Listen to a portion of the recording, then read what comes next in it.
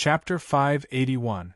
FF37, FF18, XFF33, FF23, OMU 85C0F, 8BF4, 66F4, 65B0, 6700, 5 February, 5C0F, 8BF4, 9605, 8BFB, 7F51.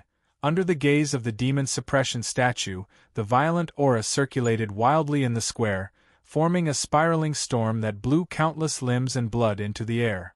Li Qingshan and Little and stood back to back, standing in the center of the storm, dancing with the fierce wind that tore through everything. The wind subsided and the battle stopped. He swung the heavy water sword down diagonally, leaving behind a streak of blood. Holes appeared on the sword as cracks appeared, on the verge of shattering. This high-grade spiritual artifact was no longer enough to sustain a battle like this. Li Qingshan was covered in horrific wounds as well.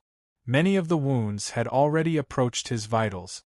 Against so many, it was impossible for him to remain uninjured without using his powers as a demon.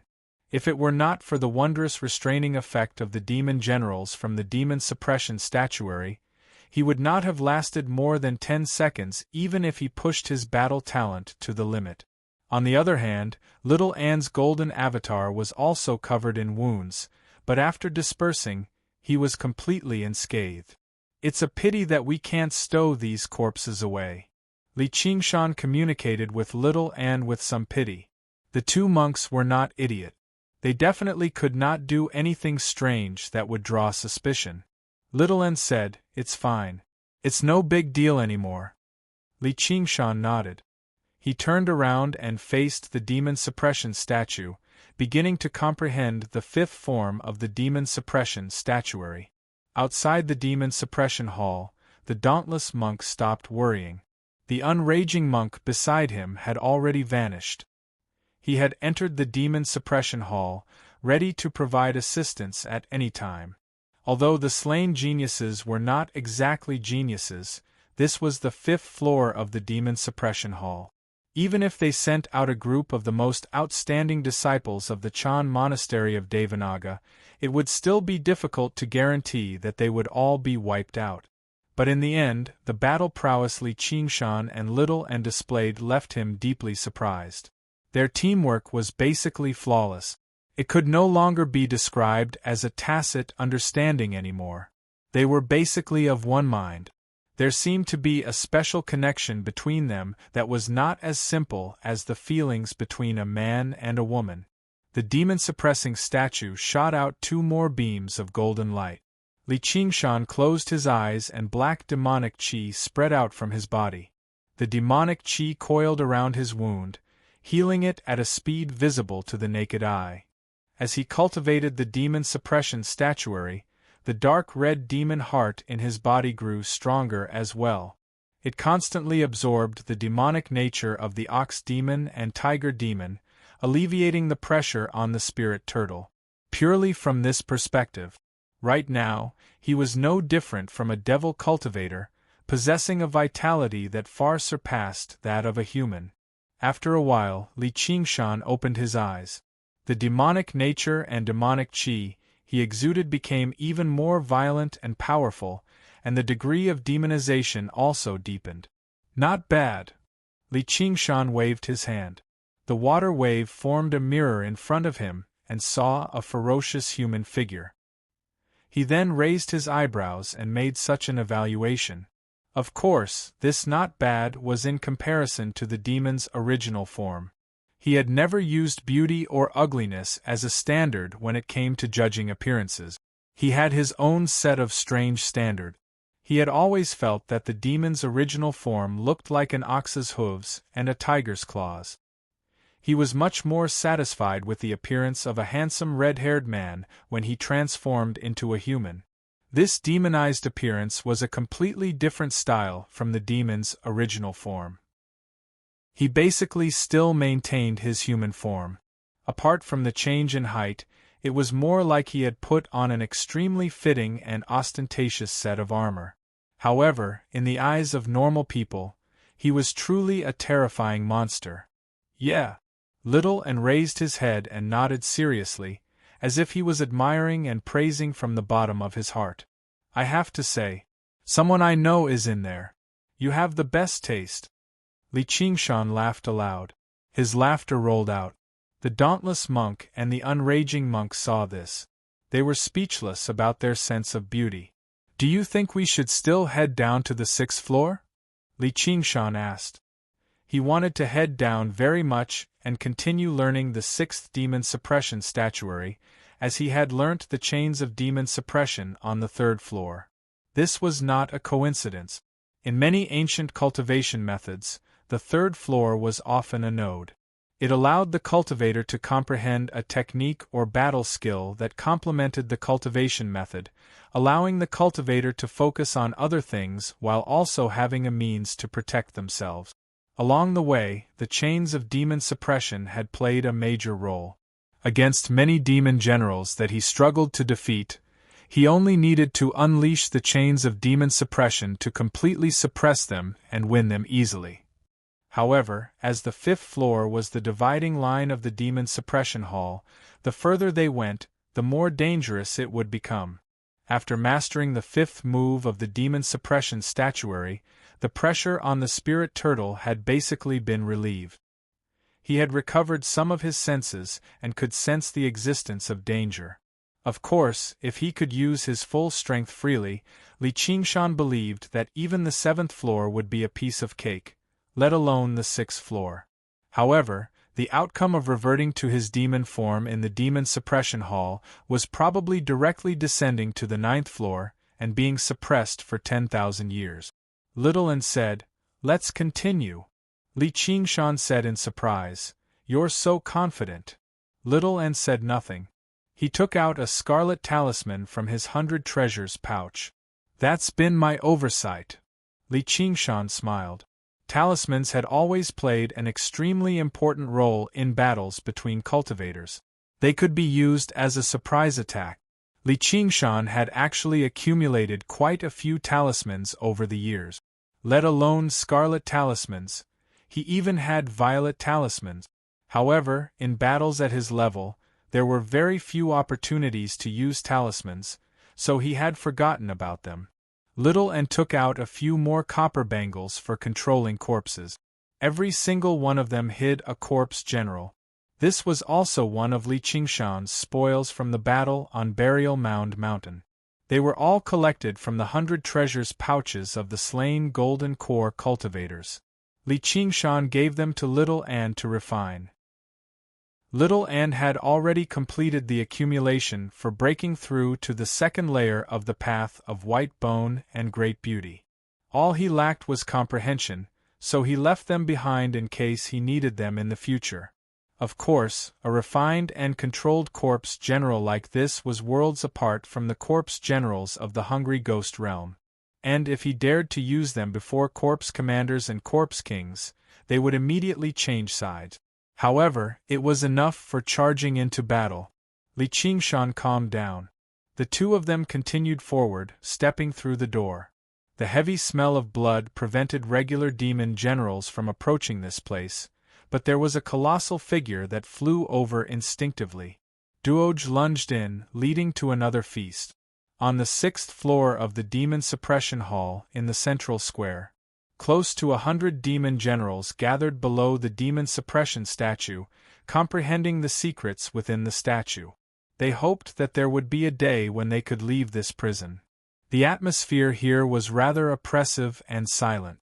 The demon generals had no intentions of fighting one another. As they observed the demon suppression statue, they would glance in front of the statue from time to time.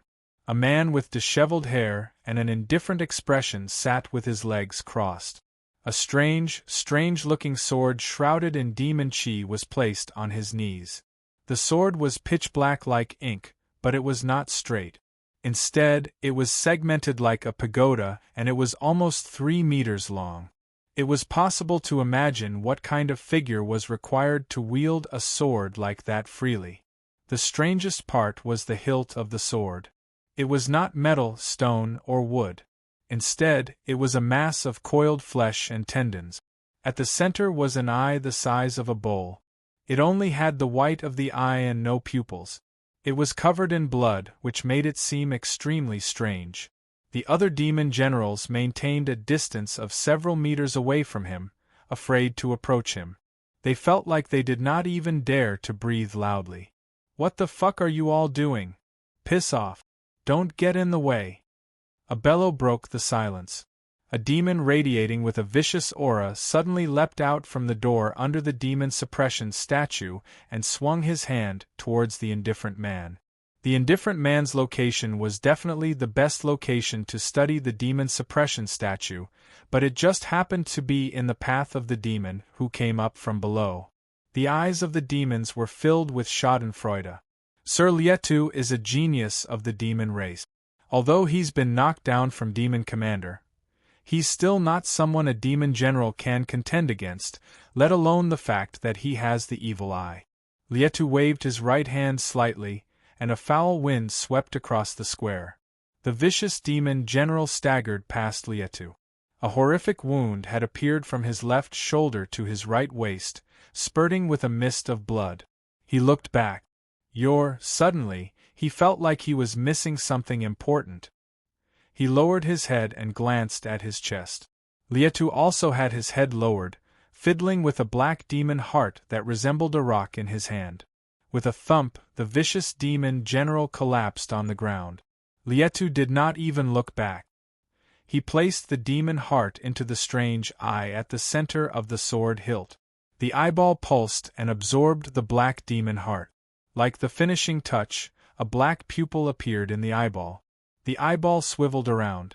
Every single demon general that it saw felt a deep chill. The dense veins of blood wrapped around the black pupil, and the entire sword hilt began to twist violently. A foul wind whistled, blowing Lietu's hair into the air and filling the entire hall. All the demon generals felt like they were suffocating. The entire long sword glowed with a black light, as if the dark night had descended. The dazzling golden light around it immediately dimmed. Only the demon-suppressing statue did not change its original color, and looked down at this scene from above. However, a while later, the demon heart was squeezed out by the eyeball, landing on the ground with a clink. It felt like a person who had eaten something disgusting and had spat it out with great disdain. Lietu shook his head slightly. Sure enough, it's still not enough. The demon heart of a demon general can't satisfy the evil eye. I need an even more powerful demon heart. I need to recover my strength as soon as possible and kill my way back to the 7th floor to find a suitable demon heart. His pointy ears suddenly twitched. He could sense a lot of death chi gathering outside the door. The other demon generals were afraid of Lietu, but they were not weak either. They all sensed it and became vigilant. Bang! The 9 gilded doors suddenly opened at the same time, and 100 corpse soldiers swarmed in. The demon generals were unconvinced. As it turned out, they were just corpse soldiers. Lietu frowned. He felt like something was amiss. There were plenty of demon folk who could control corpses. These corpse soldiers were all humans in the first place, so how could there be so many human corpses in the demon suppression tower? It was even more impossible for the bald donkeys from the Chan monastery of Devanaga to use something like that. The eyeball of the evil eye sword in his hand swiveled around, and he saw that every single corpse soldier was plastered with talismans. They all shattered at the same time and shone with light. P.S. I've been outside the entire time recently, so my updates have been a little lackluster. However, I'll be back on Monday. The spirit of updating that I've been suppressing for so long is about to burn out. FF37, W03C9, 30FB, off 4D. Chapter 582. From the low-level Fireball Talisman to the powerful Crimson Sun Talisman, mixed in with the Thunderbolt Talisman and the Exploding Talisman, there were more than 1,000 talismans stuck on the backs of these 100 corpse soldiers. Of course, the more precious purple talismans that were easy to arouse suspicion could not be used here. Li Qingshan and Little and killed their way to the periphery of the 6th floor of the Demon Suppression Hall and began to make preparations. This was a trick commonly used by terrorists. Of course, it was Li Qingshan who had thought of it. Originally, he just wanted to catch them off guard so that he could launch a surprise attack. But from the moment he stuck the first talisman, Li Qingshan was like a child who wanted to test the power of firecrackers. He took out all the destructive talismans of the thunder and fire attribute. Then, under Little Anne's order, the 100 self-destructing corpse soldiers rushed in together. The reaction of the devil generals was not slow, and they each used their own defensive methods. But there were only 9 doors in this circular square, and not all the corpse soldiers that Little Anne had arranged rushed in. There were 9 left behind to be responsible for closing the doors. The 9 gilded doors opened and closed in the blink of an eye. Rumble, rumble, rumble. All the corpse soldiers were first torn apart and burned by the thunder and fire. The flames surged wildly, and the lightning moved like dragons and snakes, engulfing the group of devil generals and slamming them into the 4 walls.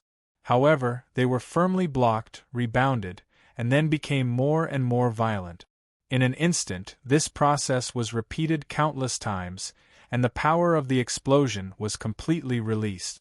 The entire demon suppression hall shook violently, and then after a long time, the shaking completely subsided. Li Qingshan squatted outside the door with 2 index fingers stuck in his ears. He shook his head hard, stood up, and whistled. He did not expect the power of the explosion of these talismans to be so great, and the shock made him a little dizzy. Li Qingshan gave Little Anne a thumbs up. The guys inside are probably all dead.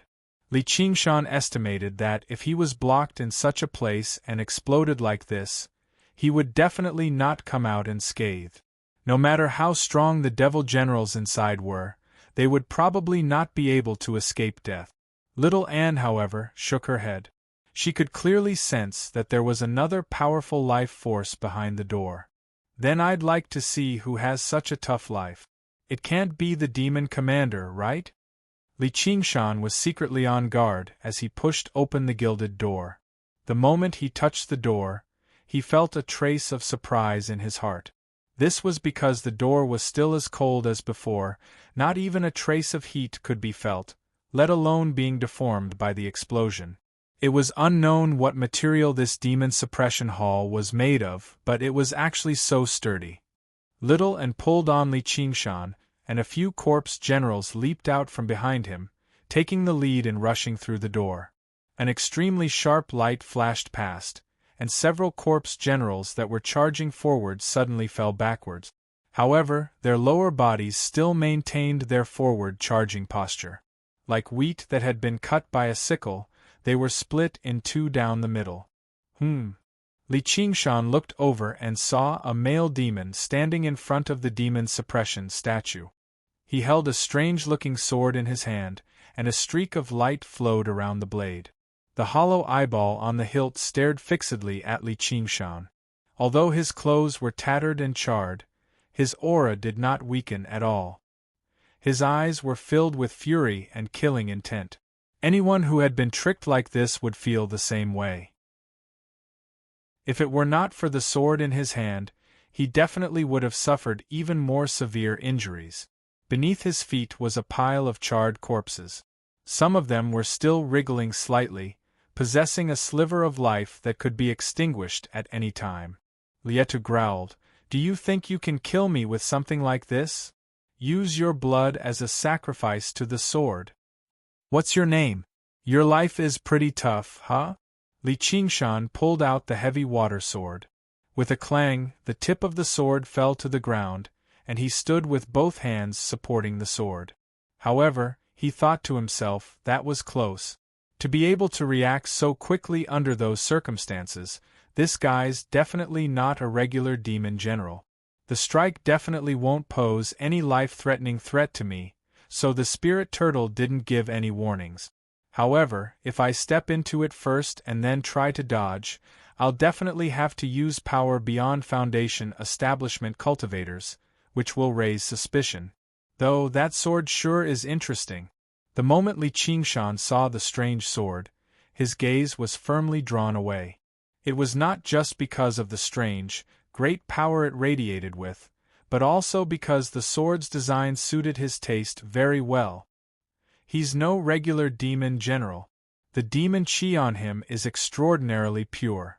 Even among demon commanders, there aren't many who can reach this level. Lietu studied Li Qingshan too. More accurately, he was using the evil eye in his hand. The evil eye's gaze directly passed through Li Qingshan's body, allowing him to see the location of his dark red demon heart. Demon hearts were not like hearts. They could condense on any part of demon folk, making them extremely difficult to target as vital points. Lietu had relied on this ability of the demon eye to pluck the demon heart that just now held the violent demon general in a single strike. He could sense the pulse of the evil eye in his hand, desiring the other party's demon heart. This rarely happened. In the past, in order to strengthen the power of the evil eye, he had killed many demon commanders, but not every demon heart could satisfy the evil eye. If he could obtain this demon general's demon heart, he would be able to unleash the power of the evil eye, and he could return to the 7th floor right now. That sword of yours is mine. Your demonic heart is mine. The two of them spoke at the same time. Even their tones were the same. Unfortunately, this was not the tacit understanding between friends, but the determination to kill between enemies. There was another flash of sharp light. Lietu shot through the air, straightening his back and swinging his sword. Li Qingshan dared not be careless. He had personally witnessed how little and killed the corpse commander. He knew just what kind of terrifying power a sharp sword could unleash in the hands of a master. With an explosive bellow, he raised the heavy water sword high into the air, turning it into a siege breaker sword and swinging down loudly. Clang! With a gentle hum, the broken sword flew out as it spun, striking the ceiling before landing on the ground. Sparks flew everywhere.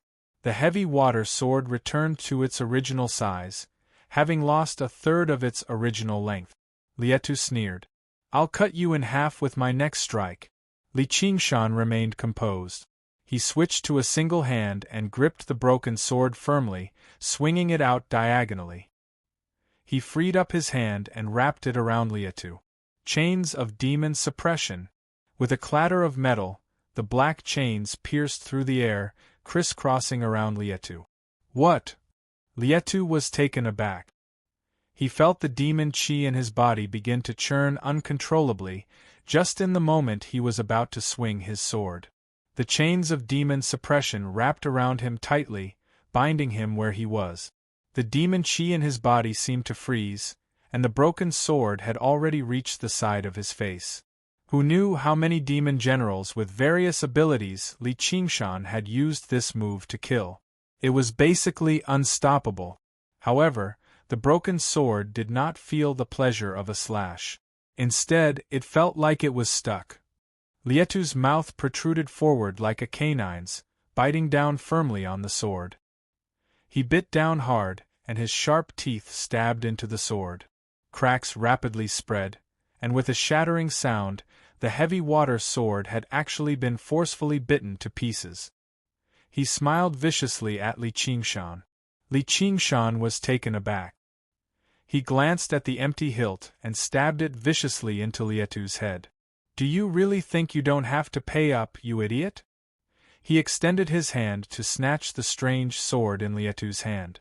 The eyeball in the center of the hilt suddenly pulsed, and the thumb-thick, vein-like objects wrapped around it suddenly sprang to life. They surged up and stabbed into Lietu's hand, completely fusing with it. The light that flowed endlessly on the sword flowed back to the hilt before being transferred to Lietu's hand through the pipes. All of this happened in the blink of an eye. When he became one with the sword, Lietu's entire body suddenly erupted with hundreds of strands of sword chi, shattering the chains of demon suppression. Several dozen strands of sword chi directly shot towards Li Qingshan. It was too late to dodge. Li Qingshan had lost his weapon as well, so he was unable to block it. If he really were a regular mid-foundation establishment cultivator, he would have been dismembered by now. A streak of golden light pierced between the two of them. The golden sword in little Anne's hand was like a huge, golden brush. He swung it about, and the brush danced wildly as he wrote a huge, sword character. Blood sprayed from Lietu's body. He took a few steps back and said in surprise and doubt, "Golden body of Buddhism." At that moment, little Anne was like a gilded statue that had just been completed in a temple.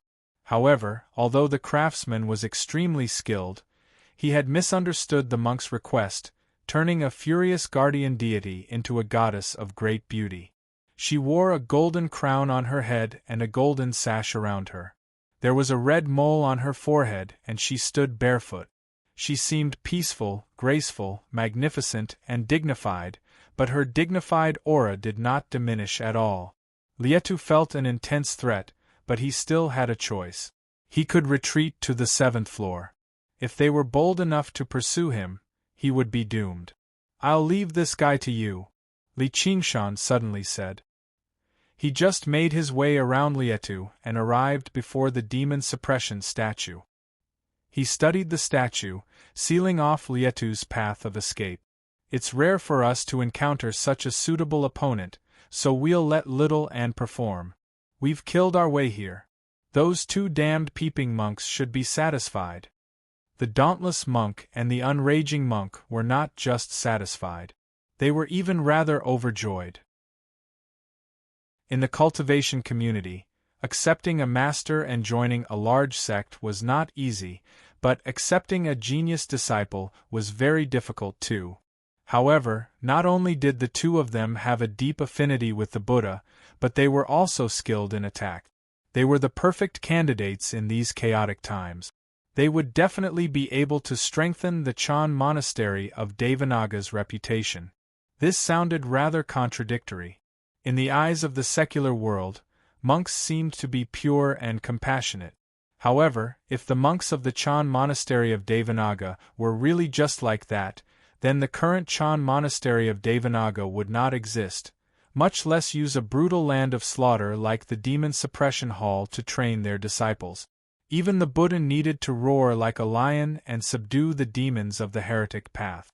Even his statue had to be gilded and worshipped by all living beings, let alone his disciples and grand-disciples. However, while the dauntless monk was satisfied with little Anne, the unraging monk instead focused on Li Qingshan. As he gazed at Li Qingshan, who stood before the 6th demon suppression statue, he thought to himself. Chapter 583. The 6th layer of the Vajra realm. Little and obviously understood what he meant. He closed his eyes and nodded, chanting the scripture silently. The golden light from the golden avatar grew brighter and brighter, and the sound of chanting and chanting rang out vaguely. Lietu gripped his sword firmly, completely on guard. The person before him was a rarely seen powerful enemy. "What's she doing?" Just as the dauntless monk was rather perplexed, little Anne gave him an answer.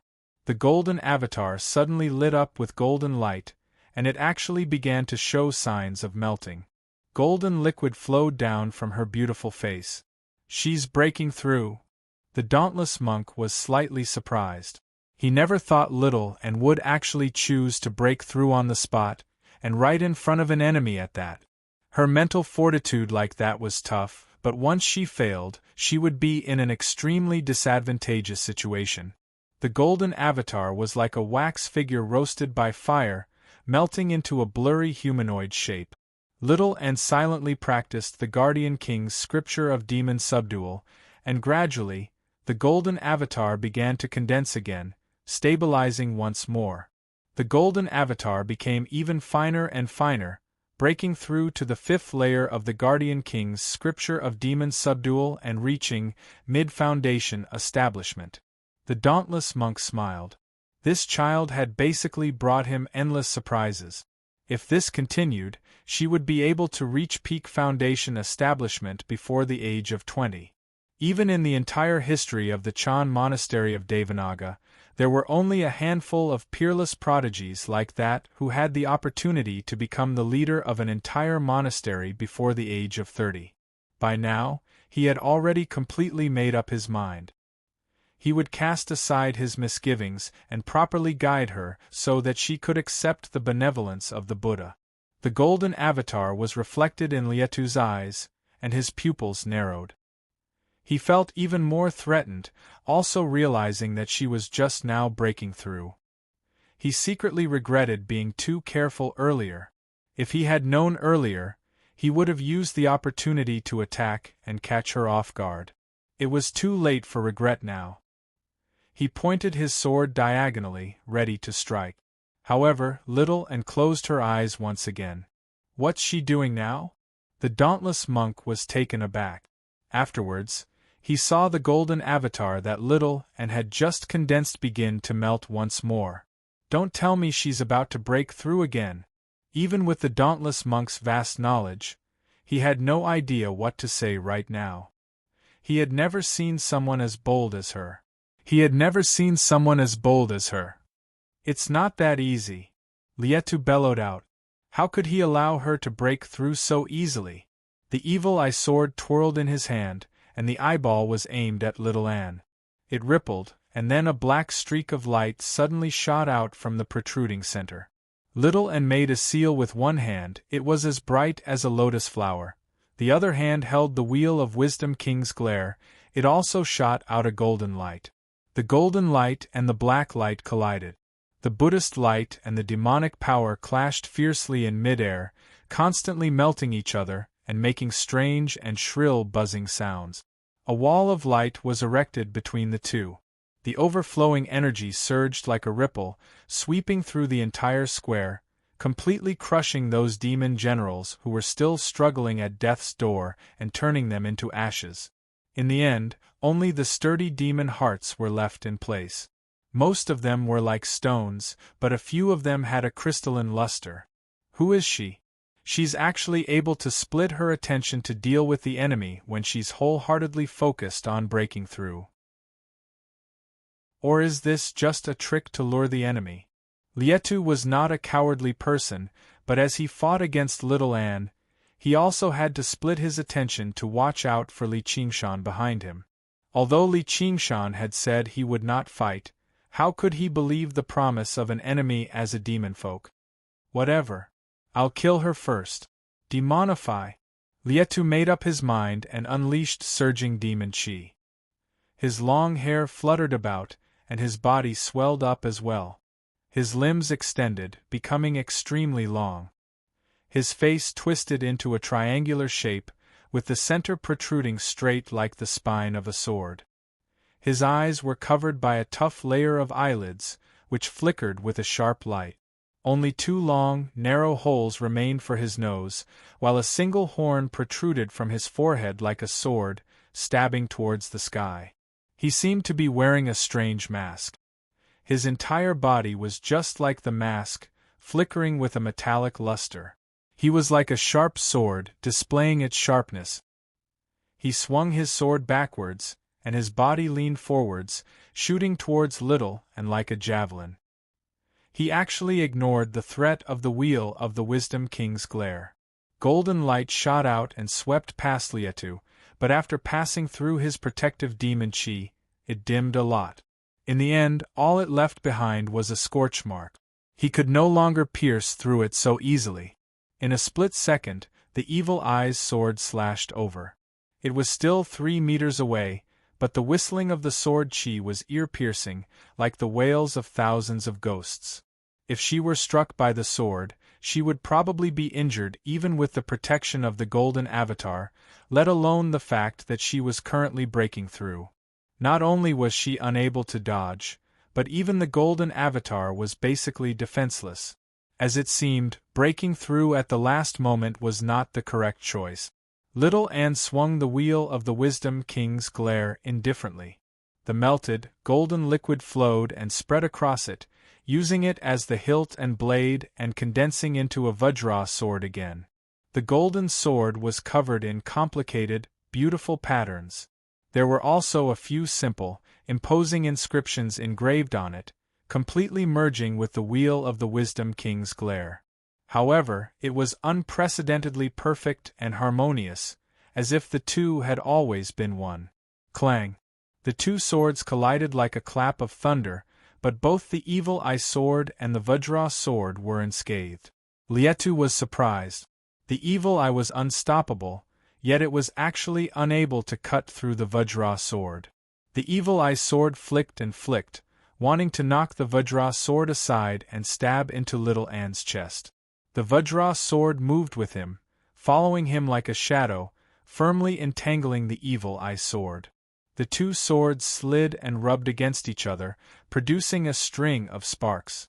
No matter how Lietu changed his stance, he was unable to knock the Vajra sword aside. The dauntless monk sighed inside. She can actually use such a tough Vajra sword with such softness.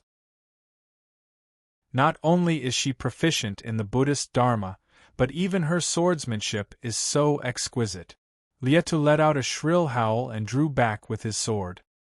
He swung his sword wildly as if he was one with it from above. The streaks of light rained down like a storm. As the saying went, softness cannot be defended. Faced with such a wide-open sword style, no matter how exquisite Little Anne's swordsmanship was, he could not receive it as easily as just now. Clang! Clang! Clang! A series of thunderous booms rang out. Little Anne stood where she was, without moving at all. However, 17 or 18 hands seemed to grow from beside her, wielding the Vajra sword like a sturdy city. No matter how intense the storm was, it did not waver at all. In just a while, the golden avatar condensed once more. Even every single wrinkle on the skin was clearly visible, and the sense of dignity it gave off became even more solemn. Naturally, Little Anne had broken through to the 6th layer of the Guardian King's scripture of demon subdual. Under these circumstances, she had actually succeeded. The dauntless monk no longer had any idea what to say. All he could do was silently revise his plan. If this continued, perhaps she would have the opportunity to condense a Sarira and undergo the second heavenly tribulation before the age of 20. Just how many people throughout the ages could match up to that? Compared to her, that wretched demon Golden Cicada was no Buddhist genius at all. Little Anne opened her eyes and glanced at Lietu indifferently. If she could use the Buddha-slaying sword embryo, she only needed a single strike to kill this demon. However, she faced the same problem as Li Qingshan. She could not directly use the great power of the Path of White Bone and Great Beauty, so she just practiced the Guardian King's scripture of demon subdual along the way. It was like learning the contents of university before taking a primary school exam. It would only be strange if there were any difficulties. Little Anne silently sensed the power flowing through her body. With this, it should be enough to kill him. She took a step forward, and golden light shone in all directions. Sword chi surged, about to switch from defense to offense. Li Qingshan had been staring at the 6th demon suppression statue the entire time. Just now, when Lietu gained the upper hand, he had not even glanced back. Suddenly, he looked back and said, "Oh right, I want that sword. Be careful not to break it." It was a battle of life and death, yet he still had to tell Li Qingshan not to break the enemy's weapon. If it were not for the fact that the dauntless monk had witnessed their teamwork just now, he basically would have doubted whether there were any feelings between them at all. Little Anne agreed. Lietu was utterly furious. She was basically treating him like a lamb waiting to be slaughtered. Li Qingshan said, "Oh right you. If you put down the sword, I can let you leave this place alive." Before Lietu could say anything, Little Anne said, "You can't." "Why?" Li Qingshan was confused. Little Anne rarely objected to his suggestions. Little Anne said, "He said he wanted your demon heart earlier. Looks like that sword needs a suitable demon heart to unleash its power. We're not too suited for the 7th floor, so his demon heart is the best choice." "I see. All right then, let's kill him." Li Qingshan passed down the instructions easily before turning around and looking at the demon suppression statue again. Before long, the statue lit up. Little and leapt up gently and turned into a streak of golden light. She swung her sword through the air and landed on the golden light. Little and raised her hand and grabbed the edge of the sword, forcing herself into Lietu's bosom. The Vajra sword stabbed straight in, and Lietu also extended his hand to grab the Vajra sword in surprise. The two of them grabbed each other's sword with one hand and gripped the hilt tightly with the other, pressing it against each other. Neither of them gave in. The two swords broke free at the same time and landed on each other. Lietu clutched his abdomen and pushed it away. Blood oozed out as the sword chi that contained Buddhist powers wreaked havoc inside. On the other hand, Little N did not take a single step back. An extremely clear slash had appeared on her golden crown as well. Logically speaking, the head was a more vital point than the abdomen, but with the golden avatar protecting him, Little N was not afraid of clashing with him at all. And, after reaching the 6th layer of the Guardian King's scripture of demon subdual, her golden avatar had become far tougher than disciples of the monastery at the same level of cultivation. Getting through her golden avatar in a single strike was not something a demon general could achieve. Damn it. If I find a suitable demon heart, I can split her head in half with a single strike. Just at this moment, the golden figure once again appeared in front of him, and the sword chi swept over. Shaoan only attacked, not defending at all. She allowed Lietu to leave behind slashes on the golden body, forcing Lietu back step by step. Blood constantly sprayed from his body. There was a flash of golden light, and 3 of her fingers flew out. Li Qingshan closed his eyes and said without even looking back, "If you come any closer, I'm going to attack too." Lietu was utterly furious. Suddenly, he leapt backwards. In the air, he stabbed his sword into his own chest. Li Qingshan was surprised. Don't tell me he's lost his mind from anger. Chapter 584. The Evil Eye sword had completely stabbed into Lietu's chest, all the way to the hilt. However, the 3-meter-long blade did not pierce through his body. Instead, it emerged from his back as if it had fused with his body. Thump, thump, thump, thump. There was the sound of swords piercing through flesh. Several dozen blades emerged from his back, his arms, his neck, and even his mouth. Lietu's demonic aura exploded as he became covered in a forest of swords. He was like a strange, twisted hedgehog as he lay on the ground, staring at Little and hatefully. He had completely fused with his sword. This was extremely similar to complete demonification. It was very difficult for him to recover his original form. He would be devoured by the evil eye bit by bit, becoming a part of the sword in the end. Basically, every master of the evil eye would face the same fate in the end. The evil eye would grow stronger and stronger. However, before he was devoured, the great power he would obtain was enough to kill them.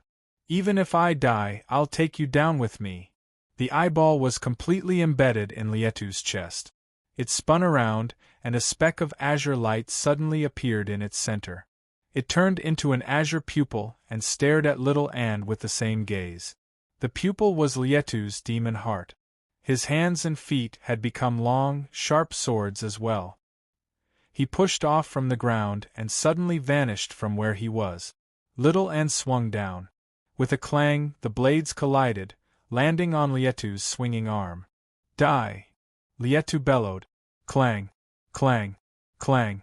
With a series of metallic clangs, several dozen blades emerged, stabbing into Little Anne's golden body. His long, sword-like arms grabbed the golden body conveniently. Like a huge guillotine, he wanted to cut Shaoan in half. No matter how powerful Little Anne's swordsmanship was, he could only use his golden body to block an attack like that. The blades were no less sharp than the evil eye sword itself. After obtaining Lietu's demon heart, they had even become much sharper. The golden body was cut open, and the blades penetrated several inches. Further in was Little Anne's original body. A blade was only a few inches away from Little Anne's forehead. Little Anne dispersed her golden body suddenly, and she used the opportunity to break free from Lietu's restraints. Isn't this the same as drinking poison to quench one's thirst? Without the protection of the golden body, one hit from the sword will be life-threatening. Just as the dauntless monk thought that, he saw Little Anne condense his golden avatar again, and all of his wounds vanished. Little Anne was much more careful this time, just in case Lietu restrained him again. But he was inevitably at a disadvantage. The two of them turned into two shadows, one chasing and the other fleeing in the square. They were constantly intertwining and changing, and the ear-piercing sound of metal clashing was incessant. Even if Little Anne's Vajra sword landed on Lietu, it would be blocked by the blade. It was useless. As Lietu's fusion with the evil eye deepened, Lietu's eyes widened. His attacks became sharper and sharper, and the sudden thrust of his sword left a deep mark on the golden body. It turned into a whirling metal storm, and every time it collided with the golden body, it would send golden powder flying. And it moved faster and faster, no longer giving Little Anne the time to condense his golden avatar again. A while later, the magnificent, exquisite golden body had been reduced to a sorry state. Little Anne had already pushed the Guardian King's scripture of demon subdual to the limit, but Lietu's strength had completely surpassed that of demon generals. If he were a regular person, he would have been riddled with holes from a single clash. "Help me out!" Little Anne called out. "All right." Li Qingshan looked back with a smile. With a wave of his hand, the pitch-black chains of demon suppression crisscrossed and wrapped around Lietu. "It's useless," Lietu barked. He stabbed out several dozen times, cutting and ripping apart the chains of demon suppression. Suddenly, a black shadow enveloped him, and he raised his head. A 9-storied tower that was pitch-black like ink appeared out of nowhere. It was majestic, dignified, and unstoppable. The second move of the Demon Suppression Statuary. The Demon Suppression Tower. Boom! The square shook violently, and the Demon Suppression Tower descended from above, crushing Lietu beneath it. "This move really is brutal," Li Qingshan smiled. "Let me out."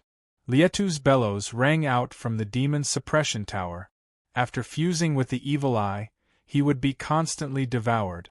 If he could not kill the two of them quickly, he would be completely devoured in the end, and become a part of the sword. In the end, only Li Qingshan would benefit from it.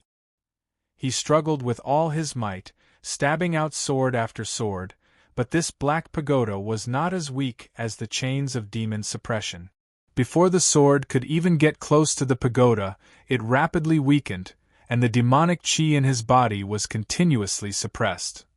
Lietu was also ferocious, ramming about madly in the tower. The demon suppression tower shook and shook as if it could topple over at any time. Li Qingshan waved his hand again, and the 9 chains of demon suppression flew over with a clatter, wrapping around the demon suppression tower before nailing it to the ground and pulling it taut. The demon suppression tower immediately stopped shaking. Only a series of bangs rang out, but the demon suppression tower did not budge at all. "I've done it. So this is the true use of the chains of demon suppression. With the demon suppression tower's suppression, just how many people can escape?" Having mastered another powerful new move, Li Qingshan was overjoyed. The only flaw was that the moves in the demon suppression statuary focused on suppression. They did not aim to kill in a single strike. At least the chains of demon suppression can trap him before killing him, but the demon suppression tower has isolated me. If Lietu doesn't die by himself, I'll have to move the demon suppression tower and find a way to kill him. How troublesome! Li Qingshan studied the black demon suppression tower and suddenly thought, it also has 9 floors. Is this the original form of the demon suppression hall? If this demon suppression hall was actually a demon suppression tower, then how big would this tower be? It's probably even larger than Great Buddha Mountain. Suddenly, a tyrannical aura smashed open a gilded door, and barged into the plaza. The huge figure seemed to have squeezed in through the door. Each of its fangs was sharper than a spear, and it spat out gusts of foul wind. Another one. Are you Duoj? Li Qingshan noticed the monster's deep, violet eyes and recalled how Duoj looked like when he held back his strength and demonified. Roar! Duoj let out a threatening roar before attacking. I never thought he'd become like this. Is it because he's devoured too many demon hearts? Li Qingshan could sense that the demon chi on Duoj was extremely violent and intense. He had to maintain the demon suppression tower and chains of demon suppression, so he could not free up his hands to suppress Duoj. Duoj also glanced at Li Qingshan and Little Anne. He looked past them and stared at the demon suppression statue. The demon suppression statue also stared back at him.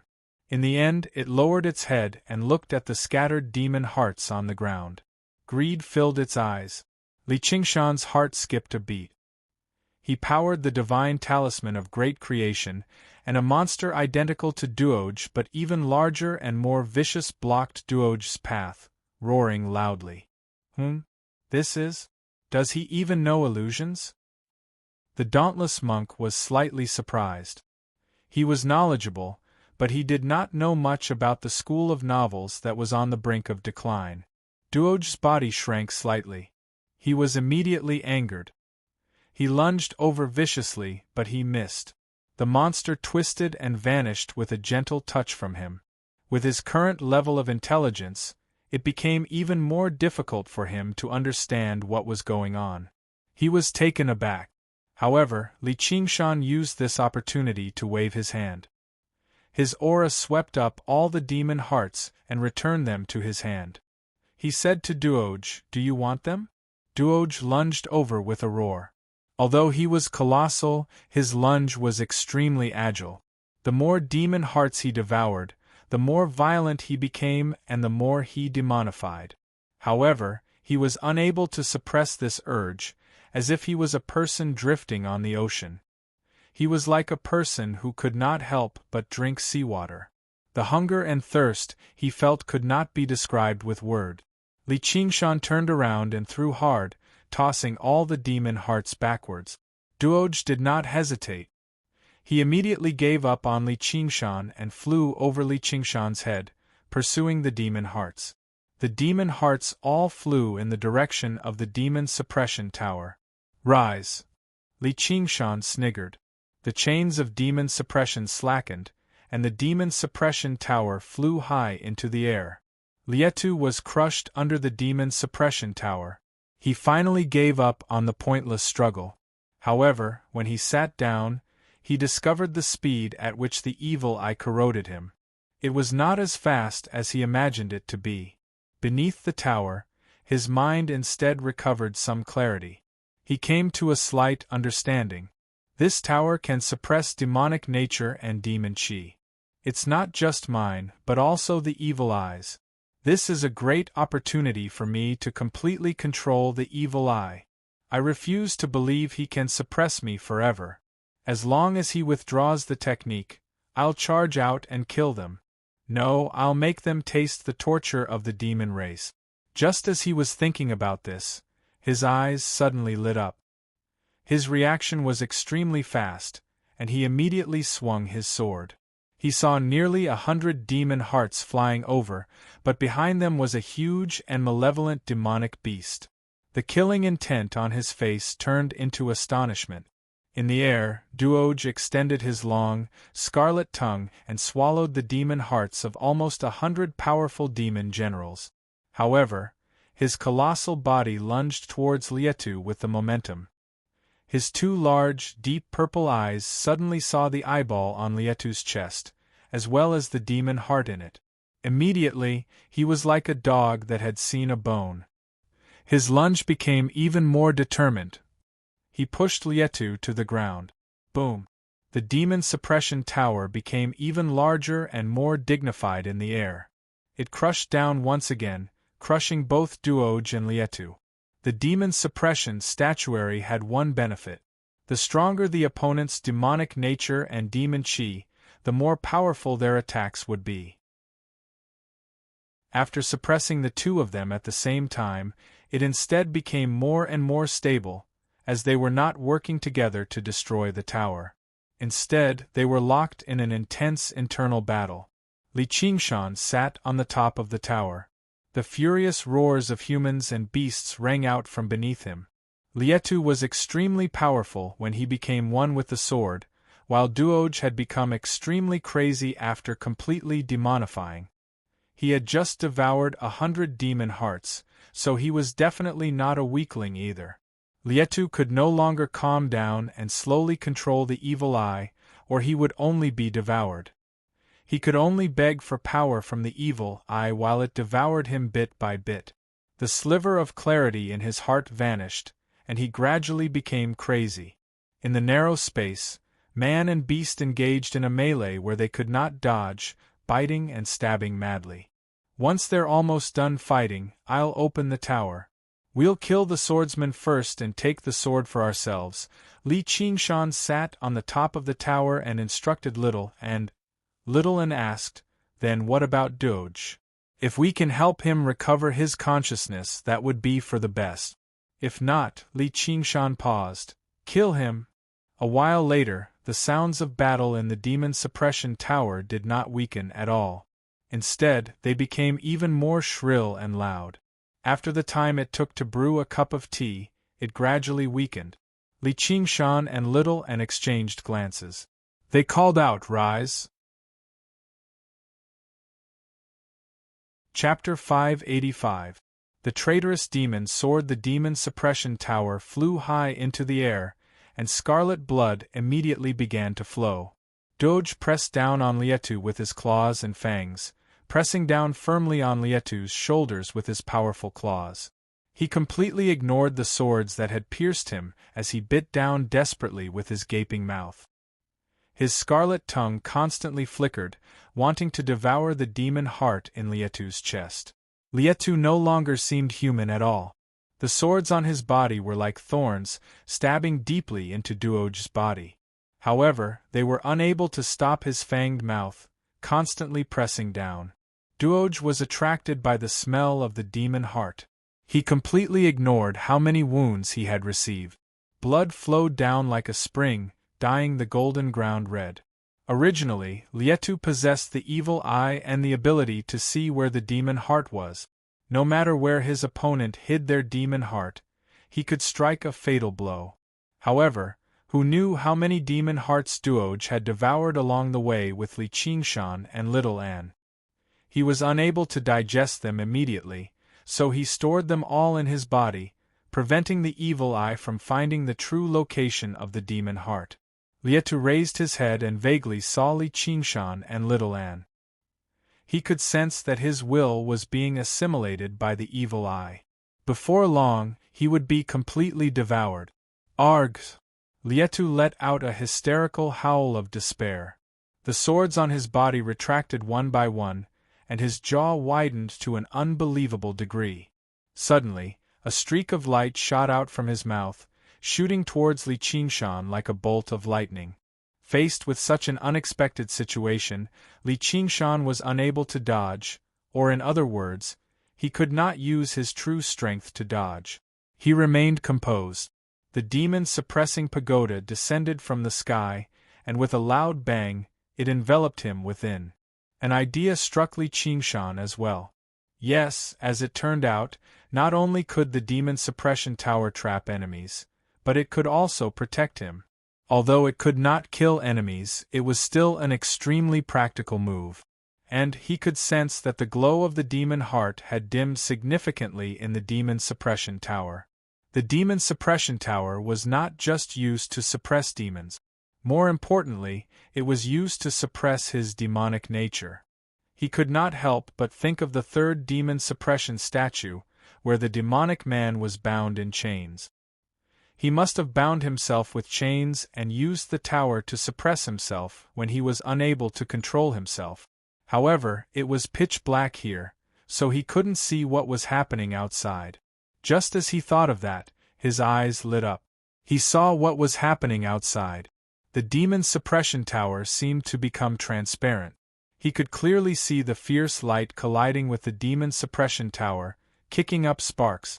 As it turned out, it was a sword, constantly shooting out from Lietu's mouth. Lietu's desperate counterattack was quite powerful. Perhaps even the spirit turtle's profound shell would struggle to block it, but it was unable to pierce the demon suppression tower. It was not because the demon suppression tower was tougher than the spirit turtle's profound shell, but because the demon suppression tower possessed a demon suppressing power that specifically suppressed demon folk. No matter how powerful their attacks were, they would all be weakened by 70 to 80% when they landed on the demon suppression tower. Duoj used this opportunity to lunge at the eyeball.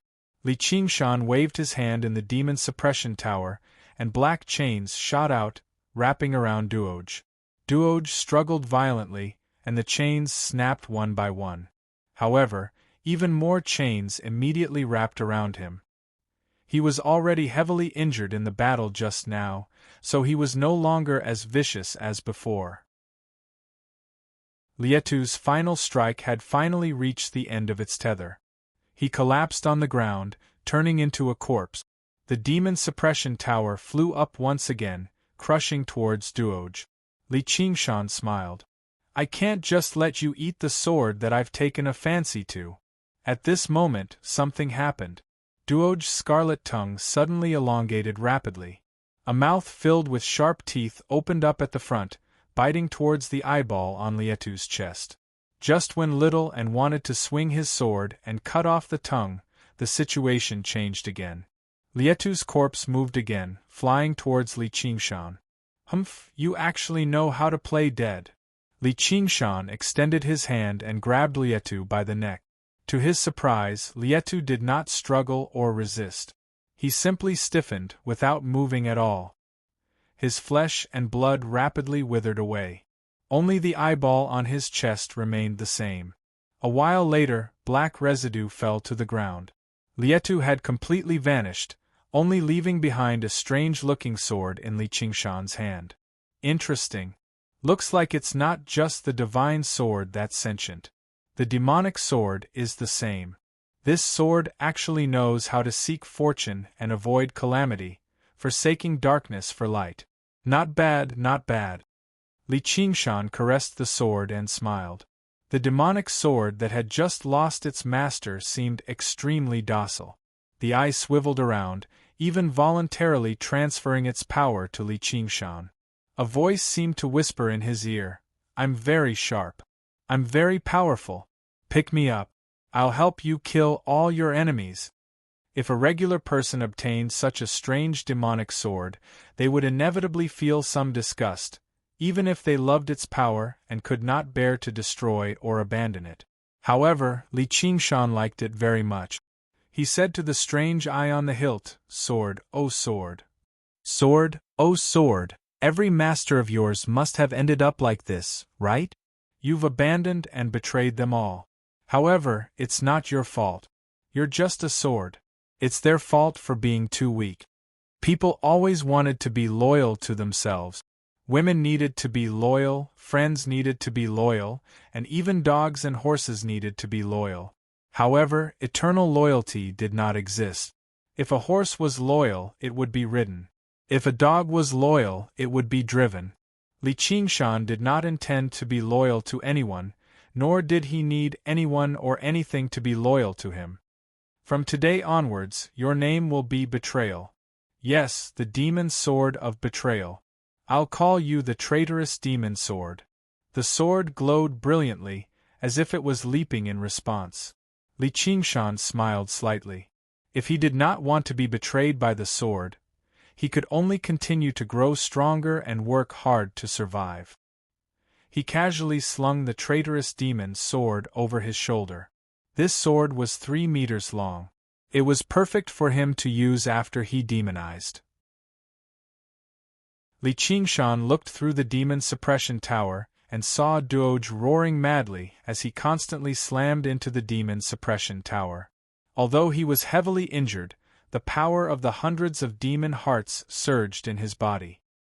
His injuries rapidly healed, and his demonization grew stronger. Li Qingshan sighed softly. He really could not associate this with that dark and skinny child. With a wave of his hand, he dismissed the demon suppression tower. Duoj lunged towards him. The two of them were very different in size, like a tiger lunging at a rabbit. Duoj was much more powerful than a tiger, but Li Qingshan was no rabbit either. He took a step forward with his left foot and planted his foot on the ground like he was nailed to the ground. He took in a deep breath, and his chest bulged. His right arm swung backwards, stretching it to the limit. Like a battering ram ready to strike, he threw a vicious punch at Duoj's head. Duoj was sent flying and slammed into the wall. He crawled to his feet and shook his head. A few of his teeth had been broken, and blood oozed from his mouth. The punch contained the powerful power to suppress demons.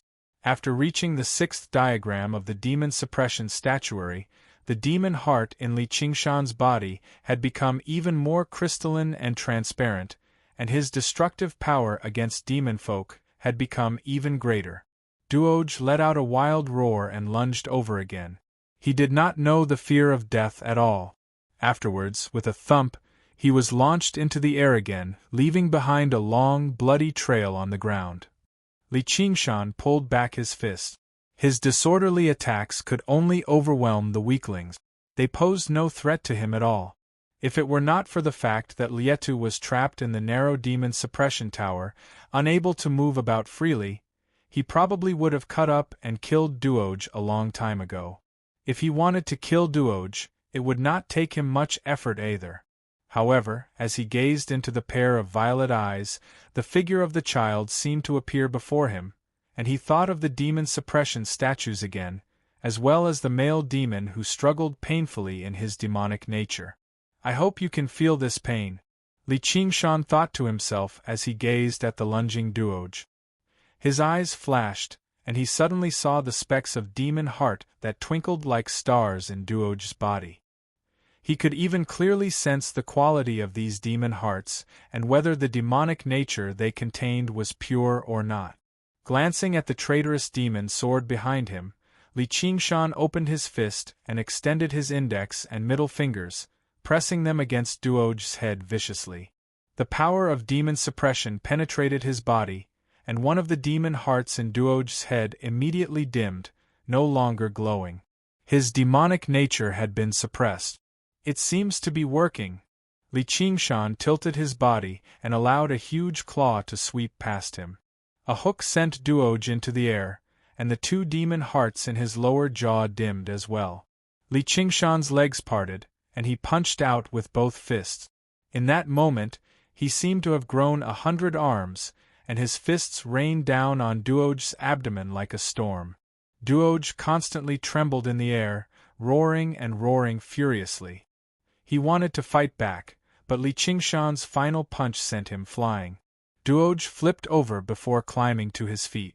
The demon chi on his body decreased sharply, and a sliver of clarity appeared in the depths of his violet eyes.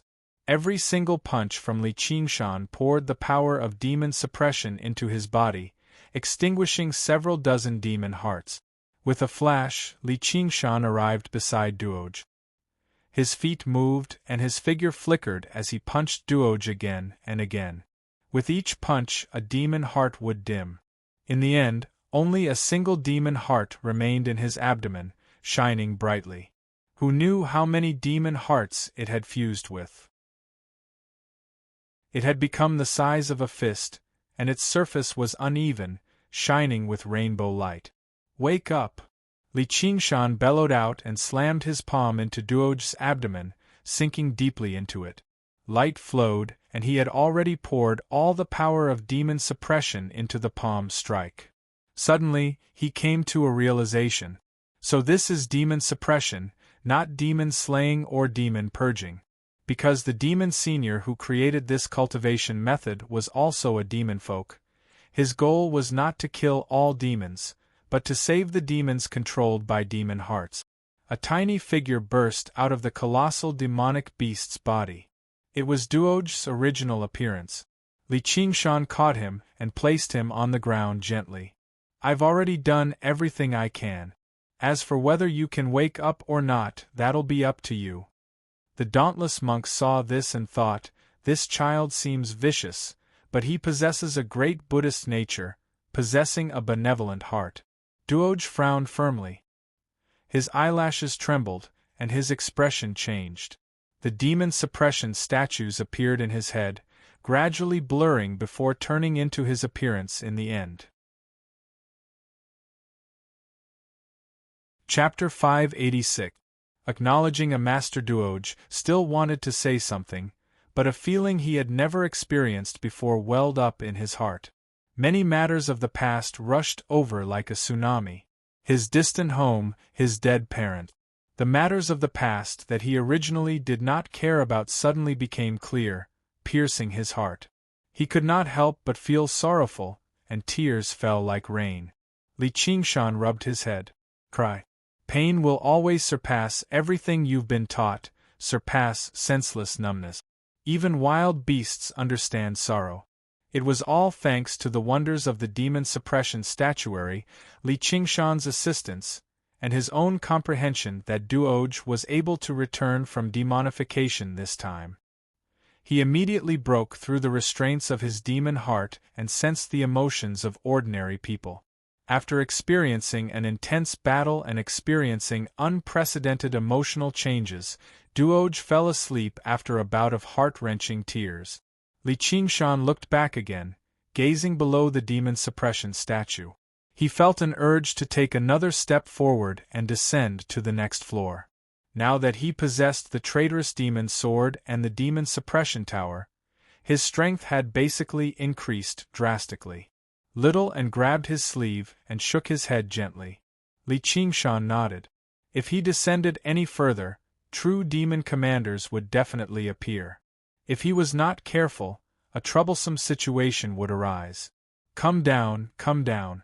I will give you the greatest power. At this moment, a voice suddenly rang out in his head. It was extremely dignified, mixed with a strange hum. It made people want to follow its orders involuntarily. Li Qingshan blanked out for a moment before immediately returning to his senses. He asked, "Who are you? Where are you?" "I'm at the very bottom. As long as you come, I'll give you the greatest power so that you can run amok and do whatever you want." Li Qingshan could not help but laugh. "Ha, you better wait until you run amok and do whatever you want before saying this to me. Compared to being a prisoner, I think you'll have a better future as a prison warden." The unraging monk wanted to accept him as a disciple, but he refused, let alone risking his life to find a prisoner. "Do you think I'm an idiot? How dare you speak to me like that? Do you know who I am?" The voice was instantly enraged. Li Qingshan was being unreasonable.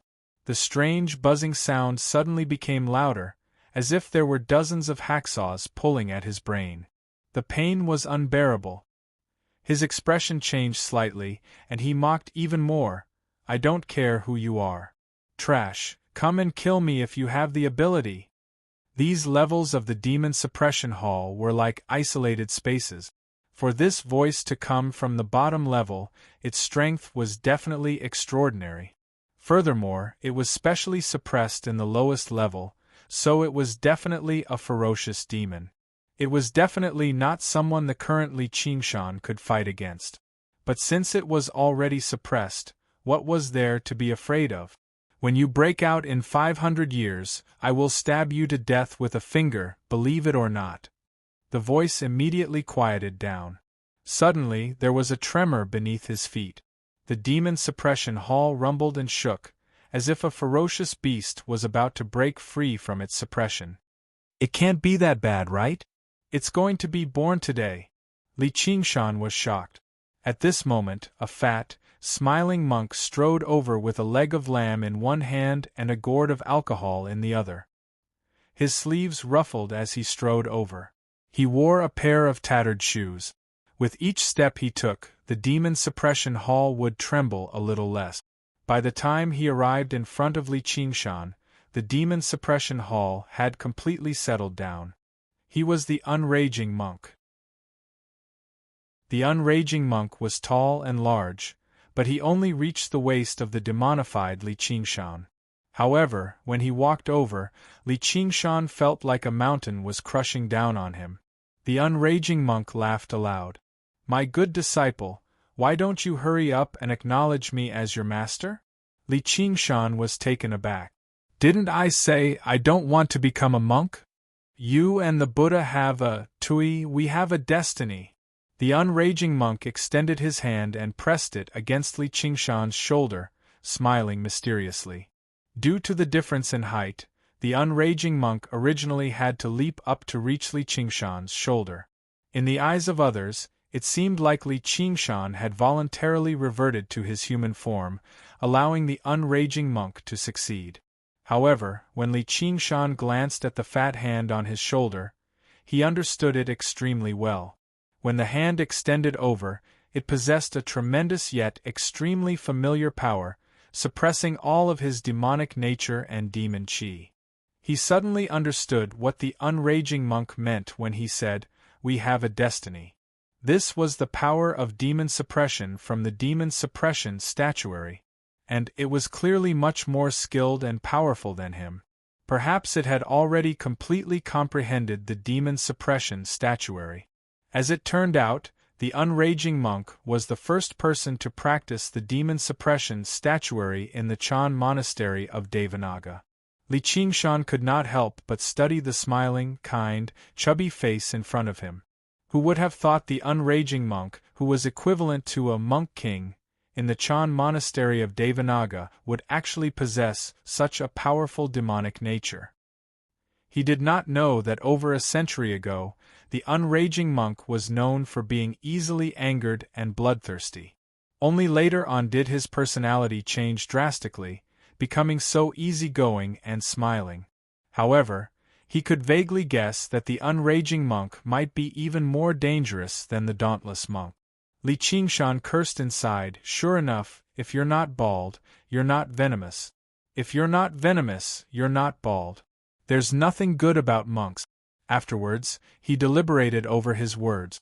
"Master, I'm about to return to my hometown to get married very soon. I really can't convert to Buddhism, so please spare me." No matter how powerful the voice earlier was, it was still suppressed under the demon suppression statuary. It was equivalent to a vicious beast trapped in a cage. However, the vicious beast before him stood outside the cage, with a claw on his shoulder. "You're the first person to practice the demon suppression statuary in the Chan monastery of Devanaga. The demon suppression statuary is the supreme cultivation method of the Chan monastery of Devanaga, a secret that is not passed on to outsiders. My senior brother said you trespassed in the inner courtyard, and he was only using it as an excuse.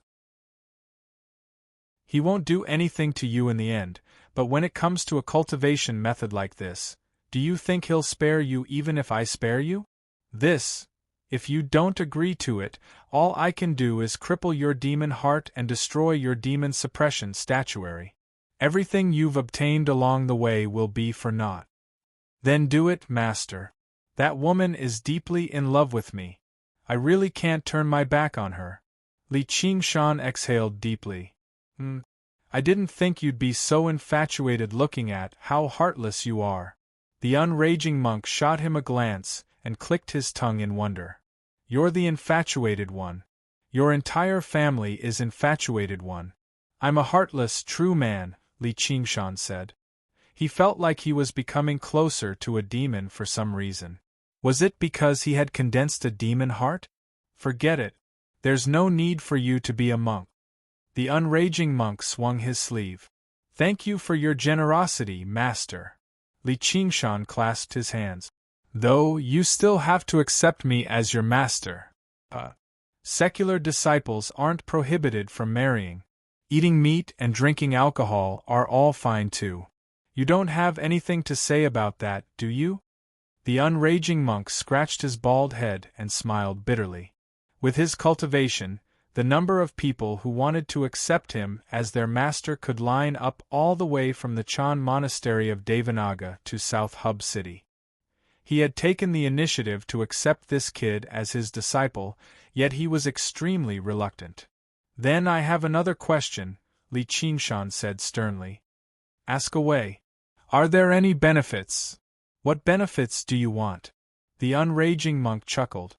Li Qingshan felt his shoulder tighten. The unraging monk's voice exploded in Li Qingshan's head.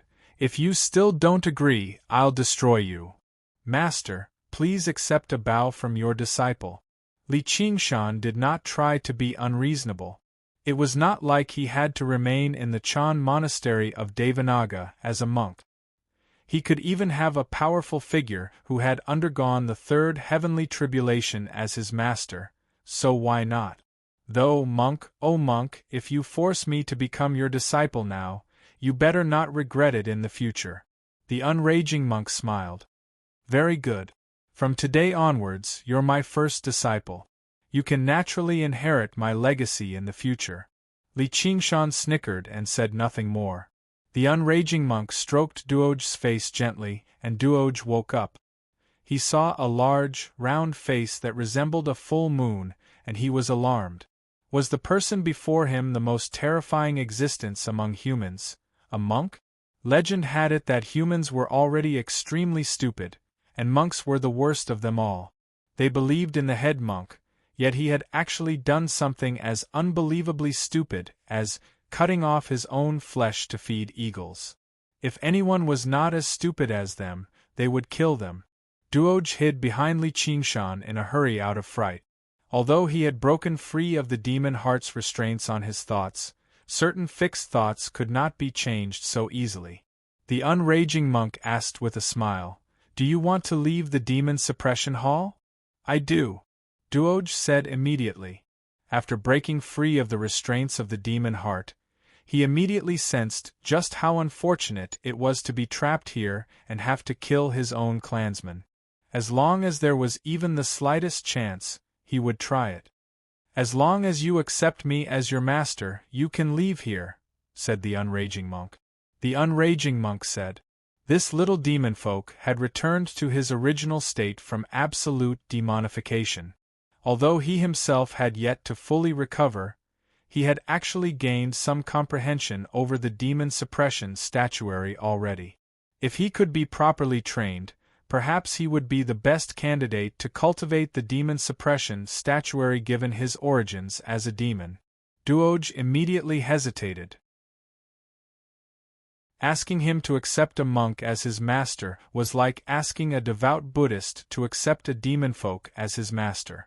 It was truly difficult to accept.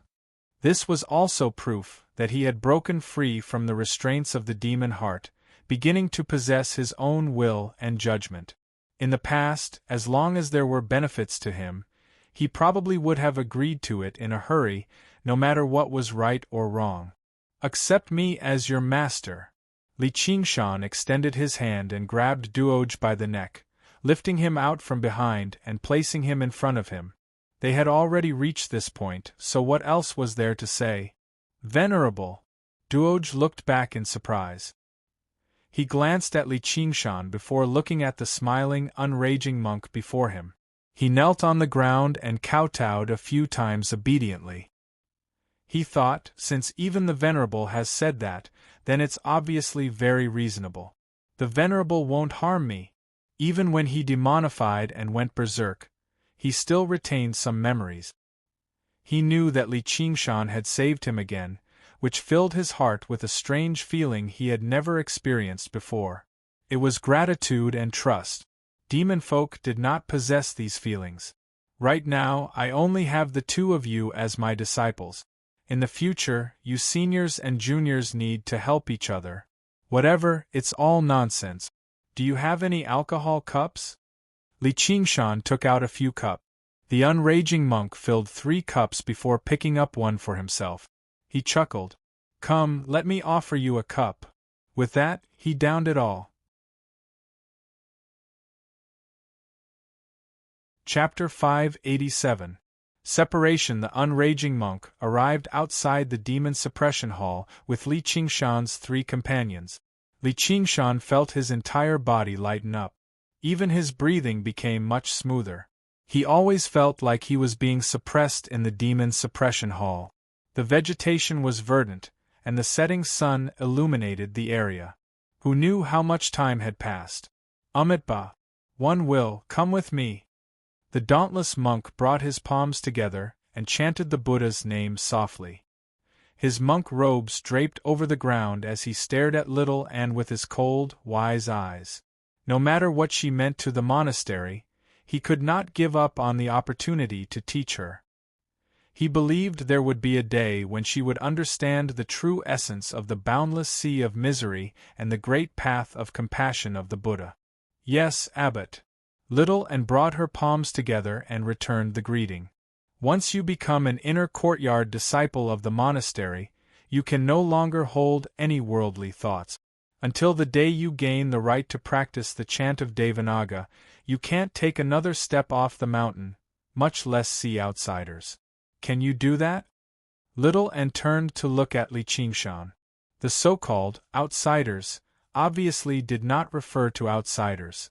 This meant that if she could not undergo the second heavenly tribulation, she would not be able to see Li Qingshan again. Li Qingshan sank into his thoughts. Although he was reluctant, he still nodded. She was only a step away from the second heavenly tribulation. Once she broke through, it would be a whole new world for them. Before that, focusing on cultivation was not a bad thing. Little Anne gritted her teeth gently. I can do that. Let's go to the Grand Hall right now. Under the witness of all the Buddhas, we'll hold a formal ceremony for you to enter the monastery. I'll personally shave your hair. Among all the disciples of the monastery, probably not a lot of them had received such an honor the moment they joined the monastery. However, when Little Anne heard the last sentence, she frowned slightly. Li Qingshan interrupted, Abbot, I don't think all the head monks in the monastery are bald. Even Little Anne's master by name had messy hair. One will, are you the head monk? The dauntless monk did not even look at Li Qingshan and asked Little Anne. No, Little Anne said. In other words, the various head monks had all reached an extremely high level of cultivation in the Buddhist Dharma, so it no longer mattered whether they had hair or not. However, at the unraging monk's level, even if he ate alcohol and drank meat, no one could do anything to him even if he said, the Buddha passed through the intestines, but the alcohol and meat remained in the heart. If an ordinary disciple dared to be so arrogant and disobedient, they would be thrown into the commandment courtyard to be punished, or their cultivation would be crippled and they would be chased out of the sect. Li Qingshan still wanted to say something, but the unraging monk patted his shoulder with a smile. What are you in such a hurry for? It's not like your hair can't grow back even if it's gone. He only chuckled when the dauntless monk glanced at him. Li Qingshan thought about it and agreed. With Little Anne's ability, it would only take a few seconds for him to grow hair. There was no need to argue about it. The dauntless monk said, Junior brother, accepting a disciple is also a major matter for you. Do you want to go to the Grand Hall with me? Not only was the unraging monk accepting a disciple a major matter for the monastery, but it was also a major matter for the entire Green Province. Every single cultivator who had undergone the third heavenly tribulation, regardless of whether they were human or demon, monk or layman, played an important role in this world. Their names resounded across thousands of kilometers.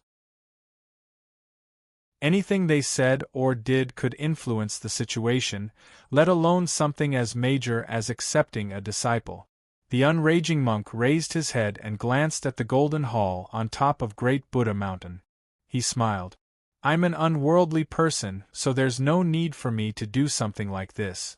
My two disciples probably don't like these things either. Not to mention, we've already gone through the ceremony of accepting a disciple.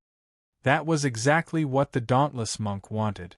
Although the unraging monk's two disciples possessed great potential, one was a demon, while the other was a so-called secular disciple who refused to become a monk. It would bring no benefit to the monastery's reputation if it became public. Let's go. The dauntless monk turned around and left. Little An followed closely behind. Li Qingshan accompanied Xiao An all the way to the Chan monastery of Devanaga. The dauntless monk walked at the front, crossing over a tall doorsill. Suddenly, he said, "Idlers, stop." Any further ahead was the inner courtyard of the Chan monastery of Devanaga, and Li Qingshan was only a secular disciple. All Li Qingshan could do was stop and watch Little An cross over the tall threshold before turning around. Their eyes met and he opened his mouth, wanting to say something. The sun was setting right now. The afterglow of the setting sun landed on Little An, making her seem even more beautiful and otherworldly. Li Qingshan stood with his back to the light. The light outlined his tall figure. The dauntless monk's eyes flickered, and the vermilion door slammed shut loudly, cutting off their vision. The only color in Little An's eyes vanished. The world turned into a half-transparent, pale white color. Color was emptiness. From today onwards, there would only be candles and Buddhas, morning bells and evening drums as companions. She did not dislike a life like this, but she wanted to be by his side even more. Li Qingshan extended his hand and clenched his fist. He felt an urge to smash the door with a single punch and pull her back through it. The door was not particularly sturdy, but no one had ever been bold enough to do that throughout the ages, as this was the monastery's entrance. It represented an inviolable authority. He was not afraid of authority. He believed that only strength could decide everything. He believed that as long as he constantly grew stronger, there would be a day when he could see her whenever he wanted, and no one could stop him. After standing there for a while longer, he heard the chanting from the top of Great Buddha's mountain rush into the air. The dauntless monk's solemn voice rang out from afar, announcing that she had been accepted into the monastery. The Chan monastery of Devanaga had finally opened its arms to her, bestowing her with the greatest honor. The entire cultivation community of the Green Province would learn that the Chan monastery of Devanaga had accepted a disciple, treating her like a supreme treasure. Li Qingshan stood in front of the entrance alone. After listening for a while, he scratched his head and turned around to leave. He returned to the demon suppression hall. The unraging monk sat on the rock with a chuckle, raising his hand to pick up an item. It sparkled under the sunlight. It was a demon heart, and the quality was extremely high. Even Lietu's demon heart paled in comparison. Duoj sat in front of the rock with his legs crossed, raising his head and staring at the demon heart in a daze, like a child who wanted to eat candy. The unraging monk said, "Call me Master 10,000 times, and I'll give it to you." Duoj immediately said, "Master, Master, Master." The unraging monk laughed aloud in great delight. Li Qingshan was speechless. His actions really did not resemble an eminent monk of Buddhism at all. He made his way over and clasped his hand. "Master, I've come to bid farewell." Although their relationship had already been established, he had far too many secrets on him, so it was best if he used this opportunity to withdraw. And he had no interest in the Buddhist Dharma. The unraging monk could not teach him anything either. "I knew you wouldn't want to stay, you damned disciple. Fortunately, I still have a good disciple. Just listen to how smoothly he calls you master."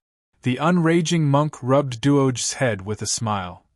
Li Qingshan thought, if there are benefits, I can probably call him that a little more smoothly too. "Since you have no interest in staying here, then go." Li Qingshan never expected the unraging monk to agree so easily. He said in a hurry, "Thank you, master." He turned around and left, but he had only taken a few steps when he heard the unraging monk say to Duoj, "You've seen the statues in the hall, right? I'll explain the true meaning of the demon suppression statuary to you. Only by suppressing that demon heart can you truly understand what it's like to be human." As a result, Li Qingshan made his way back silently and sat down beside Duoj. He had sensed a long time ago that the unraging monk had obtained the true legacy of the demon suppression statuary, and with his cultivation, he must have seen all 9 statues in their entirety. Coupled with his many years of comprehension and cultivation, he would definitely be much better than him, who had only skimmed through them. Damned disciple, why have you returned again? The unraging monk asked with a smile. You can call me by my name. Whatever, damned disciple. Since you want to listen, then you can listen along the way. Don't say I'm not loyal. Li Qingshan rolled his eyes. What the hell? Is there loyalty between a master and a disciple? Do you think this is the Jianghu? Whatever, as long as I can learn something. But a while later, the unraging monk only smiled without saying anything. Li Qingshan asked in confusion, Master? The unraging monk pointed at Duoj with a smile. As it turned out, Duoj had not finished calling him Master 10,000 times. Finally, Duoj finished calling him Master 10,000 times. Under Duoj's eager gaze, the unraging monk stowed the demon heart away slowly and said kindly, You're still too young right now. I'll help you put it away for now. I'll give it to you in the future. Duoj pouted, but he dared not say anything. He only felt that monks were not as stupid as they were rumored to be. Li Qingshan vaguely recalled how all his lucky money from his past life had vanished just like that. He could not help but say, Master really is a good monk who's loyal. Duoj had noticed a long time ago that the great monk before him was not easy to deal with. When he heard Li Qingshan say good, he panicked inside. Isn't he cursing me? The Venerable is standing up for me. It'll be bad if I anger this monk, so he said in a hurry. The Venerable is wrong. Master is a bad monk. He's evil through and through. He's the worst monk in the world, a great demon among monks.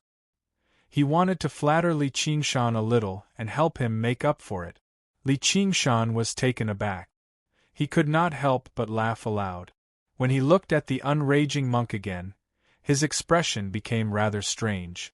All he saw was Duoj doing his best to appear sincere, scratching his big, bald head. About this, Li Qingshan rubbed Duoj's head. Kid, don't call me Venerable anymore. You can just call me Senior Brother. As Senior Brother. Senior Brother, let me tell you. What you said just now might not be without reason, but the people of this world all like to hear others praise them as good. Damned disciple, what do you mean by not without reason? How am I bad? The unraging monk feigned anger. Duoj saw how the unraging monk was actually angered and panicked inside. His eyes swiveled, and he reacted rather quickly. He said loudly, Master is a good monk. Master's entire family is a good monk. He did sound much more sincere than just now. Li Qingshan grinned, revealing his white teeth. He could not help but burst into laughter again. Damned disciple, if you laugh again, I'll seal your mouth. Li Qingshan held back his laughter and thought, a powerful dragon cannot suppress a snake in its own territory. I won't stoop to the same level as a monk like you. The unraging monk said, Cut the nonsense. Do you know who created the demon suppression statuary?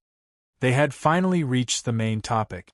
Li Qingshan sat upright and shook his head, expressing that he did not know. Chapter 588. A string of prayer beads. The unraging monk paused. I don't know either. Write double quotation mark. Li Qingshan cursed inside. The unraging monk continued with a smile. Actually, it doesn't matter who created a cultivation method. What matters is what it can bring me. Damned disciple, you've already reached the 6th fragment of the demon suppression statuary. You can freely use the chains of demon suppression and the demon suppression tower, but does that count as learning it? It's only a few, Li Qingshan said. Even the arts of the boundless ocean required him to constantly cultivate and comprehend before he could make a breakthrough, let alone the even more profound demon suppression statuary. He was just taking advantage of the powerful demonic nature and the fact that he did not have to worry about it losing control. At least you still have some self-awareness. Although the two of you have entered my tutelage, I presume that the two of you won't be interested in the true Buddhist scriptures. Listen to the profundities of this demon suppression statuary from your master. Yes, master.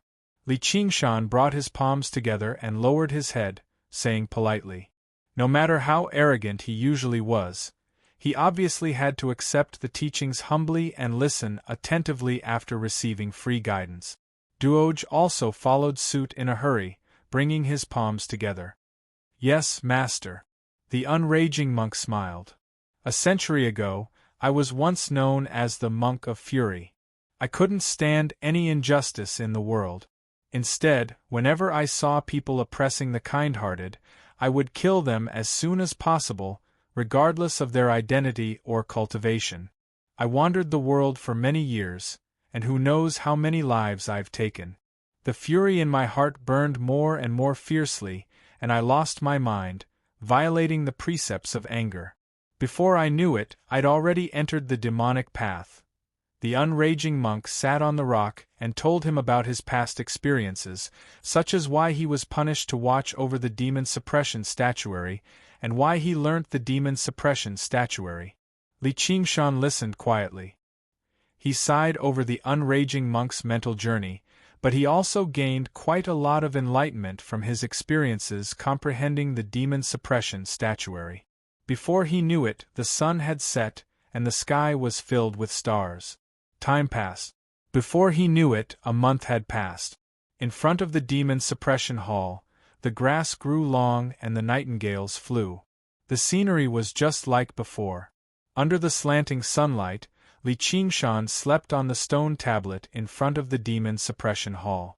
Alcohol jars of various sizes filled his left and right, and the heavy fragrance of alcohol lingered in the air.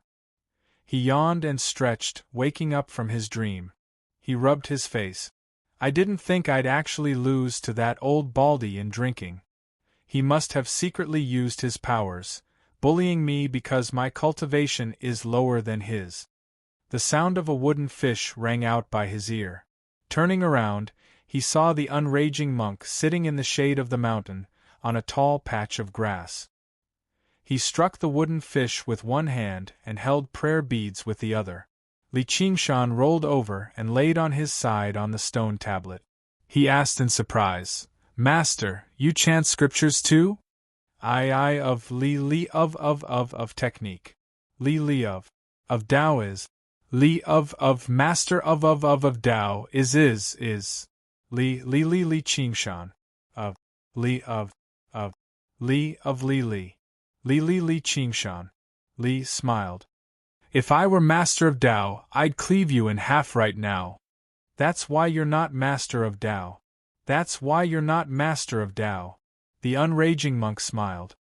His smile contained an indescribable sense of zen, which made Li Qingshan suddenly recall that this smiling monk was a great master who had undergone the third heavenly tribulation. Li Qingshan asked, Junior brother still hasn't come out? The unraging monk said, Soon. He's already reached the 4th floor. It's about time for him to back out. Master, why don't you just teach us the entire demon suppression statuary? Recently, Li Qingshan had listened to the unraging monk explain the true essence of the demon suppression statuary day and night. He felt like he had benefited tremendously from it, and he acknowledged this unrestrained and fearless master a little more.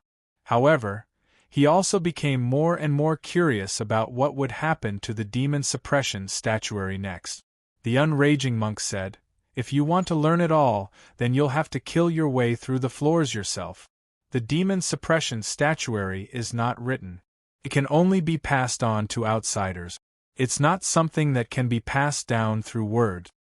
I'm very curious. If the first diagram of the demon suppression statuary is on the very top floor, only the weaker demon folk will have the opportunity to see it. Their demonic nature is insufficient, so they'll struggle to achieve anything even if they comprehend it. As for the powerful demon folk, if they're suppressed at the very bottom, won't they never have the opportunity to learn the demon suppression statuary? Once you reach the very bottom of the demon suppression hall, you'll naturally understand. Don't worry, that day will come sooner or later. As long as you're confident. However, before you undergo the third heavenly tribulation, I won't allow you to enter the 9th floor of the demon suppression hall. Just what is suppressed there? You'll naturally understand when you see him in the future. All right. No matter who he is, I'll kill him sooner or later. Li Qingshan leaned on his arms and gazed at the sky. It had already been a month since he last saw little Anne, so he felt rather empty inside. Only when he thought about how close they were now did he feel slightly at ease. Actually, the unraging monk had basically told him everything he needed to tell him about the demon suppression statuary a few days ago. What happened next required Li Qingshan to slowly comprehend it himself, but he did not make a decision immediately. After being away for so long, the power of the water god seal had already declined by quite a lot. Without the assistance of the water god seal, the suppression of the spirit turtle immediately became unstable. The demon suppression statuary could only serve as a support. It was about time for him to return. If he stayed any longer, he would probably give himself away, and there were still many entanglements in the Clear River Prefecture that he could not give up on so easily. If it were not for these reasons, he would be more than willing to remain in the valley and watch over the glistening top of the Buddha silently, waiting for the day she returned. As his thoughts ran wild, the unraging monk said, "He's back." Before long, Duoj flew out of the demon suppression hall. He seemed much stronger, and his violet eyes shone. After the unraging monk's guidance, he entered the demon suppression hall again and truly learnt the first 3 forms of the demon suppression statuary. "Master, senior brother," Duoj said excitedly. Because he had suppressed his demon heart, he now seemed a little more spirited than a regular child. "You've done well. I'll treat you to some alcohol." Li Qingshan leapt to his feet and tossed over a jar of alcohol. Duoj caught the jar and gulped it all down. Looking at the jars and jars on the ground, he said unhappily, "Master, senior brother, you've been drinking so much behind my back. Who told you to come back so slowly? If you were a little later, you wouldn't be able to see me anymore." Duoj was slightly surprised.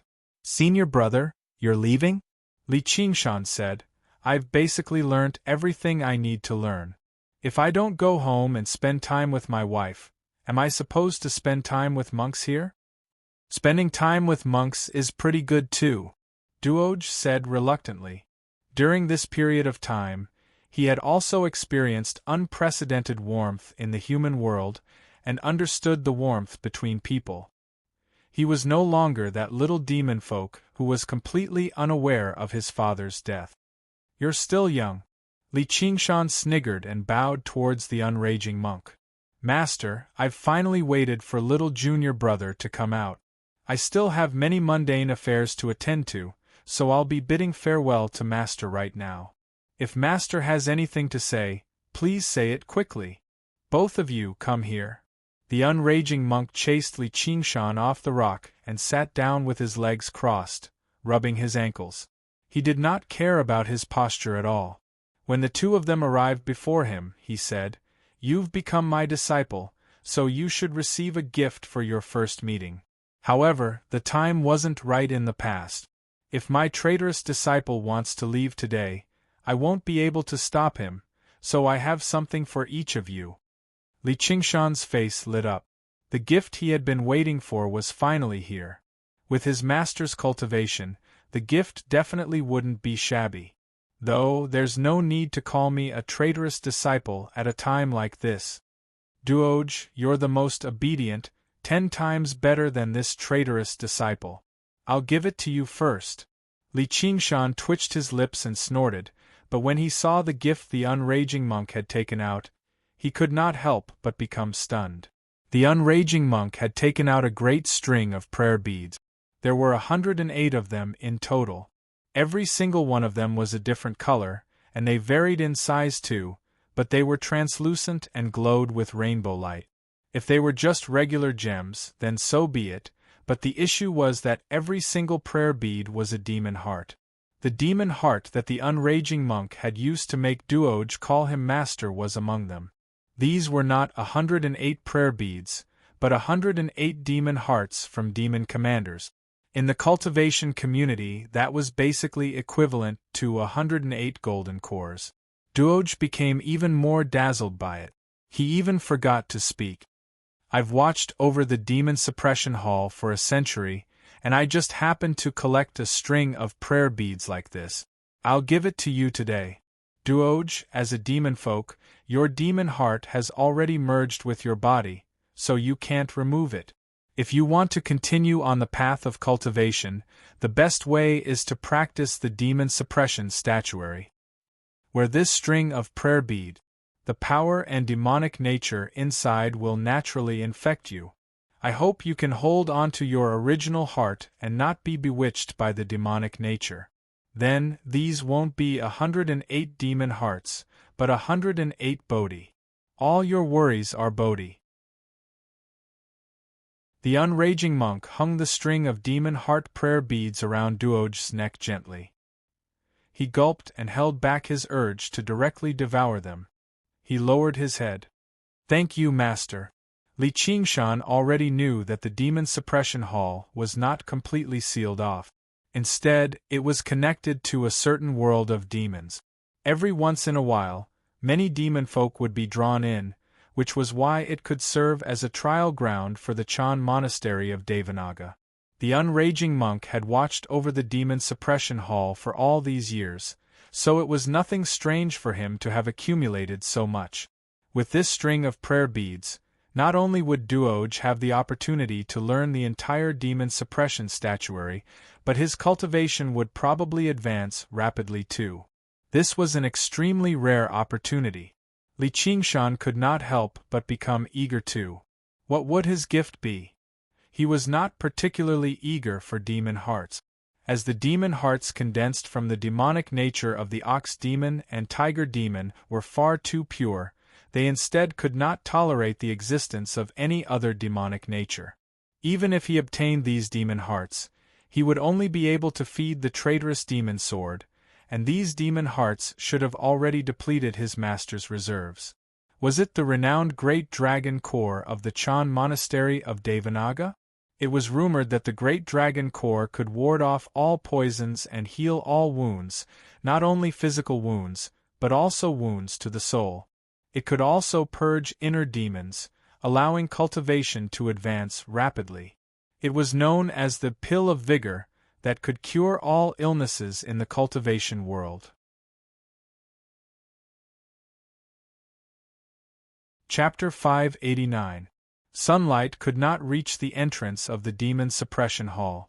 A string of prayer beads lay quietly on the unraging monk's wide, fleshy hand, drawing over Li Qingshan's gaze. There were only 18 prayer beads on the string, and they were worn on the wrist. They seemed to be made of wood, perfectly round and uniform in size. Only one was slightly larger. They did not glow at all, so they did not seem special at all. They were no different from regular prayer beads. However, Li Qingshan was not worried. Just like how sages kept their appearances hidden, powerful arcane artifacts and treasures were probably the same.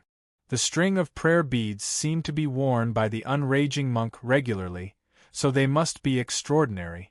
The treatment of his first disciple could not be any worse than Duoj's. However, the unraging monk's behavior made Li Qingshan even more certain of this. He glanced at the prayer beads in his hand rather reluctantly before saying, "Damned disciple, extend your hand. Damned disciple, extend your hand." Li Qingshan extended his hand, and the unraging monk personally placed the string of prayer beads on Li Qingshan's hand. Li Qingshan was secretly perplexed. He did not sense any pulses of spiritual energy at all. He tried to probe it with his soul sense, but he could not sense anything special either. However, there must be some other reason why his master treasured it so much. The unraging monk explained, "This string of prayer beads itself isn't some powerful arcane artifact, but my master personally handed it to me, so it holds extraordinary significance. In particular, after it fell into my hands, I wore it constantly and stroked it day and night, soaking it with my blood and sweat.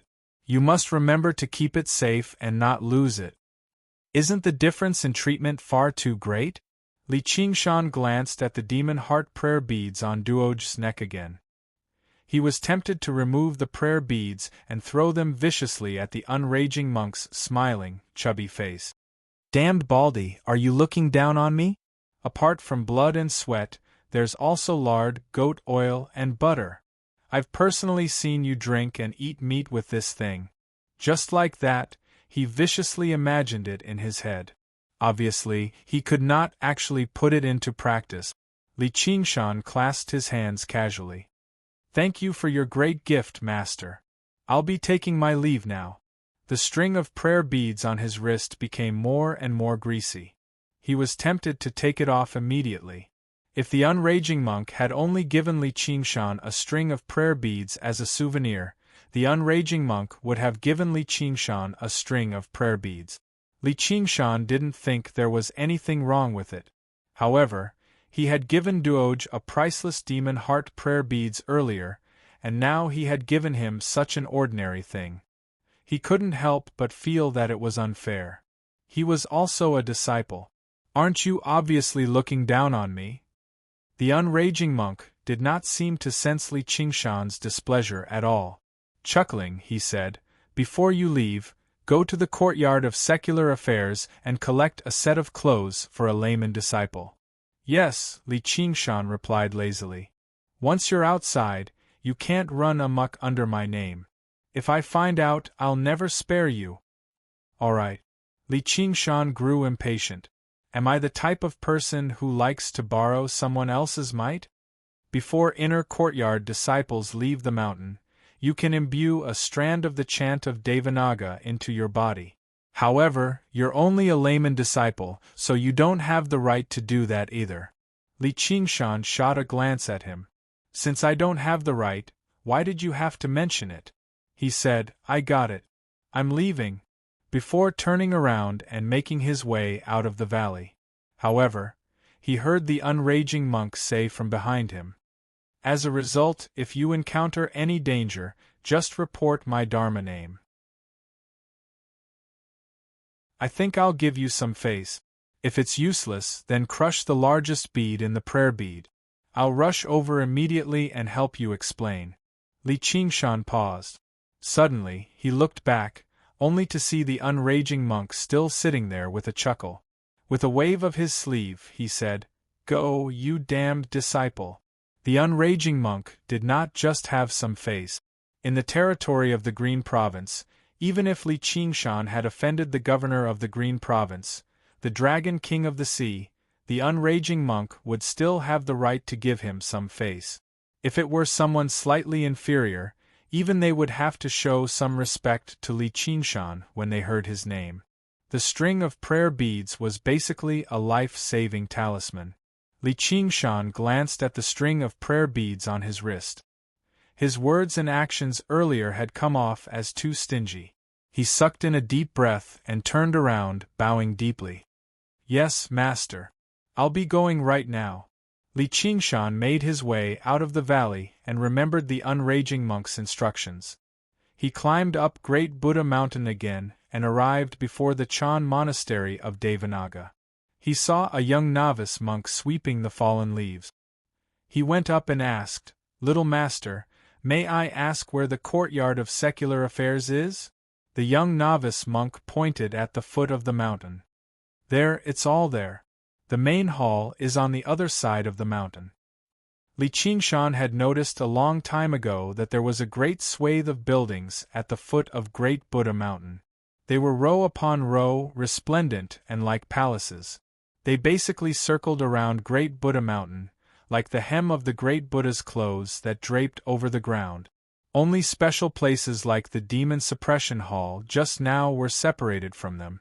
As it turned out, these were all properties of the courtyard of secular affairs. However, in terms of size, none of the courtyards on Great Buddha Mountain could rival it. Not only was the courtyard of secular affairs the largest in the Chan monastery of Devanaga, but it was also the courtyard with the most monks. It was responsible for many duties. One of them was receiving the worshippers who had traveled great distances, providing them with food and lodging. If there were not so many buildings, it would have been impossible to accommodate them all. Li Qingshan circled around the monastery, looking around as he walked. He became more and more amazed by the Chan monastery of Devanaga's scale.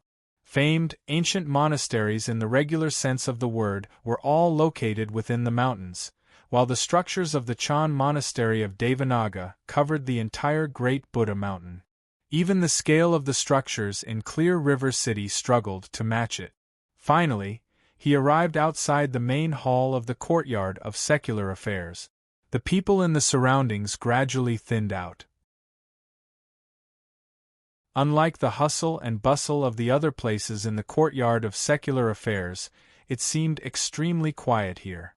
The ancient cypresses stood tall, and the cries of birds rang out. Li Qingshan walked in leisurely, and no one stopped him. He heard the voices of people in the distance. Crossing the secluded path, he arrived in front of the hall. All he saw was a man and a woman conversing softly. What gift did Senior Brother Wang bring for Senior Brother Eternal Faith this time? It might be an eye-opener for us, the female cultivator asked. She seemed to be in her 40s or 50s already. Coupled with the many methods cultivators could use to maintain their youthfulness, she definitely was not young. She was still at foundation establishment, and there was basically no hope for her to break through in this lifetime. It's just a small gift. It's not worth mentioning. Senior Brother Wang seemed a little older. His face was like loose skin, and he carried a sword on his back. Both of them were at foundation establishment. Their attire was similar to monks' robes, but it was slightly different from actual monks' robes. They both wore prayer beads on their wrists. Li Qingshan did not hide his aura. Before he had even approached them, the two of them turned around. "Fellow, where did you come from? Why have you come here?" Senior Brother Wang saw Li Qingshan's dignified appearance and composed expression. Moreover, he was young, yet his cultivation had already reached mid-foundation establishment. Not only did he neglect him, but he also asked politely. Li Qingshan strode over and clasped his hands. "I've come to sign up as a secular disciple. Why have you come here?" "We're secular disciples of the Chan monastery of Devanaga. May I ask how old you are, fellow?" Senior Brother Wang asked rather curiously. "I've lived for over 20 years in vain. I'm not even 30 yet." "Fellow, you really are a genius. Even becoming an inner courtyard disciple would be no problem for you. So why have you come to become a secular disciple?" Senior Brother Wang was surprised.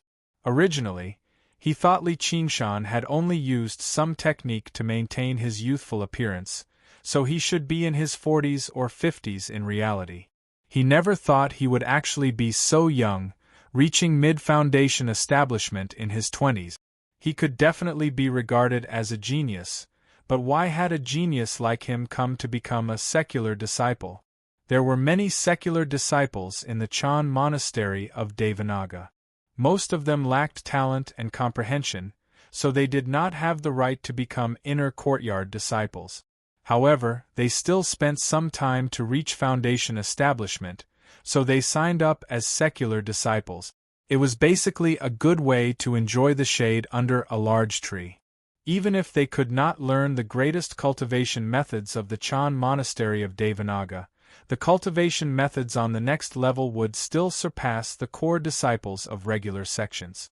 There were countless foundation establishment cultivators in the world, but there were only a handful who could actually reach foundation establishment in their 20s or 30s. In particular, independent cultivators without the support of sects or clans. Most of them had only reached their current level through hard work. The abbot originally wanted me to become a monk, but I'm not done with the secular world yet, so I refused. They won't let me go either, so I can only become a secular disciple, Li Qingshan said helplessly. The abbot? Are you talking about the dauntless abbot? The female cultivator cried out before suppressing her voice in a hurry. She looked at Li Qingshan in disbelief, surprised that he could mention the dauntless monk in such a disrespectful tone. Yeah, who else could it be? Li Qingshan said like it was a matter of course. Li Qingshan did not feel any pressure when he faced the dauntless monk, because his actual cultivation was basically enough for him to clash with any second heavenly tribulation cultivator. Moreover, he was confident that he could constantly improve. There would be a day when he could stand on equal footing with the dauntless monk and the others, or even surpass them. There was no weakness in his heart.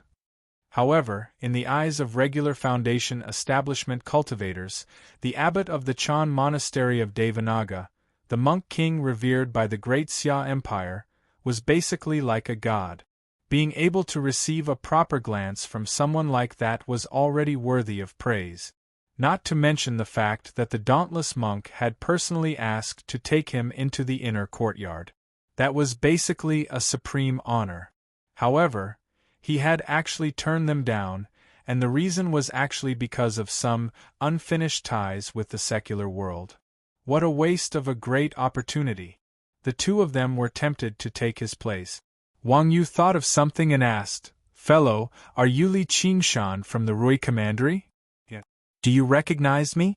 Li Qingshan remained in the back of the mountain for over a month, but he had no idea that the Chan monastery of Devanaga welcoming little and into the monastery with the greatest honor, and then the dauntless monk personally tonsured him. This had already spread through the cultivation community of the Green Province. Little An's Dharma name, One Will, had risen to fame too. He had already gained the title of the greatest disciple of the monastery. Even now, the repercussions had yet to settle down. The matter of Li Qingshan publicly turning down the dauntless monk in the Grand Hall before being sent to the Demon Suppression Tower as a punishment obviously could not be hidden from these secular disciples. "I've heard a lot about you, Senior Brother Wang said. The female cultivator also said, "We'll be fellow disciples in the future, so there's no need to be so polite. I'll just be ashamed to refer to myself as senior sister."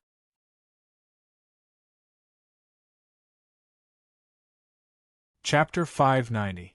Why? Senior Brother Wang said, "Senior Brother Eternal Faith is currently receiving another senior brother. Once that senior brother comes out, we'll let you line up before him." "That won't be necessary. Just follow the rules. May I ask what Senior Brother Eternal Faith's identity is, for him to put on such a grand show, even using the word receiving? Since Junior Brother wants to become a secular disciple, you have to know about this. Senior Brother Eternal Faith is the head monk of the courtyard of secular affairs, the primary disciple under the distant Enlightenment Chan Master. He's basically our first senior brother. Normally, the distant Enlightenment Chan Master studies the Buddhist Dharma, so Senior Brother Eternal Faith handles the matters of the courtyard of secular affairs." That's very impressive.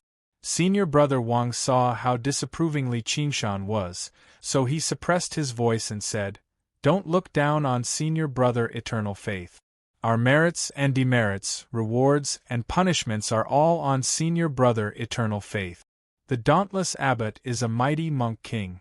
Even if you speak rudely to him, Junior Brother, he won't stoop to your level, but this—" He stopped talking. Li Qingshan smiled and also suppressed his voice. "I understand.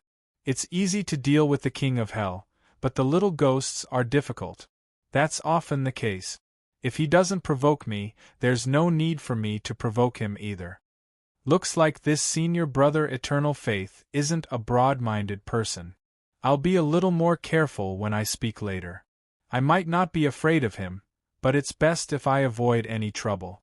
I still need to consider the influence I'll have on Great Buddha Mountain." Seeing how Li Qingshan listened to his advice, Senior Brother Wang seemed rather relieved. He stroked his beard and said, "Young man, you need to know how to hide your abilities. Even if you're a prodigy, You'll suffer greatly if you don't understand the ways of the world. Li Qingshan found it funny when he heard how he was lecturing him in such an old-fashioned manner. However, he had good intentions, so he did not comment on it. He just smiled and said nothing. Senior Brother Wang spoke excitedly. Did you bring a gift with you this time? Li Qingshan was surprised. What gift? For who? For Senior Brother Eternal Faith, obviously. Senior Brother Wang's expression was like, "Why is your comprehension so bad?" followed by a pained expression, as if he was looking at a disappointing nephew. The secular disciples of the Chan monastery of Devanaga were scattered throughout the Green Province, but they had not left them to their own devices. They would often receive some missions, such as building temples or collecting various resources. Completing these missions would earn them merit.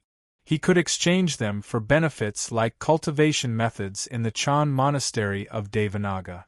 Many quests are considered completed.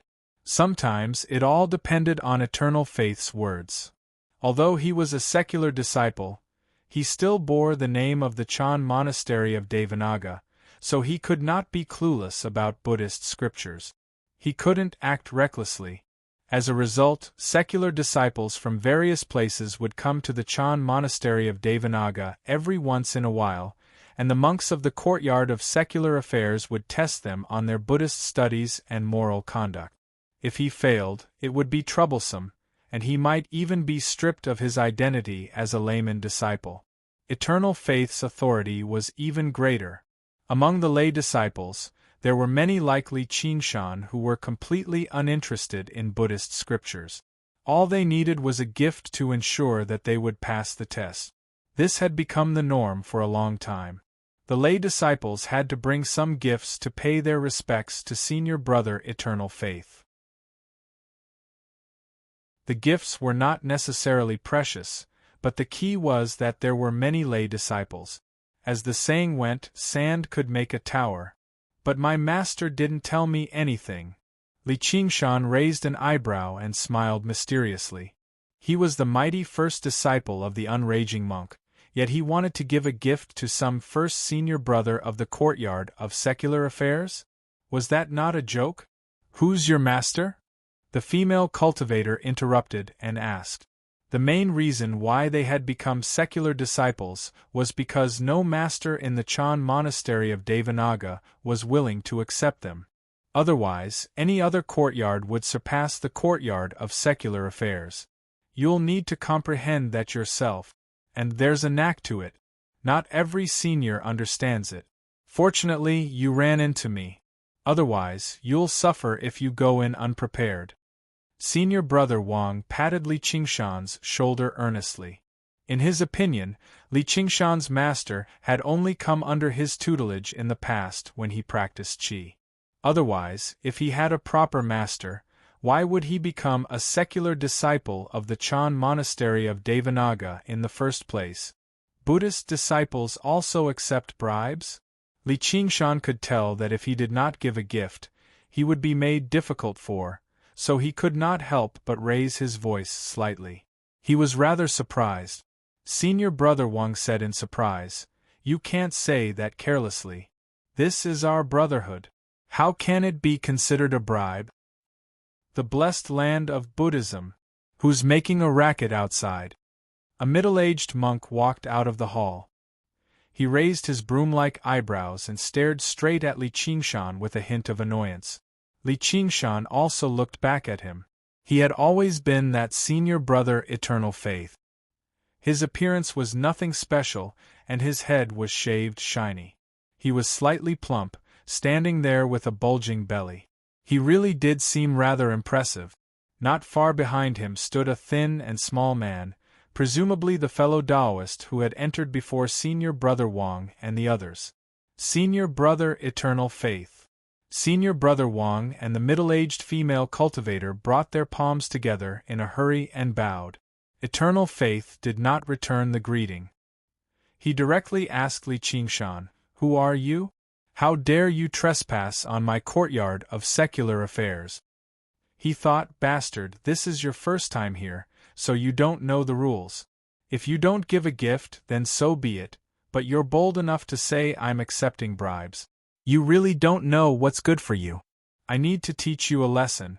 Li Qingshan clasped his hands. I'm Li Qingshan. I've come to become a secular disciple. Secular disciple? Is what you're doing right now a Buddhist greeting? You can't become a secular disciple just because you want to. Eternal Faith's expression changed. As an inner courtyard disciple of the Chan monastery of Devanaga, he had obviously heard of Li Qingshan's name before. This kid is arrogant and rude, actually daring to defy the abbot's orders. He deserves to be thrown into the demon suppression hall. After being taught a lesson, doesn't he still end up running off to become a secular disciple with his tail between his legs? Now that he's in my hands, I need to properly make fun of him and make him learn what it means to respect his seniors. Senior brother is right. You can tell with a single glance that such a crude and rude person comes from a small place. How can he have the right to be our senior brother? The skinny man behind Eternal Faith chimed in as well. His face was filled with flattery. Kid, why don't you apologize to Master Eternal Faith? Senior brother Wang urged loudly. The female cultivator also shot him a glance from the side. Bullshit. Li Qingshan furrowed his thick eyebrows and bared his teeth. A vicious aura naturally radiated out, making everyone's hearts leap. Even their auras were suppressed. They felt like the surroundings had dimmed. His bellow was even more like the roar of a tiger in the forest. The chirping of insects and chirping of birds immediately ceased. The surroundings were frighteningly quiet. Normally, the spirit turtle kept the tiger demon and ox demon suppressed, but ever since he condensed a demon heart, he seemed to have found a vent. Although he practiced the demon suppression statuary, the first form was the remorseless demon heart. He had never thought about suppressing and restraining the demonic nature in his heart. As soon as his emotions stirred, it naturally manifested on his face. What kind of vicious, savage madman is he bold enough to roar in the Chan monastery of Devanaga? Eternal Faith pointed at Li Qingshan. Just now, he had actually become infuriated from humiliation over how he had actually been intimidated by a guy whose cultivation was even lower than his own. He felt even more surprised. He had also trained in the demon suppression tower before. Even demon folk or even demon generals could not give him so much pressure. Li Qingshan took a step forward. Originally, he wanted to mention the unraging monk's name, but he thought of something. Master has specially told me not to use his reputation. I've only just come from the back of the mountain to the front, so breaking this rule is rather inappropriate. He doesn't want me to be a secular disciple, so that's perfect. I'll just not be one. As a result, he smiled. Do you think I want to be some nuisance of a secular disciple? I'm not going to stoop to the level of a scumbag like you who accepts bribes. He directly turned around and left. The most important thing was that he had established a master-disciple relationship with the unraging monk anyway. Whether he became a secular disciple or not really did not matter. Who are you calling a scumbag? Eternal Faith barked. As the primary disciple of the courtyard of secular affairs, all he saw were the fawning faces of secular disciples. Who was bold enough to insult him to his face? Originally, he wanted to properly make things difficult for Li Qingshan, but he never expected Li Qingshan to not care about the identity of a secular disciple at all, leaving just like that. He had nowhere to vent his anger. Li Qingshan could not be bothered with answering him. Senior brother Wang wanted to say something, but he was afraid of offending Eternal Faith, so he ended up shutting his mouth. He thought, this kid is far too reckless. He's actually bold enough to offend senior brother Eternal Faith below Great Buddha Mountain. Does he think the Chan monastery of Devanaga is a vegetarian? No, the Chan monastery of Devanaga really is a vegetarian. Stop! Eternal Faith raised his sleeve, and a wooden fish flew out. It swelled in the wind, directly turning into the size of a carriage and whistling towards Li Qingshan. Sure enough, Li Qingshan stopped and turned around, gazing at the whistling wooden fish. He asked without changing his expression, "What else do you have to say?" He was about to be struck by the wooden fish. "Be careful," the female cultivator cried out. "It'll be bad if I smash him to death." With a thought from eternal faith, there was a great rumble, and the wooden fish landed beside Li Qingshan. Dirt flew in all directions, immediately producing a great crater in the ground. "Master, you've smashed a great crater into this tranquil land of Buddhism." Li Qingshan was fearless. He smiled scornfully. Eternal Faith's thoughts raced. If he wants to leave, I really have no excuse to make him stay. If I attack him forcefully, I probably won't be able to explain myself to Master. Oh right, I almost forgot why he was sent to the Demon Suppression Hall in the first place. Eternal Faith said confidently, "Since you're not a secular disciple, you've already broken the rules of our Chan monastery of Devanaga by trespassing on our courtyard of secular affairs, and you've done it again. You must be punished." One of the great responsibilities of the courtyard of secular affairs was to receive believers and secular disciples, which was why Li Qingshan was able to barge right in, making his way all the way to the front of the hall. However, he could always find a way to pin a crime on him. "Li Qingshan, that sounds a little familiar. Don't tell me you want to pay a visit to the Demon Suppression Hall?" Eternal Faith was complacent inside. "I've basically borrowed the dauntless abbot's wisdom." That immediately infuriated Li Qingshan. He had been sent to the Demon Suppression Hall for no good reason. Although it was a blessing in disguise and he benefited quite a lot in the end, he still felt rather displeased inside. However, he was forced to lower his head when he was under someone else's roof. Now, someone was actually bold enough to use that to threaten him. That was basically messing with the dauntless monk. "Who do you think you are? How dare you imitate the dauntless monk's words?" Li Qingshan sneered and strode towards Eternal Faith, radiating with viciousness.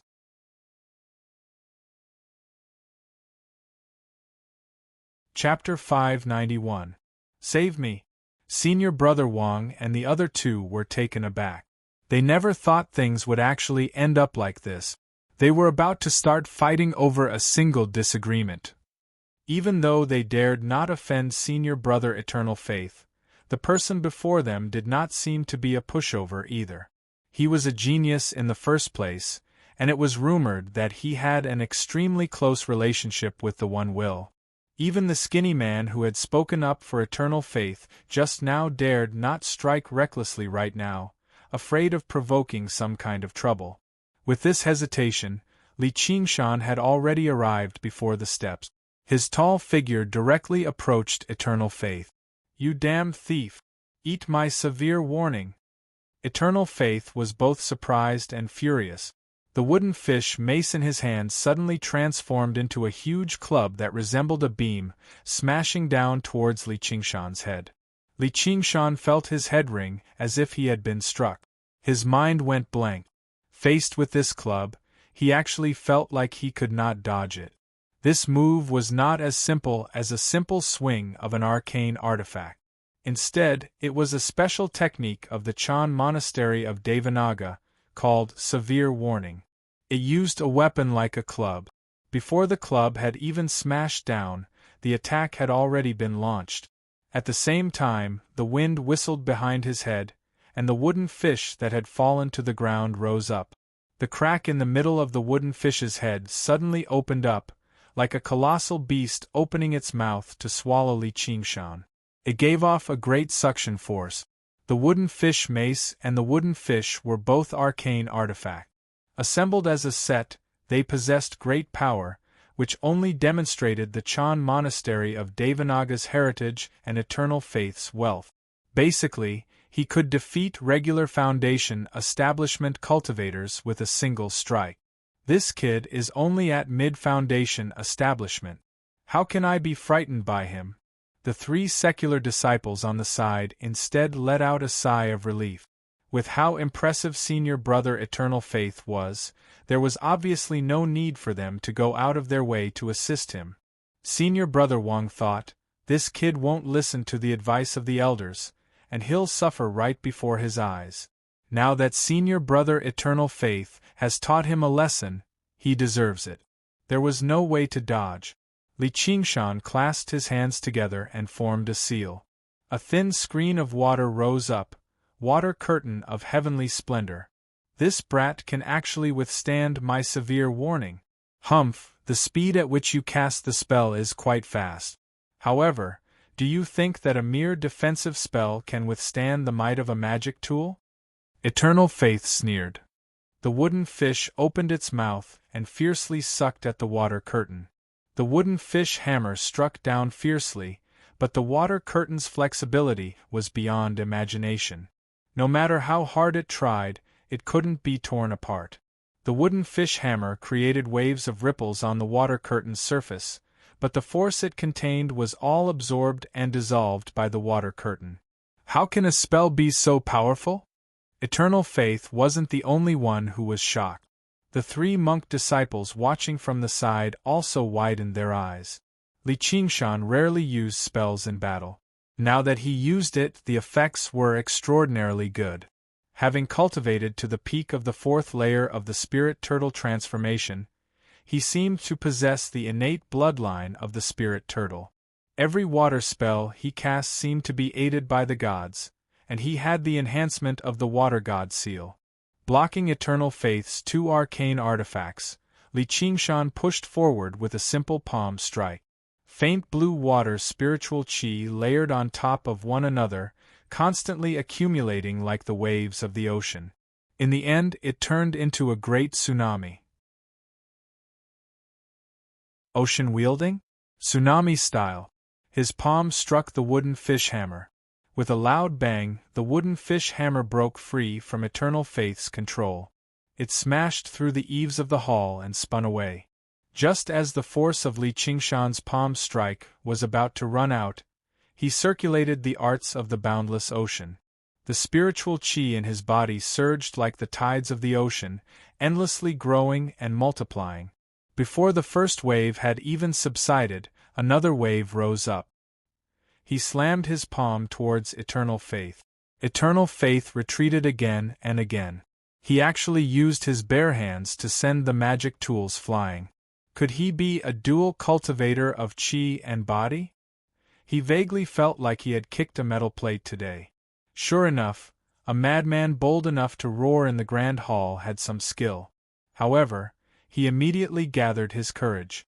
This was the Chan Monastery of Devanaga on Great Buddha Mountain. How could they allow outsiders to act so impudently here? And with his skill, that was not all. Clang! Li Qingshan struck Eternal Faith, and the sound that rang out was like a great bell. A huge, golden bell appeared on Eternal Faith's body. His hand entered it, but he was unable to smash through it. Just as he thought about how this monk truly was an inner courtyard disciple of the Chan Monastery of Devanaga, he did have some skill. He shifted his gaze and looked at Eternal Faith's monk robes again. They shone with golden light, and a hand seal appeared on them as well. He came to a realization. As it turned out, the monk's robes were also an arcane artifact. Fortunately, I've always been cautious, wearing the protective robes of the Golden Bell. Eternal Faith rejoiced inside. Over the past few years, he had been handling the mundane matters of the courtyard of secular affairs. It had even been quite some time since he had gone to the Demon Suppression Hall, so he did not have the opportunity to fight anyone at all. Just now, Li Qingshan's sudden palm strike had almost caught him off guard. The courtyard of secular affairs held an extremely special position in the Chan Monastery of Devanaga. Most of the time, only disciples with insufficient talent and insufficient passion for Buddhism would come to the courtyard of secular affairs. They were also tied down by many mundane matters, so their true strength was the weakest among the various courtyards.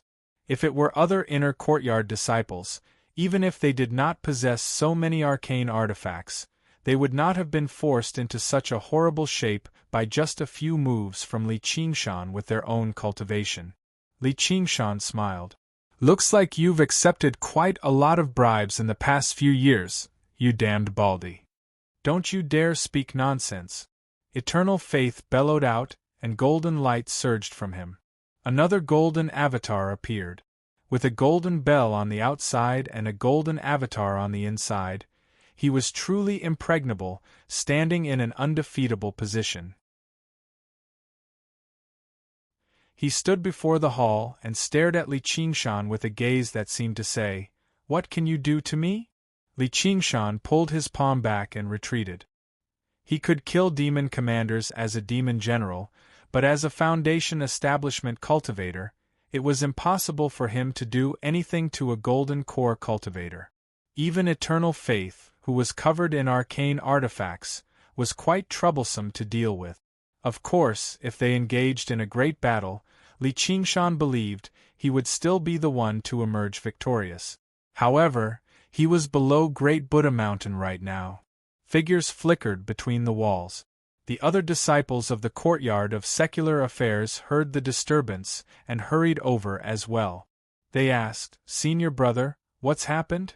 Eternal Faith stowed away the wooden fish and wooden fish mallet, striking them gently a few times. With a solemn expression, he pointed the wooden fish mallet at Li Qingshan. "This person slandered me for accepting bribes, made a ruckus in the temple, and trespassed on my courtyard of secular affairs. I spoke out to correct him, but he actually attacked me violently, trying to harm me. Our Chan monastery of Devanaga is benevolent, but we can't tolerate such a madman. Junior brothers, capture him with me and send him to the disciplinary courtyard." The monks answered loudly and surrounded Li Qingshan. They all flickered with golden light, conjuring golden avatars. They were all Foundation establishment cultivators, and basically every single one of them wielded an arcane artifact. With so many arcane artifacts attacking him together, he would struggle to fend them off no matter how powerful his techniques were. If he were a regular Foundation establishment cultivator, he probably would have been crushed to a pulp in a single stroke. Eternal Faith smiled. Victory was within his grasp.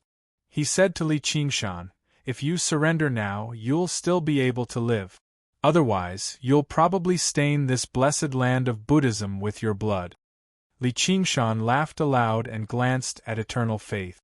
"I said I wanted to teach you a lesson. Even if you have 1,000 more people, it'll still be useless." Eternal Faith shook his head. "You're still bold enough to spout nonsense even in such dire straits. It's especially lamentable that you're so insane. If you don't believe me, then come and try me." Water splashed under Li Qingshan's feet. He leapt up and spread his arms, lunging over like a vicious tiger. Eternal Faith's heart skipped a beat, and he became a little timid. However, how could he retreat in front of so many senior and junior brothers? In any case, he had the golden avatar and the golden bell to protect him, so Li Qingshan wouldn't be able to do anything to him. He ordered, "Attack!" At the same time, he knocked the wooden fish in his hand. Every sound seemed to be knocking on Li Qingshan's heart, directly attacking his spirit. This was the most powerful way to use this set of arcane artifact. At the same time, the monks pounced on Li Qingshan at the same time, suppressing him to the ground in the blink of an eye. Li Qingshan smiled. His spirit was so powerful that he completely ignored the knocking sounds of the wooden fish. This most powerful way to use it was actually the most useless against him. He crossed his arms forcefully. Clatter, clatter, clatter. The black chains crisscrossed. Eternal Faith's expression changed. That sound seemed to be directly ringing in his heart. The golden avatar wielded the wooden fish hammer and fiercely struck at Li Qingshan's forehead. Out of the corner of his eye, he saw that the monks all had shocked expressions. They looked at the top of his head and shouted, "Senior brother, watch out!" A 9-floored pagoda appeared above Eternal Faith's head. It was shaped like a pagoda, but it had a great might that could suppress everything. It descended from the sky. Boom! The demon suppression pagoda enveloped Li Qingshan and eternal faith at the same time. It shook half of the front of the courtyard of secular affairs, and cracks appeared on the ground, spreading in all directions. The last scene that the monks saw was Eternal Faith's wooden fish hammer about to strike Li Qingshan's head. However, Li Qingshan's lips were curled up in a confident smile. A monk raised his hands and attracted everyone's attention. He said, "Everyone, don't worry. With Senior Brother Eternal Faith's cultivation and so many arcane artifacts, why would he be afraid of this scoundrel? In just a moment, he'll capture that scoundrel. Save me." As soon as he finished speaking, Eternal Faith's terrified cries and screams came from within the demon suppression pagoda. The monk's expression changed, and he shouted, "Everyone, quickly save Senior Brother." A dozen or so arcane artifacts flew out at the same time, smashing ruthlessly onto the demon suppression pagoda. The monks were full of confidence. With such power, even a small mountain would be smashed, but the result was shocking. The demon suppression pagoda stood firmly on the ground, not moving at all. There wasn't even a scratch on its surface. What arcane artifact was this? It was actually so sturdy. Inside the demon suppression pagoda, Eternal Faith's screams rose and fell continuously. Someone else suggested, "Dig a path from below to the pagoda and save Senior Brother." The group of people immediately moved, and in the blink of an eye they had dug a path. They came to the bottom of the pagoda, but what they encountered was a black base that was as sturdy as the pagoda itself. They were immediately helpless. "Quickly go and invite the chief over." Eternal Faith was suppressed under the demon suppression pagoda. He felt that the golden bell and golden body around him were still there, so he calmed his mind and shouted, "Li Qingshan, do you think this kind of sneaky trick will work? I have the golden bell and golden body protecting me. What can you do to me? Li Qingshan? You are..." Eternal Faith let out a surprised cry. Li Qingshan's body was surrounded by demonic qi, and his body expanded. Layers of cuticle covered his sturdy body, as if he was wearing a heavy armor. There seemed to be a helmet on his head, revealing a pair of eyes that emitted piercing red light.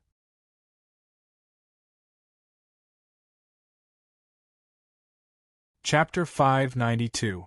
The eye of the sword. Eternal Faith leaned against the icy cold wall of the tower. Although he was protected by the robes and the golden avatar, he did not feel safe at all as he watched Li Qingshan's vicious, red eyes rapidly approach him. He felt like he was immortal, yet he was locked in the same cage as a vicious tiger. There was a great thunk. Li Qingshan's punch was like a dragon, piercing through the air and landing on the golden bell. The golden bell twisted and distorted, sinking into a deep pit. Golden light shot out. "Arg!" Eternal Faith cried out. A fist mark appeared on his robes as well, lingering for a very long time. His protective robes of the golden bell was an arcane artifact. Although it was just an inferior arcane artifact, it should not have been so fragile, having been damaged to such a degree by a single punch. If it had directly landed on him, would he still be alive? Li Qingshan glanced at his fist. From the expression on his face, he seemed rather dissatisfied with the power of the punch.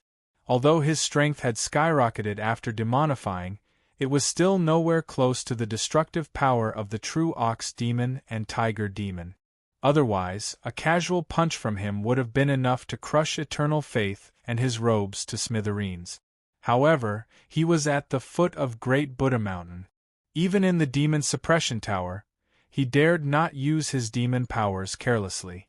Who knew whether the dauntless monk's senior and junior brother were watching over here or not? If he could not destroy Eternal Faith's defenses as soon as possible, the powerful figures of the monastery would probably come to his rescue, and he would not be able to teach him a vicious lesson. Suddenly, a gust of wind blew over. The wooden fish opened its mouth again, trying to swallow Li Qingshan. At the same time, the wooden fish mallet silently circled around behind him, flying towards the back of his head. It was only the same size as a regular wooden fish mallet. If he were careless, it would be extremely easy for him to fall for it. Li Qingshan leapt up and dodged the wooden fish's bite. He reached backwards without even looking back, and the wooden fish mallet landed in his hand. Then he swiftly descended, trampling on the wooden fish viciously. The two arcane artifacts trembled desperately, but they were unable to break free from his restraint. After demonifying, these two arcane artifacts could no longer pose any threat to him.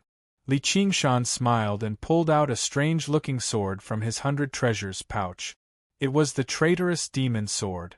The eyeball on the hilt of the sword turned and stared at Eternal Faith. Eternal Faith felt a chill in his heart. He felt as if he had been completely seen through. In Li Qingshan's vision, he saw a different scene. He felt that his vision had passed through the golden bell, the golden body, and even the skin, flesh, and bones. He saw something even more fundamental. He saw the demonic nature in Eternal Faith's heart, a mass of black mist. Everyone had a demonic nature in their heart. Although Eternal Faith was a Buddhist disciple, he was greedy and easily angered. His Buddhist nature was above that of ordinary people.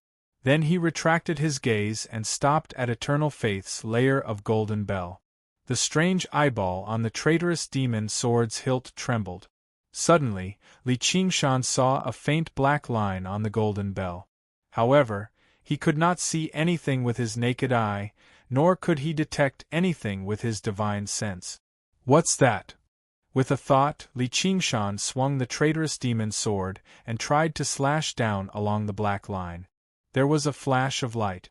Eternal Faith was just about to mock Li Qingshan's futile effort when he suddenly felt a chill on his body.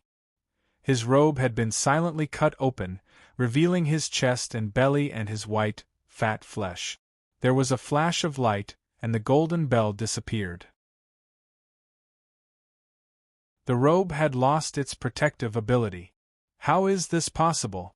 My golden bell has protective arcane energy. This must be a coincidence. Eternal Faith's eyes widened. He could not believe that a protective arcane artifact had been destroyed so silently. Li Qingshan gazed at the traitorous demon sword in his hand and praised, "Good sword."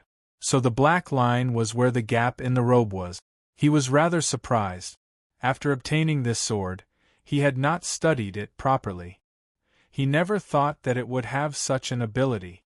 The traitorous demon sword's original name was the Evil Eye. Its most powerful aspect was not how sharp the blade was or how tough the blade was. Instead, it could use its eye to see many things that the naked eye could not, such as the flaws that existed in the object itself. Lietu had relied on this ability to kill a powerful demon general in a single strike and retrieve his demon heart. However, without a suitable demon heart as the pupil, he could not unleash the true power of this ability.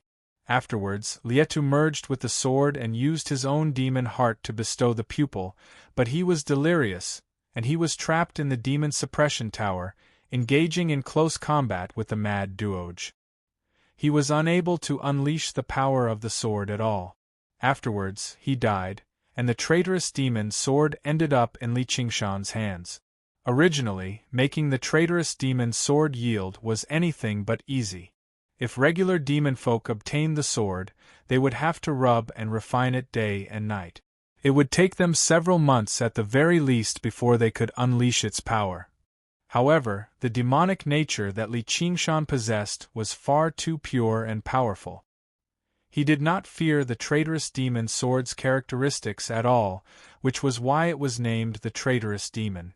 As if the traitorous demon sword had met a master that understood it, it was willing to serve him.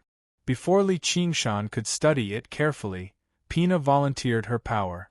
Just like how no one was perfect, Eternal Faith's protective robes of the Golden Bell were not actually as flawless as they seemed. Instead, they possessed flaws. In particular, after directly blocking Li Qingshan's punch and palm strike, these flaws became even more obvious. However, they were still not visible to the naked eye. However, with the traitorous demon sword in hand, Li Qingshan could see through the flaws. It was like a battle between two armies. They were facing a natural stronghold where one man could hold the pass against 10,000. If they launched a frontal assault, perhaps even an army of 100,000 would struggle to emerge victorious.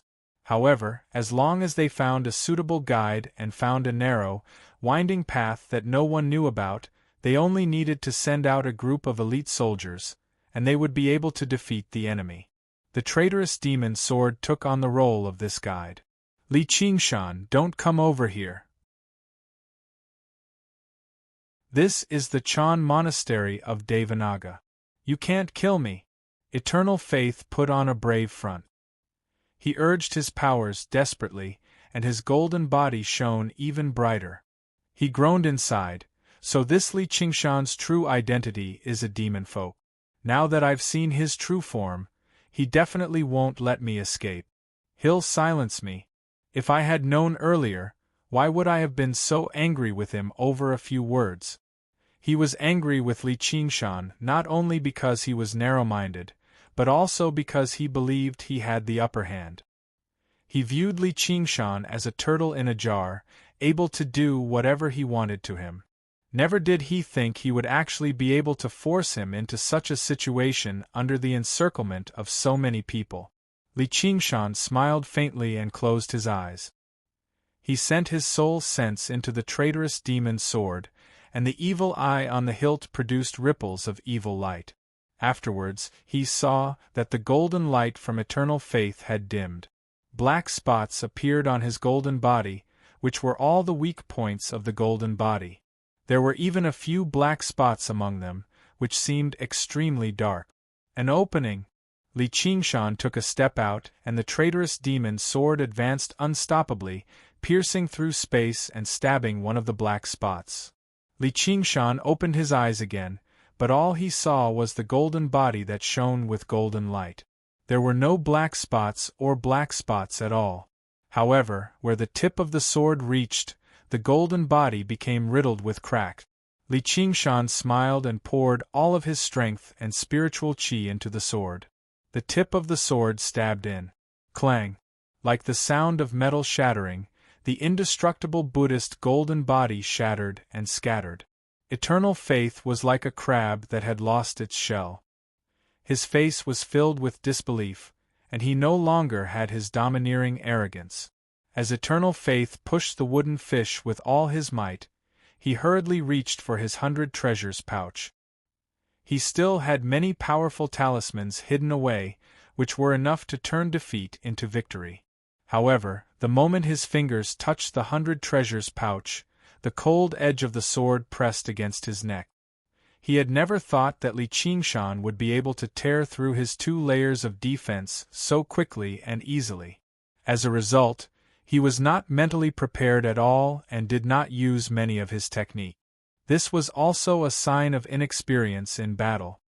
If you move again, your head will be separated, Li Qingshan said. Eternal Faith felt pain on his neck, and warm liquid flowed down. He immediately did not dare to move again. Looking at those dark red eyes, his expression twitched. His expression looked like he wanted to cry and laugh at the same time. He was sure that Li Qingshan wanted to kill him to silence him, and wanted to say some flattering words to beg for his life. He often heard these kinds of words, but at this moment, he could not say a single word. Clatter, clatter. Chains of demon suppression fell down, binding Eternal Faith like a dumpling and suspending him in the demon suppression tower. Eternal Faith forced himself to calm down. If you kill me, you won't be able to escape death yourself. If you don't want to provoke me into really killing you, then shut up. Eternal Faith immediately did not dare to say another word, but a glimmer of hope rose in his heart. He really did not dare to kill me. He thought viciously, when I get out, let's see how I'll deal with you. Don't think that I don't know what you're thinking. You're a lowly person who takes bribes. You did it yourself, so why can't I say it? I originally did not want to pay attention to you, but you chased me relentlessly and refused to let me go. You even dared to imitate others and play tricks with words. Why don't you take a look at yourself first? There's a saying in my hometown, don't take my low profile as your capital to show off. Have you heard of it? Eternal Faith naturally did not dare to reply. Li Qingshan took out a whip from his 100 treasures pouch. This was only a high-grade spiritual tool, and he had forgotten where he had obtained it from. Adding on that he was not good at using whips, he had not thought that he would be able to use it. He did not think that he would have the chance to use it today. He grasped the handle, shook it hard, and swung it around his head before lashing it out fiercely. With a paw, a bloody mark instantly appeared on Eternal Faith's body. His entire body trembled, and he let out a scream like a pig being slaughtered. Although he was bound, he still had spiritual qi to protect his body, so he should not have been so weak. However, Li Qingshan's whip contained a demon-suppressing power. With a demon in his heart, he could not escape punishment. Eternal Faith cursed again. Li Qingshan laughed loudly and brandished the whip like a dragon or a snake, fiercely lashing at Eternal Faith. He felt great pleasure in his heart, and felt that Xing Qi was attacking the demon suppression tower outside, but he did not take it to heart at all. The special characteristic of this demon suppression tower was that the stronger the demonic nature of the person being suppressed, the sturdier it would be. Although Eternal Faith was a lowly person, and did not have a deep demonic nature, Li Qingshan's own demonic nature was really too strong. Being inside, this demon suppression tower was extremely sturdy, unprecedented. He felt a tremor coming from under his feet. If the senior who created the demon suppression statuary didn't even have a foundation when he created the demon suppression pagoda, and could just casually dig in, then what kind of demon suppression was there to talk about? Amitabha, what's going on?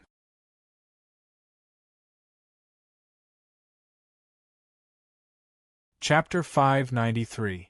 FF37, FF18, XFF33, FF23, OMU 85C0F, 8BF4, 66F4, 65B0, 6700, 5 February, 5C0F, 8BF4, 9605, 8BFB, 7F51. Masters here. Head monks here. The monks clamored. Some called out Master, while others called out Head Monk. At the same time, they heard Eternal Faith's miserable cries in the demon suppression tower. It was a mess. Yuan furrowed his brows and released a formless pressure. The surroundings immediately became silent. Eternal Benevolence, what do you think is going on? A middle-aged monk with an honest appearance walked out. Master, I've just arrived too. It seems like Senior Brother Eternal Faith got into a dispute with someone called Li Qingshan, so he ordered us to capture him. As a result, Li Qingshan summoned this tower and trapped them together. Monk Eternal Benevolence was renowned for his honesty in the courtyard of secular affairs, which was why distant enlightenment trusted him the most. As a result, he told him what he had seen and heard. He did not listen to Eternal Faith and describe Li Qingshan as a sinner. Li Qingshan. Distant enlightenment's heart skipped a beat. In the past, when One Will first entered the Chan monastery of Devanaga, he was also in the Grand Hall. He had a rather deep impression of this stubborn man. Afterwards, when One Will returned, the abbot personally performed the tonsure, but there was no sign of Li Qingshan. He even thought he was still locked up in the demon suppression hall, but as it turned out, he had already come out. For some reason, he's come to my courtyard of secular affairs and started fighting with Eternal Faith again. Hearing Eternal Faith's miserable cries, distant enlightenment became slightly angered. He actually dared to beat up his disciple right in front of him. Wasn't he looking down on him, the head monk of the courtyard of secular affairs, a little too much? With a wave of his monk's robes, he originally thought the tower would be sent flying, but to his surprise, the demon suppression tower did not budge at all. Distant enlightenment was surprised as well. What technique was this? It was actually so tough. At first glance, he only felt like it was filled with demon chi. It seemed like a technique of the demons, but it also possessed a completely opposite solemnity of the Buddhist Dharma, awe-inspiring and inviolable. He had actually never heard of something like this before. He separated his hands and clenched his fists. His body shone with golden light, and he conjured a guardian king avatar that stood several meters tall, unfurling a pair of muscled arms. He hugged the devil-suppressing pagoda tightly and pulled it up. The Vajra's immense strength was more than 10,000 kadis. The devil-suppressing pagoda shook for a moment before it was lifted up bit by bit. Li Qingshan put away the whip and coldly snorted. He immediately sat down cross-legged. His demon heart glowed with dark red light, and his demon chi billowed. It soared into the sky, as if it wanted to break through the devil-suppressing pagoda. However, the more he stimulated his demon heart and released his demonic nature, the larger the demon-suppressing pagoda became. At the same time, he circulated the demon-suppressing statuary, causing the demon-suppressing pagoda to grow several feet taller. Zhuo Yuan refused to give up. The two of them were locked in a stalemate for a while. Then, with a loud boom, they firmly suppressed the ground. All the monks cried out in alarm. They originally thought that with Zhuo Yuan's help, he would be able to capture Li Qingshan easily. They didn't expect that even after using the Vajra incarnation, he still wouldn't be able to shake this strange pagoda. Distant enlightenment helplessly dispersed his golden body. Although he had other powerful techniques, he was confident that he could break through this pagoda. However, if he did that, it would cause far too much of a disturbance. If his sect caught on fire, it would be detrimental to the reputation of the Chan monastery of Devanaga. This Li Qingshan is actually so impressive. He can actually contend against my golden body with just a cultivation at the first heavenly tribulation. He's not someone to be underestimated. Sir Li, please come out. How has my disciple offended you? Why don't you tell this penniless monk about it? This penniless monk will handle this impartially. You monks are all so full of yourselves. You're bullying me because I'm alone. If I come out, I'll be humiliated by you again. Li Qingshan's voice rang out from the pagoda, and all the monks were furious. Humiliate you? That's probably a little inconsistent with what this penniless monk has seen. Appearance is emptiness. You can't just look at the surface of things. Don't you even understand this principle, master? Amitba. This penniless monk has learnt his lesson. Then may I ask how my disciple humiliated you? If he really is in the wrong, this penniless monk is willing to apologize on your behalf. This master sure has quite the cultivation. He's much better than your lowly disciple. Whatever. Since you want to know, I'll tell you. Li Qingshan then told him how he came to be a secular disciple, how he heard that secular disciples needed to give gifts, and how he angered eternal faith by saying, Buddhist disciples also accept bribes. Afterward, he told him how eternal faith had deliberately made things difficult for him. He didn't exaggerate at all. When distant enlightenment heard his frank words, he began to believe him somewhat. He had long since heard about the matter of eternal faith accepting gifts, but as he was focused on cultivation, he didn't take such a small matter to heart. He never thought that such a thing would happen today, but in the end, he wasn't completely convinced. How can this penniless monk believe your one-sided story? One-sided story? It's not like we were the only ones present. You can ask that secular disciple Brother Wang and see if I'm lying. Ever since the monks rushed in, Senior Brother Wang and the other two secular disciples had retreated to one side to watch the show. When Senior Brother Wang heard Li Qingshan mention him, he was surprised. He secretly cursed Li Qingshan for biting the hand that fed him, dragging him into this mess. He made his way over reluctantly and bowed towards distant enlightenment. Greetings to the head monk. Feel free to tell me. There's no need to worry, nor is there any need to hide anything. The Chan Monastery of Devanaga has plenty of ways to verify the truth. All Senior Brother Wang could do was say, "Just right now, it's not much different from what this Li Qingshan said. It's just that Senior Brother Eternal Faith and I are only interacting out of courtesy between fellow disciples. We're not accepting bribes." Li Qingshan spoke inappropriately first, which was why Senior Brother Eternal Faith became angry for no reason.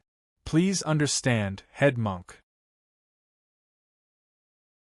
Although he was afraid of lying in front of distant enlightenment, he still sided with Eternal Faith. He was annoyed with Li Qingshan inside. "Even if we really were bribing him, what does that have to do with you?" Distant enlightenment's frown deepened. In other words, Eternal Faith really had gone too far. "Surely, this penniless monk has already understood the whole story. You can come out. Just understanding isn't enough. Tell me, how should we deal with this? My young disciple has acted improperly right now, violating the rules and regulations of the Chan Monastery of Devanaga, so he should be sent to the disciplinary courtyard for punishment. This penniless monk apologizes to you. If you want to become a secular disciple, then it's the honor of my courtyard of secular affairs." Distant enlightenment sighed and bowed slightly. Li Qingshan secretly praised. This old monk sure is magnanimous. He was not someone who would pester others endlessly. He immediately withdrew his demonic nature and returned to his human form before dispelling the demon suppression tower with a wave of his hand. Eternal Faith was already on the brink of death from the whipping. His body was a bloody mess. He did not even have the strength to scream anymore. With a thought, Li Qingshan dispelled the chains of demon suppression, and he collapsed heavily on the ground. "Senior Brother Eternal Faith!" The monks all cried out, glaring at Li Qingshan furiously. Although Eternal Faith was a standard villain in Li Qingshan's eyes, he was skilled in handling the affairs of the secular world. He had always been generous to his fellow disciples. He did not take all the gifts he received for himself either. Instead, he shared them with everyone, which was why he could command so many people. The disciples of the courtyard of secular affairs all admired him.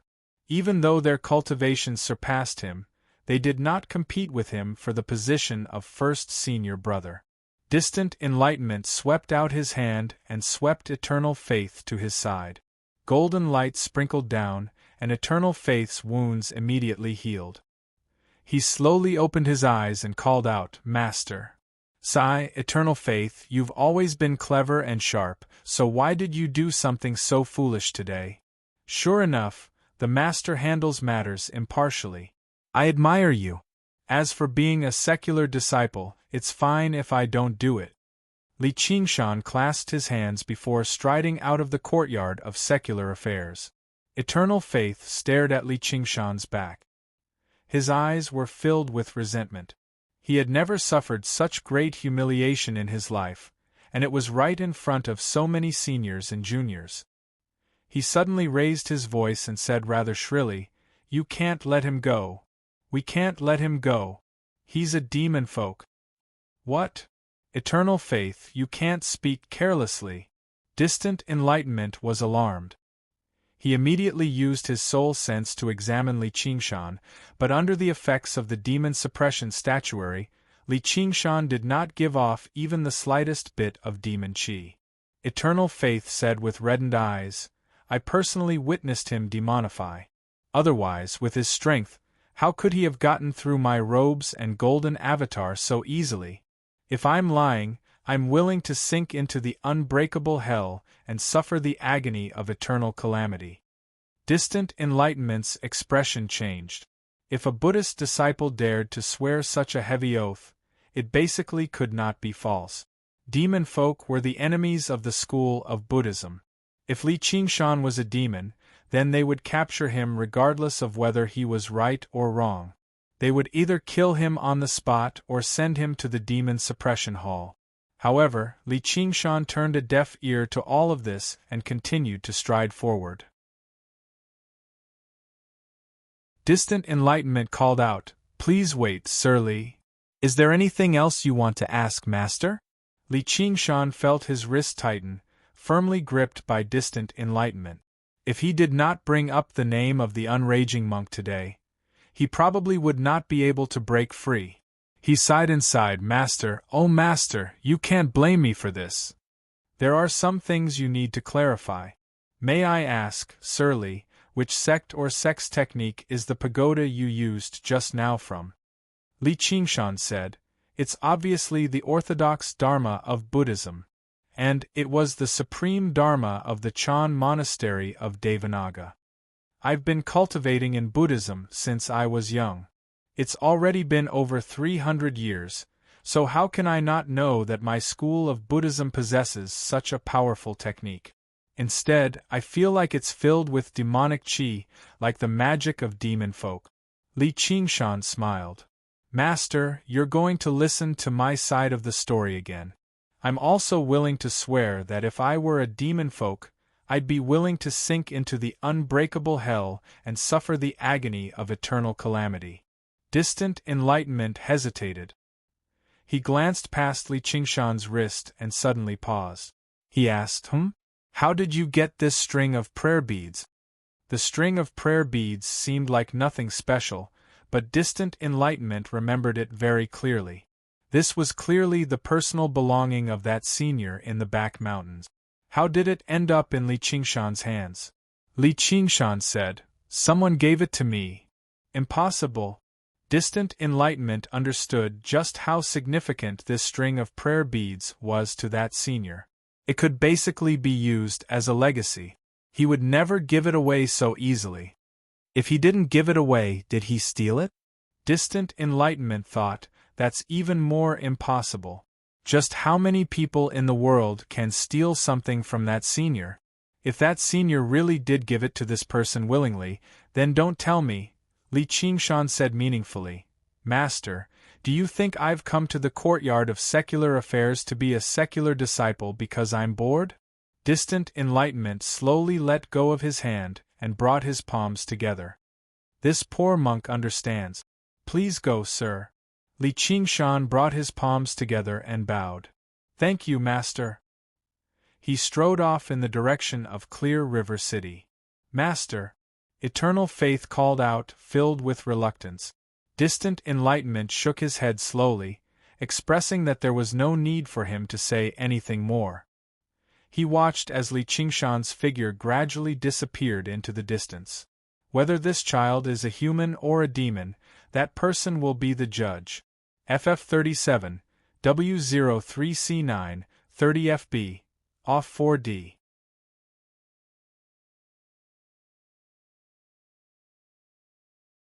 Chapter 594. The new Marquis of Li Qingshan left the vicinity of Great Buddha Mountain and immediately took off into the air. He looked back at Great Buddha Mountain in the distance and seemed to see Little An's figure on the top of the mountain, but it also seemed like there was nothing there.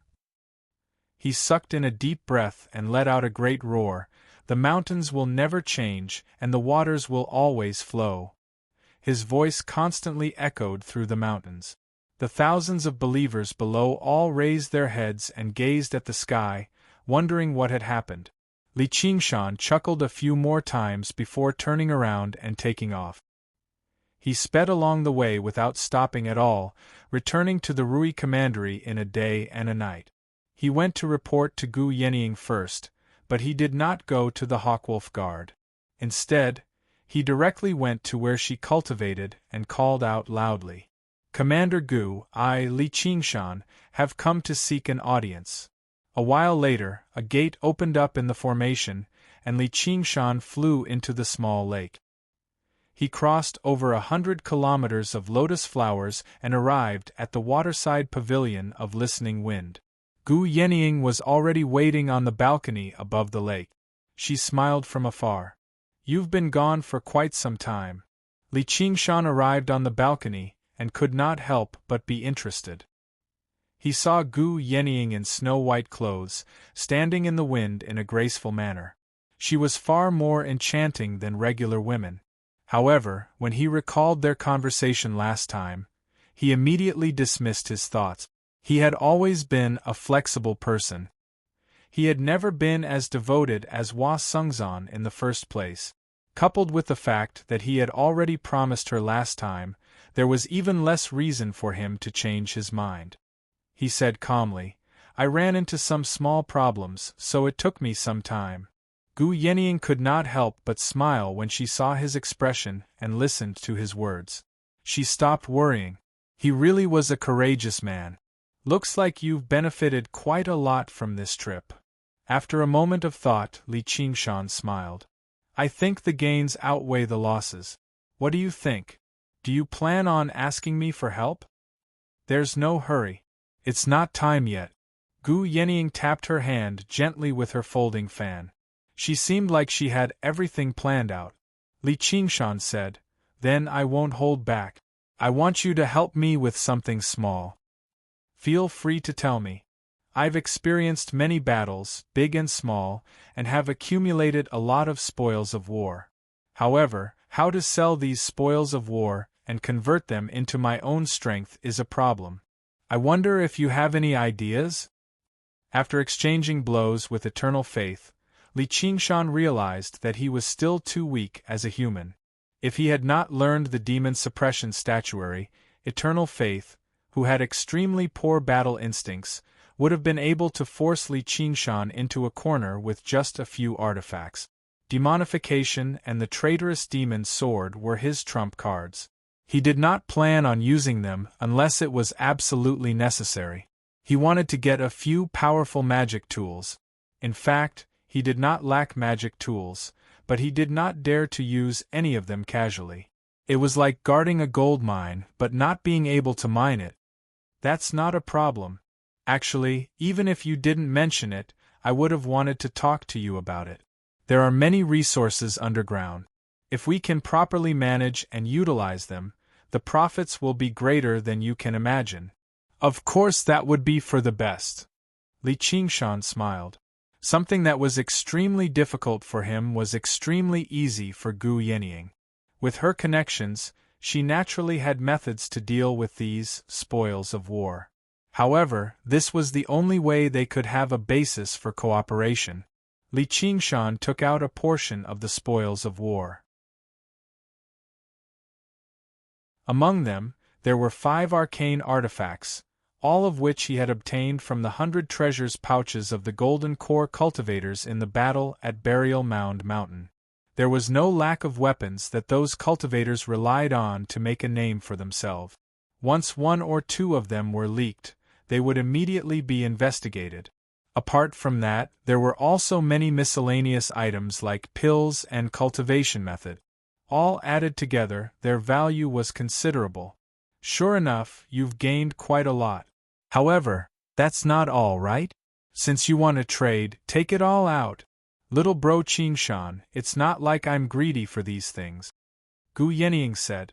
Even Golden Core cultivators would be envious of these items, but they were nothing to her. Li Qingshan said disapprovingly, "It's not like you know what I want. When it comes to trading, you have to see if the price is right." Gu Yenying unfolded her folding fan and waved it lightly. "I guarantee that you'll be satisfied." Li Qingshan looked at her for a while. "All right then. Here, take all of it." He took out all of the spoils of war he had accumulated in one go. Among them, there were everything: cultivation methods, formations, arcane artifacts, spirit artifacts, pills, talismans, and everything else. He only kept a few purple talismans for self-defense. Gu Yenying skimmed through them briefly and had a rough estimate of their value. She would occasionally comment on a certain arcane artifact or a certain cultivation method, then accept all of them and put them all into her 100 treasures pouch. Li Qingshan said, "Where are my things?"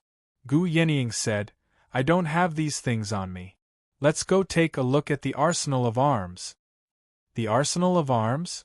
Surely you can't just buy the things I like and give them to me." In the past, Li Qingshan's first official weapon came from the arsenal of arms. Afterwards, after he embarked on the path of cultivation, he came into contact with them a few more times. He learnt that the arsenal of arms was extremely influential, basically monopolizing the sale of various artifacts across the entire Rui commandery. If he wanted to find a few suitable arcane artifacts, that would obviously be the best choice. However, if he wanted to buy something from there, the price would be much higher. Gu Yenying said, "There's no need for that." The two of them left the waterside pavilion of Listening Wind and arrived at the commandery city of Rui together. As the very center of the entire Rui commandery, the Rui commandery was even vaster than the Clear River prefecture. The city walls stretched for several dozen kilometers, and buildings of various styles towered into the clouds. Most of them were made from wood and stone, giving them a sense of antiquity, but at the same time, they were filled with fantastical colors. They no longer gave off the feeling of an ancient city. Probably even modern cities could not match up to them in terms of advancement and convenience. Li Qingshan could clearly see wooden carriages that resembled trams sliding along the streets, stopping from time to time and letting off a group of people. Clearly, this was the handiwork of the school of Moism. At this time, it was dusk, and lanterns had just been lit. However, what lit up was not candlelight, but specks of spiritual light, as if balls of lightning had appeared out of thin air. The specks of light sprinkled down on the crisscrossing streets and spread in all directions. In the blink of an eye, the commandery city of Rui had sunk into a sea of stars. It was magnificent. This was clearly the formation that enveloped the entire commandery city of Rui. The mortals who lived there all seemed to be accustomed to it. However, it left Li Qingshan amazed in the sky. Suddenly, he discovered that the entire commandery city of Rui was decorated with lanterns and streamers as if they were celebrating something. He asked, "Is it some kind of festival right now?" Gu Yenying said, "Oh right, you still don't know. The new Marquis of Rui has already taken office. You'll be able to see him tonight." "Tonight? There's a banquet in the Marquis of Rui's estate tonight. You can come with me." "Why would I want to join in on the fun? This prince from the imperial family of the Dragon Province cannot be compared to Jiang Fu. You better consider it." With that, Gu Yenying flew down. Li Qingshan pondered it for a while before chasing after her. "Then I'll do as you say."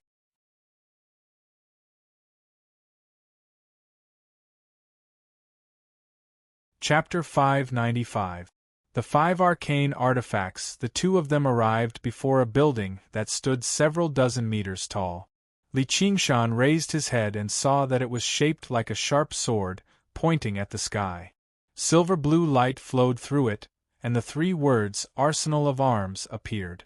Gu Yenying walked in, and Li Qingshan followed close behind.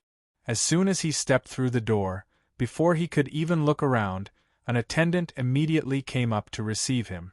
When he saw Gu Yenying, he was first surprised before becoming filled with reverence. "Ma-am, you've come for an inspection," he called out loudly, and in a moment, almost 100 cultivators descended from above and below. They said together, "Your subordinates welcome you, Ma-am." Li Qingshan originally thought it was because of Gu Yenying's status as a White Hawk commander, but when he heard how she referred to him, he felt that something was off. They were not Hawk-Wolf guards, so why did they refer to themselves as subordinates? And it did not seem like they were receiving esteemed guests. Gu Yenying answered his question, "Don't you know that the arsenal of arms is my property? You can choose whatever arcane artifact you want. There's no place in the entire Rui commandery that has more arcane artifacts than here. Sure enough, you're well versed in making money. You're rich and overbearing." Li Qingshan could not help but recall that when he first heard Hua Sungzan mention her name, he had heard her refer to him as Boss Gu. Only now did he understand what she meant. "You can all disperse. Old Wu, take Commander Li to the storeroom upstairs to take a look." Gu Yenying waved her hand and dismissed everyone. Afterwards, she gave an order to an honest-looking foundation establishment cultivator in his 40s or 50s. He happened to be the shopkeeper of the arsenal of arms who received guests from everywhere. Shopkeeper Old Wu could not help but study Li Qingshan. The storeroom was an important place, so how could he let an outsider enter so casually? Even if he was receiving esteemed guests, he could just invite them to a private room. However, Gu Yenying had personally given him orders, so he dared not disobey. Yes, ma'am. Under the guidance of that old shopkeeper Wu, they went down to the top floor. On the way, they passed through countless alarms and opened a few more doors. Just now, they entered the treasury of the arsenal. With my abilities, it's not difficult for me to break through these formations on the outside, but I don't know what these gates are made of. Even with the traitorous demon sword in hand, it'll be difficult to break through them if I pour power into them. Just as Li Qingshan was thinking this, his eyes suddenly lit up, and a bright light rushed toward him, almost blinding him. Narrowing his eyes, he saw that it was the glow of countless spiritual tools, big and small, filling up the storeroom. Shopkeeper Wu closed the door and said, "Master, we're here." Gu Yenying said, "Let's go take a look at the artifacts inside." I'm afraid it's inappropriate." Shopkeeper Wu hesitated and looked at Li Qingshan. "Don't do this and that, go quickly," Gu Yenying urged with a smile. Her voice was very calm, as if she was talking to an old friend instead of a subordinate. Yes. Shopkeeper Wu had no choice but to go to the wall on the east side. He formed a hand seal and chanted an incantation, and the smooth wall opened another door. He turned around and said, "Please." Finally, Li Qingshan arrived at the true treasury of the arsenal. Looking around, he saw close to 100 different items placed in the windows. Among them, there were common swords and armors, but there were also all kinds of strange items. They were all covered by layers of light, and it was impossible to see their spiritual light.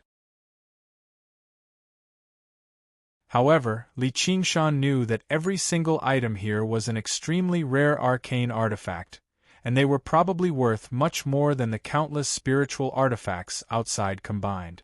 Old shopkeeper Wu handed over a jade scroll. Li Qingshan's mind entered it, and inside it was the information of the 100 artifacts. Thinking about it, normal customers could only use this jade scroll to decide if they wanted to buy or not. They couldn't directly enter the treasury and choose the real thing. Gu Yenying glanced around and made her way over to a window frame. She extended her hand inside, and her glistening, jade-white hand slowly passed through the film of light. When she pulled it out again, she was already holding a pair of gloves that were almost transparent. They shone with veil-like light. It was a low-grade arcane artifact. "Come, try this. Sir, you have a good eye. This light wave hand doesn't have anything special to introduce. It can only increase the speed and power of a water-type battle technique. It's perfect for this fellow duelist." Shopkeeper Wu introduced the technique as if it was nothing. In a life-and-death battle, being a little bit faster could be the difference between life and death, let alone more. Li Qingshan put on the gloves, and the spiritual light immediately disappeared.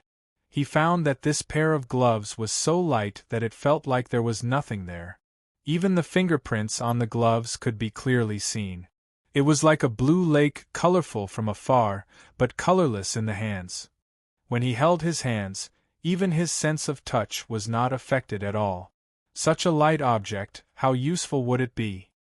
He once again separated his hands and silently circulated his spiritual energy. He had only just thought when a small water vortex was born.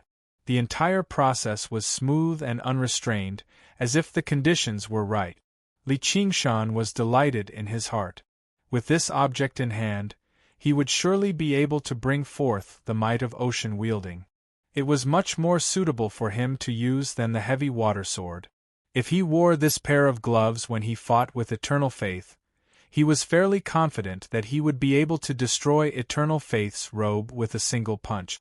Shopkeeper Wu was also shocked in his heart.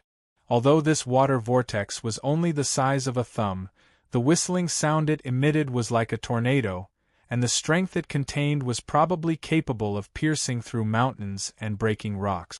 This was only an experiment. If he were to seriously execute the technique, then how powerful would it be? Alright, this counts as one, Li Qingshan said decisively. He simply wore it on his hand and didn't take it off anymore as he continued to choose. He exclaimed in admiration from time to time. He felt that every single artifact was so powerful and special. Moreover, the introduction of almost every artifact was very long, and it introduced all sorts of information about the artifact. He had always been someone who was good at fighting, so when he saw almost every artifact, a set of battle tactics that could bring out the greatest might of the artifact automatically appeared in his mind, and this consumed even more time. You're too slow. If you continue looking like this, you'll definitely miss the banquet. It's better to let me choose. Gu Yenying waited for a while, then closed her folding fan and stretched out her hand. Li Qingshan only felt a gust of cool breeze brush past, and the jade slip was in her hand. He smiled helplessly. Gu Yenying examined them seriously. Although these artifacts belonged to her, she didn't understand every single one of them, so her speed was much faster than Li Qingshan's. After a short while, she chose a jade pendant, a belt, a soft armor, and a pair of boots.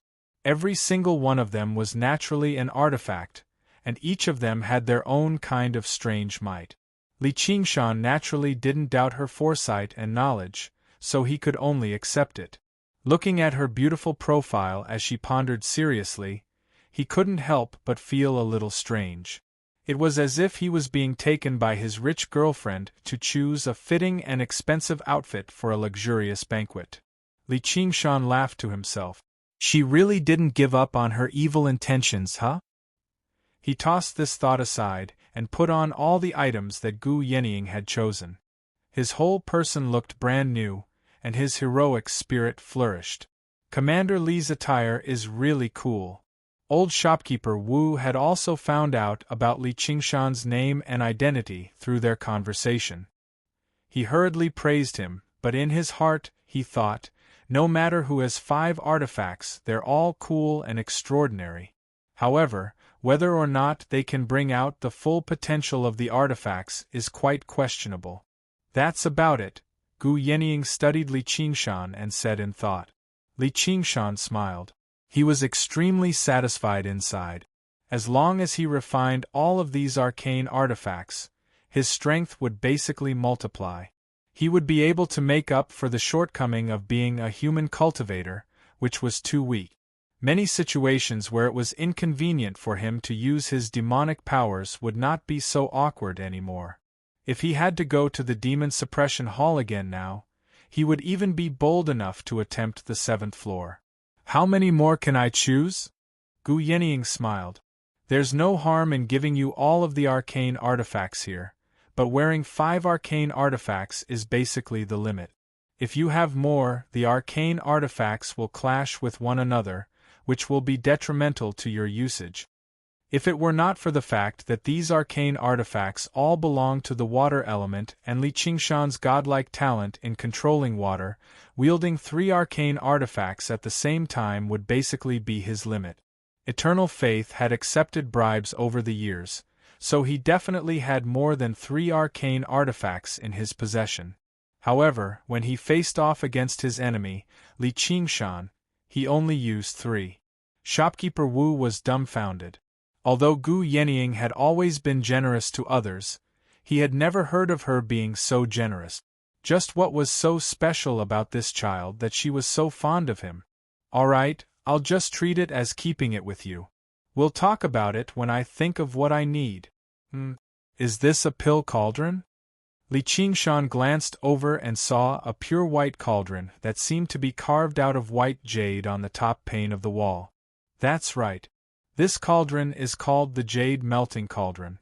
It's only a mid-grade arcane artifact, but it's the most valuable one among all the arcane artifacts here, said Shopkeeper Wu.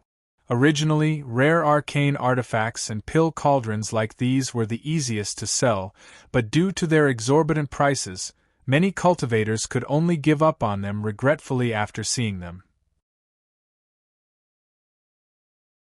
I still want this jade melting cauldron. Li Qingshan's eyes brightened and he immediately said.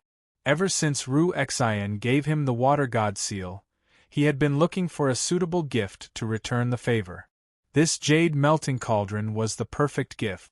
Gu Yinying said, I didn't know you knew alchemy. I have a friend who's quite good at it. Gu Yinying smiled and said, she's a medical beauty called Ru Xian. You're such a sentimental person. You already know the answer, but I only treat her as a friend and confidant. Li Qingshan said.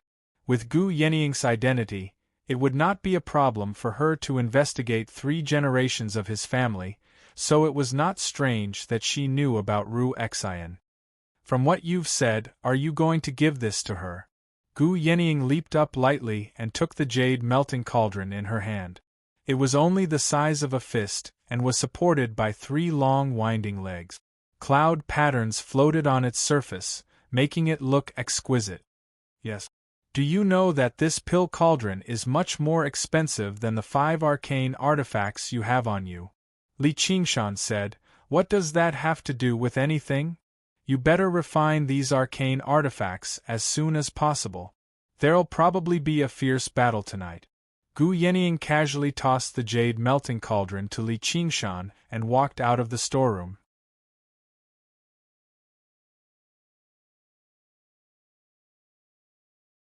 Chapter 596.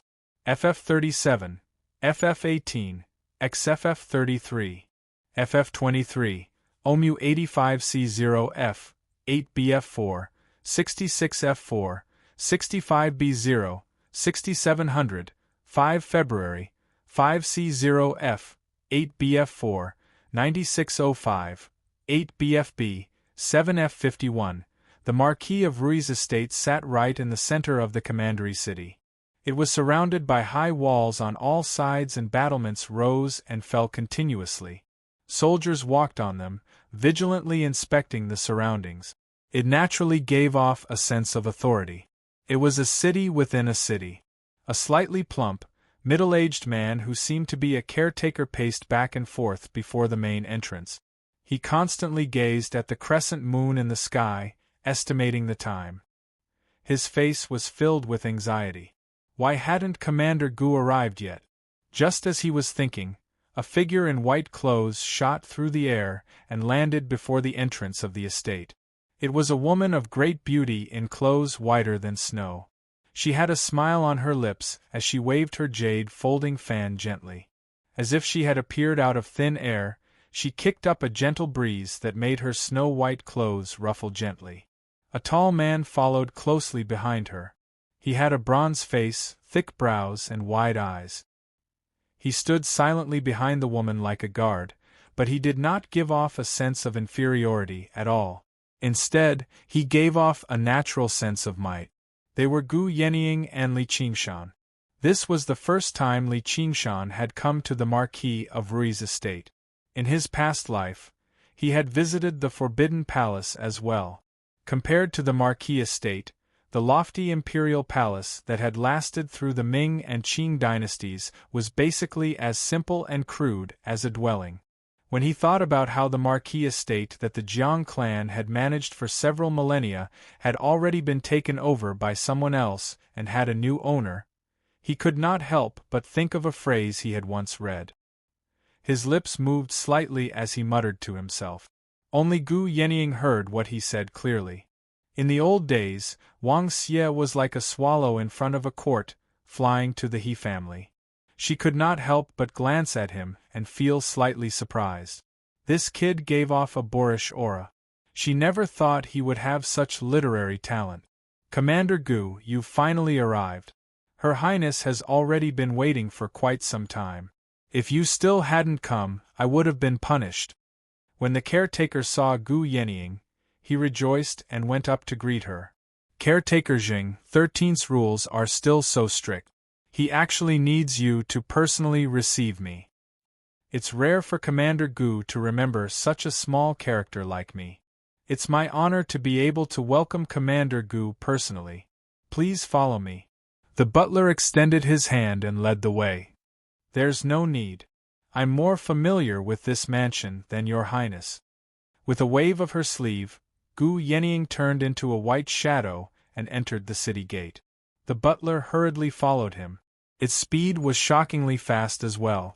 He followed closely behind Gu Yenying like a shadow as he shouted, "Commander Gu has arrived." Of course, this was because Gu Yenying was not using her full strength, but she could keep up with her usual speed. It was enough to show how extraordinary he was. Li Qingshan was shocked. Just now, he realized that this servant-looking steward Zheng was actually a golden core cultivator. He had concealed his aura too well.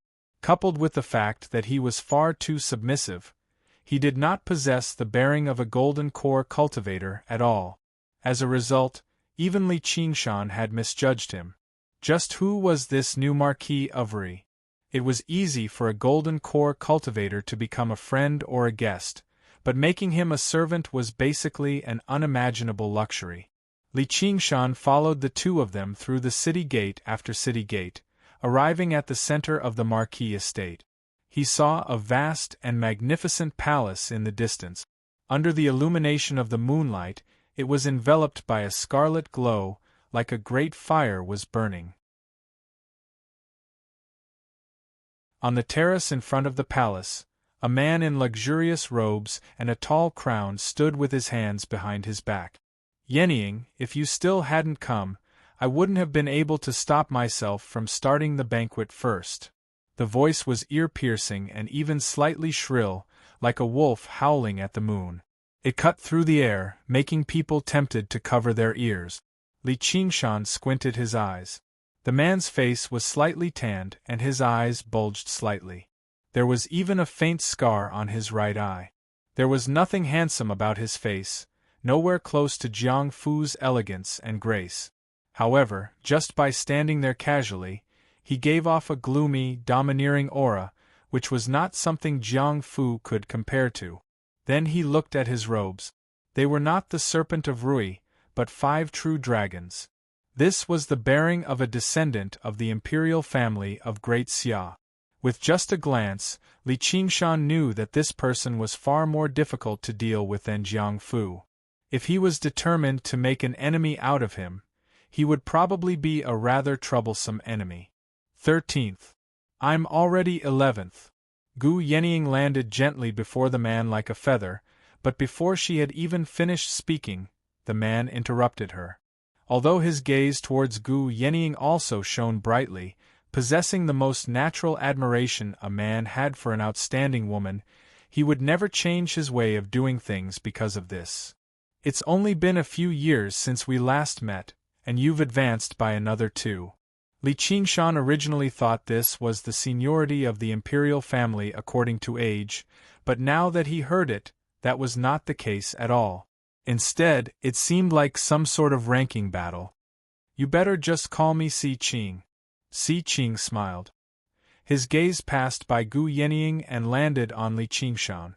Li Qingshan had already concealed all of the light from his arcane artifacts, but it was impossible for him to hide from Si Qing's eyes. The gaze displeased Li Qingshan, as it did not seem like he was looking at a person, but more like he was looking at a racehorse or a dog, appraising its strengths and weaknesses inside. "This must be your subordinate. Looks like you haven't forgotten the traditions of the Dragon Province. However, your insight has deteriorated after all. He's only at mid-foundation establishment, yet he probably still hasn't adapted to his arcane artifacts yet." Gu Yenying said, "I think it's because you've been trapped in the Dragon Province for too long, Si Qing. You've narrowed your horizons." "Really?" Si Qing stared at Li Qingshan for a while and smiled. "Sure enough, your murderousness is well hidden, like a tiger resting in a forest. If you can take a step further and reach late foundation establishment, then you really can give me some expectations."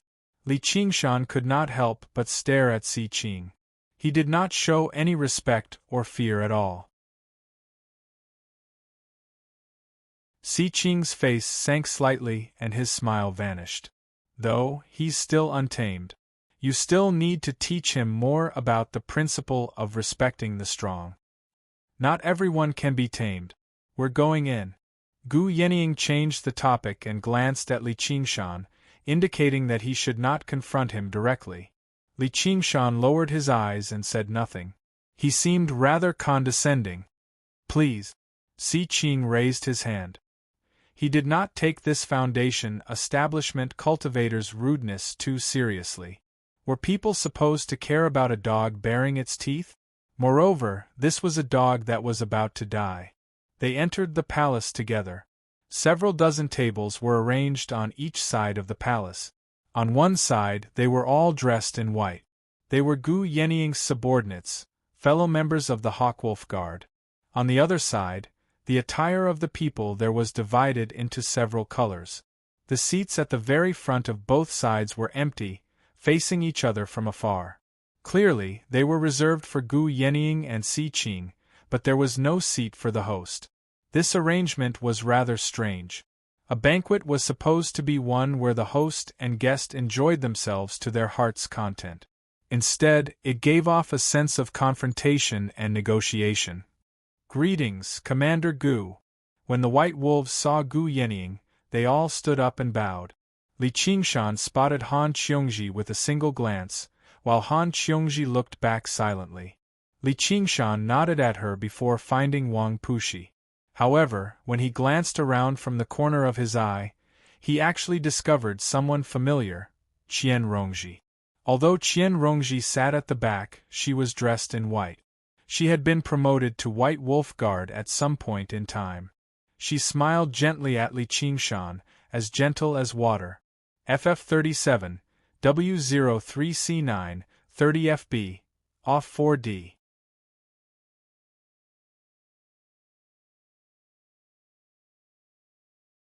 Chapter 597. FF37, FF18, XFF33, FF23, OMU 85C0F, 8BF4, 66F4, 65B0, 6700, 5 February, 5C0F, 8BF4, 9605, 8BFB, 7F51. After reaching Foundation establishment, Qian Rongji obviously no longer served as a regular Scarlet Wolf Guard. After meeting Gu Yenying, she was immediately retained as a White Wolf Guard. Li Qingshan furrowed his brows. He could sense that Qian Rongji's bearing had changed again.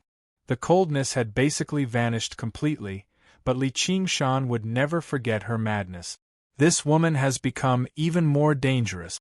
If anyone provokes her, they'll probably be in quite a lot of trouble. However, what he did not know was that in Qian Rongji's eyes, his change was even more shocking. His complacent attitude was like that of a tiger strolling through the forest. The word king was written on his forehead, but his claws and teeth were all withdrawn. He would not display his viciousness so easily. Originally, I thought I could close the gap between us, but I never thought he would still be so powerful. Just as the two of them were lost in their own thoughts, a young woman with thick eyebrows and large eyes called out loudly, "Sister, come and sit." Li Qingshan noticed that the young woman wore the uniform of a White Wolf commander, and her seat was only slightly behind Gu Yenying. He thought, "She's Gu Yenying's assistant, the White Wolf commander. I never thought she'd be like this. She still looks like a young woman, but her true age definitely isn't just that. This only proves that her talent is extremely great. She possesses an extremely high cultivation at an extremely young age, so the rate at which she ages is obviously slower, which is why she still looks like a young woman." Gu Yenying said, "In formal situations you should call me commander or sir. What does that have to do with anything?"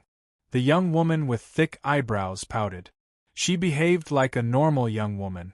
However, with what he had experienced just now at the entrance, Li Qingshan was afraid to underestimate her. He stared at her. Although she had completely concealed her presence, he was still able to probe a little with the senses of the spirit turtle. Sure enough, she was also a golden core cultivator. The girl with thick eyebrows suddenly glared at Li Qingshan and said fiercely, "What are you looking at?" Li Qingshan continued to lower his eyelids and lower his head. Si Qing said with a smile, "Sister Bao, I've been impatient for a long time already. Today is a reunion of old friends, so there's no need to stick to these rules. Please take a seat." As soon as Gu Yenying sat down, the girl with thick eyebrows leaned on her and said, "I'll sit here too." Originally, it was supposed to be one table per person. Then, according to their identity and cultivation, she wanted to sit with Gu Yenying in the back row. Fortunately, the seat was very big, so the two of them didn't feel crowded. Si Qing frowned. "A country bumpkin. It's fine if you don't know the etiquette, but Si Bao, don't break the rules."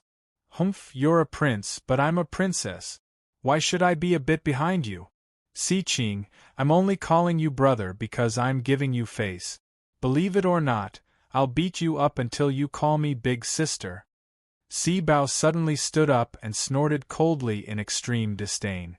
Her thick eyebrows were raised high, and the aura she gave off was no less than Si Qing's. Moreover, it was rather similar to Si Qing's. "I'll have a taste of it in the next Rising Dragon Assembly. I'm just afraid you won't dare to participate." Li Qingshan was very surprised. From their voices, the two of them should both be heirs of the imperial clan, reuniting after a long separation. Even if they weren't close, they should be able to get along on the surface.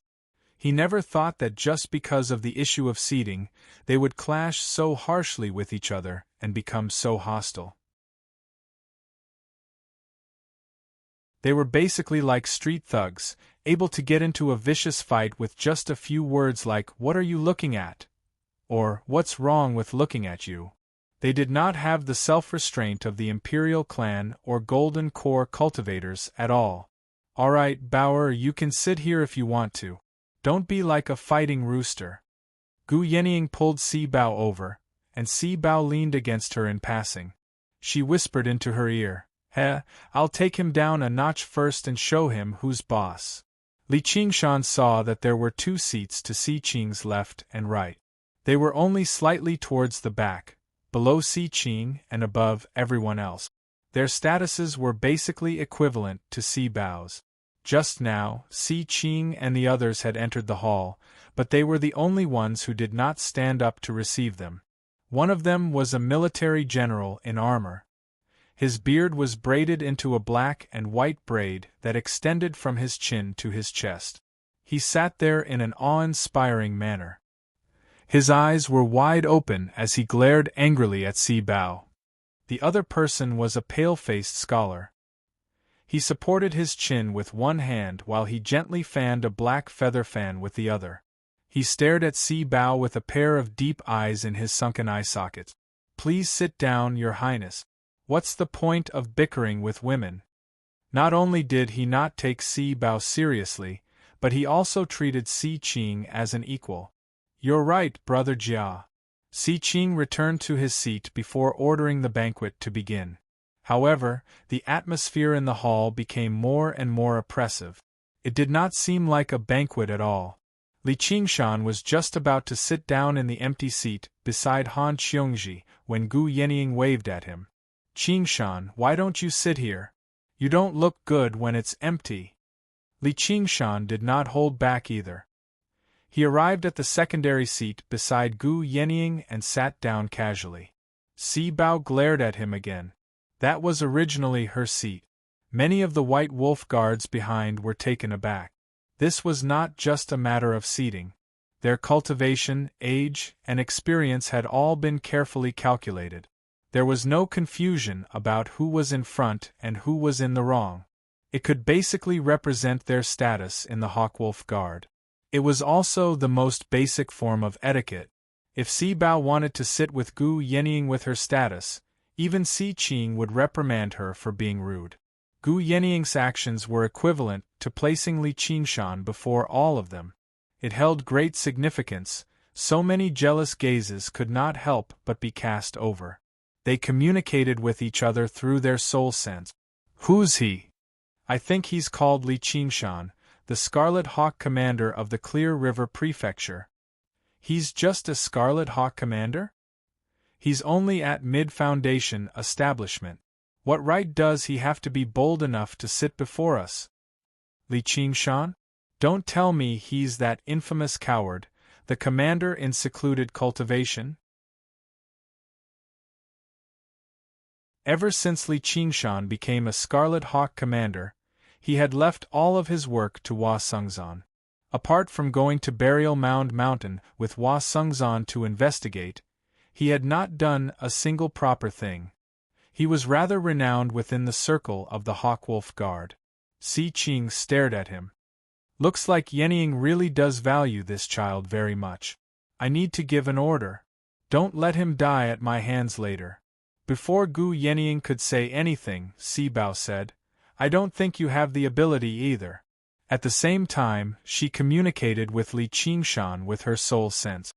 Kid, you want to sit in my seat? Let's see if you have the right later. Li Qingshan was confused. What are they talking about? It's like they're going to fall out with each other later on. He could vaguely understand why Gu Yenying had chosen this arcane artifact for him so seriously. She had another plan in mind. All right, then let's decide on a battle to the death. Si Qing's spirits roused and excitement filled his eyes. He was clearly interested from the bottom of his heart. That won't be necessary. Just determine the victor. Gu Yenying waved her hand with a smile. A battle is dangerous, where life and death are on the line. He might not necessarily have the chance to surrender and beg for mercy. Si Qing drank a cup of wine and smiled murderously. As they spoke, various delicacies that Li Qingshan had never heard of before were served up like flowing water. In particular, the jars of fine wine were faint green in color and did not give off any fragrance at all. However, when Li Qingshan tried a mouthful, it felt like it was burning hot. A heavy fragrance rushed into his head, and a scorching heat entered his lungs. It was indescribably refreshing.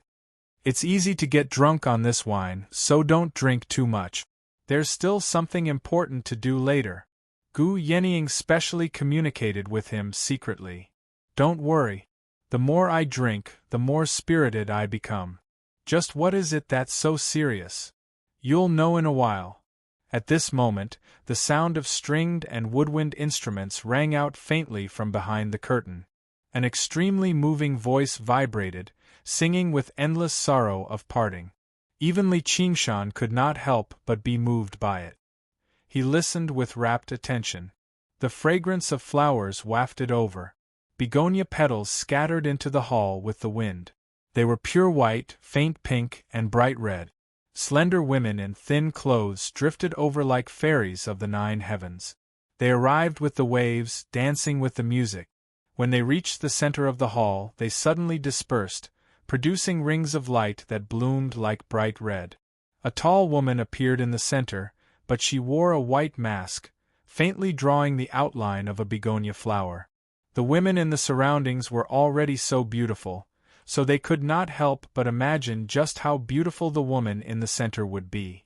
Li Qingshan could vaguely sense that the woman's figure was rather familiar. The sound of the stringed and woodwind instruments gradually became hurried, and the dance gradually intensified as well. It constantly changed positions, dancing through the air in the spacious hall. It was dazzling and gave off an enchanting power. As they tasted the fine wine in their cups and watched the moving dance, everyone present became intoxicated. However, Li Qingshan noticed that Si Qing was indifferent and bored. Instead, the civil and martial figures to his left and right watched with rapt attention, without blinking at all. Gu Yenying raised her cup and congratulated him from afar. Si Qing, although this song and dance can't compare to Gan Chi's war dance, it still has its own special flavor. Si Qing said, It's no wonder the Marquis of Rui died an unnatural death when he's so indulgent in pleasure. I heard that he actually has improper thoughts about you too. He's basically asking for death. If you really agree to him, His Highness the Crown Prince will probably descend upon the Rui Commandery and personally kill this toad. Sibao said, Royal brother, don't tell me you're working so hard because you want to replace Big Brother Ming and become the Crown Prince yourself. Don't speak nonsense. How can I compare to Royal Brother Ming? I'm already fortunate enough to sit firmly in my position as the Marquis of Rui. Si Qing's expression changed before slowly recovering. In the end, he looked at Gu Yenying again.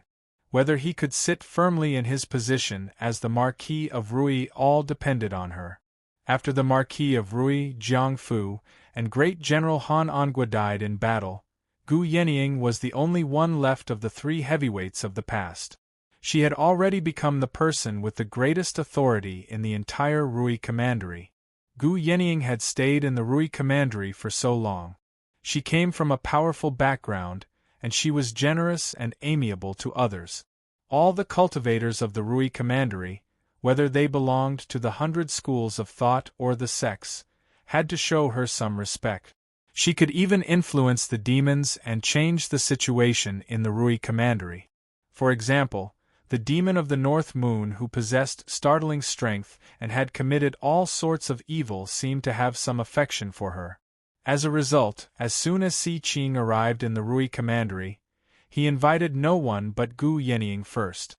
He said it was to catch up on the past, but he was actually testing and competing with her to determine who was superior. Gu Yenying changed her posture and crossed her legs. She accepted the alcohol Si Bao offered and drank it all in a single gulp. She smiled. That'll depend on what you're capable of. FF37, W03C9, 30 FB, off 4D.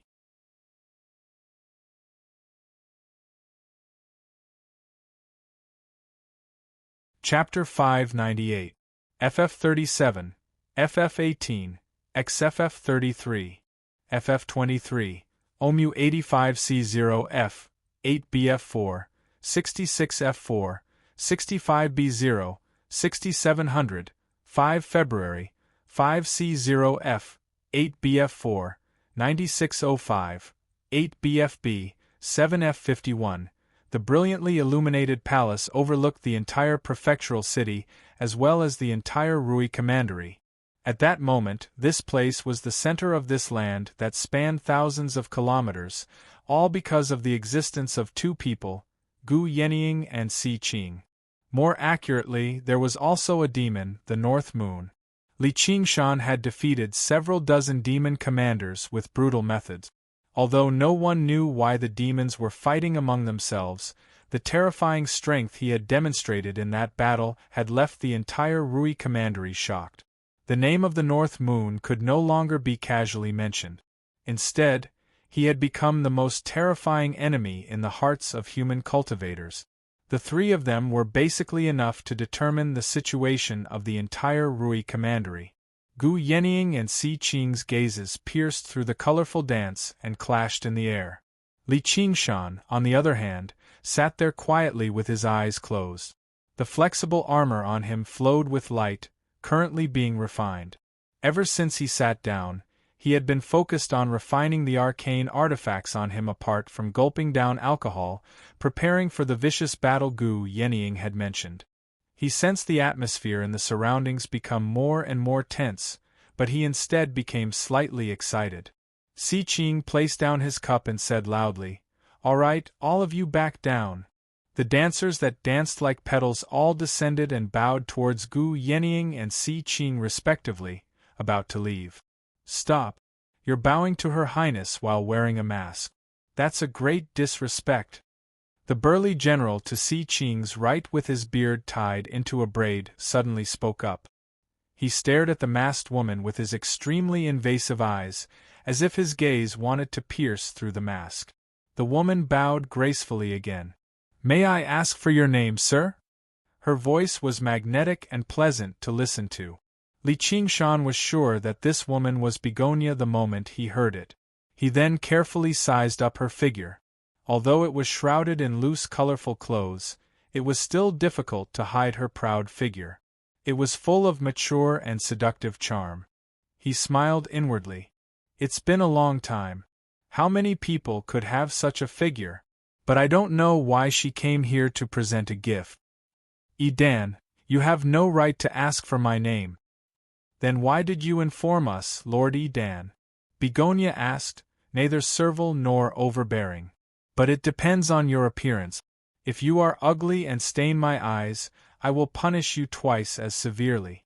If you're born handsome, you'll also be heavily rewarded. Edan did not bother to hide the obscene smile on his face. He was like a crude beast, directly evaluating a woman's value based on her appearance. Even if she was a beauty that could topple cities, she would not be happy. That was the unbridled behavior of the strong towards the weak, demanding whatever they wanted. Si Qing, who placed great emphasis on etiquette, remained silent right now. He was slightly displeased with how Begonia bowed to Gu Yenying first. As a result, he allowed Edan to make trouble. If the weak sat a little closer to the front, or if they bowed in the wrong order, it would be rude or even disrespectful. However, it seemed like it was only natural for the strong to take liberties with a woman in public. Begonia fell silent for a while before letting out a gloomy sigh from under her mask. All she could do was remove her mask gently. The dance this time was not of her own will, but she was no longer the sect master of the sect of clouds and rain anymore. She had to listen to the current sect master's orders. She had even been told to charm and befriend this Prince Si Qing, but she refused to do that, so all she could do was put on her mask. The master of the sect of clouds and rain could tell that she was unwilling, but she did not want to force her too much either. She felt like wearing a mask would be even more mysterious and alluring. Perhaps the effects would be even better. Edan's eyes lit up. Her face was like a crabapple in spring sleep, white and rosy. It was dignified and gorgeous, yet enchanting. She was a rare peerless beauty, and with her figure, it was hard to come by. Coupled with her figure, she would definitely be an excellent gift in bed. You really do have some beauty. You will be heavily rewarded. Thank you, sir. Edan smiled. However, if you want to receive your reward, you'll have to return to the estate with me.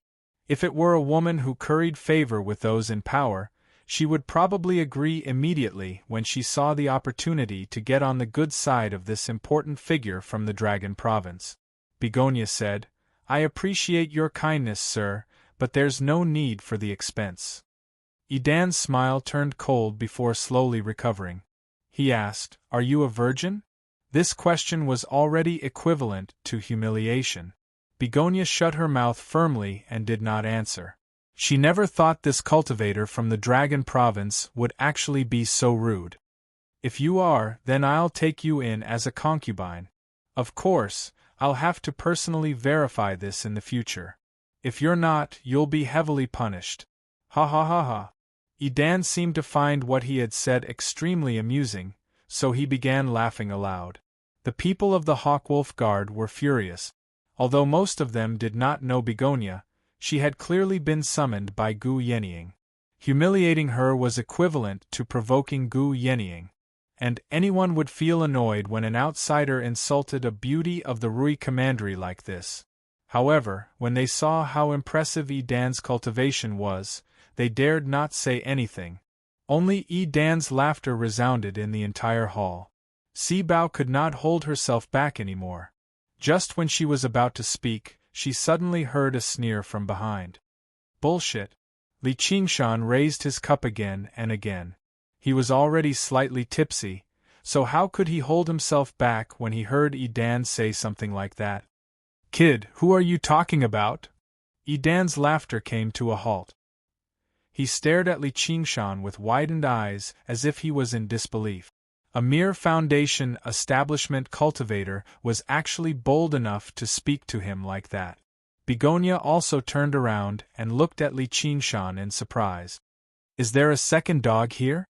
Sigh, if this dog were a purebred dog with pure fur, I'd spare his life.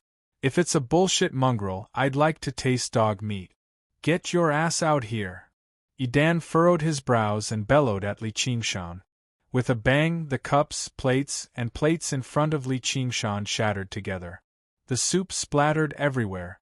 A layer of ice armor rose up on Li Qingshan's soft armor, but he was unscathed. He stood up slowly, even holding a flagon of alcohol. He raised his eyes and looked at Edan. You really are a mongrel dog. You talk like you're farting, and farting is like you're talking. You don't make any sense. This was no longer mockery or ridicule, but undisguised public humiliation. Si Qing's expression changed too, while Edan's face went from red to purple, then from purple to black. Si Bao giggled. It was no wonder why my sister valued this person so much. Let alone everything else, just his courage alone was very rare. She said to Li Qingshan secretly, "Curse him all you want. I'll protect you." Edan took a step forward, and with a loud bang the entire palace seemed to shake. His aura pressed down on Li Qingshan like a mountain or an ocean. Begonia felt suffocated just from the shockwave. What a powerful aura of brutality! Li Qingshan seemed to feel nothing at all. He casually tossed aside the flagon of alcohol and walked up to Edan. His black and white eyes stared straight at Edan, faintly shining with a red light. Edan's heart skipped a beat. This gaze. Damn it. If this was any other day, I could crush this little bastard to death with a single hand. However, at this banquet I have to think of the bigger picture, so I can't do this. It was normal to provoke each other at a banquet. If Gu Yenying and Si Qing got entangled with each other's subordinates, it would be beneath their dignity. However, if someone could not resist attacking first, then the situation would be different. Little bastard, do you think you can stay under someone else's protection for the rest of your life? Bastard, come and try to kill me. FF37, W03C9, 30FB, off 4D.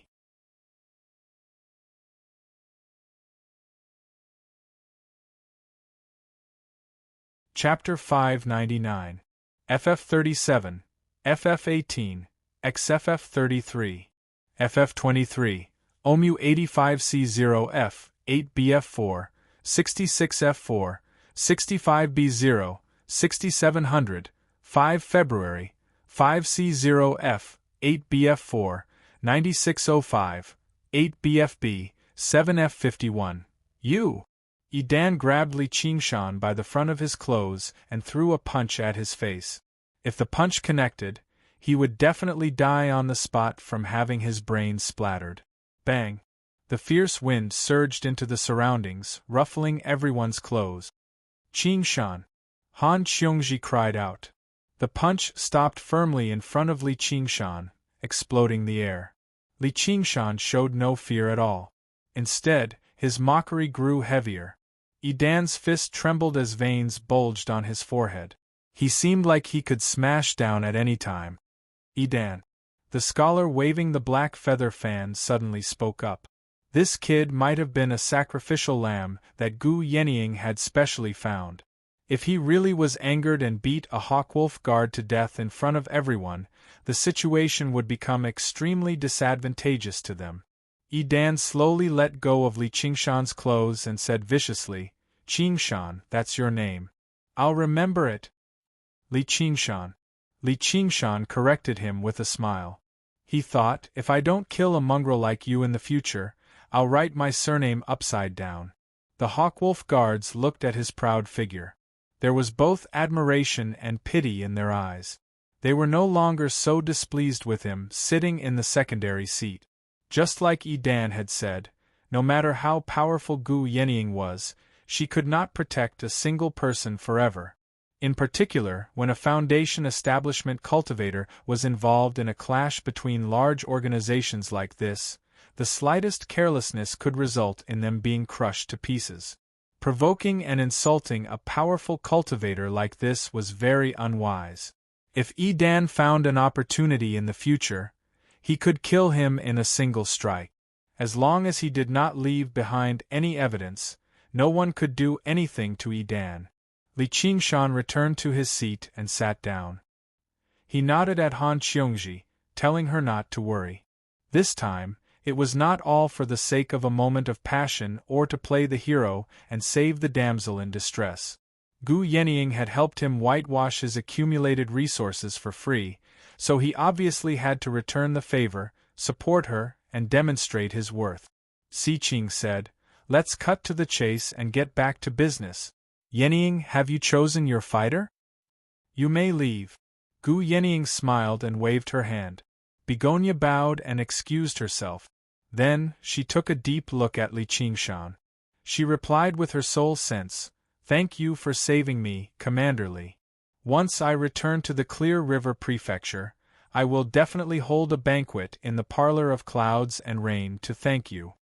In the blink of an eye, the reckless boy from the countryside had become a man of indomitable spirit. But it was still the same as before. Firm and unyielding. Fearlessly challenging the strong. Li Qingshan nodded with a smile before looking at Si Qing again. He was curious about the fighter he spoke of. The vicious battle that Gu Yenying spoke of was about to begin. Of course. Gu Yenying clapped her hands gently with a smile. "Qian Rongji Yen Shixin, come to the front." After a pause she said, "Li Qingshan, please wait for a moment." Li Qingshan heard a sound from behind. A late Foundation establishment White Wolf Guard stood up and walked over. His cultivation was among the White Wolf Guards. He must be at the top. However, Qian Rongji emerged from the corner, which surprised everyone. Li Qingshan was still at mid-Foundation establishment after all, while she was only at early Foundation establishment. She did not possess any powerful background, so it was already very surprising that she could directly be promoted to a White Wolf Guard, yet she had actually been specially chosen by Gu Yenying. Li Qingshan also noticed that the two of them had at least 2 arcane artifacts on them. The White Wolf Guard named Yen Shixin aside, it was impossible for Qian Rongji to be so wealthy. Even if she did possess such wealth, she would never show it with her personality. This was probably what Gu Yenying had prepared for them to deal with the vicious battle tonight. On Si Qing's side, 3 people walked out as well. One was a white-haired old man in a long robe. One was a brawny, bare-chested man covered in scars, and the last one was as short as a monkey. All 3 of them were late Foundation establishment. Each of them was equipped with a set of Dharma artifacts, although they were silent. Li Qingshan sensed a faint murderous aura around them. He was extremely familiar with this feeling. He thought to himself, these 3 are probably veterans who have killed countless people. Only those who have experienced countless life and death battles can develop such an aura. Coupled with their arcane artifacts, their strength is definitely not something regular Foundation establishment cultivators can compare to. It's just that the world is at peace now, so how did they train themselves? The 3 of them are my fighters. It seems like they've taken too much advantage of you. Yenying, are you intentionally going easy on them? Si Qing smiled confidently.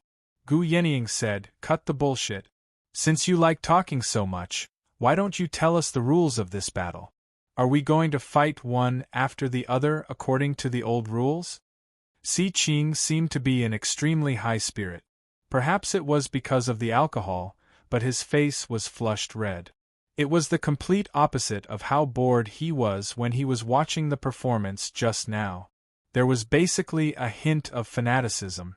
Most of you are from the Green Province, so you probably don't understand the traditions of our Dragon Province very well. Let me give you an introduction first. The people of the Dragon Province are warlike and warlike. Even when children play games, they use wooden swords to fight. When they grow up, they use real swords. Basically everyone practices martial arts, and as long as they have some talent, they will join the 100 schools of thought and work hard on cultivation. Li Qingshan had heard that cultivation methods were extremely common in the Dragon Province. Even regular people could easily come into contact with Qi practitioner cultivation methods, and there were far more cultivators here than in the other 8 provinces. Under these circumstances, it was obviously a place where powerful people rose up and powerful cultivators emerged. With the imperial family as the core, the civil and military officials were all powerful cultivators, while the 3 ducal ministers, the ministers of the 6 ministries, and the other high officials were all great cultivators who had undergone the 3rd heavenly tribulation. However, he had no idea what Si Qing was trying to say.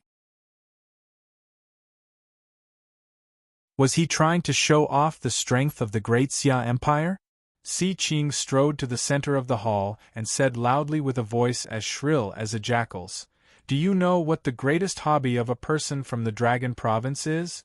To watch fighters fight and kill each other in arenas."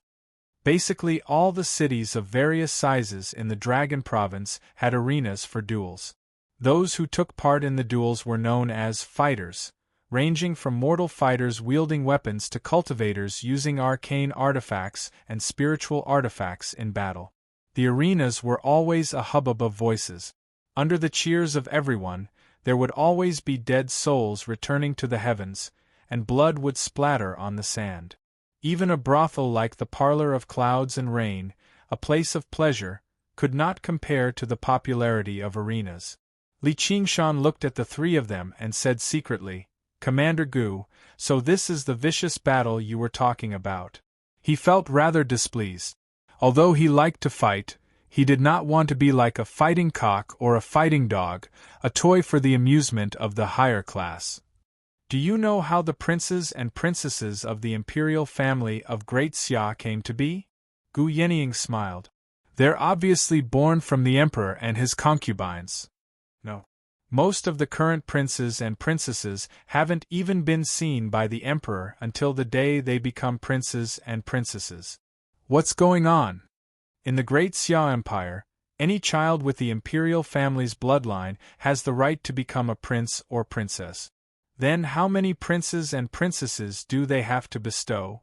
Li Qingshan said in surprise. The Great Xia Empire had existed for several millennia, constantly growing. There were probably millions or even tens of millions of people with the imperial family's bloodline. If they're willing to become a prince or princess, they only need to apply, and they can receive the best guidance in the imperial court.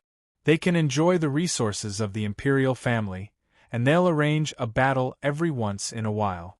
In the end, less than 1/10 of them will truly become a prince or princess. Won't the other 90% be? If they die, they'll either walk out in endless glory, or they'll be carried out on a stretcher. They won't even have the right to enter the imperial mausoleum. Their chances of survival are just too low, so the number of people who apply isn't as many as you'd imagine. Of course, it's not a small number either. The Tong family has never lacked geniuses. Li Qingshan was shocked. This method of raising princes and princesses was basically like raising insects. It was extremely vicious.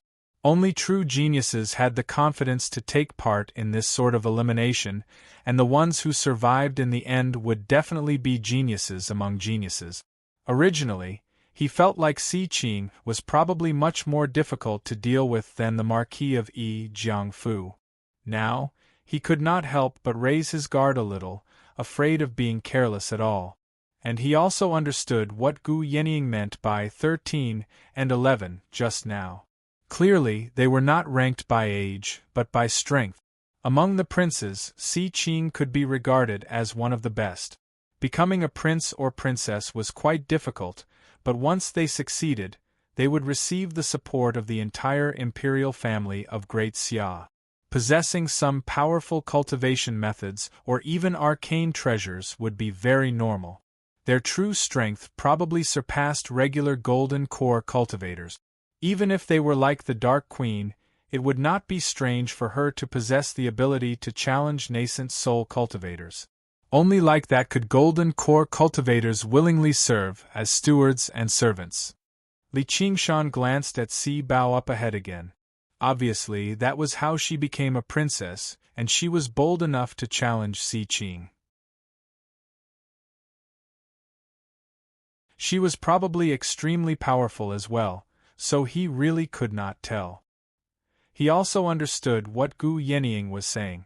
Duels were not just bloody games for people to entertain themselves. Even the emperor of Great Xia had fought, who knew how many duels before he became the emperor. Gu Yenying said, "In the Dragon Province, duels are a relatively sacred matter. Some of the iron rules of duels are even greater than the law. Even the emperor can't casually change them. Pay attention. Once you break them, it'll be very difficult for me to help you." Li Qingshan nodded slightly and listened to Si Qing quietly. In this cultivation world, duels were not low-level entertainment for numb citizens or comfortable nobles in pursuit of blood and excitement. Fighters were not slaves or a specific lowly group of people who used their lives to satisfy the twisted pleasures of the upper class. In the Dragon Province, basically every cultivator had the experience of fighting someone as a fighter. In many places, especially large clans, the coming-of-age ceremony of a child would often be a duel. They would invite friends and family to bear witness. The child had to personally kill powerful wild beasts or even demonic beasts to prove their right to adulthood. If they failed the challenge, they would not be considered an adult until they succeeded or died in battle. Si Qing explained some of the traditions and rules of duels vividly. The Hawkwolf guards were all shocked by what he described. They were speechless. Si Bao's gaze drifted away. She thought of the gust of wind and fangs that assaulted her face many years ago. She subconsciously rubbed her right arm. It was a demonic beast many times larger than her. Its fur was smooth and soft. It stared at her with its deep eyes as it chewed on her arm. Blood flowed from the corner of its mouth, landing on the white snow. FF37, W03C9, 30 FB, off 4D.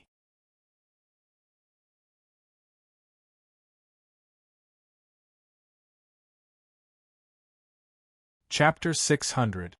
Snowflakes drifted through the air. Figures flickered in the surroundings, cheering her on loudly, but not a single person came up to help her. This was one of the rules of the arena. If the fighter did not personally admit defeat, no one could interfere with the battle. She widened her eyes as if she was stunned from fright, or perhaps she could not let down those expectations. She refused to give up on her dignity as a genius. The demonic beast swallowed the arm and leapt up, lunging over. Even now, she could not forget its graceful and vicious posture. Death rushed towards her. A white figure charged out, and blood splattered. The demonic beast collapsed on the ground. The battle had been interrupted, and she fainted as well. She knew that although the person's status was very great, he had broken the sacred rules of duels, so he was severely punished. Bao what's wrong? Gu Yenying noticed Si Bao's abnormality, and turned her head to ask. What duel? How boring. This isn't the Dragon Province. Let's drink, let's drink. Si Bao poured 2 cups of alcohol and shoved one into Gu Yenying's hands. She took one for herself, clinked it gently, and drank it all in one gulp. Gu Yenying smiled. I almost forgot. I have a dragon fighter sitting beside me. Dragon fighter was the greatest honor for fighters. It was conferred by the Great Xia Empire, and it possessed great honor. I don't care, Si Bao said in disgust. Afterwards, she reattached her arm, and she never lost a single duel again. However, she never understood Si Qing, no, basically everyone around him, their fanatical love for duels. When she was almost devoured by the demonic beast, she subconsciously looked at her mother, but all she saw was a twisted face roaring out, Bauer, kill it! Kill it! Just as the cultivation community of the Green Province became peaceful with the world's peace, the Dragon Province had always been submerged in this fervent atmosphere for several millennia. Bloodthirst and warmongering flowed through the veins of every single citizen of the Dragon Province. Li Qingshan's eyes shone. He had never thought the Dragon Province would be such a great place. If he had the opportunity in the future, he would definitely go and take a look. However, tonight was his opportunity. This was due to the tradition of the Dragon Province. When a dispute arose between two parties that could not be resolved, they would resolve it with a duel. Given Si Qing's and Gu Yenying's statuses, if they were to make a move directly, it would be considered as a declaration of war. However, if they sent their subordinates or disciples who were one realm lower than them to fight, they would not have to worry about this. It was also a competition of foundation and power. Si Qing flipped his hand. An item was tossed out. It swelled up against the wind and landed in the empty space in the middle of the hall, stabilizing itself. At first glance, it looked like a large tent. It was round at the bottom and pointed at the top. Its surface was covered in symbols, and it emitted rings of spiritual light. A long dragon was faintly discernible as it revolved around the tent. The dragon arena. Si Bao was mildly surprised. He didn't expect Si Qing to be able to take out such an item. If Dragon Gladiator was the greatest honor for fighters, then dragon arenas were the most powerful arenas. They required tremendous amounts of resources and effort to build, enough to refine who knew how many arcane artifacts. However, they did not have any offensive or defensive abilities after they were built. If it were not for the extravagance of the imperial family of the Dragon Province and their passion for duels, he would not have been able to do so. There were probably no cultivators or sects that would build dragon arenas. Same as before, take turns to fight. A total of 3 people will fight. Those who die in battle or surrender will be replaced by someone else. Pills, talismans, puppets, and so on are forbidden. You're only allowed to use the arcane artifacts on you. Si Qing waved his hand. The old man in long robes walked over and entered the dragon arena first. Originally, he had to hide the order of who would fight beforehand, just in case his opponents targeted him. Si Qing's actions demonstrated his ample confidence. Gu Yenying said, "All right. Rongji, you're first. If you win, the 3 arcane artifacts on you will be your reward." The Hawkwolf guards were all amazed and envious. They never thought the reward for this battle would be so generous. That was 3 arcane artifacts. Just how many dangerous missions did they complete normally? They would only be able to exchange their contribution for a single arcane artifact.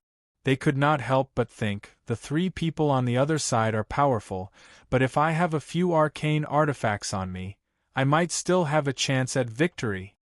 Yes, Commander. Qian Rongji lowered her head. There was neither joy nor fear on her face. Putting on an act before this woman was completely useless, or she would not have been chosen to fight in the first place. She had already made up her mind that as soon as the situation turned sour, she would immediately forfeit. The 3 arcane artifacts were not that tempting to her. "Commander, this subordinate requests to fight." Before Qian Rongji had even finished speaking, Li Qingshan heard a voice filled with dissatisfaction ring out from behind him. Looking back, he saw a late Foundation establishment White Wolf Guard. His face was cold and proud, and he seemed to be in his 30s or 40s. He must have been a genius, having a great chance at breaking through the second heavenly tribulation. He was also equipped with a few arcane artifacts. Clearly, Gu Yenying had not expected Li Qingshan to make it back just in time. As a result, she had arranged for 3 people to fight. This man happened to be one of them. He was already displeased about being swapped out, and now that he heard there was such a great reward, he could not sit still anymore. Gu Yenying said, "Wei Ku, you're not suited for this kind of battle." This subordinate insists. Wei Ku refused to accept this. "Commander, you're underestimating me far too much. With my strength, am I supposed to be weaker than a woman who has just established a foundation?" Hua Sungzan had once possessed the glorious title of Greatest Genius in the Clear River Prefecture, while Wei Ku also possessed the same title in the Leping Prefecture. However, unlike Hua Sungzan, who had suffered so many setbacks and sunk into depravity, Wei Ku had maintained this title until now. Having reached his current realm of cultivation smoothly, he had always been highly trusted by Gu Yenying, so he obviously had some self-confidence. Qian Rongji said, I'm willing to give up on this opportunity and give it to Senior Wei Ku. Gu Yenying originally frowned, but when she heard Qian Rongji's words, she could not help but smile. Don't worry, you won't be able to escape. If you don't do your best later, I won't spare you. Qian Rongji said nothing more. She only lowered her head even further. The hell snake slithered rapidly on her body, as if it wanted to eat her. Si Bao berated, Wei Ku, the commander has already chosen a candidate. Why don't you back down quickly? Hee, that's simple. We just need to add one more person. Your Highness, didn't you get a pretty good fighter recently? The pale-faced scholar waved his black feather fan and said with a chuckle. Si Qing said, but Brother Jia, that bastard's wild nature has yet to be tamed. He's tried to run away several times. Only wild beasts can fend off wild beasts.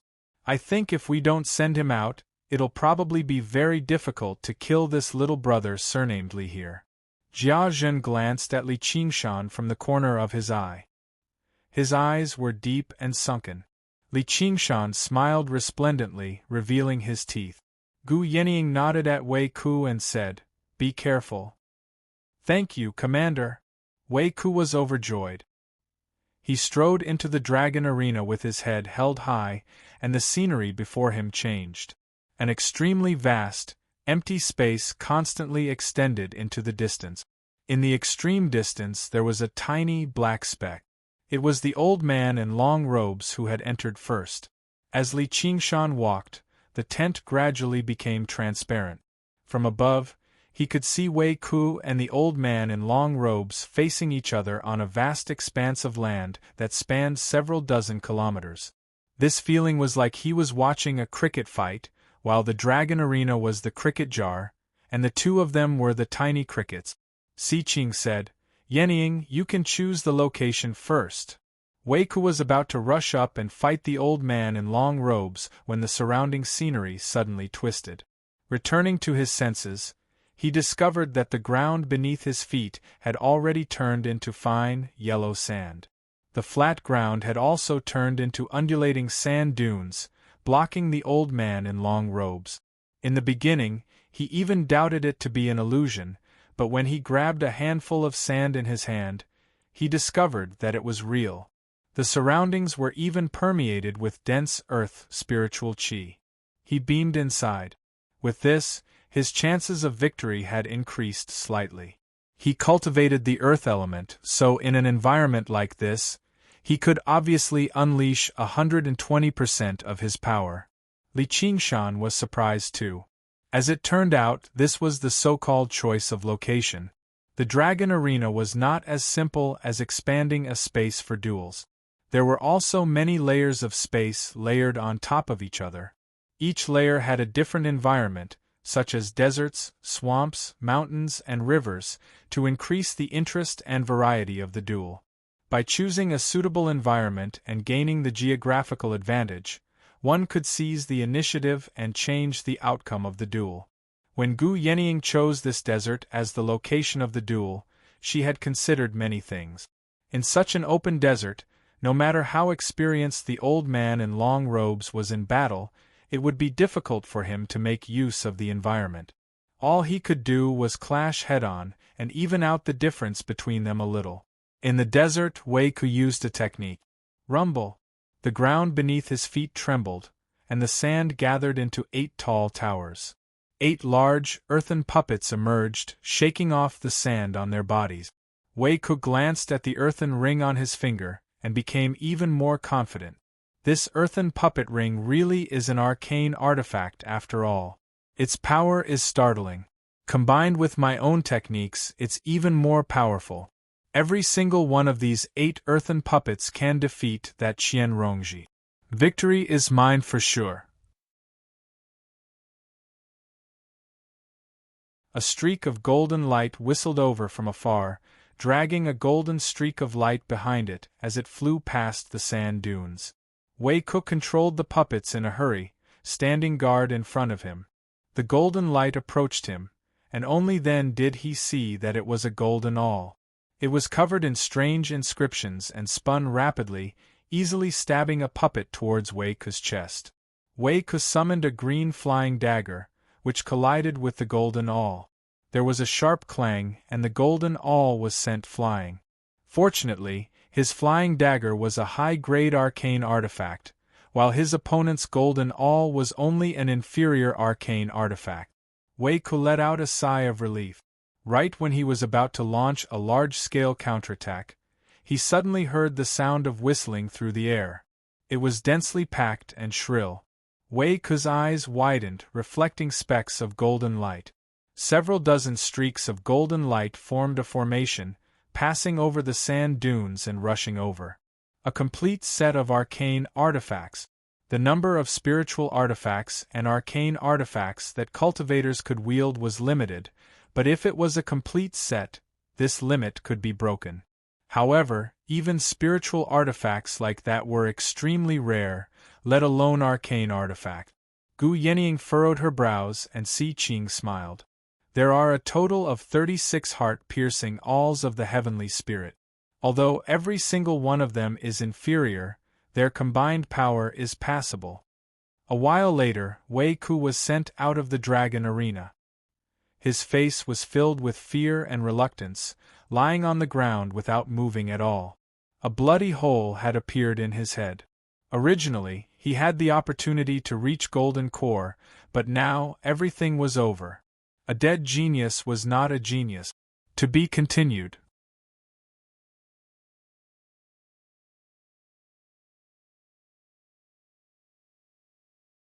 Chapter 601. Under the attacks from the heart-piercing spikes of the heavenly spirit, Wei Ku was unable to fight back at all. He had not even seen his opponent's face the entire time. All he could do was constantly use defensive techniques, using a protective arcane artifact on him to block the attack. Just when he had basically run out of spiritual chi and was about to give out, when he wanted to survive, his opponent suddenly unleashed a strange move. The 36 heart-piercing spikes of the heavenly spirit merged into one and struck out with everything he had, piercing through his protective arcane artifact in a single stroke and killing him on the spot. As a bystander, Li Qingshan saw everything extremely clearly. The old man was actually hiding in a sand dune. Although the heart-piercing spikes of the heavenly spirit came as a set, they could not be used from several dozen kilometers away, and when they were used, they were basically defenseless. As a matter of fact, they did not even have the strength to use the protective arcane artifact. If Wei Ku had calmed down right from the beginning and found the old man definitely would not have been able to maintain such a fierce attack. The outcome would have been uncertain. However, he had been far too flustered. The missions of the Hawkwolf Guard were mostly about bullying the weak and outnumbering the few when they had an absolute advantage in information. It was only slightly more dangerous when they faced the White Lotus sect back then, but they probably had Gu Yenying and Si Bao commanding them, so they would not be at an absolute disadvantage. Faced with such a crushing disadvantage, he immediately lost his composure. Wang Pushi, who had gone through several years of bloody war between humans and demons in the Clear River Prefecture, definitely would not be so useless. As he thought, Li Qingshan refined another arcane artifact on him, leaving only one behind. Gu Yenying sighed gently and went up to close Wei Ku's eyes. She recovered her composure and stowed the arcane artifacts away. She said, "Rongji, it's your turn. You're only allowed to win. You're not allowed to lose." Gu Yenying was not a person who was strict with her subordinate. Just now, Wei Ku had gone up, and she even specially warned him to be careful. He even specially warned her to be careful. Now that they faced the same opponent, Qian Rongji, who was an early Foundation establishment cultivator, had declared victory for sure.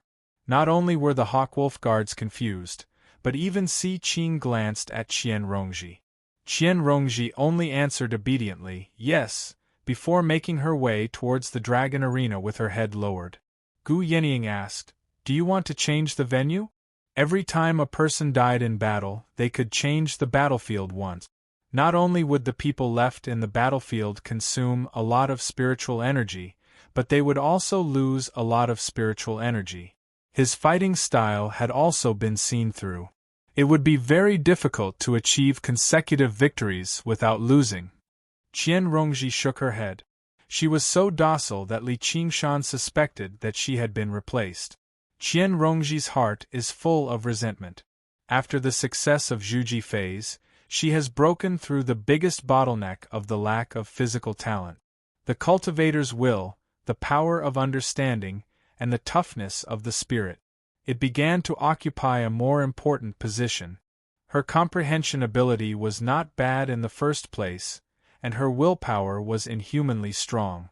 After being tempered by the hell snake time and time again, her divine soul was pure and powerful. He far surpassed ordinary cultivators, and he had the heaven-climbing vine to absorb the spiritual energy of the other world. It could be said that he had turned a mediocre person into a genius.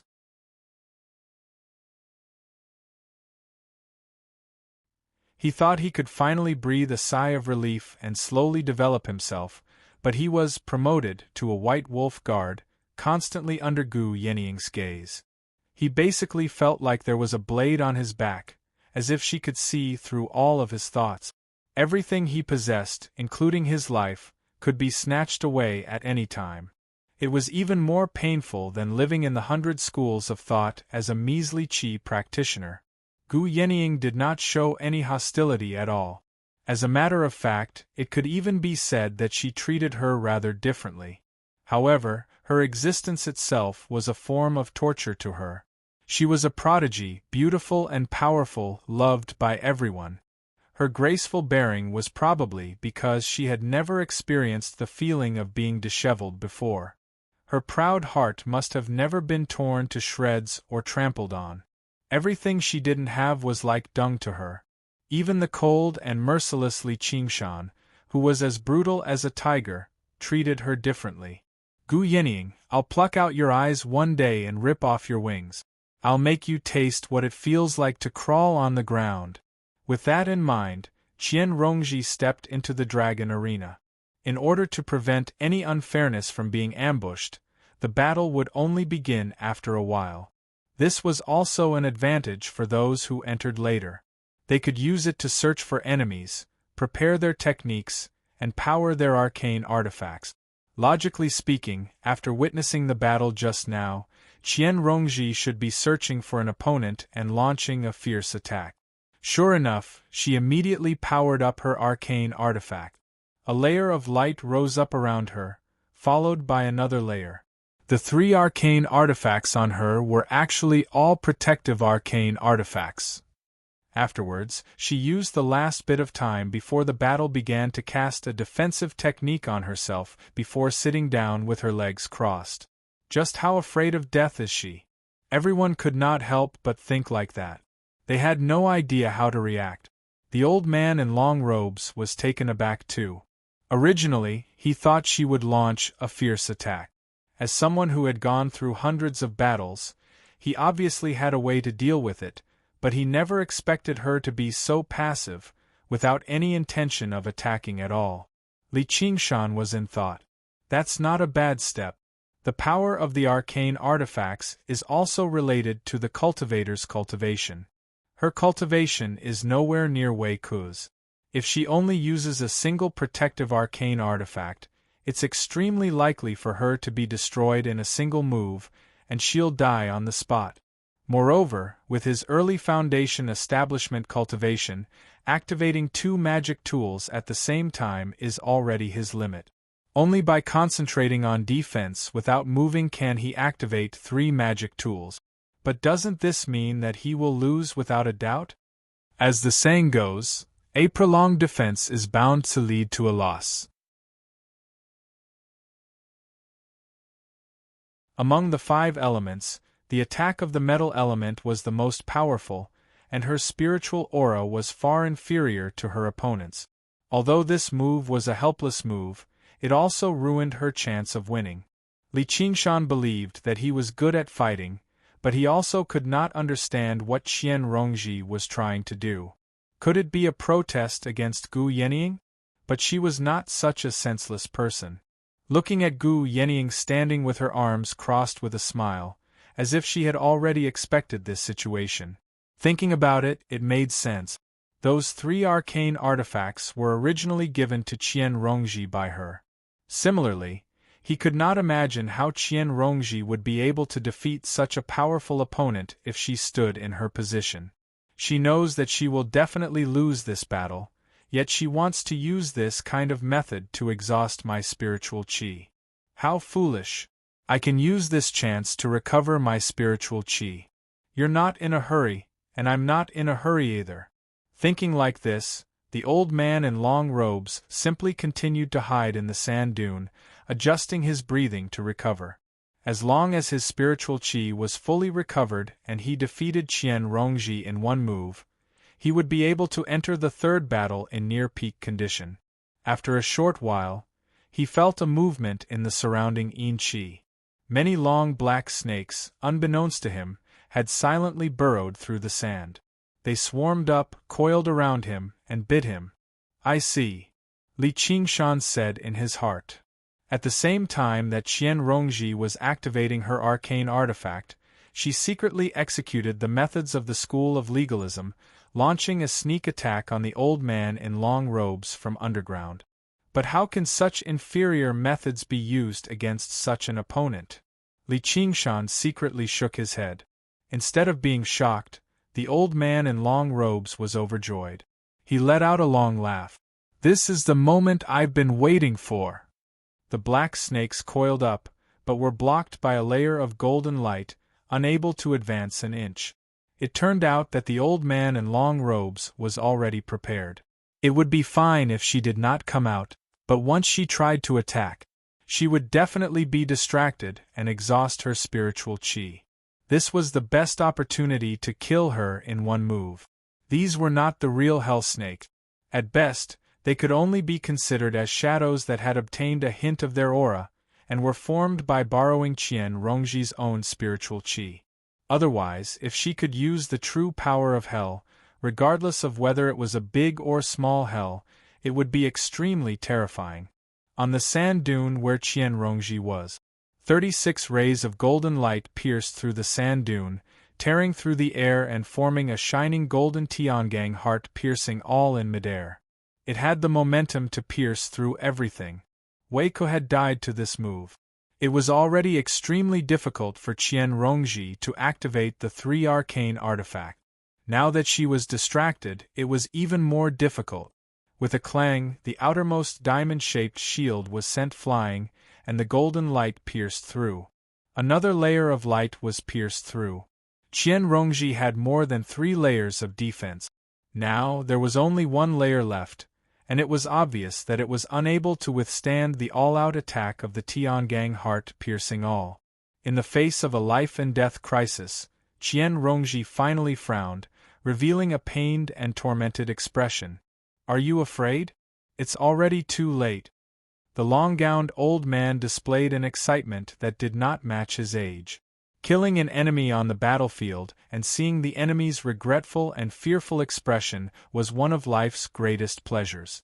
Just as he was thinking this, a sense of danger suddenly rose in his heart. Among the densely packed black snakes, an extremely beautiful little snake suddenly leaped out and collided with the spiritual light protecting his body. He did not know how it had fused and penetrated through, but it ruthlessly bit his neck. He had already placed all his attention on that all-out attack and was actually unable to dodge in time. In an instant, an extremely painful feeling filled his entire body. He was a veteran of hundreds of battles and had suffered innumerable injuries and pain. Even if his arm was chopped off, he would not even frown. However, this kind of pain was something that no one could endure. Otherwise, what was the use of hell? Even if Li Qingshan's heart was as firm as iron, he would rather endure the pain of having his bones scraped by 1,000 cuts again than let this little snake stick to his body again. He thought to himself, I didn't expect that she could already control this snake to leave her body. Looking at Qian Rongji again, although her expression was very painful, there was not the slightest hint of remorse or fear. Instead, there was a hint of faint mockery. Having lost the control of its master, the heavenly spirit piercing all clearly could not destroy an artifact by relying on its own inertia. It transformed into 36 alls again and fell from the sky. Qian Rongji leaped up, already holding a spiritual sword in her hand. Aiming at the sand dune where the long-gowned old man was, she swung the sword from left to right. With a flash of sword light, a section of the sand dune was shaved off, along with an old man's head, flying through the air amidst the yellow sand.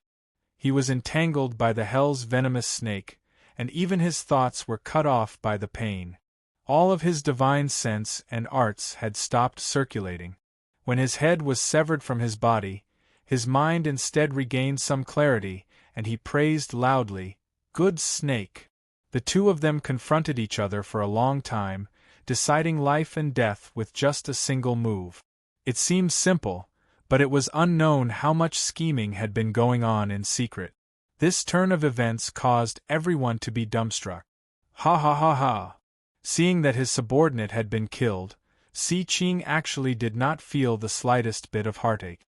Instead, he clapped his hands and laughed loudly. Then, he raised his cup and drank to his heart's content. She actually raised a real hell's venomous snake. This battle was not a loss. With such willpower and perseverance, she already has the right to cultivate. Qian Rongji killed her opponent and won 3 artifacts, but there was not a hint of joy on her face. She silently squatted down, and the little snake slithered back to her wrist along a black trail, seeping into her skin once again. This hell's snake was her greatest secret, and it could bring about a miraculous effect of turning defeat into victory at crucial moments. Now that she had been forced by Gu Yenying, she had to expose it in public.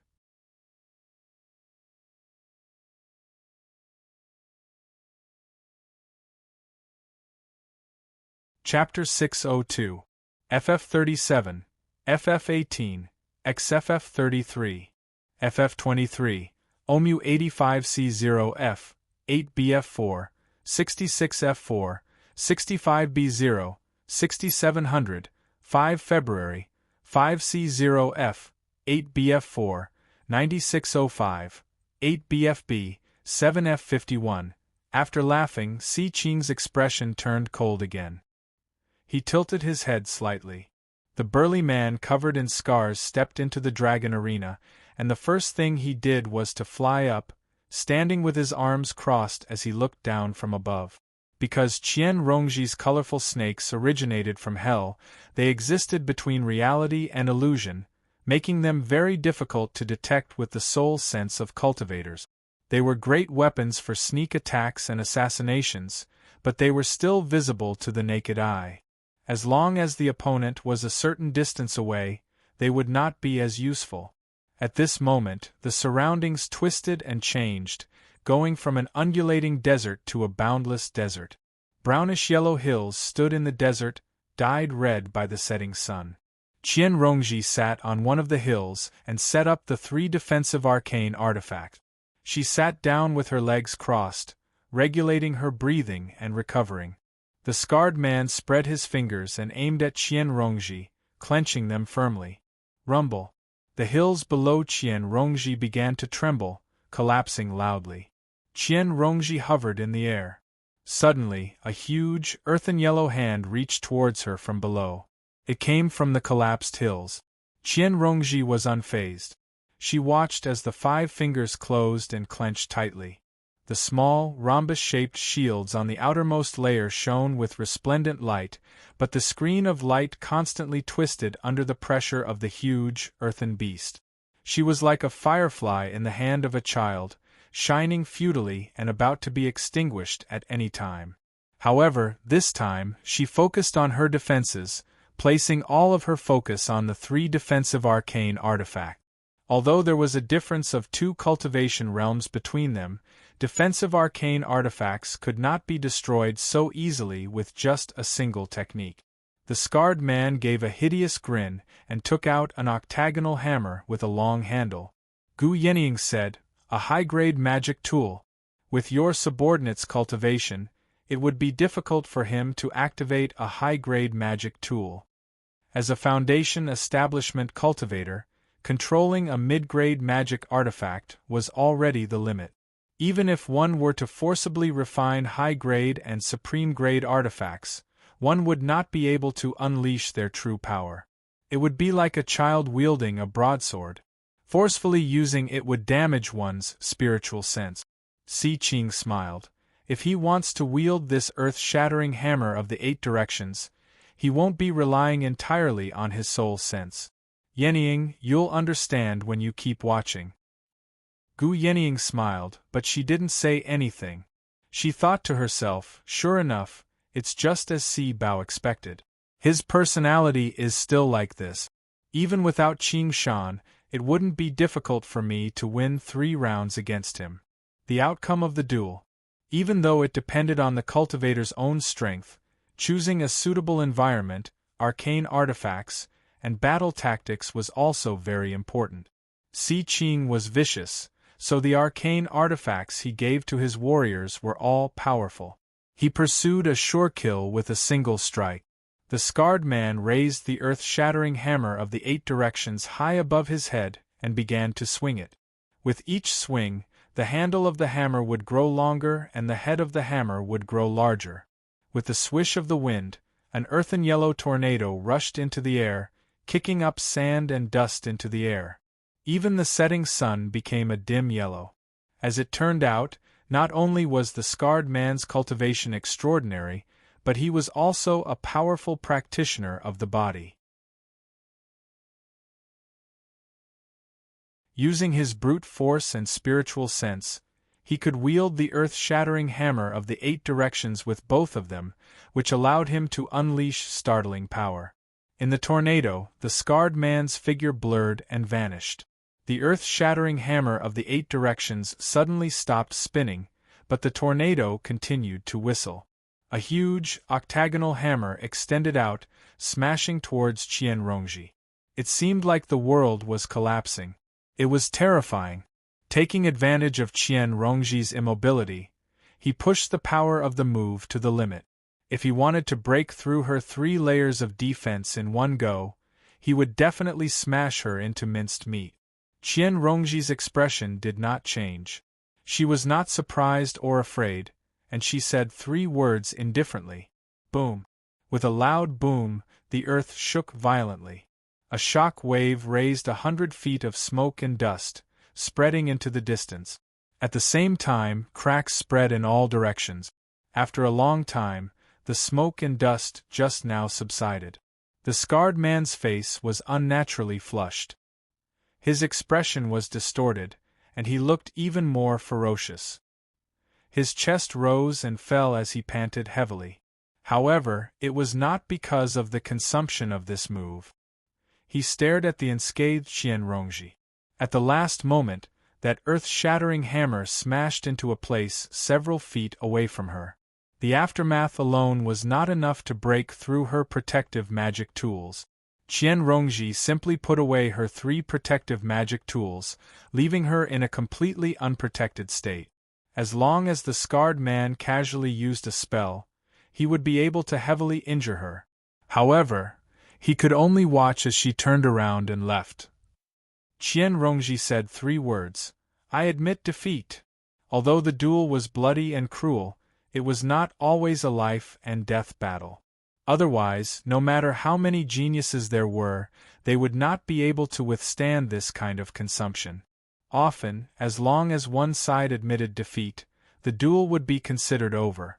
However, the other side absolutely could not kill. Otherwise, it would be violating the iron rules of the duel, and they would face extremely severe punishment. It was not uncommon for them to pay with their lives. If the scarred man had already used this move, in a state where he was unable to control it, it would be too late for Qian Rongji to admit defeat. She could only lose her life in vain. However, she just happened to stop at the moment when he had accumulated his power to the limit and was about to use it. The scarred man had struggled to control this move in the first place. If he had used it as an extension, it would have been fine, but he had forcefully changed his move at the last moment. His arms burned with pain, and his chest felt suffocated. He had already suffered internal injuries. His unstoppable presence had decreased drastically as well. Although Li Qingshan had always looked down on her as a person, he could not help but cheer for her inside at this moment. Although these actions seemed simple, they required a meticulous control over the rules and the mind, as well as the ability to remain unfazed no matter what happened. If Wei Ku had even half of her willpower, he would not have died here. Qian Rongji made her way out of the dragon arena and bowed towards Gu Yenying. Fortunately, I did not fail. Gu Yenying smiled. Very good. Sibao also felt even more admiration towards Gu Yenying's ability to see through people. Yenying, this subordinate sure is extraordinary. She only used a single move from beginning to end, yet one of my 2 experts died and the other was injured, while she herself was completely unscathed, leaving calmly. I wonder if she already has a master. I do want to take her on as a disciple, so I wonder if Yenying is willing to part with her? Si Qing was not particularly interested in women. Instead, he was particularly fond of powerful warriors who were skilled in battle. He was rather interested in Qian Rongji. Although Qian Rongji had exposed her great secret, she had also demonstrated willpower that far exceeded ordinary people, gaining everyone's recognition.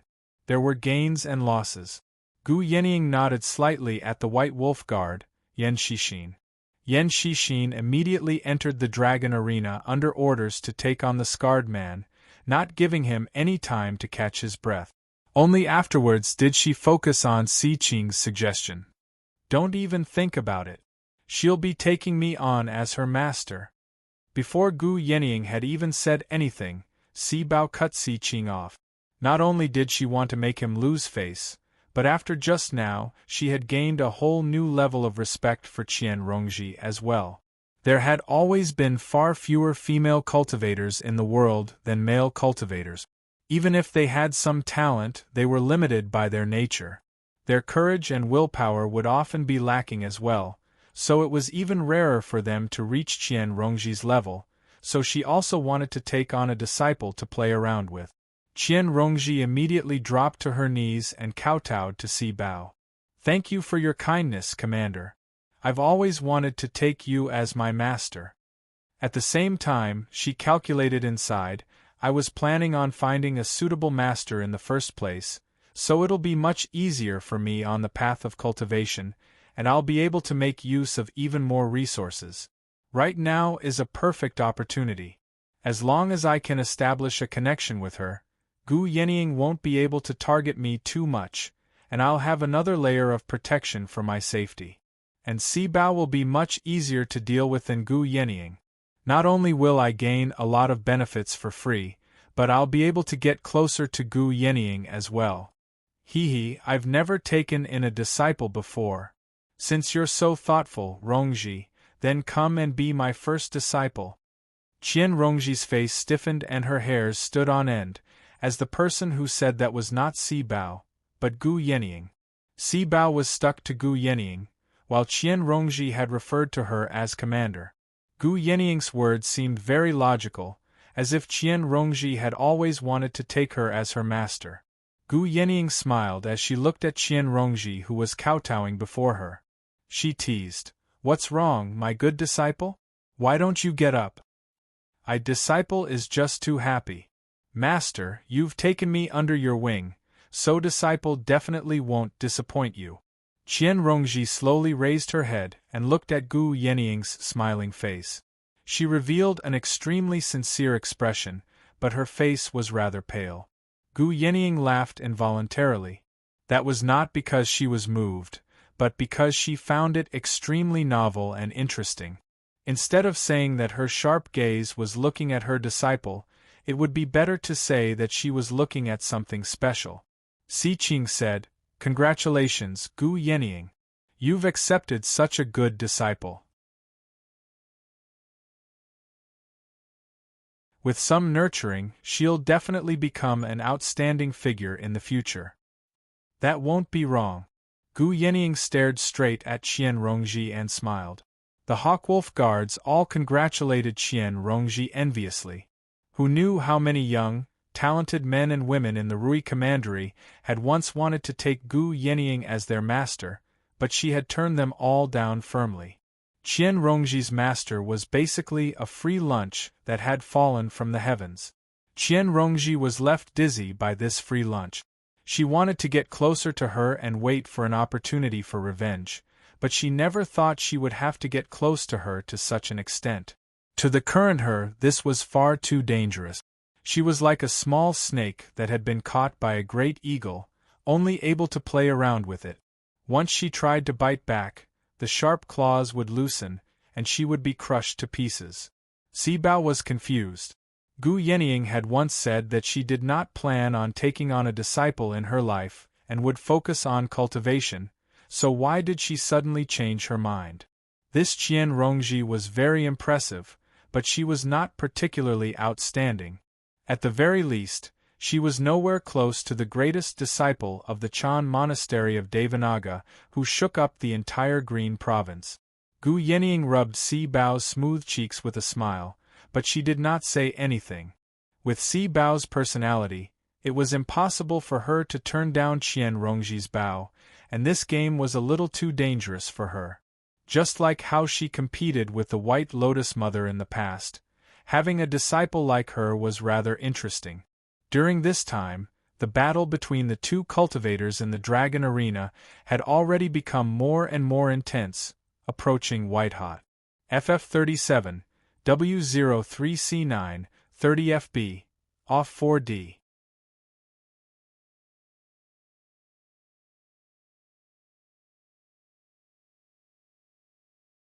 Chapter 603.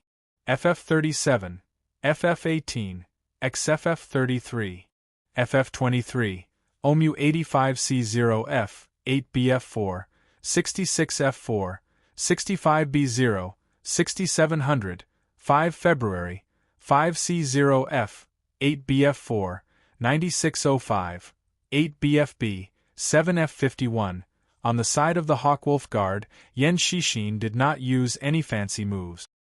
He wore a set of shining heavy armor, wielding a sword in one hand and a tower shield in the other to protect himself. The surrounding environment had already gone from a desert to a glacier. Over 30 meters below him was a thick layer of ice, clearly to restrict the scarred man's earth element technique. If the scarred man wanted to use earth element techniques in an environment like this, not only would he have to expend a tremendous amount of spiritual qi, but the effects would also be nowhere near as good as in the vast desert. Even the rate at which he recovered his spiritual qi was slightly slower, so he could only attack with the earth-shattering hammer of the 8 directions in his hand. The sky was filled with snow as fierce winds whistled. The earth-shattering hammer of the 8 directions tore through the wind and moon as it shot over. Not only was it fierce, but it was also startlingly fast under the control of the scarred man's soul sense and brute force. Yan Shixin's body slid to the left, but he was still unable to avoid the large attack range of the giant hammer. He tilted the tower shield in his hand slightly, and with a loud bang, icicles filled the air on his right side. The icicles were as sharp as knives, and they ruthlessly cut his body. Fortunately, his armor blocked the icicles. The scarred man felt his chest tighten. A force was repelled, landing on his body. Not only did the tower shield in Yan Shixin's hand block most of his attack, but it even repelled a small portion of it. Originally, this was not much of an injury to him, but when Yan Shixin blocked the attack, he immediately swung out with a flash of his sword. Blood sprayed out from the scarred man's shoulder. He roared out furiously. This small wound was nothing, but this battle was extremely frustrating. He seemed to have gained the upper hand, but he was unavoidably sliding into the abyss of defeat bit by bit. He was extremely experienced in battle. He purposefully exposed openings many times to bait Yan Shixin into attacking, but Yan Shixin fought steadily, completely unfazed. However, as soon as he tried to recover, Yan Shixin immediately closed in. The scarred man swung the earth-shattering hammer of the 8 directions more and more fiercely, but everyone outside could tell that victory had already been decided. This was Yan Shixin's counterattack strategy. Although it was conservative, it was very stable, and it was extremely effective against the opponent's tactic. Its consumption was also much lower than the opponent's. Si Qing said, "Yenying, this is the trump card you've trained, right?" "I'm not really good at this." Gu Yenying glanced at Si Bao with a smile. She was the true master of dueling. Originally, she did not expect Li Qingshan to return at this time. Of course, she had a good chance of winning by arranging for Qian Rongji and the other two. Only then would he agree to this duel.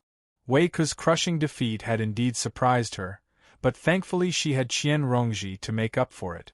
The real trump card was actually Yan Shixin. And with Li Qingshan as a layer of protection, he could sit back and relax. He believed that even if this guy had to fight 1 against 4, he wouldn't lose. Si Bao mocked, Si Qing. "It's been so many years, but you're still such an amateur when it comes to duels. Knowing when to advance and when to retreat, and being able to attack and defend is the way of the king. A strategy like this that shows off temporarily can only win against weaker opponent. Once your attacks are thwarted, you can only admit defeat obediently." Li Qingshan deeply agreed. In his previous life, there was a saying in the world of football that offense wins the fans, and defense wins the championship. Although fierce attacks seemed intense and exciting, fighting steadily was often the key to victory. He also secretly reflected on the way he had always fought.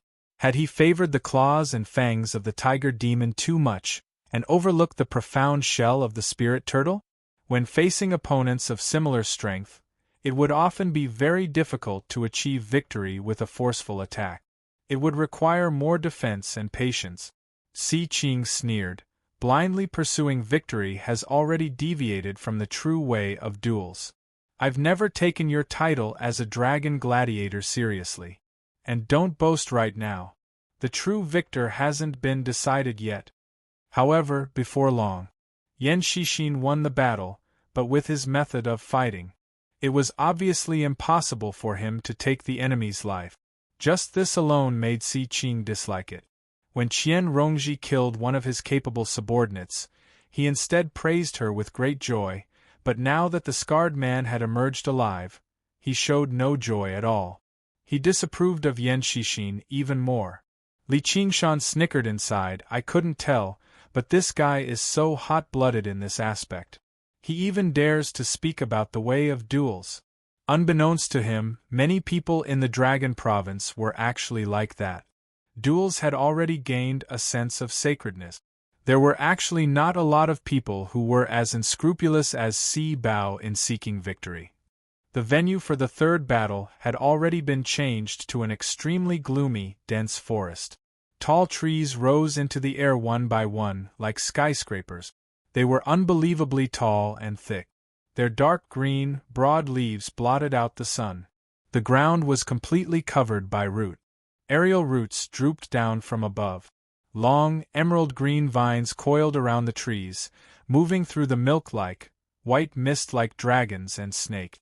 And, if one paid close attention, they would discover that they were actually wriggling. Li Qingshan had witnessed the luxuriance of tropical rainforests in his past life, but compared to this dense forest, it was basically the difference between a child and a giant.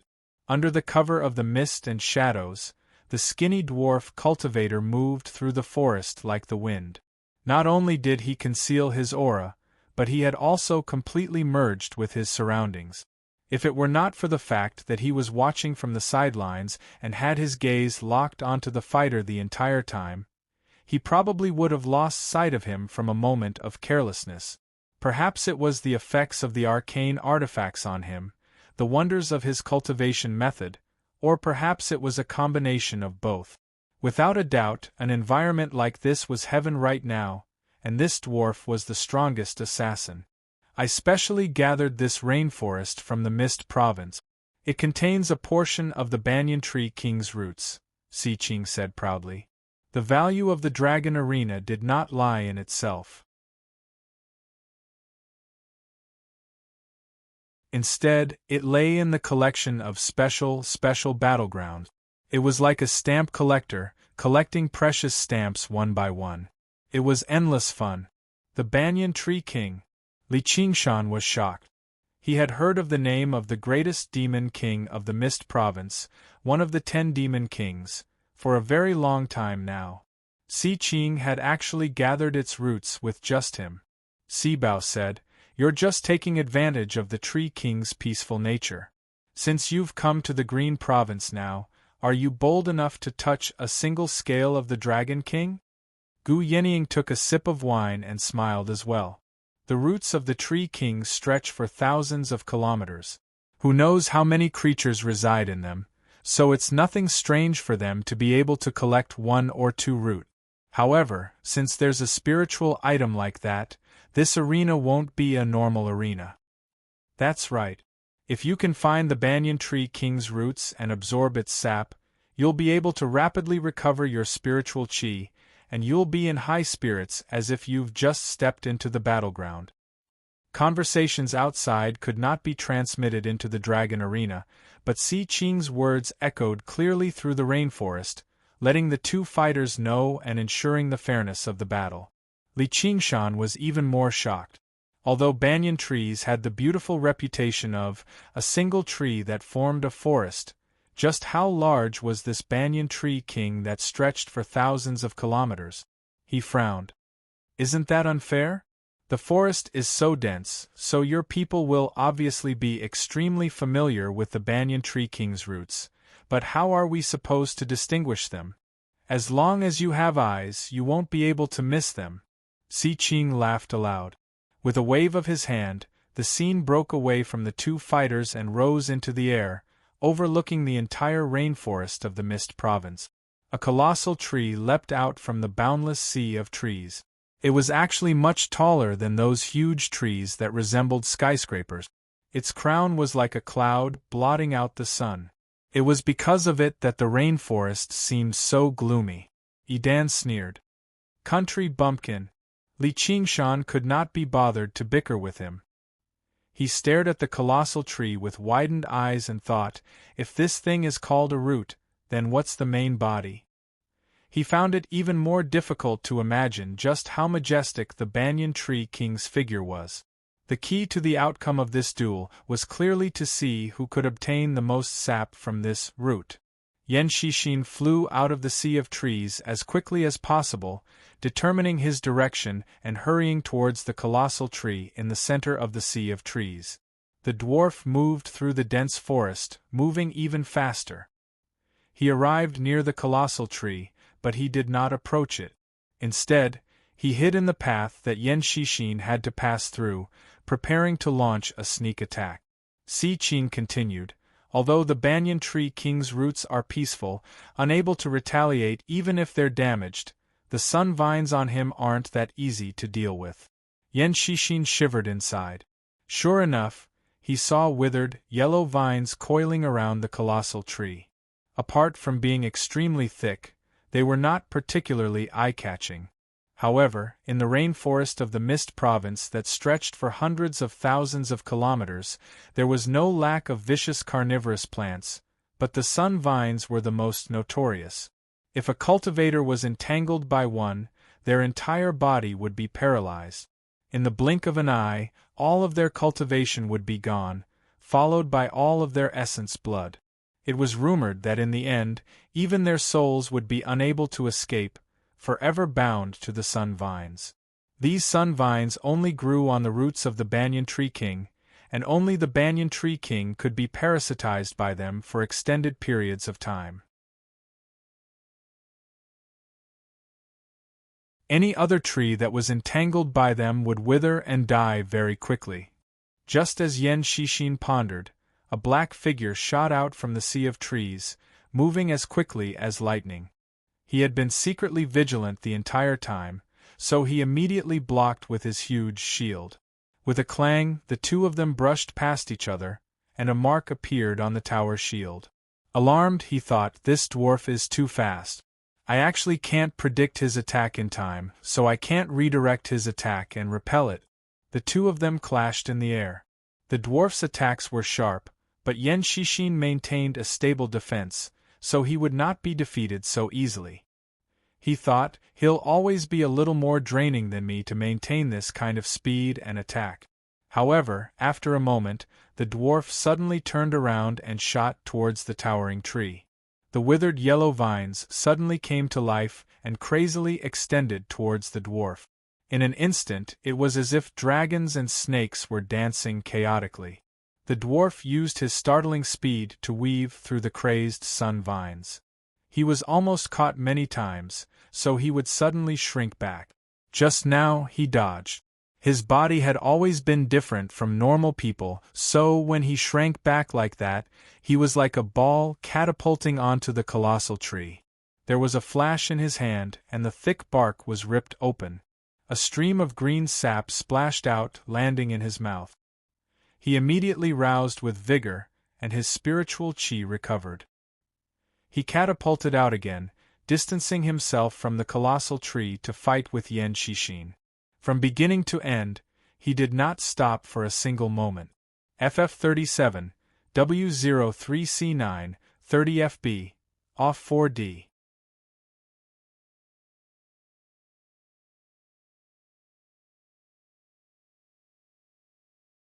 Chapter 604. FF37, FF18, XFF33, FF23, OMU 85C0F, 8BF4, 66F4, 65B0, 6700, 5 February, 5C0F, 8BF4, 9605, 8BFB, 7F51. Yen Shishin did not possess the speed to dodge the sun vines, nor did he possess such a powerful attack that could pierce through the tree bark in a single strike. He could only rely on his own recovery, but he would run out of energy before long, while his opponent could replenish him endlessly. Under these circumstances, even 10 Yen Shishins would be exhausted to death. The situation was extremely disadvantageous. Sibao thought, this is bad.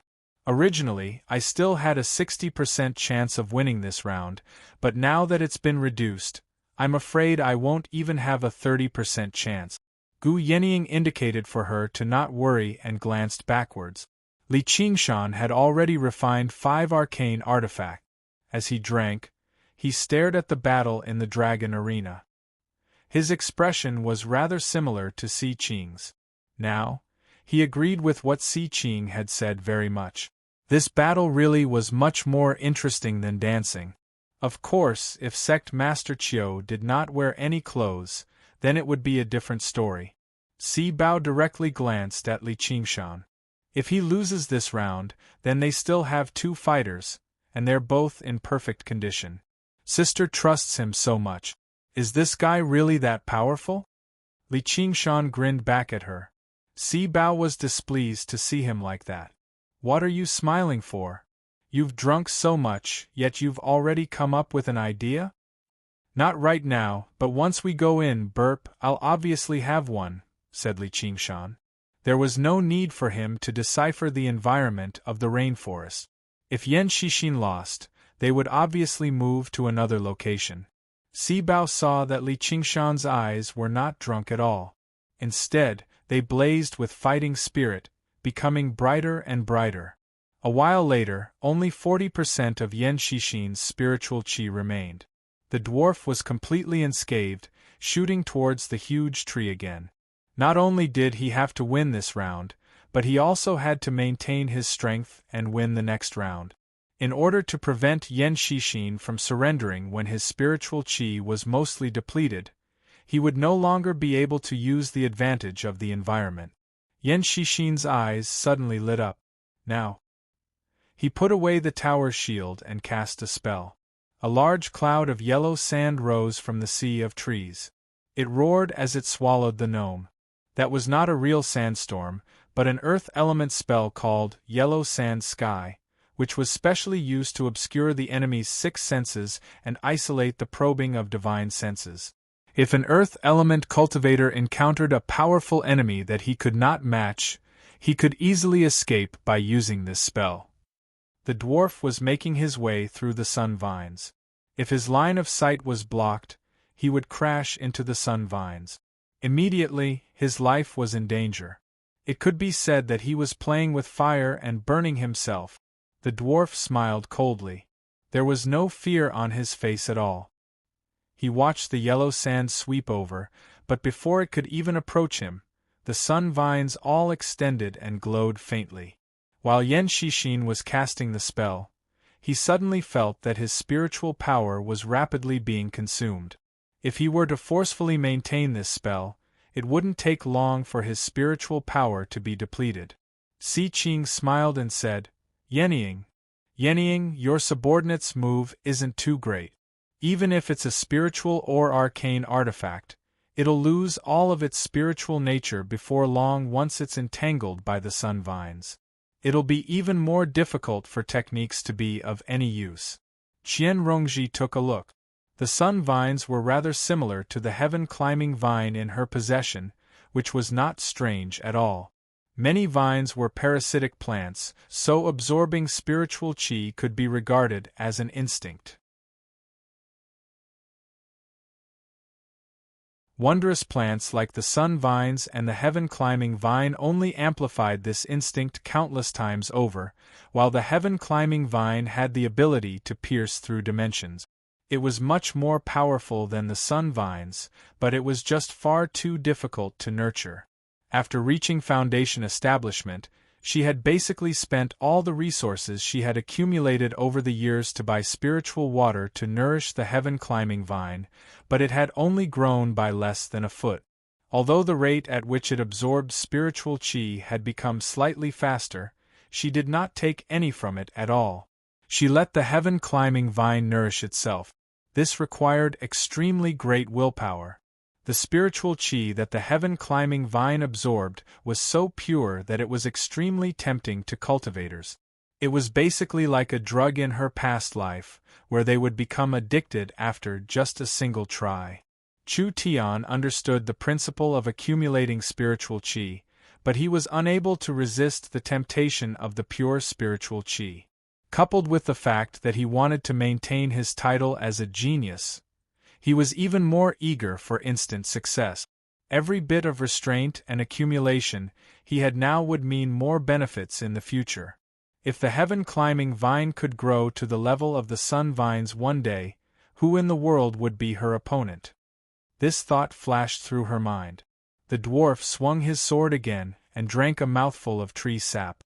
The yellow sand, which had been drained of spiritual power, rushed towards him. Yen Shishin was still diligently casting spells, but a simple sandstorm, for a cultivator like him, was not an interference at all. The dwarf shot back. As soon as he emerged from the range of the sun vines, he felt the sand suddenly thicken, shooting towards him like hidden weapons. However, this move was not an offensive technique that pursued damage in the first place, so it obviously could not pierce through his protective light. A streak of light whistled over. The dwarf had already expected him to use this opportunity to launch a sneak attack, so he dodged it easily. Afterwards, a huge sandman charged out from the sand, spreading its arms and lunging towards him. The dwarf swung his hand and broke through the sandman. A figure suddenly charged out from the sandman's chest. It was Yen Shishin. He hid in the sandman as he charged out. The dwarf felt disdain inside. Petty trick. Do you want to force me back into the range of the sun vines? Let alone the fact that you can't do that, even if I do retreat, what can you do to me? He drifted backwards, and the influence of the sand immediately decreased. If Yen Shishin pursued him again, it would be equivalent to walking to his own death. He would definitely be entangled to death by the sun vines. However, Yen Shishin charged over without any hesitation. He cast aside his sword and shield, spreading his arms and embracing the dwarf firmly. The dwarf paled in fright. If they were somewhere else, he would be able to dodge, but he had already entered the range of the sun vines. The dancing vines attacked him from all directions, basically sealing off all space for him to advance or retreat. Coupled with the fact that he had never expected Yen Shishin to be bold enough to charge in, he was unable to dodge the embrace despite his speed. The two of them charged towards the towering tree together. Before they had even approached the tree, sun vines wrapped around them madly, wrapping them up into a ball in the blink of an eye. It was easy for the dwarf to break free from Yen Shishin's embrace, but it was impossible for him to break free from the sun vines. He felt the spiritual chi in his body pour out like a broken dam. His entire body was numb and sore, so how could he muster the strength to resist? He was shocked as he called out with difficulty. The spiritual chi in my body far surpasses yours. If you don't admit defeat quickly, not only will you not be able to defeat me, but you'll even lose your life for nothing. Even your soul won't be able to escape. Yen Shishin said calmly, I'll die, but your cultivation will basically be crippled as well. Moreover, my body is tough, and I'm full of vitality. I might not be the one to die first. The dwarf's expression changed drastically. If he really dragged things out until Yen Shishin died, not only would his cultivation be crippled, but he would also be heavily injured. His path of cultivation for the rest of his life would basically be destroyed. To cultivators, this was basically a matter as terrifying as death. Li Qingshan was filled with admiration. Yen Shishin did not speak much, and he did not possess Wei Ku's confidence at all, but he was more than 10 times more vicious and resolute than Wei Ku. He had forcefully dragged a battle that he was certain to lose to into mutual destruction. The dwarf's viciousness was roused too. Then let's see who gives out first. However, in an instant, the spiritual chi that the dwarf had recovered from the banyan tree sap was drained clean. Tiny vines directly stabbed into his body, sucking away. However, Yen Shishin's face was in pain, but there was no fear or hesitation at all. Seeing how his cultivation was about to go down the drain, the dwarf finally ran out of patience.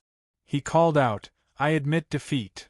The way of assassins was to flee thousands of kilometers away if their attack failed.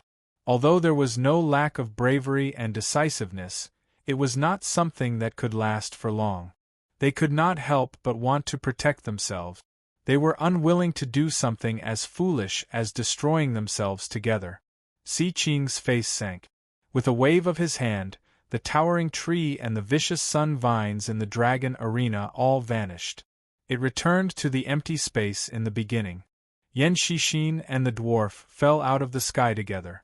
For a moment, neither of them could move. In an instant, Yen Shishin's cultivation had fallen to the middle stage of foundation establishment. For this victory, he had paid a heavy price. Fortunately, his foundation was not damaged. As long as he had enough pills, he could slowly nurse himself back to health. He took off his helmet, revealing his square and ordinary face. He also looked like he was still in shock, but he had a victorious smile on his face. The dwarf emerged from the dragon arena and knelt down before Si Qing in a hurry, begging for forgiveness. He knew that Si Qing hated weaklings the most. Si Qing was originally extremely displeased, but when he thought about how one of the 3 strongest fighters under him had already died in battle, it was fine if he could preserve some of his strength. It was the final round anyway, so he eased up and said indifferently, "Stand up. Victory and defeat are commonplace for soldiers. Bring that bastard over." Swish. There was the clanking of chains from behind the hall. A prisoner's carriage was pushed over, and the temperature in the hall suddenly skyrocketed.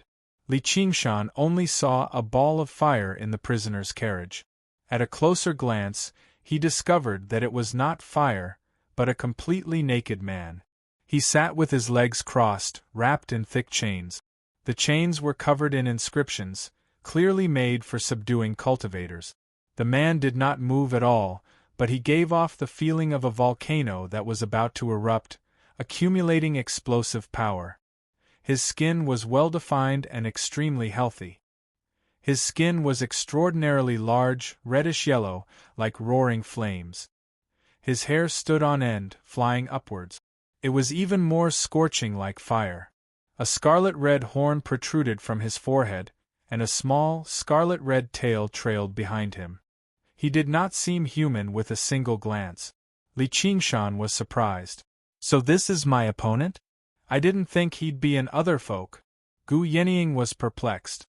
The Dragon Province had many other folk, but fire devourers were violent and belligerent, so they could not survive in the Dragon Province at all. Most of them lived in remote, untamed places, mostly in the Mist Province. How did he end up in Si Qing's hands? Si Qing said, "This is one of the spoils I obtained when I was searching for a suitable battleground in the Mist Province. Capturing him took quite some effort." He turned around and said to the other folk, "Zhu Lai, I'll only ask you this. Do you want to live or die? I've already run out of patience. If you want to die, I'll grant you your wish today. If you want to live, pick up your weapon and fight." FF37, W03C9, 30 FB, off 4D.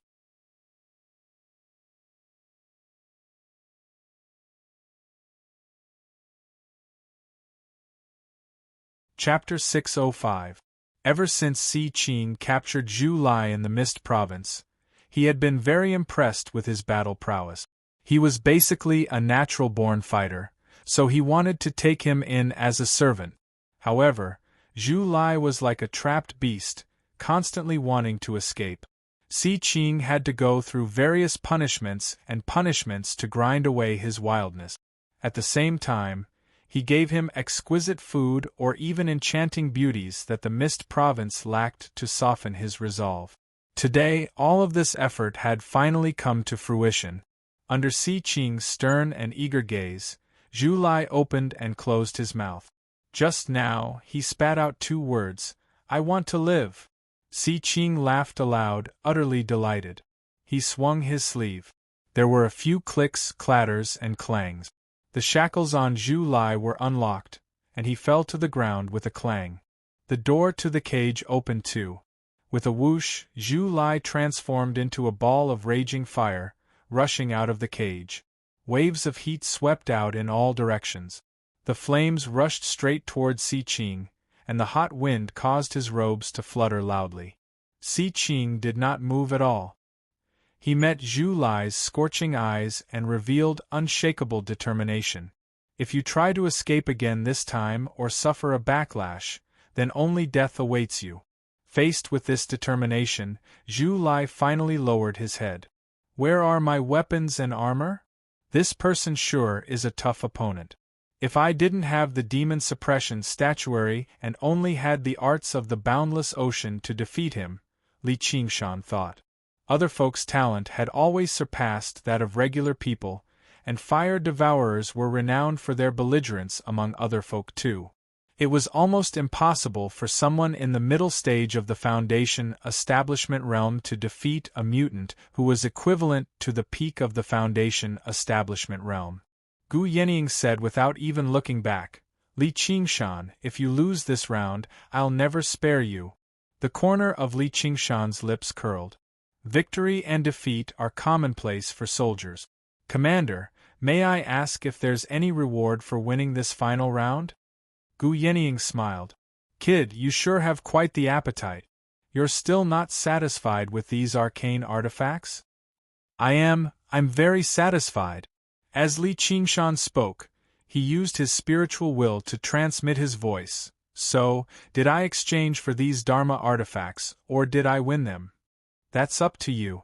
A man shouldn't be so calculative. The duel has begun. Get ready to attack." Li Qingshan cast his gaze at the dragon arena and thought, there are a few arcane artifacts after all. He should be able to explain his origins and not be suspected. If you lack anything in the future, just ask this woman for it. The dragon arena immediately became a sea of fire. Golden yellow, fiery red magma flowed slowly on the ground, while the sky was obscured by dust and ash. Yan Shixin took advantage of Si Qing and Zhu Lai's conversation. Panting for a moment, he recovered a bit of his spiritual energy. He didn't know what was happening outside. Looking up at the sky, he secretly guessed, looks like the last opponent will be a cultivator who specializes in the fire element. He wasn't in a hurry to admit defeat. At the very least, he wanted to clearly see his opponent's background and method. He wanted to give his last comrade, which was Li Qingshan. He wanted to increase his chances of victory as much as possible. A black cloud suddenly shone, and a huge fireball suddenly pierced through it like a meteor, hurtling over from the horizon with a long tail of flames. It was still 5 kilometers away, but it was already unstoppable. Yan Shixin's expression changed. He said firmly, "I admit defeat." The moment he spat out those 3 words, the meteor had already approached within 5 kilometers of him. Waves of heat surged over. It illuminated Yan Shixin's face bright red, but he had no intentions of stopping. Si Qing said, "Zhu Lai, don't forget the iron rules of the arena." With a great boom, the meteor exploded loudly, scattering with countless sparks. Zhu Lai leapt out, raising a fiery red trident high up and stabbing it down towards Yan Shixin's head. He completely ignored Si Qing's orders. Making him agree to submit was already his limit. His chest was filled with anger and killing intent that needed to be vented. How could he let any enemy go? Yan Shixin didn't have any room to resist. It looked like he was about to die on the spot. The trident stopped in front of him. The tip of the trident was only an inch away from his eyes. It contained a strong aura of fire. If it exploded even slightly, it would be able to turn Yan Shixin's head into ashes. A slender white hand reached out and grabbed the scorching handle of the trident. Si Qing looked in shock and anger at the beautiful white-clothed woman in front of him. He put all of his strength into the trident in his hand, but he couldn't move an inch forward. Gu Yenying gently waved her left hand, and Zhu Lai's body, which was covered in flames, flew backwards at a speed even faster than when he had come. He tumbled out of the arena and fell into a river of lava. She brought Yan Shixin back out of the arena. Let's continue with the next match. Although Zhu Lai had ignored the iron rules of the duel and wanted to kill him, it had not become a reality. If she allowed Zhu Lai to kill Yan Shixin, not only would Zhu Lai have to pay with his life, but she would also be able to directly win the duel. However, she did not want to sacrifice Yan Shixin. Yenying's bearing is still extraordinary. I admire you. Si Qing squeezed out a smile. He was in the wrong here. He secretly made up his mind to properly deal with Zhu Lai once he won the duel. Zhu Lai leapt out of the lava. His face was twisted, and he became more and more furious inside. His killing intent burned like fire. At this moment, Li Qingshan stood up and stepped into the dragon arena. Immediately, the sound of waves rose up, and the entire arena turned from a boundless sea of fire to a vast, jade-blue lake. Li Qingshan could not help but smile, but he also seemed rather disappointed.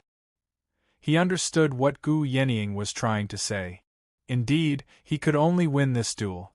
If he could not win even with such an advantage, then he might as well hang himself. The first 3 victories had basically fulfilled Gu Yenying's original plan. The final match was basically a free win, but it was exactly because it was far too easy that Li Qingshan felt rather disappointed. However, Zhu Lai was not worried at all. Instead, it was like he had grown accustomed to it. His trident lit up with roaring flames, and he swung it backwards. Damned water! Evaporate it all! Si Qing said, "Don't tell me Yenying thinks she can defeat Zhu Lai just because she has some geographical advantage."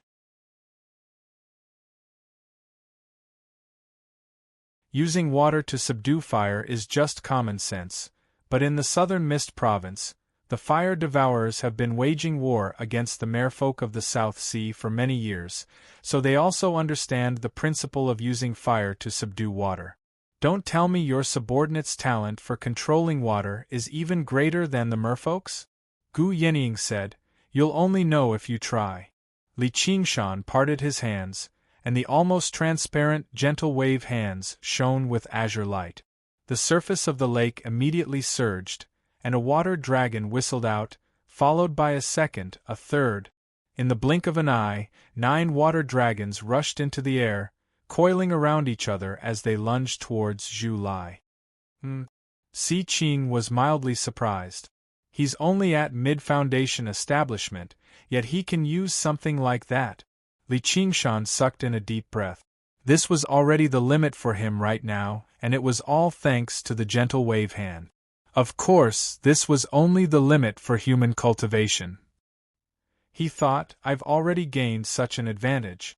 If I use the demon suppression statuary and the traitorous demon sword as well, even if I win, it'll be meaningless. I'll even have to expose my trump card for nothing. I refuse to believe I can't defeat these puny fire devourers with my arcane artifacts and the arts of the boundless ocean.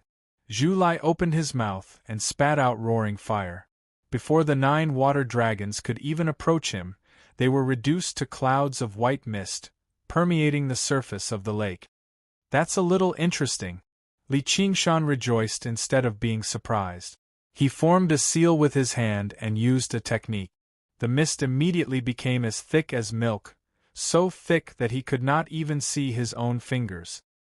His aura was hidden in the mist, but he could clearly see Zhu Lai's location.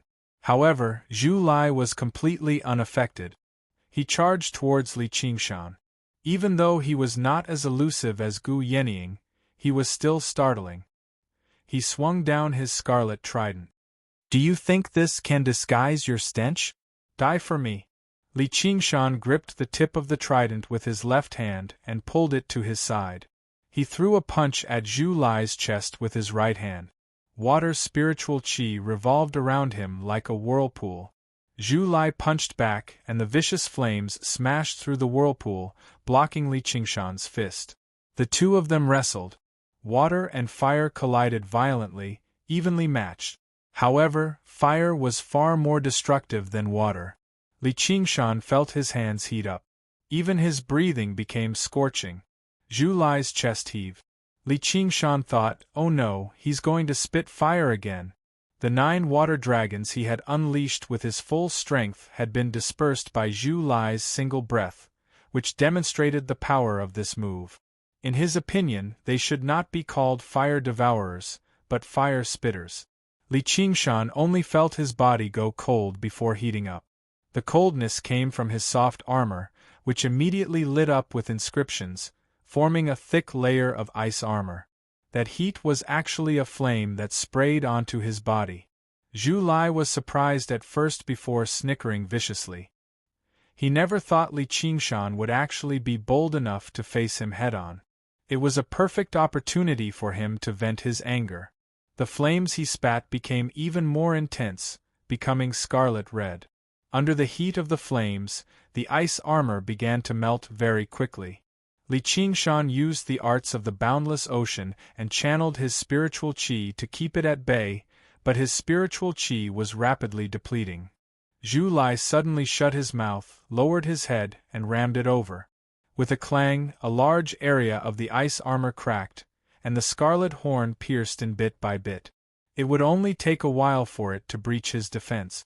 With a thought, Li Qingshan released a ring of water from his belt. As soon as it came into contact with Zhu Lai, it all surged towards him, forming a ball of water. The ball of water was no ordinary water. It was extremely heavy and sticky like glue. Zhu Lai immediately became immobilized, like an insect trapped in rosin, turning into amber. Even the flames around him were suppressed. These arcane artifacts really are of great help in battle. If I swing over with the traitorous demon's sword right now, I'll definitely behead him. Li Qingshan thought about it and launched a palm strike, which also contained ocean wielding. Although it also contained the vast power of the cloud parting form, it was far inferior to the power of the traitorous demon's sword in subduing an enemy. With a bang, the ball of water shattered. Zhu Lai was sent flying, and the ice armor on Li Qingshan's body also shattered. The moment Zhu Lai had been sent flying, Zhu Lai's trident had pierced through the ball of water and landed on the crack in the ice armor. The power of Li Qingshan's palm strike had mostly been blocked by the fiery red armor on his body, causing his fighting spirit to grow even stronger. "Come and fight me another 300 rounds. Alright." Li Qingshan turned around to face him. His entire body began to spin, transforming into a waterspout that fiercely collided with the ball of fire. White mist rose, obscuring the figures of the two. All that could be seen was the clash of water and fire, their figures flashing, and the sounds of collisions incessantly. In that instant, who knew how many times they had exchanged blows?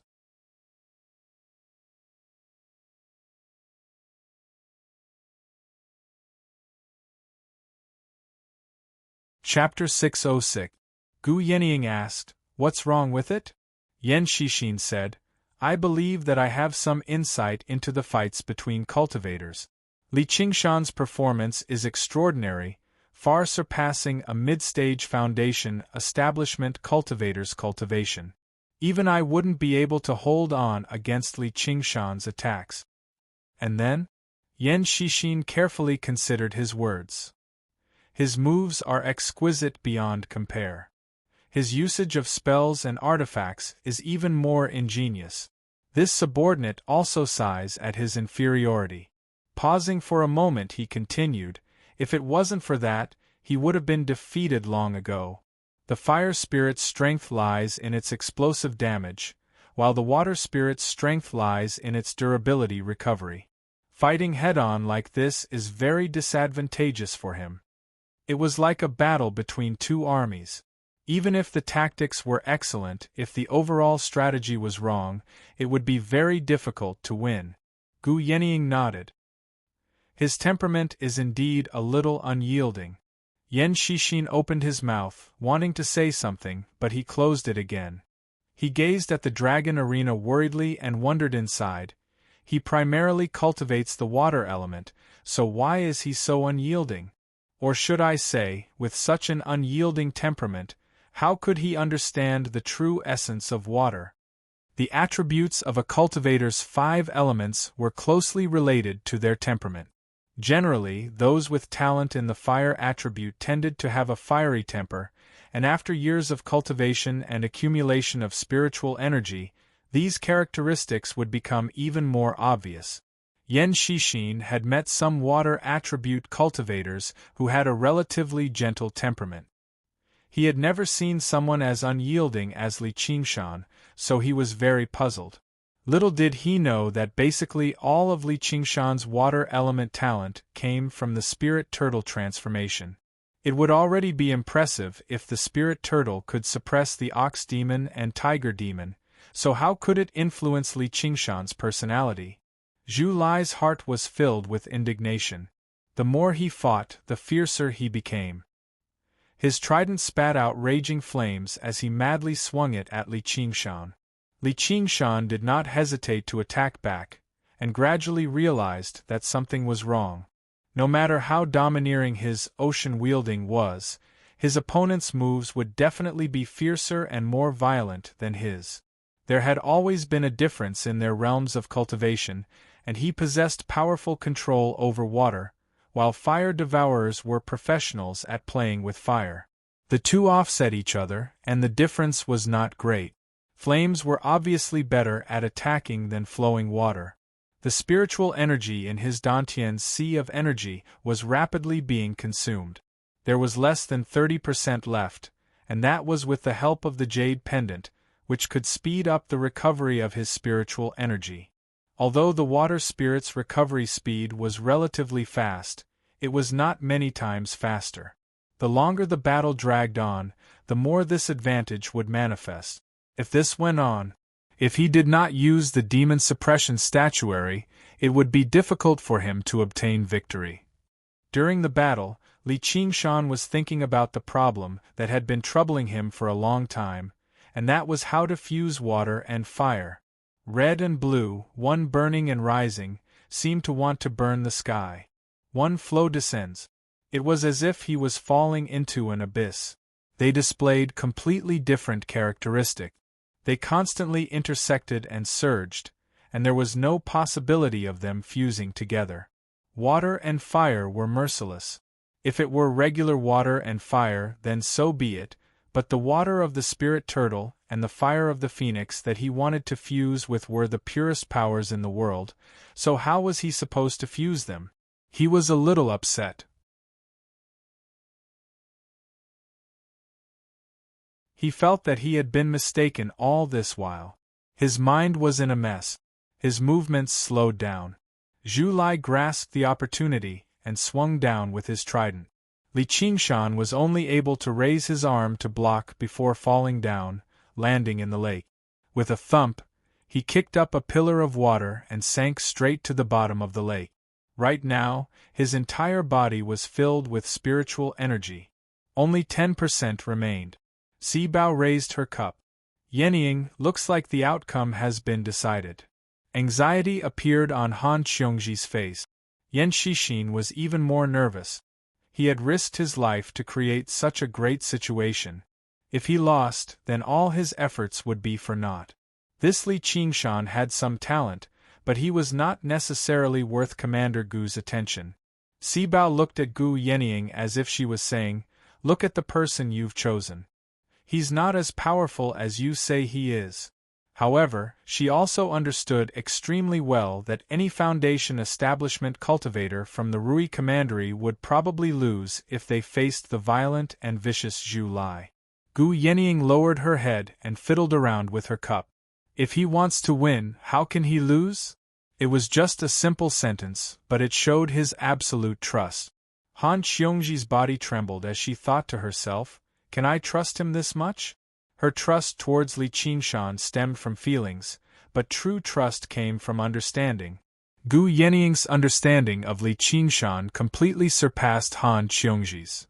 The strongest water demon of the Rui Commandery, the North Moon, would lose to an other folk who had not even undergone the second heavenly tribulation. What a joke! Even if he could not win with his human cultivation, he only needed to use his demon abilities slightly, and he could immediately turn the tables. Zhu Lai followed closely behind Li Qingshan, diving straight down. The firelight illuminated the surface of the lake, and waves of heat rushed over rapidly. The trident parted the lake water, directly striking towards Li Qingshan's chest. Li Qingshan shook his head and tossed all the distracting thoughts out of his head. No matter what, let's win this battle first. If I lose to a minor figure like him, that'll be far too embarrassing. He exhaled gently and held back his urge to strike. Suddenly, 2 streams of water shot out from his shoes, and he charged forwards. "Don't you even think about escaping!" Zhu Lai bellowed out furiously and sprayed out. A streak of fire pierced the lake water, burning towards Li Qingshan. Waves surged beneath Li Qingshan's feet as he used the wave-treading form. He suddenly accelerated and leapt to one side. The fire brushed past him, but it was not enough to burn through his protective spiritual qi.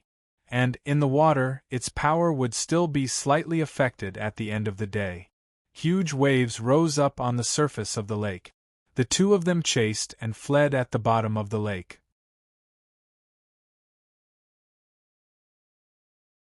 Li Qingshan used the wave-treading form to constantly change directions. Zhu Lai was vicious, but he was unable to do anything to him immediately. He cursed aloud in anger. "You human coward! I saw that you still had some courage just now, but I didn't think that you'd become a coward so quickly. If I were to use my true strength, I'd be able to blast you into pieces with a single punch." Li Qingshan thought to himself. Although he was displeased to hear this, He did not plan on breaking the rules he had set at the very beginning and using the demon suppression statuary and the traitorous demon sword. If he wanted to win, he could only use the terrain to stall for time and recover his spiritual chi. The more intense the battle, the clearer his thoughts became. As he fled, he flicked his 10 fingers randomly and shot out water arrows. Zhu Lai became even more furious and pursued him relentlessly. As Li Qingshan swam around, the jade pendant at his waist flashed with spiritual light. The spiritual chi in his body was slowly but steadily recovering. All this time, although he had used water spiritual chi as his foundation to cultivate, he had mostly relied on the claws and teeth of the tiger demon and the divine abilities of the ox demon to defeat his enemies. Even as a human, he had relied on his powerful physique to use ocean wielding and the heavy water sword to forcefully defeat his enemies. This was the first time he had used purely water spiritual chi to fight. At first, he felt extremely aggrieved. This was not his preferred style of battle. He still preferred to fight fiercely and attack with his fists, but for the sake of victory, he could only endure. Although Zhu Lai's flames were fierce and violent, they could not last for long and gradually dimmed. Meanwhile, Li Qingshan's spiritual chi had already recovered to 50%. The scales of victory were beginning to tilt in his favor. If he took the initiative to attack now and fought attack with attack like just now, it would definitely be Zhu Lai who would be the first to collapse. However, Li Qingshan was not in a hurry to attack. Instead, he had a thoughtful expression, vaguely understanding the root of the problem. Suddenly, he thought of a saying. The highest virtue is like water. Water benefits all things but does not fight. It deals with the evils of others and is similar to the way. The highest virtue is like water, but I am vicious and domineering. Water wants to not fight, but I am filled with fighting spirit. The way of the water element is about conquering strength with softness, keeping a low profile and enduring patiently, letting fate take its course. However, I advance valiantly, wanting to do whatever I want. Even if I temporarily endure and retreat, it's only because I'm forced by the situation. As soon as I have the opportunity, I have to do everything I can. The entire time, my temperament and water's temperament have been the complete opposite. I have an unyielding temperament. Even when I practice a water element cultivation method, I pursue the destructive arts of the boundless ocean. Although I possess the godlike talent of the spirit turtle, and I control large swathes of water in the Rui Commandery, I've never truly mastered the way of the utmost softness of water. It's no wonder that I've reached a bottleneck after reaching the 4th layer of the spirit turtle transformation. I've always wanted to merge water and fire, but I haven't even mastered the single word, water. Li Qingshan sighed inside, but his spirits were roused. He had finally found an answer to the question that had been plaguing him all this time. His expression suddenly became calm and serene, and the movements of his body also became gentle, like a fish swimming in a lake. He no longer purposefully used any techniques either. As he retreated, he swung his hands freely, drawing circles freely. The water wrapped around Zhu Lai like ribbons.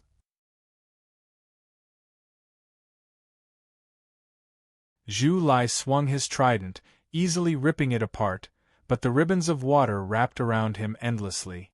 Zhu Lai wanted to catch up to Li Qingshan in a battle to the death, but under the entanglement of the ribbons of water, he was unable to approach Li Qingshan any further. The flames on him grew even weaker, and even his roars became rather hoarse. Gu Yenying struck her palm gently with her jade folding fan and smiled. The outcome has been determined. Si Qing frowned. Losing this battle had completely exceeded his expectations. He stared at Li Qingshan. Such control over water was not something a mere foundation establishment cultivator could possess. A while later, Li Qingshan had already gained the upper hand. Zhu Lai struggled to hold on, but even his fighting spirit was mostly worn away. He would not abide by the iron rules of the arena, nor did he have any thoughts of admitting defeat. All he wanted was to die in battle here so that he would not be humiliated by Si Qing again. At this moment, Li Qingshan only needed a few punches and kicks to emerge victorious. However, he resisted the urge. Since he already understood where the problem lay, he had to think of a way to resolve it. Since their personalities were incompatible, he would start from their personalities and change his way of doing things. He swore to himself, from today onwards I'll be like a tortoise. Oh no, I'll be like a spirit turtle. Sigh, it's about the same anyway. Based on his usual personality, he would have rushed up a long time ago and cut Zhu Lai into pieces, digging out his heart and lungs to vent his anger. But now, he took deep breaths continuously and murmured to himself, Li Qingshan, take it slow. There's no rush. There's still plenty of time.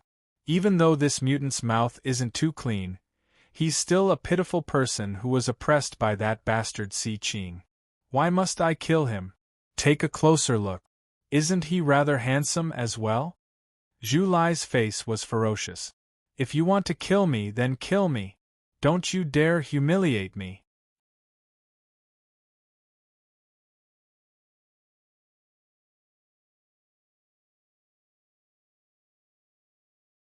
Chapter 607. Li Qingshan raised his eyebrows and was about to say, If you want to die, I'll grant your wish. But when the words reached his mouth, they became, If you want me to kill you, I won't. He muttered to himself, Handsome, handsome. Zhu Lai shouted angrily and rushed forward. This time, Li Qingshan did not dodge. Seeing the trident sweeping towards his waist, he straightened his right hand and the flexible water stopped the trident.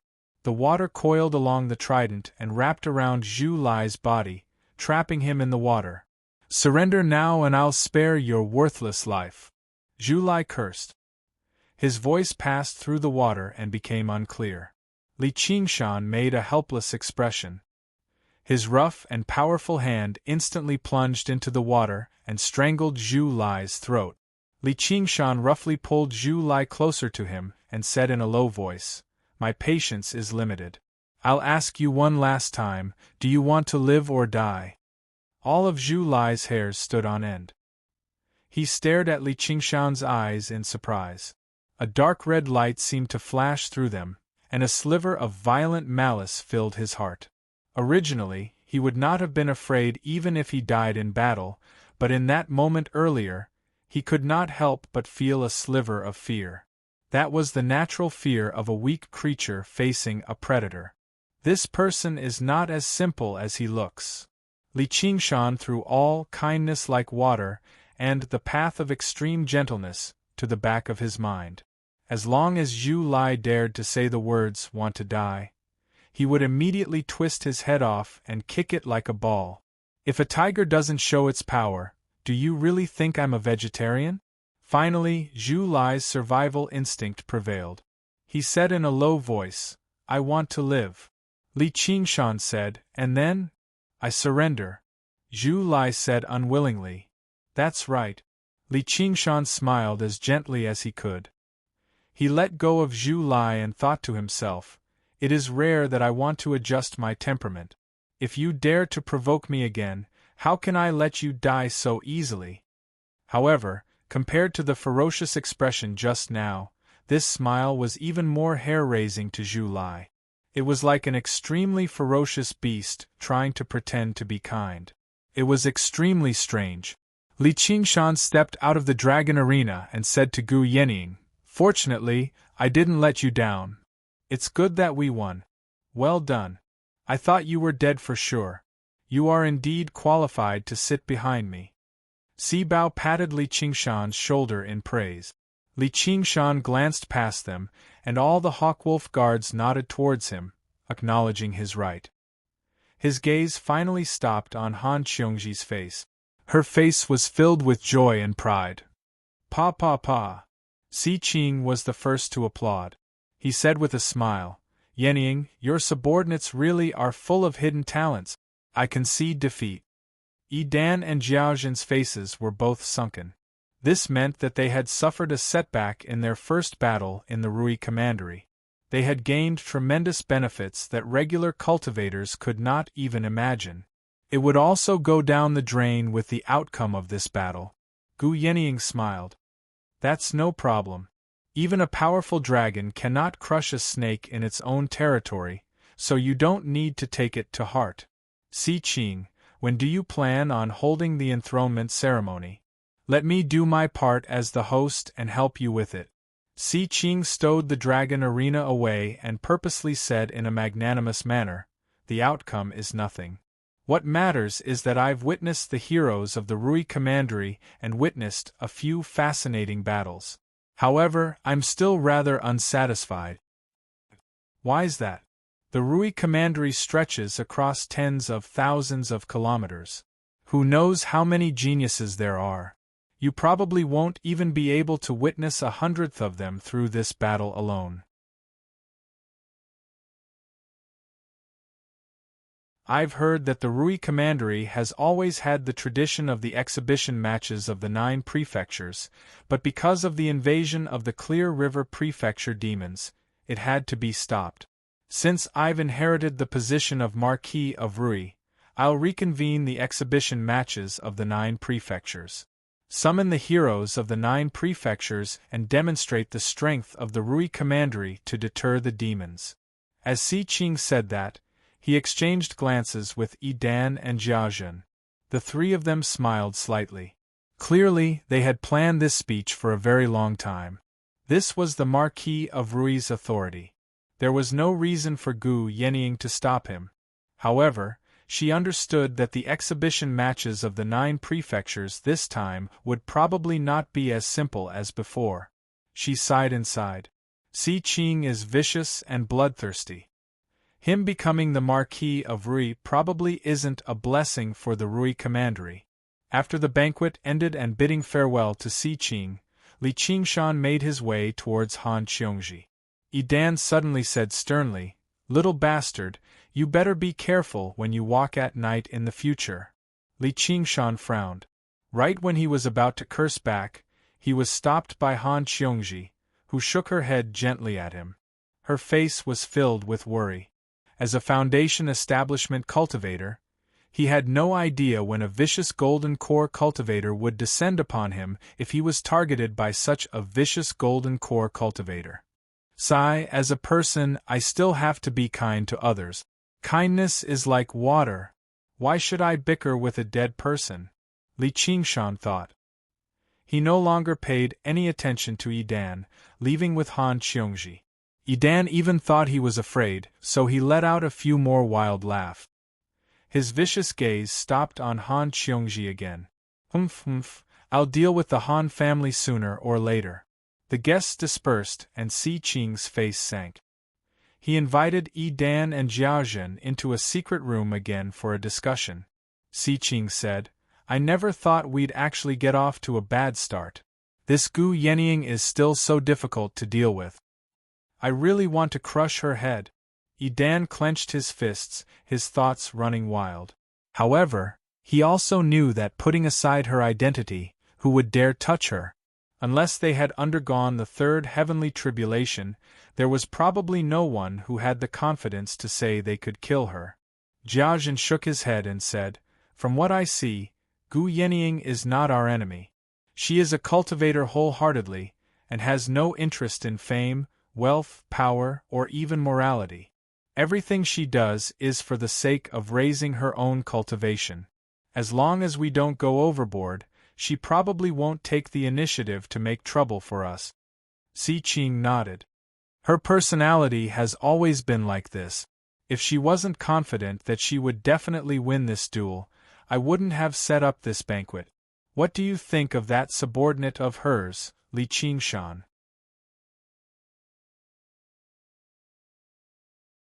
Yi Dan said, a conceited genius who doesn't know the immensity of heaven and earth. I'll make him die a horrible death sooner or later. Jiazhen said, Don't worry, he won't be able to survive the exhibition matches of the 9 prefectures this time.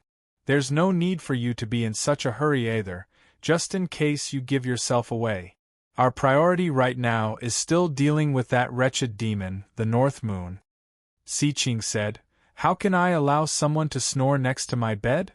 Li Qingshan arrived at the estate of the Han family in the commandery city with Han Qiongji, which was also the great general's estate in the past. Raising his head, he saw that the scale of the structure was so grand that it was only second to the Marquis of Rui's estate. It had also been managed by the Han family for generations. Passing through the pavilions and buildings, he arrived in the depths of the estate and paid his respects to his future father-in-law, Han Anjuan. The crystal lantern shone brightly. Han Anjuan's face remained as cold as before, standing there sternly like a man of steel. After listening to Han Qiongji's explanation of what had happened at the banquet, he said, "You have a great future ahead of you, so you shouldn't have openly opposed Yi Dan. Only a man can endure humiliation, or it's just the bravery of a man." Li Qingshan said, "Don't worry, General. With Commander Gu looking after him, I don't think he's bold enough to run amok." Han Anjuan fell silent for a while. Perhaps before long, he'll be the great general of the Rui Commandery. What? Li Qingshan was mildly surprised, but upon further thought it made sense. The position of great general was not hereditary. After Han Ongua died in battle, someone obviously had to take his place. Since Si Qing could contend for the position of Marquis of Rui, he could also contend for the position of great general. In terms of strength alone, Yi Dan completely possessed the right. He said apologetically, "I didn't think I'd drag the Han family into this." As the Scarlet Hawk commander, Yi Dan dared not act recklessly, but the Han family would be restrained by him.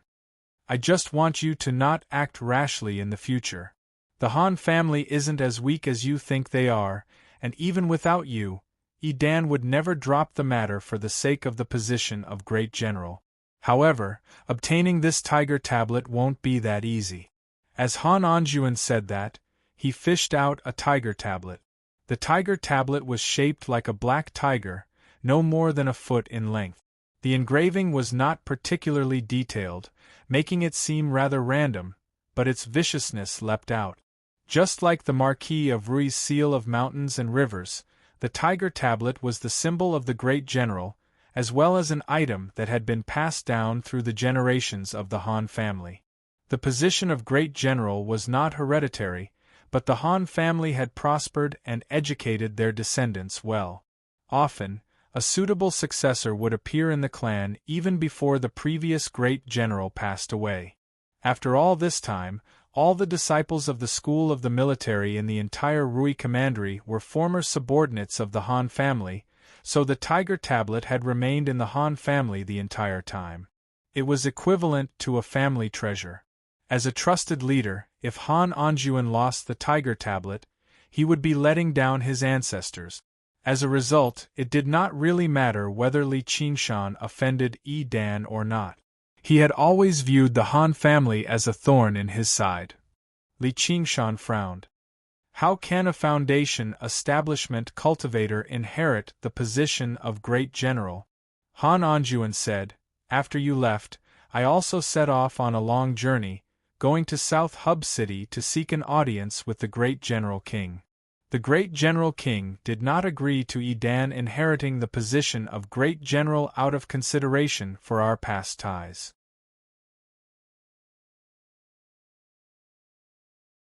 He still belonged to our Han family, so we temporarily kept this matter under wrap. Yi Dan obviously wouldn't dare to do anything to our Han family." Li Qingshan smiled. Of course. The great General King was the greatest figure of the school of the military in the Green Province, a powerful figure who stood on equal footing with the Lord of the Green Province. He commanded all the soldiers and generals of the Green Province. As long as he gave the slightest hint, Yi Dan would never dare to act recklessly no matter how vicious he was. Han Anjuan shook his head. It's impossible for the position of great general to be kept under wraps forever. I plan on entering the Azura field for arduous cultivation. As long as I can break through the second heavenly tribulation, the Tiger Tablet will still belong to my Han family. The great General King's instructions appeared in his head again. Nguyen is my beloved general, while the Han family is a clan of generals. Although you've encountered a disaster, you shouldn't give up on hope. I can see that you're quite like your elder brother. Are you bold enough to come train in my Azura field? Azura field? Han Xiongji cried out involuntarily. It was obvious that the Azura field was not a good place. She wanted to say something, but instead straightened her body and said boldly, I wish you success, father. You may pass the heavenly tribulation soon and restore the prestige of our Han family. Han Anjuan said in relief, Xiongji, you've grown up. I also wish you success, General. Don't miss our wedding date. Take this medicinal pill as an engagement gift. This is an origin spirit pill. Where did you get it?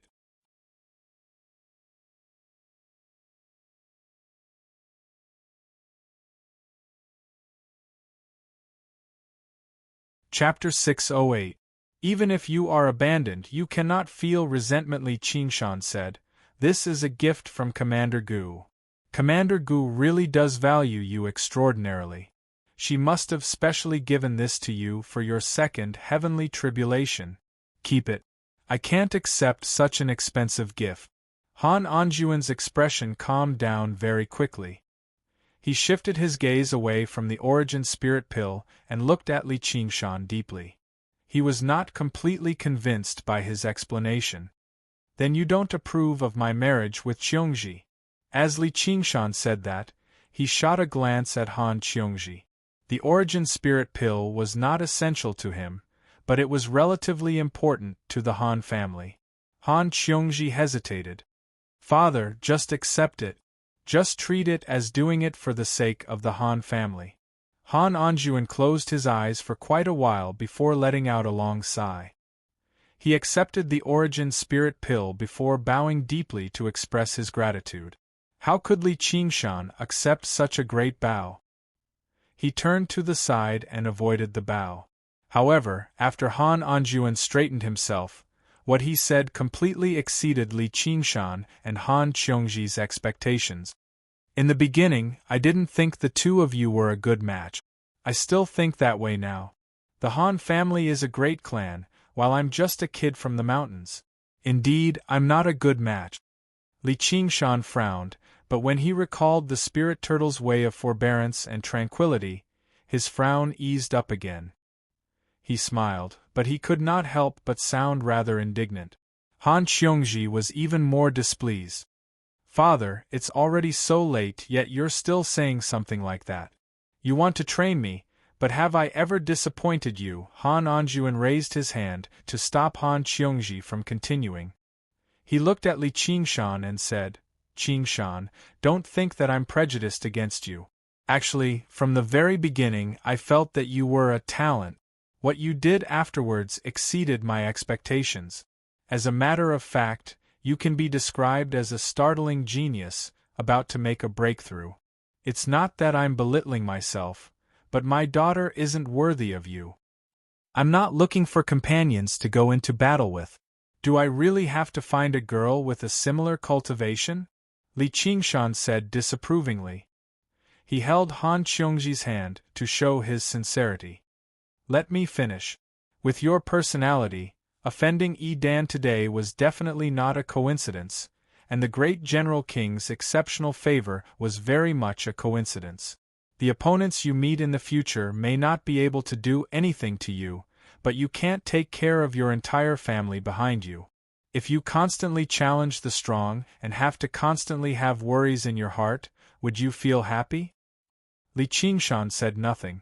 He could not help but admit that Han Anjuan's words were very insightful. It could be described as a thorough analysis of his personality. Even he had no idea just how many more powerful enemies he would encounter on his path to the 9 heavens. He was confident that he could protect Han Xiongji, but what about her family? He felt Han Xiongji's hand tighten slightly. She said, General, I also feel that my personality has been too intense recently. I've been purposefully restraining myself a little and comprehending the way of water's gentleness. That way, I might not necessarily offend a lot of people. Even he found it rather hard to believe when he said that. Even if he had another century to comprehend, he would still take action when he encountered what happened at the banquet today. No matter how profound his cultivation of the spirit turtle transformation was, it was impossible for him to completely change his personality. Han Xiongji also straightened her back and said, "No matter what risks we encounter, we'll just bear them together. Xiongji, you're no longer a child.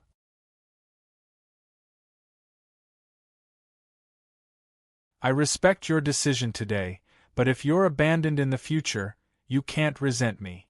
Han Anjuan let out a long sigh, turned around, and left. He left behind Li Qingshan and Han Xiongji to look at one another. Just what kind of father would curse his own daughter like that?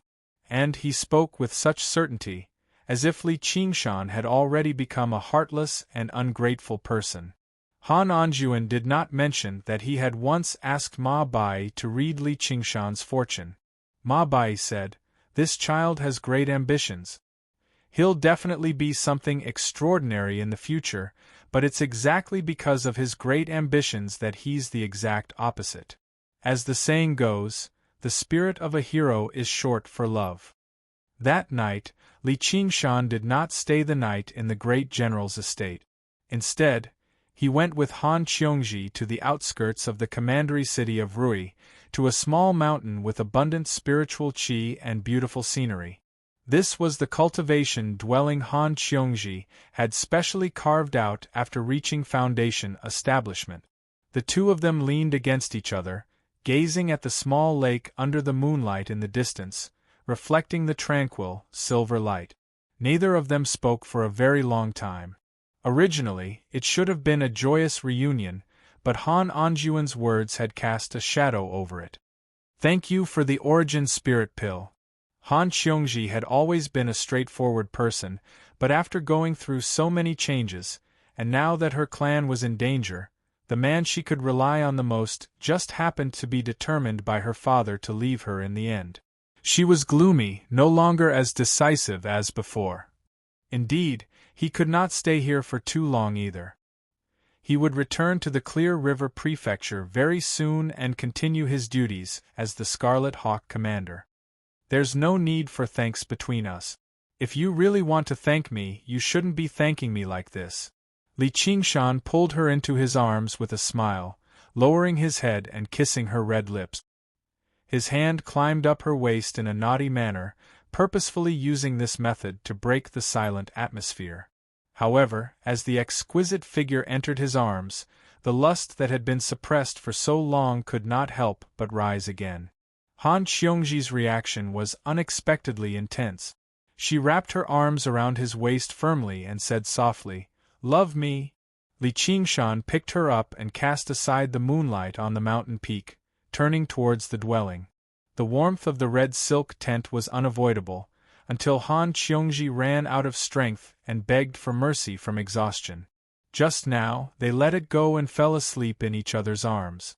Just now, the tiny unhappiness seemed to have been washed away completely, but Han Xiongji repeated that sentence in a complicated manner inside. Even when she fell asleep, it still lingered around her. "If you've been abandoned, you can't resent me." Li Qingshan had completely cast this matter to the back of his mind.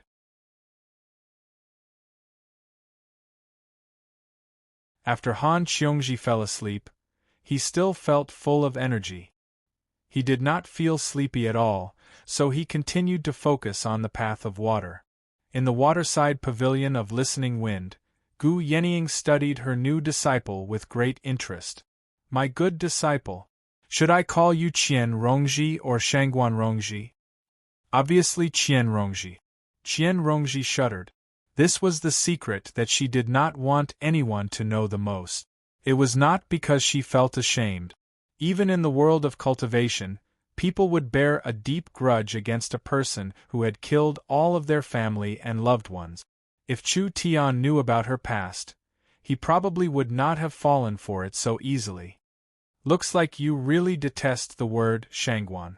Ancient Wind City was destroyed by the White Lotus sect, but Shangguan town was burned to the ground for no reason at all. Not even a dog managed to escape. Don't you know why? I don't know. It must be because of the fire element demons. Qian Rongji did not purposefully feign ignorance. She just said that calmly. In order to completely destroy everything, she had taken advantage of the war between humans and demons to return to Shangguan town again. Gu Yenying stared at Qian Rongji for a very long time before smiling in the end. She changed the topic.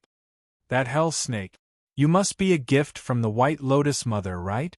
Qian Rongji fell silent for a very long time before replying, yes. She hates me for betraying her, which is why she placed such a vicious curse on me, making me suffer pain and torture day and night. Gu Yenying said, do you need me to find a way to remove it for you? The venomous snake is firmly attached to my soul. Blades and swords struggle to injure it, so it'll probably be very difficult to remove. Some painful disciple still, if I can endure it, there's no need for master to worry. Qian Rongji's heart trembled, and the gorgeous little snake also moved restlessly on her body. In the beginning, she was always there. He wanted to throw the little snake out. But now, this hell-venomous snake had become one of her most important trump cards, especially since she was currently cultivating the legalism technique. It was even more indispensable. If he was really killed by Gu Yenying, it would be a great loss. However, he immediately calmed himself down. This little snake came from the Naraka realm, and it possessed a unique essence that was different from anything in this world. Although it was visible to the naked eye, it existed on a completely different level. Not to mention ordinary swords, even powerful magic tools and spells would not be able to harm it at all. No matter how capable Gu Yenying was, she might not be able to do anything to it. Gu Yenying stretched out her hand. Qian Rongji looked at that perfect and slender hand, not knowing what it meant. I haven't had a taste of the venomous snake hell yet. Gu Yenying had a curious look on her face. This disciple dares not, Qian Rongji said with her head lowered. Hold my hand. I know you want to do this. Yes, master. Qian Rongji said inwardly. You're asking for it, so don't blame me. As pampered as you are, have a taste of my pain. She gently held Gu Yenying's hand. It was warm and exquisite, as if her bones were made of cold jade and her flesh was made of warm jade. It was indescribably comfortable. Murderous intent blazed in her heart. Can I kill her while she's in intense pain and unable to control herself? In this waterside pavilion of listening wind, no one will notice for a while. The benefits I can gain from her are even more unimaginable. As she thought about it, she heard Gu Yenying say with a smile, it doesn't seem as unbearable as I imagined. Is it because my sense of shame is too strong, and I don't have much resentment? That can't be right. Qian Rongji's eyes widened as she looked at Gu Yenying in disbelief. That was definitely not a forced smile.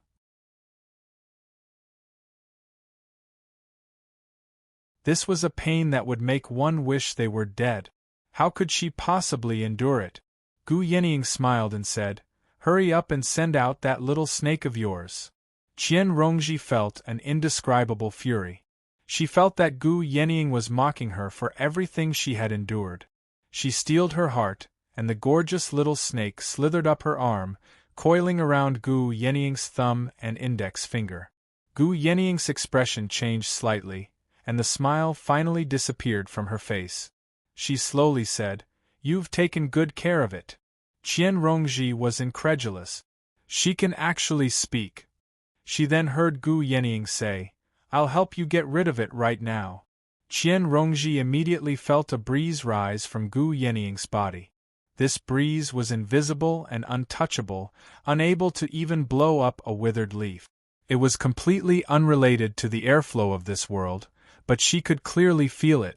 Gu Yenying frowned, a pained expression appearing on her beautiful face. She seemed to be enduring something. Meanwhile, the gorgeous little snake seemed to have seen a ghost. It loosened its mouth and wanted to retreat, but it was sucked in by an invisible force. It twisted its body but was unable to break free, and was slowly sucked toward Gu Yenying's hand.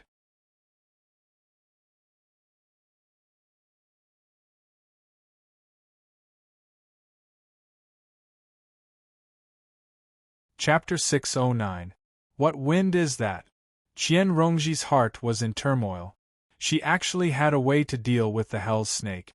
This way, it would be even more difficult to kill her. You can actually feel it. As expected of my disciple. In the boundless hell realm, there is a hell called hot wind. This is Master's trump card. Don't tell anyone else, or else I'll let you have a taste of the power of the hot wind hell. Using the power of the hell realm to cultivate is not your creation, but what the legalists are best at. That means you, in her shock, Qian Rongji even forgot to call her master. She recalled what she had said, I haven't had a taste of the venomous snake hell. In that case, she had also tasted the pain of the hell's punishment like herself. This made sense. That was why she could remain unmoved under the bite of the venomous snake. Otherwise, it was impossible for someone who had never experienced such pain to remain so calm. Although Gu Yenying did not say what kind of crime the hot wind hell punished and what kind of pain she had to endure, based on her performance just now, this pain would not be any lighter than the venomous snake hell. As long as there are benefits, it's fine to suffer a little, don't you think? Gu Yenying blinked and smiled. However, Qian Rongji knew very well that this was not suffering. It was simply the greatest pain in the world. You think that you're very special and unfortunate. That's normal. Young people tend to have such misconceptions, but in reality, it's not just you and me.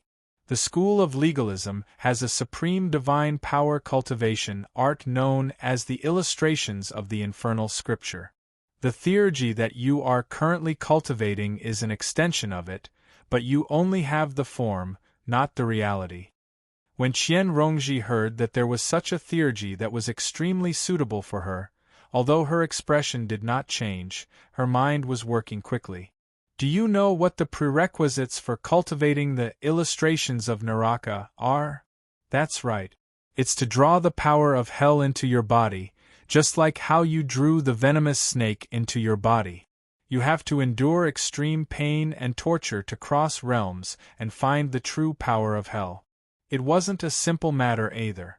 Although it was unfortunate that you were able to obtain a hell viper, it was also an opportunity. Right now, your soul and divine will are far superior to that of ordinary foundation establishment cultivators. You've experienced it before, so of course you know it's not easy.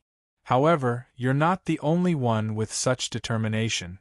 Since ancient times, there have been countless people with such great willpower. I am one of them. I don't understand. Why do you want to cultivate this technique? Qian Rongji was puzzled. From her point of view, Gu Yenying was a proud daughter of the heavens. She was born with everything. No matter what kind of resources or techniques she needed, she could get them just by opening her mouth. He had inherited half of the eagle god's bloodline, and his talent was astonishing. As long as he cultivated step by step, it would not be too difficult for him to overcome the third heavenly tribulation. Why did he have to cultivate such a self-harming technique? Once the power of hell entered her body, even if she could endure it, she would be tormented to the point where all the pleasures of life would disappear. Yet, she could still smile normally. It's because this technique is strong enough. Gu Yenying looked up at the sky. Her sharp eyes seemed to look into an extremely high place. If an eagle wants to fly high, other than its own strength, how can I give up on such a strong wind? Commander Gu, how can I give up on such a strong wind? Qian Rongji looked at her beautiful face. She finally had a trace of respect for this strange master of hers. She said calmly, Commander Gu, you clearly know that I'm not a good person.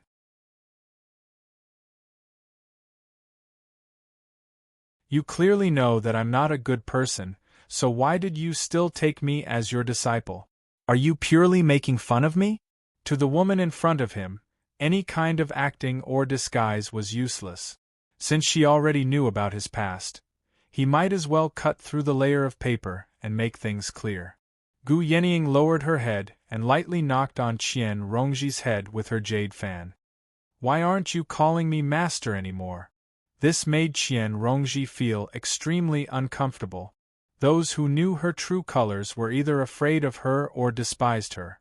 Why would they act so intimately? For a moment, she didn't know how to face her. She could only obediently call out, "Master." Gu Yenying said seriously, "I don't hate you. As a cultivator, you're more qualified than most of the people I've met.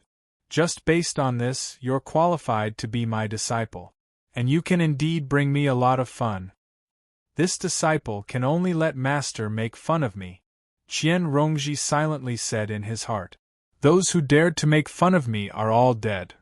From a human's point of view, you've already committed all the major crimes by killing your parents and brothers. But there's still one more, which is to kill your master. If there's a chance in the future, you might as well try it." Gu Yenying smiled and patted Qian Rongji's shoulder. In her big and round eyes, it seemed like she was already imagining how Qian Rongji would look like when her wings were fully grown and she bared her fangs at her. At that time, would she be swallowed by her, or would she tear her into pieces? When others accepted a disciple, they were eager to make their disciple swear an oath of eternal loyalty to them, but she did the exact opposite. To her, danger was an integral part of the game. The White Lotus Mother had been expelled from the world a long time ago, while the North Moon that should have posed the greatest threat had instead become an important ally. Qian Rongji smiled gently. "If Master has any orders, this disciple will do everything she can." Gu Yenying smiled extremely happily. "Logically speaking, since you've accepted me as your master, I should give you a gift for our first meeting. However, this gift isn't too easy to obtain. I need to prepare it." As a result, a few days later, still in the waterside pavilion of Listening Wind, Gu Yenying took out the gift she had prepared. "Disciple, what do you think this is?" Qian Rongji shuddered, and all of her hairs stood on end. What Gu Yenying had taken out were several dozen sealed hell snakes. Even though she believed she could already endure the pain of being bitten by venomous snakes, the consequences of being entangled by them were still unimaginable. All she could do was grit her teeth and say reluctantly, "Thank you for your kindness, Master. It really hasn't been easy for Master to find so many hell snakes for you. Come and try it." Gu Yenying's gaze was earnest.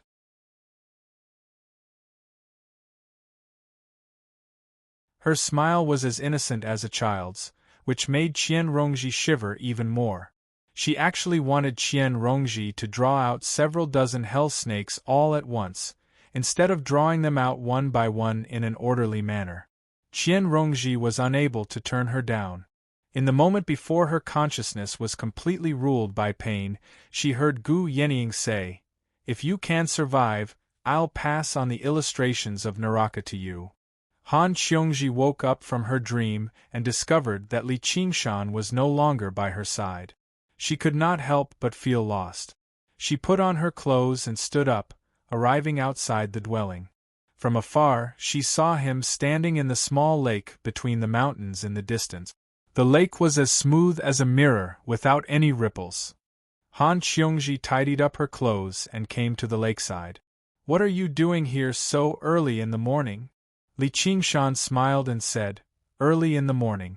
You slept for the whole day." In the depths of the lake beneath his feet, a red shadow streaked across the bottom of the lake. He split his consciousness to control the doppelganger.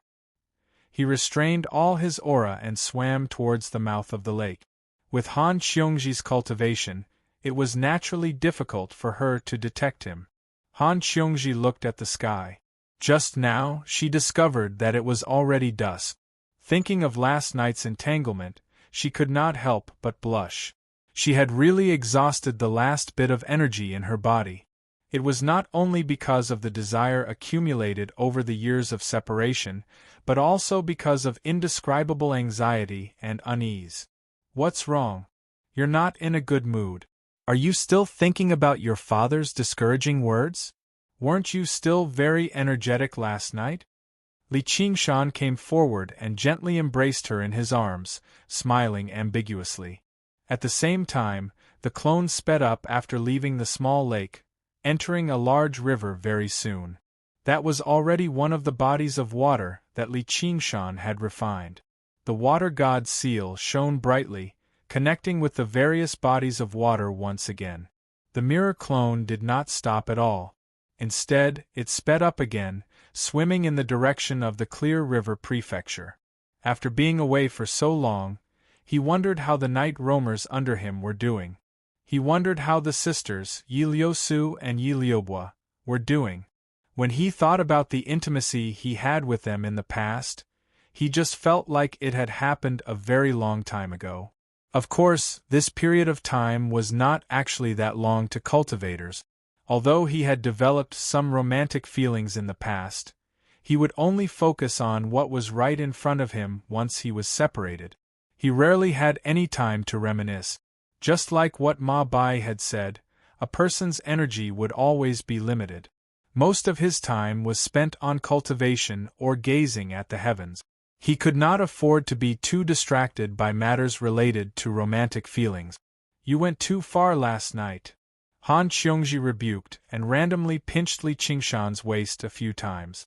Towards the end of last night's revelry, she had completely submerged in her sea of desire, allowing him to do whatever he wanted. Li Qingshan laughed aloud. "If you can't satisfy me, don't blame me for finding someone else." After the entanglement last night, he had not completely released his lust. Now that he held her, he was stirred up again. A certain part of his body immediately changed. Li Qingshan originally thought she would fly into a rage like she did in the past, forcing him to swear an oath that he would never have a second woman in his life. He never thought she would push him away. "Go find your own pleasure in the parlor of clouds and rain. Don't bother me.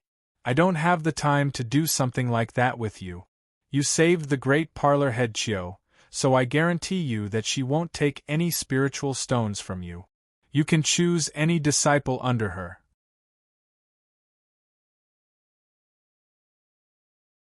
She might even be willing to accompany you personally." Li Qingshan did not know that Han Anjuan had forcefully ordered Han Tie to take on concubines as soon as Han Angua's mourning period ended. As it was not a formal marriage, it did not violate the rule of 3 years of mourning. He wanted to produce as many children as he could so that the Han family could flourish. Li Qingshan instead became rather embarrassed. "Don't overthink things. I was just momentarily angered. It's not like I'm actually interested in her." Men. Han Qiongji was filled with doubt. Li Qingshan's thoughts ran wild. Begonia was a beauty. If she insisted on repaying him with her body, it would probably be very difficult for him to turn her down. However, if he really had to talk about the most carefree and satisfying things like this, it would definitely be Helicoverpa. Just as he thought about it, he took a punch to his stomach from Han Qiongji. Li Qingshan also acted like he was in pain sensibly. He spent a few more days in Han Qiongji's dwelling, deciding on a time to meet again before returning to Clear River City in search of a person. This person was talented as well. He was skilled in the water, and he had probably grown up in it.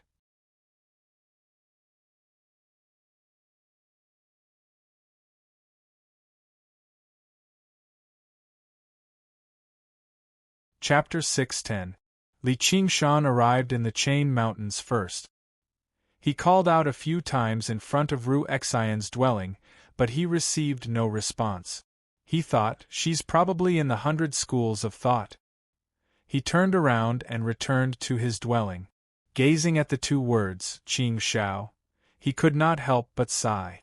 I wonder how little and is doing in the Chan Monastery of Devanaga?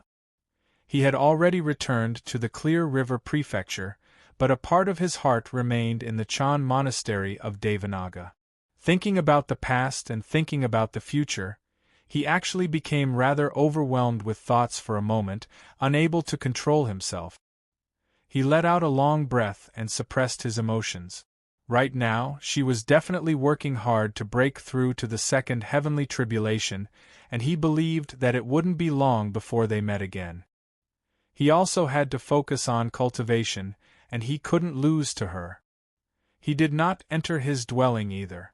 Instead, He turned around and made his way to the 100 schools of thought. He took off on a cloud and arrived above the lake of dragons and snakes in the blink of an eye. Gazing at the rippling water, he felt at ease. He had already refined the lake of dragons and snakes. The entire region of water was like his home to him. As he hovered there in the sky, he raised his head slightly and closed his eyes. Rivers and lakes appeared in his mind. All of the water bodies he had refined were like blood vessels, and he could sense their existence. They surrounded him, and he could sense their warmth. When he opened his eyes again, they were filled with confidence. My 10 years of battle have not gone to waste after establishing such a foundation. With this as a foundation, I can definitely comprehend the true way of water and take my cultivation to the next level. The cloud dispersed and he leapt down, moving faster and faster. The lake rushed towards his face, the wind whistled past his ears, and the light before him twisted. In the blink of an eye, he had already passed through the formation of dragons and snakes, choosing the direction of Benevolence Island. He repeatedly used the wave-treading form and took a few steps, landing gently in the center of Benevolence Island, on the tallest structure. The disciples of the School of Medicine all raised their heads. Their eyes were filled with admiration and envy. Most of them had joined the 100 schools of thought even longer than Li Qingshan. It could be said that they had personally witnessed this unlucky disciple of the School of Novels rise up like a comet, ascending to the position of Scarlet Hawk Commander. "Commander Li, have you come for senior sister Ru Xian?" a young disciple of the School of Medicine asked. "Not bad. Is she here?" Li Qingshan flew down and landed in front of the medical disciple. Senior apprentice Sister Ru Xian is currently studying medical manuals with Master Hua Ci in preparation for the exhibition matches of the 9 prefectures. No one is to disturb them. "Commander, I'm afraid you'll have to wait for a while. I'll go bring some tea over." The medical disciple hurriedly bowed. "No need, I'll go take a look." Li Qingshan couldn't sense Ru Xian's aura. She must be in the middle of a formation, but he sniffed. Immediately, he smelled the trace of her aura and strode over. What did the medical disciple want to say? But in the blink of an eye, Li Qingshan had vanished from sight. He had circled around a rockery, passed through a garden, and arrived at the back of the hall, in front of a stone door. Feeling the obstruction of the formation, Li Qingshan shouted, "Ru Xian, are you inside? I have something important to discuss with you." In his mind, studying medical manuals isn't anything important. "I'm going to gift you a mid-grade magic cauldron. Hurry up and come out to greet me." After a while, there was no reply.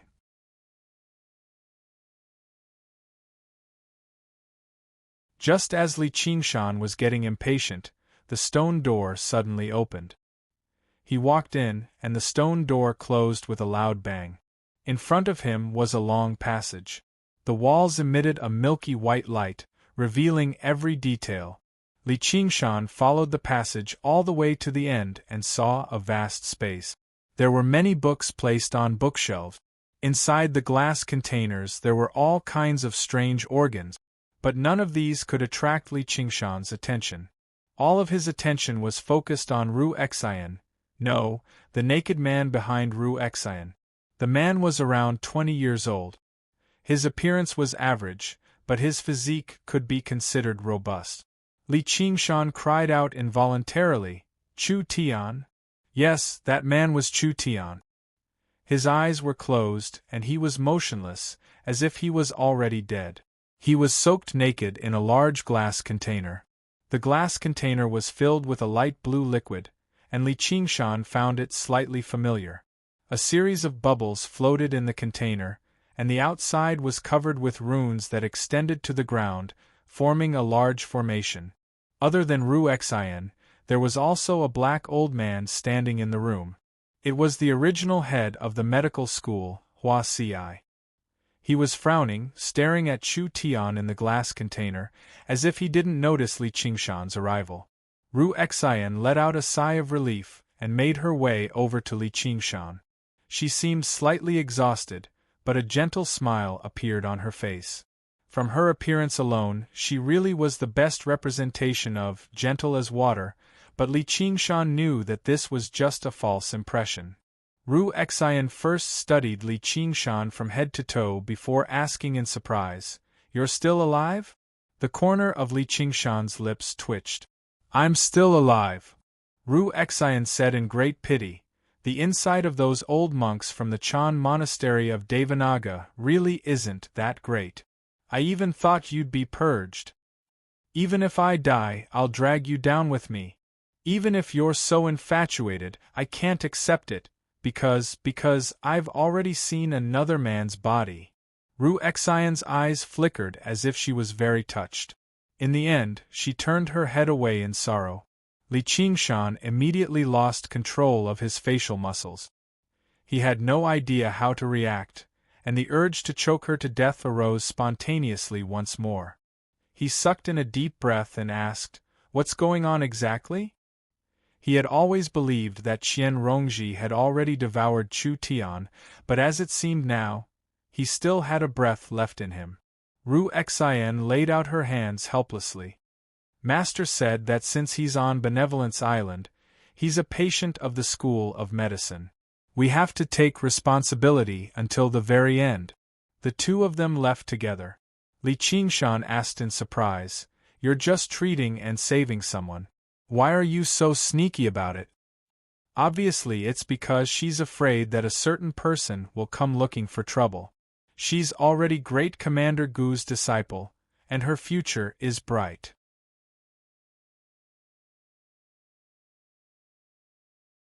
If she learns that there's still a chance for Chu Tian to be cured, she'll definitely come and visit him." Li Qingshan also deeply agreed.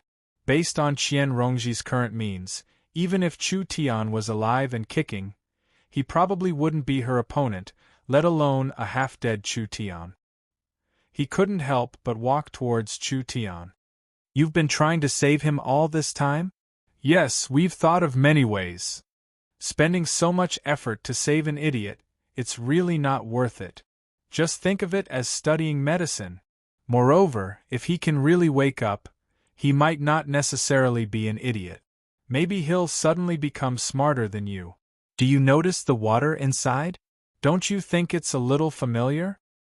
This is water of recollection. You want him to regain his past life's memories?" Li Qingshan suddenly remembered. He had a deep impression of the effects of water of recollection. But does this thing have such a great effect? "Yes, we've increased the dosage, but I don't think it'll be of much use. I've looked up a lot of books, and there are many cases of celestials regaining their past life's memories, but that's only when their own cultivation has reached a certain level. It's like trying a dead horse as if it's alive. In any case, his consciousness has completely collapsed. If he can't find his past life's memories, even if he wakes up again, as you said, he'll become a real idiot, the kind that can't even eat, drink, and poop." Li Qingshan turned around and asked, "Can it succeed?" Ru Xian shook her head. "Who knows? Let's go, let's talk outside." Ignoring Huaxiai, she called out to Li Qingshan and walked out. Li Qingshan looked at Chu Tian for a while, waved goodbye, and was about to turn around and leave. Chu Tian's eyes suddenly opened, and he stared straight at Li Qingshan. His eyes were so persistent that they didn't blink even for a moment. Li Qingshan said loudly, Hey, he's awake." Ru Xian had already walked into the passage, and without turning her head, she said, "It's just an intermittent muscle reaction. Let's go, don't dawdle." Li Qingshan looked carefully.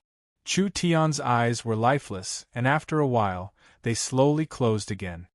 He couldn't help but curl his lips and use his divine sense to say, "Although you've offended me quite a bit, and you deserve to end up like this, I still wish you can come back from the dead. I'm really a good person.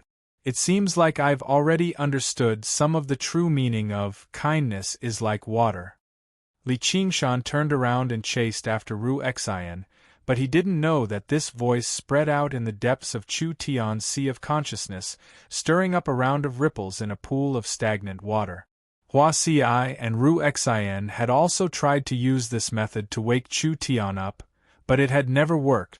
The strength of Li Qingshan's divine sense was so strong that even Golden Core adepts might not be able to match it, and Ru Xin and Hua Xi were far inferior. Hua Xi looked at Chu Tian for a while and shook his head.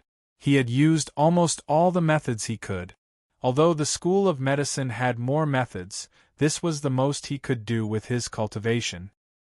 He was not a stubborn old man who was determined to save Chu Tian. As the saying goes, you can't cure an illness that can't be cured. He just had to do his best. The hall darkened, and Hua Xi also walked towards the exit. The milky white light on both sides of the path also gradually extinguished with his footstep. In the end, only the water of recollection in the glassware was left, emitting a faint blue light. Chu Tian floated in it, still motionless. Of course, Hua Xi still didn't know that the treatment they had endured for so long wasn't completely useless.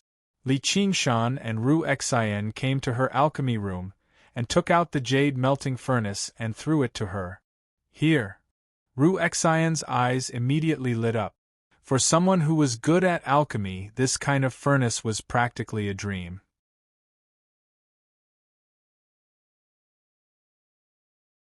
This is the jade melting furnace.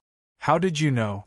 Oh, you've also gone to the Arsenal of Arms in the county city to take a look. Li Qingshan remembered that the Arsenal of Arms was a shop, and this jade melting furnace was one of its products. Ru Xin was very good at alchemy, and in order to increase the efficiency of alchemy, she naturally did not neglect to check out the various pill furnaces that could be bought on the market. This jade melting furnace was the best pill furnace she could find, but its price was too high.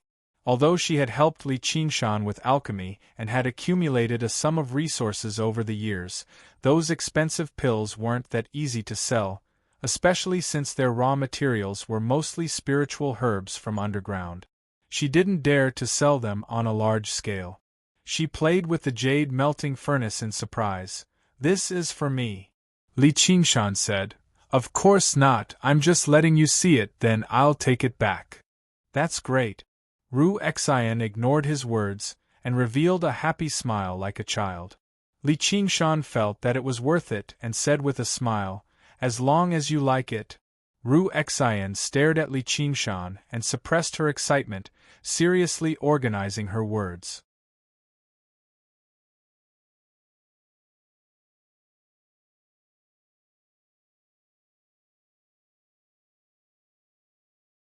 Chapter 611. Filial your mother, give it back. Li Qingshan cursed and reached out to grab the jade melting furnace. "How dare you take advantage of me at this time?"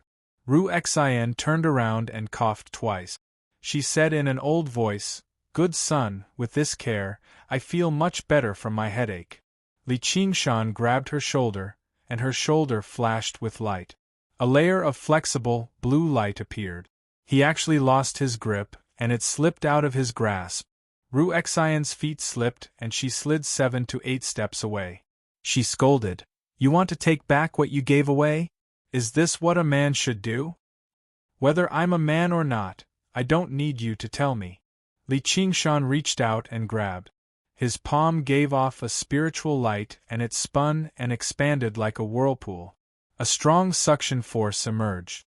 Ru Xion's body tilted and she held the jade melting furnace in one hand. She waved her sleeves behind her and a ribbon of blue light also spun into the center of the whirlpool.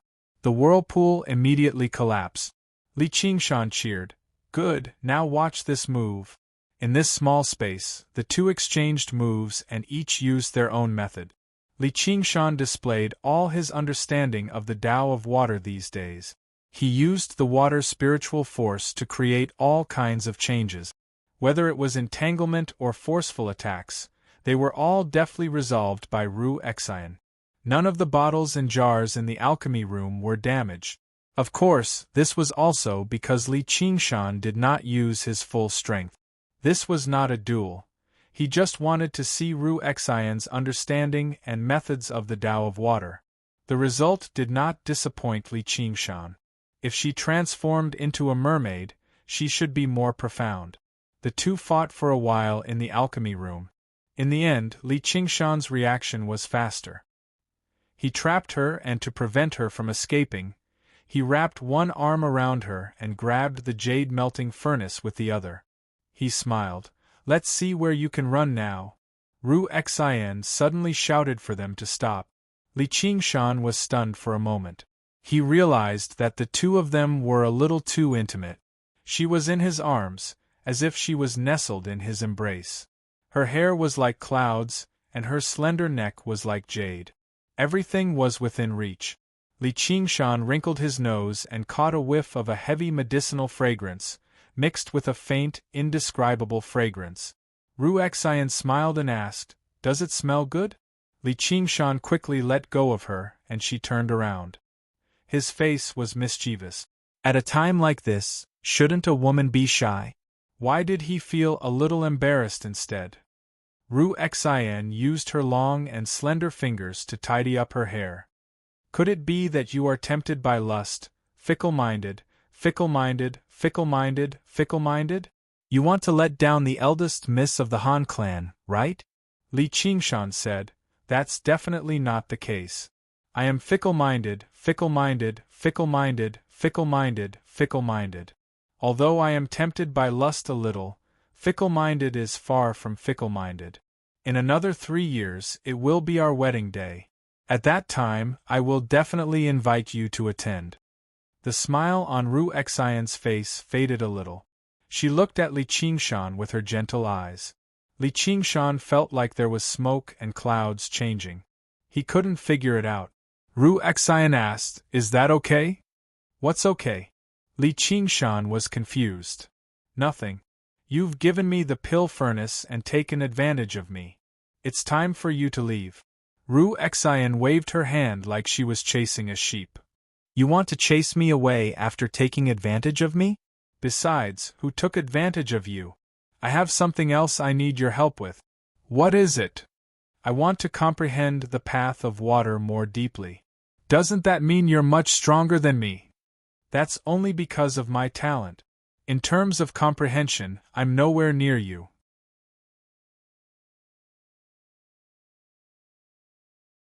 After a few days of thought, Li Qingshan understood why he still lacked sufficient comprehension of the path of water after reaching the 4th layer of the spirit turtle. Because the talent that the spirit turtle gave him was just too powerful. He could control the water element as if it was his own arm. It was because everything came too easily. Instead, he lost his desire to explore. Most of his attention was placed on refining more water to increase his own strength. Instead, it was those regular cultivators who lacked talent who had no choice but to strive for perfection and diligently comprehend in order to increase their own cultivation and the power of their technique. There were gains and losses. However, he believed that this loss was not difficult to make up for. Ru Xian glanced at the jade melting cauldron in her hand. "All right, for the sake of your filial piety." Li Qingshan said, "I feel like I'll choke you to death with my own hands sooner or later."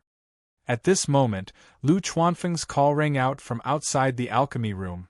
"Qingshan, are you in there? If you are, answer me. I have something to discuss with you." Ru Xian said, "It's probably about the exhibition matches of the 9 prefectures. Go ahead. I'll refine the jade melting cauldron first. Once you're done with your matters, we'll find a suitable place to cultivate." "Can you not be so weird?" "Forget it, I'm leaving." Li Qingshan shivered. She really had become gentle. Her voice, speech, and expression were all extremely gentle, basically enough to melt his heart. However, he was used to her cursing, so he was very unaccustomed to this. Ru Xian smiled. "My good son, piss off." Li Qingshan shook his head with a bitter smile. He really had asked for it. After watching Li Qingshan leave, Ru Xian sat down cross-legged and began to refine the jade melting cauldron. However, her mind was unable to calm down as she muttered to herself, "Is this all right?" When Li Qingshan arrived outside the door, he discovered that Lu Chuanfeng was not the only one waiting outside. Sun Fubai's face was flushed as he stood at the side, chuckling. "Uncle Fu, you've successfully built your foundation. Congratulations!" Li Qingshan quickly walked up to him and congratulated him. "It's all thanks to your help, Qingshan. Fellow Taoists, why have you all come to find me?" Li Qingshan then turned to look at Lu Chongqing, Hua Sengzan, Chu Danqing, Han Tie, and the others, smiling as he asked. Li Qingshan had descended from above. The entire 100 schools of thought knew that he had returned. He was no longer the insignificant figure of the past anymore. Many matters required him. Hua Sengzan had come to find him to handle the matters of the Hawkwolf Guard. As a vice-commander, he could handle matters for him, but there were still many matters that required him to make decisions as the commander. Lu Chongqing had come to find him to discuss how to deal with the exhibition matches of the 9 prefectures.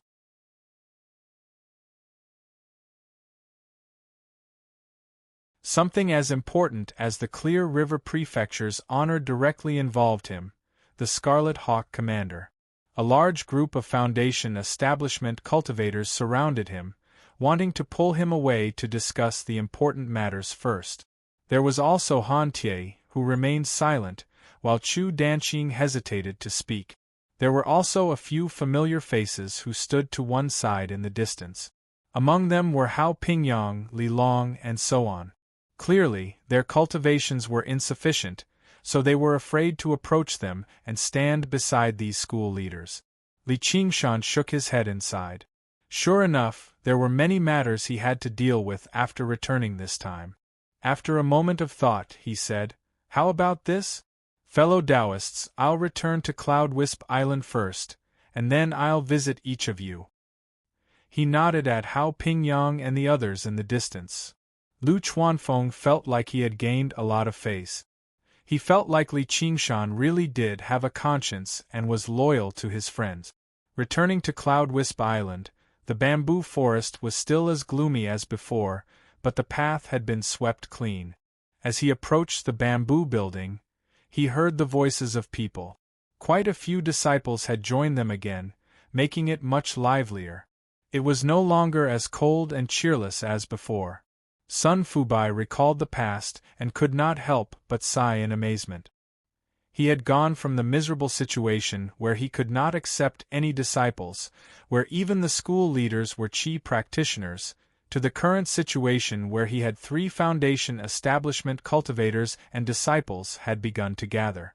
It was basically a world of difference. "It's all because of you, Qingshan." Li Qingshan smiled. "I've only come up with a few ideas. Why, you're the one who's managed things well." Lu Chuanfeng said, "The entrance examination is right around the corner.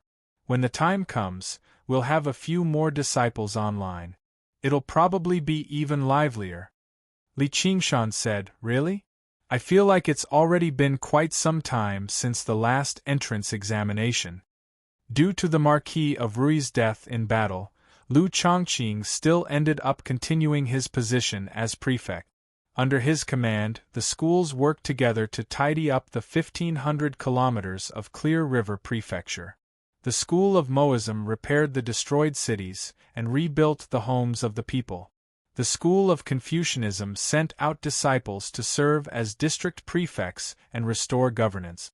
The School of Legalism worked together with the School of the Military to strengthen their attacks on the bandits and bandit. The School of Agriculture distributed the seeds of various crops. These seeds had all been purified with spiritual qi, so the first year's harvest would be extremely startling. Afterwards, they sent out disciples of the School of Agriculture to help with the planting and distribution of food, ensuring that there would be no starvation. The Clear River Prefecture had also emerged from the shadows of war. The people could live in peace and contentment again, so Lu Chongqing wanted to reopen the entrance examination and recruit disciples from all over the place to recover the strength he had lost in the war. Lu Chuanfeng said, "Yeah, we definitely have to make a name for ourselves in the exhibition matches of the 9 prefectures this time. Only then can we recruit even more disciples in the upcoming entrance examination. May I ask how the exhibition matches of the 9 prefectures will be conducted? Sun Fubai said, First, the schools will compete with their own methods. The school of the military will demonstrate military formations, the school of music will compete with instruments, and so on. As for us schools of novels, we'll obviously compete with our methods of turning fiction into reality. Afterwards, we'll compete in martial arts.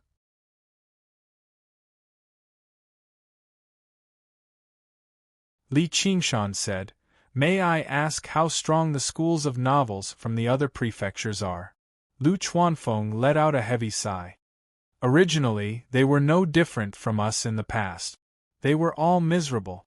There were a few prefectures where the schools of novels didn't even have a formal school leader. If it weren't for the fact that they were one of the 10 schools of the lower classes designated by the founding emperor, they would have been abolished a long time ago. However, in the past few years, they've all stolen our ideas, so the situation has improved again.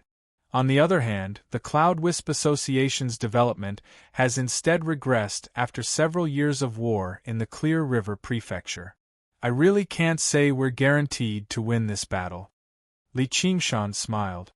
You can say we're all in this together. It's not necessarily a bad thing for the School of Novels to recover its reputation. Sun Fubai said, Yes.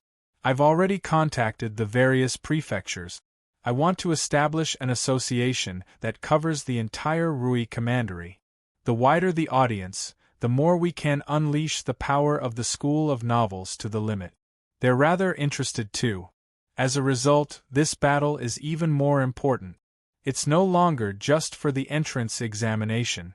It'll also determine which prefecture can maintain a dominant position. If the books Li Qingshan had copied out right now could be published across the entire Rui Commandery, the rate at which they gathered the power of belief would definitely multiply.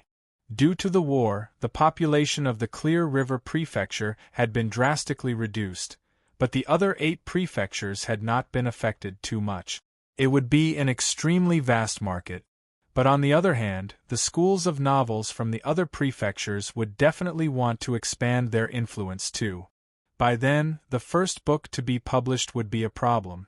If it was not handled properly, it could lead to a conflict, so the dominant position would be relatively important. As they spoke, the 3 of them arrived before the bamboo building.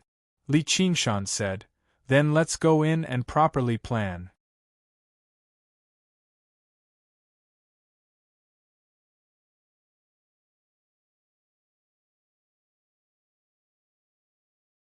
Chapter 6:12. Chu Danqing paced back and forth anxiously in the room, occasionally pushing open the window to look in the direction of Cloud Wisp Island and sighing. He was not such an impatient person, but this matter was too important. Other than Li Qingshan, there was no one else he could discuss it with. Danqing, what has happened? Why are you so anxious? Li Qingshan's voice suddenly rang out from behind. Chu Danqing turned around in surprise and joy, only to see Li Qingshan striding into the room. He sat down on the mat in front of the window rudely, leaning his arm against the small table. He discussed with Lu Chuanfeng and Sun Fubai for a while and proposed a few ideas before leaving Cloud Wisp Island. He knew his own limitations. In terms of affection and understanding of the school of novels, he was not as good as Lu Chuanfeng. In terms of meticulous thinking and handling of specific matters, he was not as good as Sun Fubai. He would not be of much help even if he stayed, so he might as well finish his business quickly and go learn the path of water from Ru Xian. If there's anything I need to do, I promise to win. I'll leave everything else to you too. After saying this, Li Qingshan bid farewell and left. He first went to the school of painting, who was closer to him. Qingshan, your cultivation has become even more profound. Chu Danqing praised as he sat down on the opposite side of the table. He wanted to pour some tea, but Li Qingshan had already picked up the teapot and filled his cup. He then drank it in one gulp and said with a smile, long time no see. You've learned to say such polite words. He still remembered Chu Danqing's ignorant appearance when they first met. Now that he had experienced the world, his naivety had faded. His frown made him seem even more mature. I'm not being polite. Your cultivation. Never mind, let's not talk about this for now. I really don't know where to start. Chu Danqing had originally planned to ask Li Qingshan for help, but he had never asked anyone for help before, so he did not know how to say the words. Li Qingshan's smile faded and he placed the teacup on the table. I still remember Grandmaster Chu's kindness. Just say it, I won't say a word. To be honest, what I hate the most is great kindness is unforgettable, not to mention knotting the grass and earring the ring. It felt as if he owed someone something. It's better to repay kindness with kindness. Chu Danqing pondered for a moment. You know, I'm not the only disciple my master has. A wisp of white mist rose from the teacup and dissipated. Chu Danqing explained with a frown. Li Qingshan listened quietly. It turned out that Chu Shidao had many other disciples apart from Chu Danqing.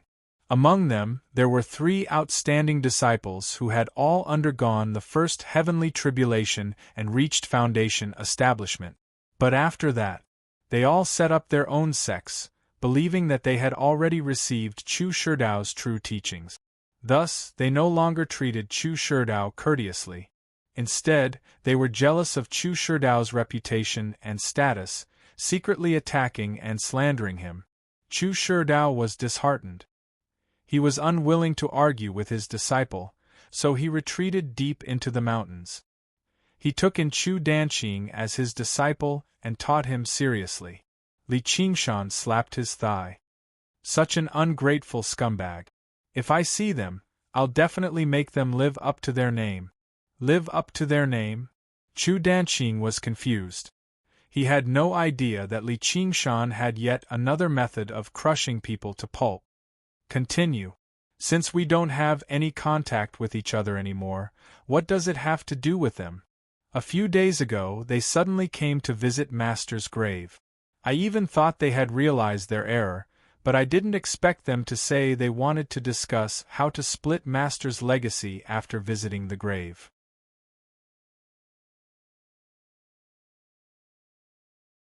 What a pity that they didn't even attend Master's funeral. Chu Danqing was extremely furious.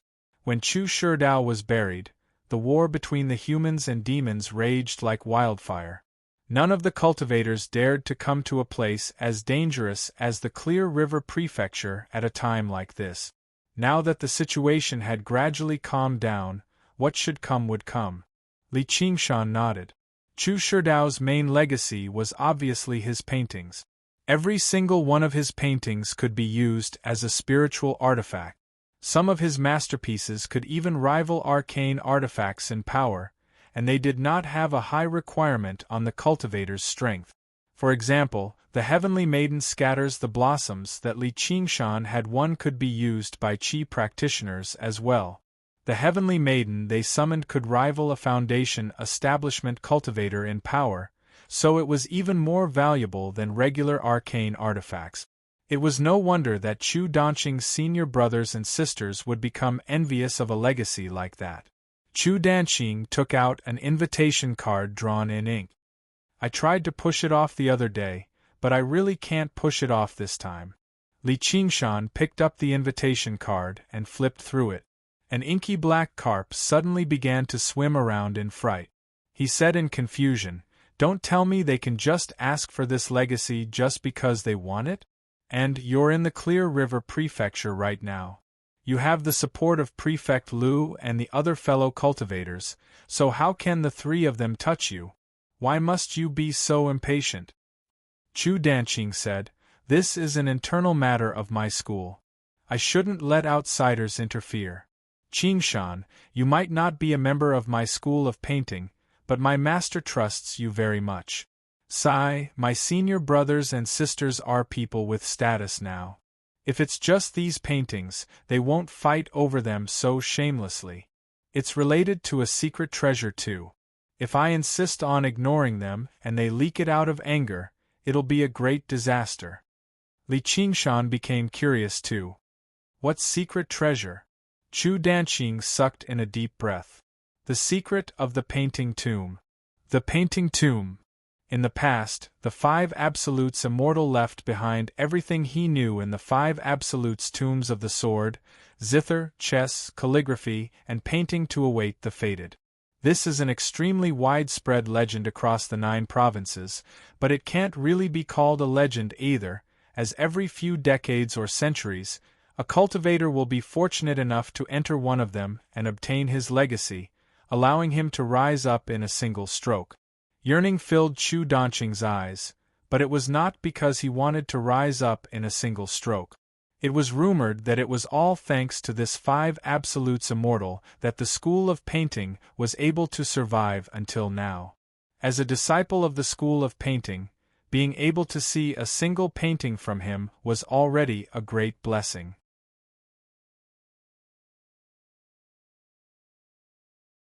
As soon as Li Qingshan heard it was this person, he became spirited. Even the murals in the main hall of the Chan monastery of Devanaga originated from this person, which only went to show just how powerful he was in the past. The legacy he left behind was basically priceless. Even he was interested when he heard about it. In other words, you know where the painting tomb is? Chu Danqing shook his head. No one knows. The 5 absolutes tombs don't actually exist in this world. Otherwise, after all these years, people would have explored it completely and taken away what's inside. Why would we even get a chance? It's said that the 5 absolutes tombs are all independent spaces, drifting through the 9 provinces. No one knows where they are, nor do they know how to enter. Even third heavenly tribulation powerhouses can't force their way in. They can only rely on their own luck. Even if cultivators are fortunate enough to enter, they'll often only be able to catch a glimpse of the tip of the iceberg before being transported out. Li Qingshan said, in other words, Master Chu has only obtained some clues. Yeah, it's just some groundless clues. I don't know how it reached the ears of my 3 senior brothers and sisters. If I knew where the painting tomb is, I would have gone in a long time ago to accept the legacy. Why would I be troubled by them? Chu Danqing smiled bitterly. Li Qingshan noticed that Chu Danqing's expression was rather unnatural. Clearly, he was not telling the truth. Chu Danqing's understanding of the painting tomb was definitely not limited to that, which made him slightly displeased. However, with some thought, he came to an understanding. With such a great fortune on the line, even brothers could fall out with each other. He was not related to Chu Danqing at all, so he had to be vigilant. All he needed to do was help him deal with his senior brothers and sisters, and that would be repaying Chu Shidao's kindness. The rest was out of his hands. Right as he thought that, Chu Danqing's voice directly rang out in his head. He said through soul sense, actually, I know when and where the painting tomb will appear again, as well as how to enter it. I'm afraid they have methods to eavesdrop, so I purposely told them. Li Qingshan could not help but laugh. Was this scheming or not? He felt much more comfortable and also transmitted, Aren't you afraid that I'll turn against you and take away your opportunity? My master said that you're ruthless, but you're not someone who forsakes righteousness for the sake of profit. Also, the painting tomb is very big. Maybe we can enter it together to take a look. However, I can't guarantee anything. Chu Shidao smiled. He still had the naive look of the past and appeared even more honest. Li Qingshan slammed the invitation on the table. Since they want to discuss, then let's discuss it with them. Chu Danqing said, even if I die, I won't let them take advantage of me. Li Qingshan left the school of painting. After a moment of thought, he went to the school of legalism to see Hua Sengzan. As soon as Hua Sengzan saw Li Qingshan, he remembered his other identity, the North Moon. However, he also remembered how he had saved his life. If it were not for him, peace would not have returned to the Clear River Prefecture, and he had just saved Begonia in the Marquis estate. Even if he had to repay him with his life, it was only right. As a result, he secretly made up his mind to never tell anyone about this. Qingshan, you've finally come. Let's go to the pavilion. Why are we going to the pavilion? Haiteng told me to contact her as soon as you returned. She's holding a banquet in the pavilion to thank you. Sai, in other words, it's just a formal thank you. What promise of marriage? It's all a lie. Li Qingshan sighed inside, but it was just a man's imagination at the end of the day. He was not actually disappointed. He smiled.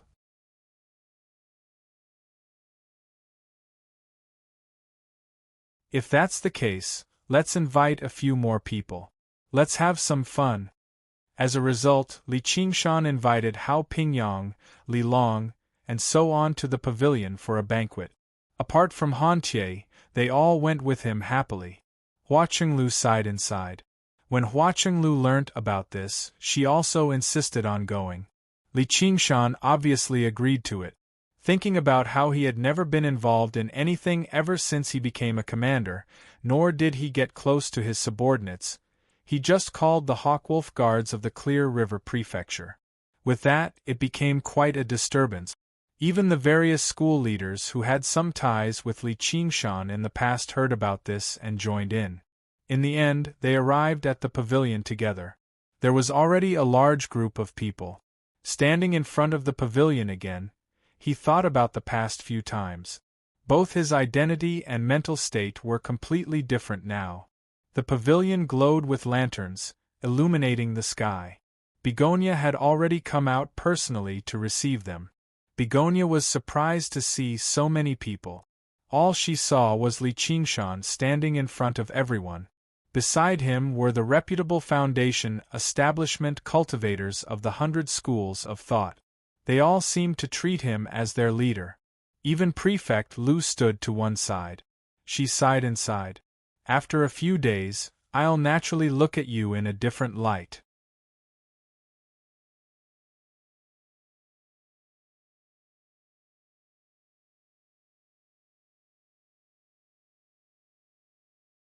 Chapter 6:13. Begonia was also dressed splendidly. She bowed gracefully. I thank the commander for risking your life to save me. Your kindness is as vast as the ocean. I will never forget it. If you ever need me in the future, I will repay you. Li Qingshan and Chu Danqing exchanged glances. They could not help but laugh aloud. Begonia asked in confusion, Why are you laughing, Commander?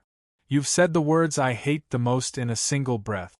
Li Qingshan waved his hand and laughed loudly. There's no need to mention the word thank you anymore. There's a saying that great kindness cannot be thanked with words. Since you're not willing to repay me with your body, it's useless even if I thank you 1,000 times more.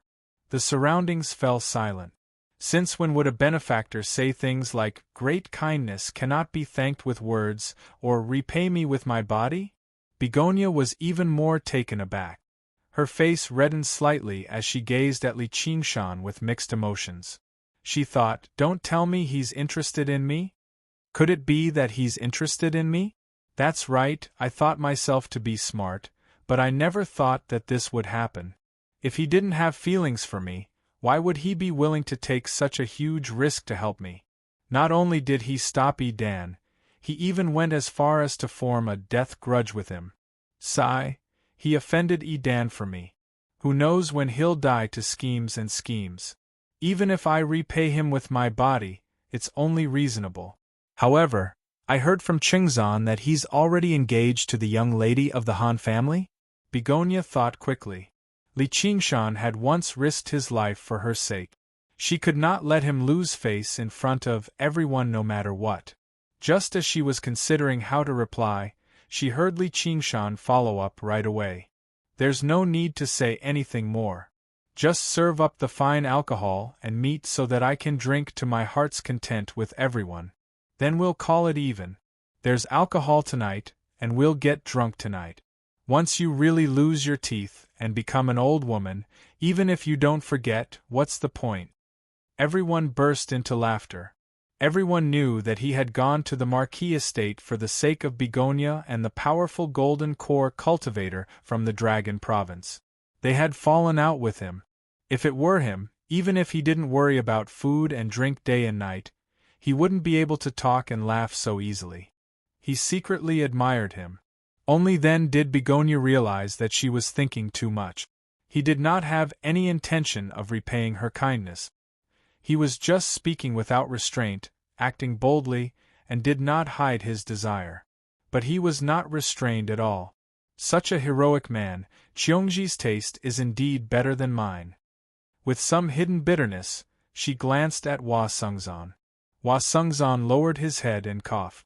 She smiled and said, "If Commander no, Qingshan, if you really have this intention, I dare not be arrogant. However, we need to get married legally and invite friends and relatives to be our witnesses before we can become dual cultivation companions." All the men present were envious. Begonia's name had spread far and wide. Everyone in the cultivation community of the 1,500 kilometers of the Clear River Prefecture knew about her. No one had ever been close to her. There were even people who felt that if they could obtain such benefits, even becoming enemies with Yi Dan would not be unacceptable. Li Qingshan shook his head heavily. "That won't do. Cheongji will definitely throw her life at me." Everyone laughed aloud again. Begonia smiled too. "Then don't blame me for refusing to devote myself to you." When she said that earlier, she regretted it slightly, but when she saw how Li Qingshan declined without the slightest hesitation, she could not help but feel rather disappointed.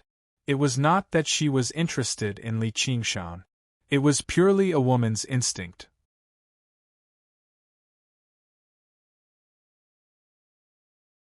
It's not strange, it's not strange. Alcohol and meat are enough. Li Qingshan entered the parlor of clouds and rain with everyone. He glanced upstairs. When Qiu Haitang said that she could agree, he instantly felt a sense of hostility.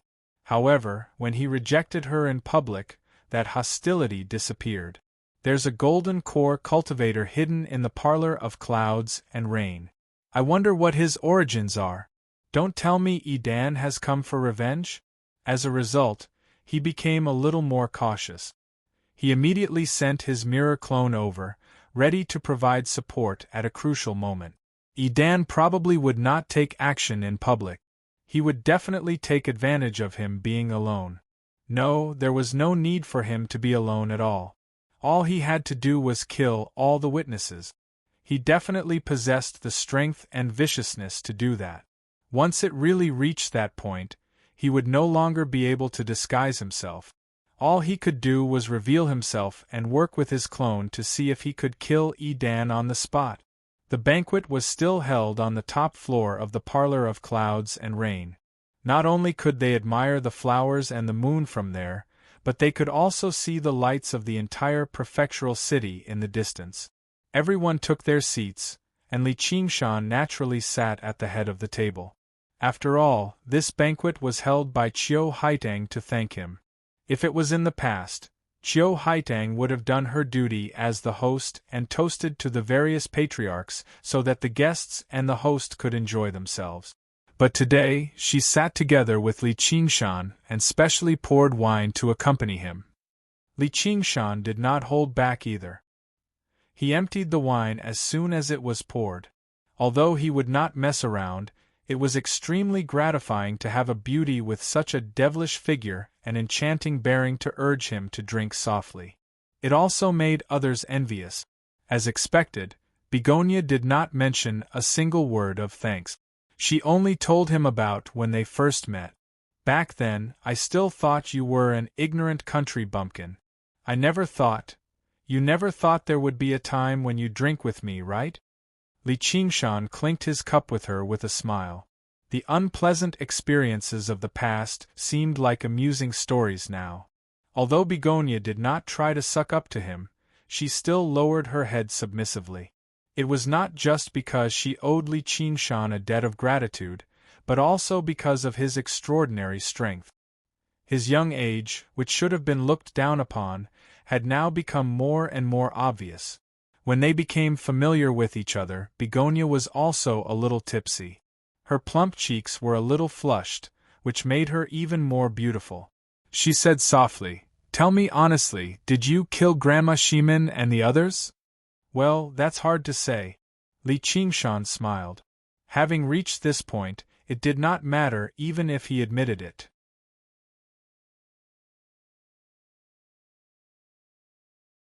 As the Scarlet Hawk commander, he had defeated the stronger Qi practitioners in the past despite being the weaker party, killing a few Qi practitioners who dared to oppress him.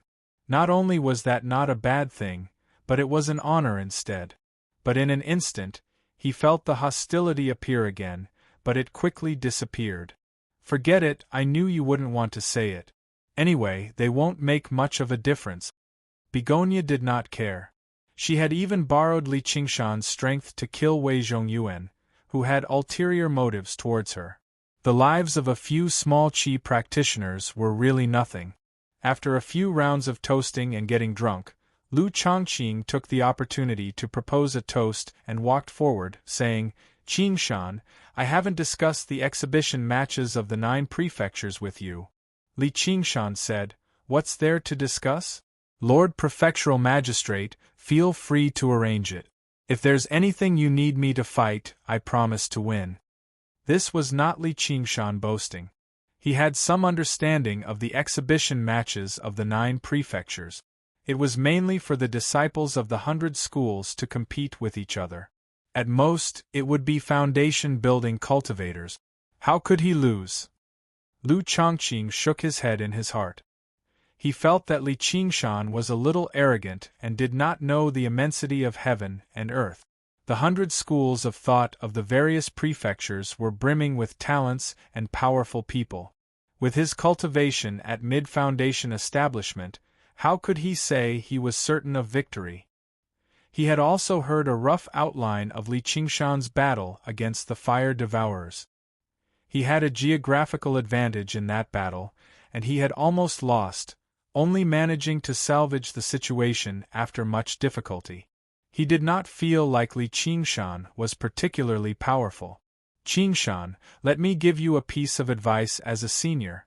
It's good to be young and spirited, but it's easy to break something when you're too stubborn. You need to learn how to hide your edge." "What do you mean by that, Sir Prefectural Magistrate?" Li Qingshan put down the cup that had just reached his lip. He felt that Lu Chongqing was hinting at something. "You acted bravely for a just cause and saved fellow Chiu. That's great news. I feel proud too. However, there's no need for you to develop such a great grievance with Edan. It's already happened. What else can I do?" Li Qingshan raised an eyebrow. "There's a saying that it's better to squash enmity than keep it alive. Considering how he's managed to cultivate to his current realm of cultivation, he's not someone who's completely unreasonable. If you can ask Commander Gu to step in and apologize to him, it might be a little embarrassing for you, but it'll save you from a great disaster. Sigh, he's the prince's trusted aide after all." Lu Chongqing said sincerely, but it was not just for Li Qingshan's sake. Now that the exhibition matches of the 9 prefectures were right around the corner, and the Clear River Prefecture had just gone through war, they were already in an extremely disadvantageous position. Now that Li Qingshan had offended the important figures by Prince Si Qing's side, it made their situation even worse. Edan only needed to pull some strings, and he could make them face great trouble. Begonia also said in concern, "What Prefect Lu said makes sense. A true man knows when to yield and when to stand tall.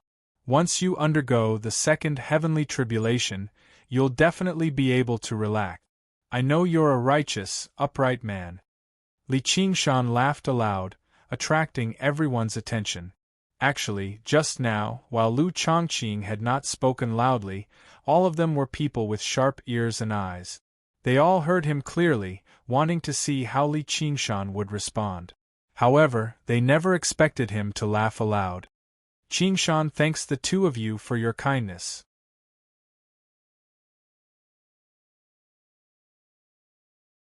Prefect Lu is experienced in the ways of the world, so why don't you think about it? If a Qi practitioner insulted you in public, would you be able to tolerate it? Sect Master Chiu, you've seen Yi Dan in person. Do you think he's a broad-minded person? Lu Chongqing and Begonia were both speechless. Lu Chongqing seemed amiable, but that was only to Li Qingshan.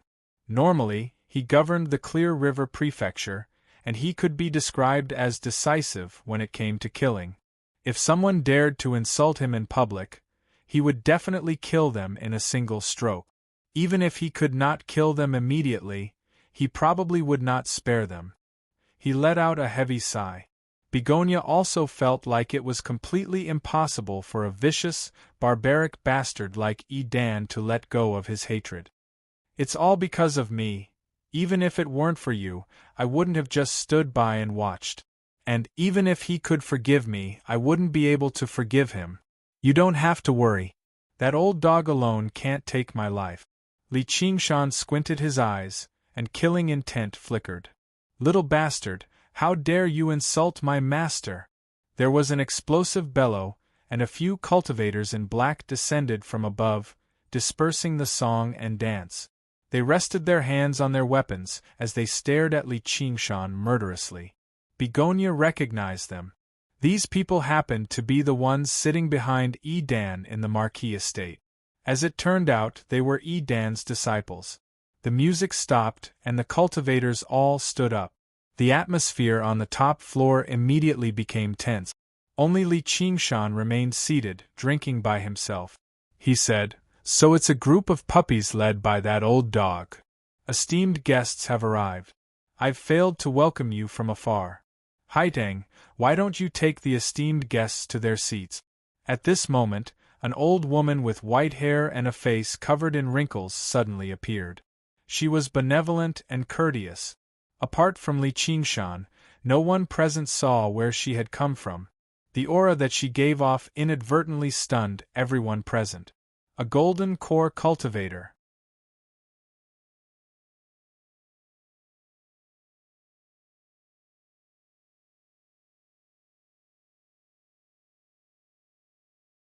Chapter 6:14. Begonia went up and bowed rather reluctantly. Sect Master. The cultivators in black were all dressed in tight robes and radiated with murderousness. You could tell with a single glance that they were people who had gone through life and death battles. The leader was a fierce man in his 30s. He went up and studied the old woman. "My surname is Yi and my name is Feng. So you're Sect Master Yu of the Sect of Clouds and Rain? Sure enough, you do have some bearing. You can't be compared to some little bastard." As he said that, he glanced at Li Qingshan. Li Qingshan continued drinking by himself as he thought, "These people probably haven't come specially to deal with me, or they wouldn't be so impatient. Let's see what they're trying to do. What sect master you? You can just call me Granny Yu. Why have you specially visited our sect of Clouds and Rain from so far away?" Yifeng's rude words angered Granny Yu slightly, but she remained polite, as she knew the people standing behind them were Yi Dan and even Prince Si Qing. Although she had undergone the second heavenly tribulation after some difficulty, she was one of the weakest golden core cultivators. Because of her withered appearance, even the arts of charm she was most skilled in could not be unleashed to much effect. She knew she no longer had the opportunity to take another step forward, so why would she be bold enough to offend the most powerful figures in the Rui Commandery? Yifeng saw how Li Qingshan did not retort, so he thought he had become afraid. He thought, this little bastard will die sooner or later anyway, so it's not worth it to waste my breath on him here. Today, I'll show you that the person you want to save still can't escape from our hands. I'll slap you viciously in front of so many people. Our master has taken a liking to a little mistress of your sect of Clouds and Rain. These are the betrothal gift. Hurry up and get her to return with us and marry master. We'll have to call her little mistress too. The cultivators in black roared with laughter. As Yifeng spoke, he took out a great pile of gold, silver, and jewels from his 100 treasures pouch, forming a small mountain in the blink of an eye. The jewels shone brilliantly. Granny Yu had made up her mind to maintain peace, but her expression could not help but change slightly. The cultivators of the Clear River Prefecture all frowned. Perhaps these treasures were priceless to mortals, but they were simply like dirt to cultivators, and they could get as much as they wanted. In the mortal world, it was like a pile of scrap metal. Saying that one wanted to marry someone's daughter was a blatant humiliation. Idan was publicly rejected by Begonia. After being humiliated by Li Qingshan, it was clear that he couldn't take this lying down and had come to seek revenge. As the person involved, Begonia said coldly, "I've already said that I won't marry your master. Take these things and go back." "Don't want to marry?" Yifeng rolled his eyes with a ferocious look. It was a true disciple of Idan. "Granny Yu, what do you think? Our master is about to become the great general of the Rui Commandery. He's basically showing your sect of clouds and rain enough respect by coming with a betrothal gift. Don't tell me you're going to disappoint him?" Yifeng narrowed his eyes at Grandma Yu. He did not fear her identity as a golden core cultivator in the slightest, nor did he conceal the threat in his words. "How is this a cultivator? He's basically like a local ruffian. With a disciple like that, it goes without saying what the master is like." "Qingshan, you're right. I was far too naive." Lu Chongqing frowned deeply and communicated to Li Qingshan secretly. The school of Confucianism had always placed great importance on etiquette, so they could not tolerate people like this the most. Li Qingshan smiled and said nothing.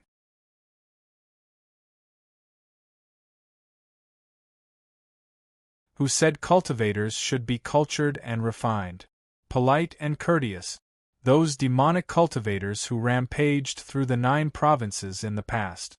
Just how many of the things they did were utterly devoid of conscience?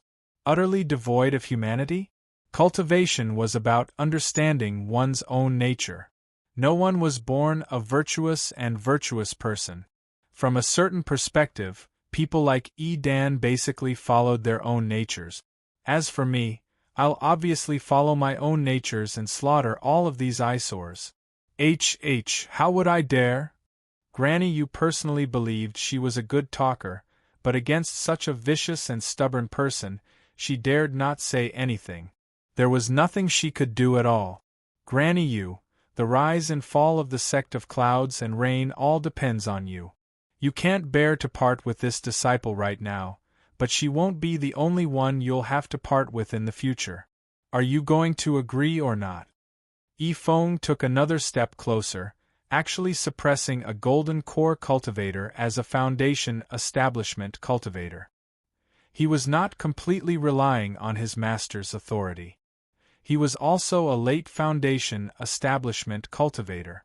Although he was an entire major realm of cultivation away from golden core, Granny Yu's forte had never been in open confrontations. She spent her entire life scheming and plotting against others. There were very few times when she actually clashed with others. Not only was she old now, but she was also old and frail. Yifeng was in his prime. Who knew how many battles of life and death he had experienced in the arena, and he was equipped with arcane artifacts. If they actually fought, he was confident he would not lose to this old bastard. I'll agree then. Sure enough, Granny Yu did not have the slightest bit of stubbornness. She cherished her life more and more. She had finally become a golden core cultivator after so much difficulty, so how could she be willing to die under Idan's wrath? With that, not only did everyone sigh, but Begonia even cried out, "Sect Master! Haiteng, how has our sect of clouds and rain treated you?" Granny Yu said gently. She was as benevolent as an old grandmother, basically radiating with a benevolent glow. Silently, she used her arts of charm. The second heavenly tribulation was not for nothing after all. She basically used it silently. Even Begonia, who was skilled at this, failed to notice it. Only Li Qingshan's eyes turned cold. Begonia lowered her head. "The kindness the sect of clouds and rain has shown me is as great as the mountains and as deep as the ocean. If it weren't for the sect of clouds and rain, I would have sunk into the fiery pits of brothels a long time ago. My youth would fade away, and my appearance would wither away. I might even be dead already. Granny, you said, right now, you're not doing this for me, but for the entire sect of Clouds and Rain.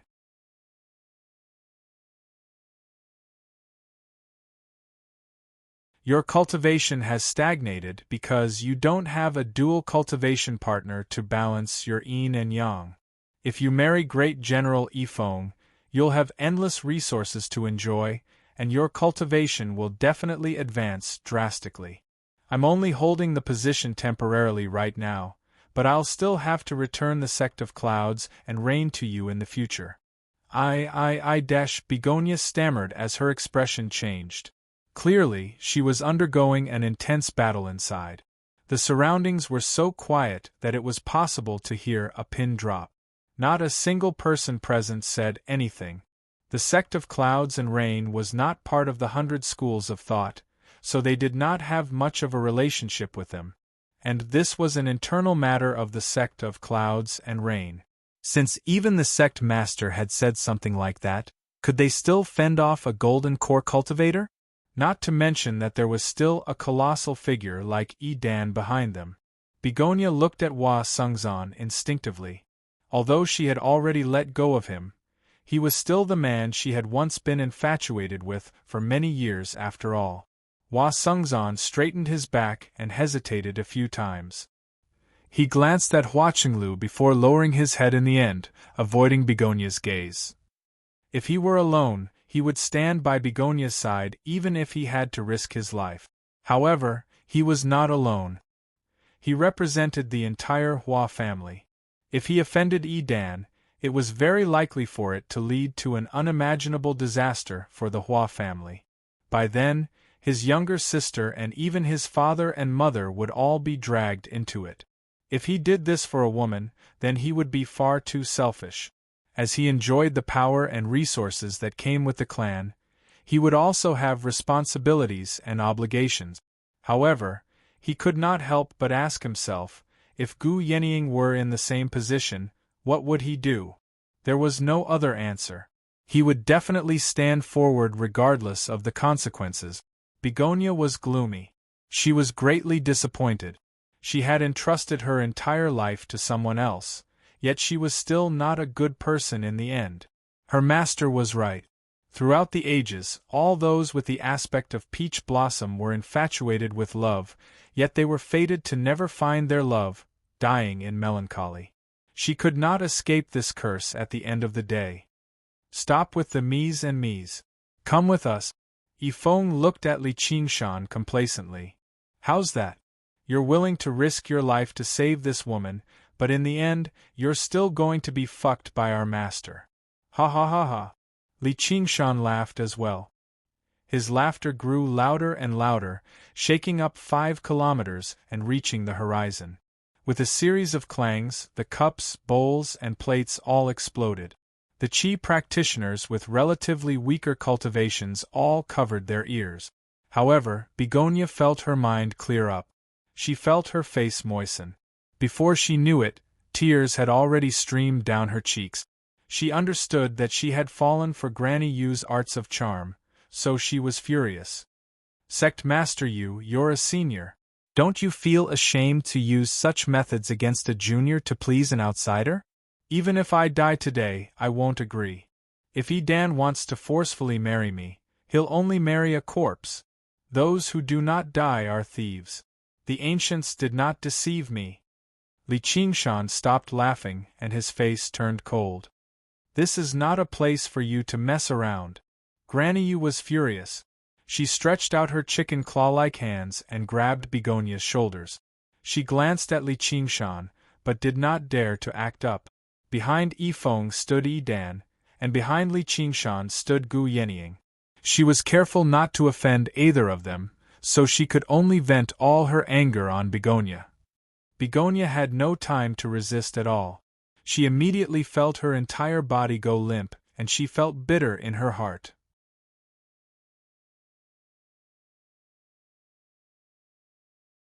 She felt that no one in the world could help her anymore. Even if Li Qingshan was willing to risk his life for her, how could he defeat a golden core cultivator?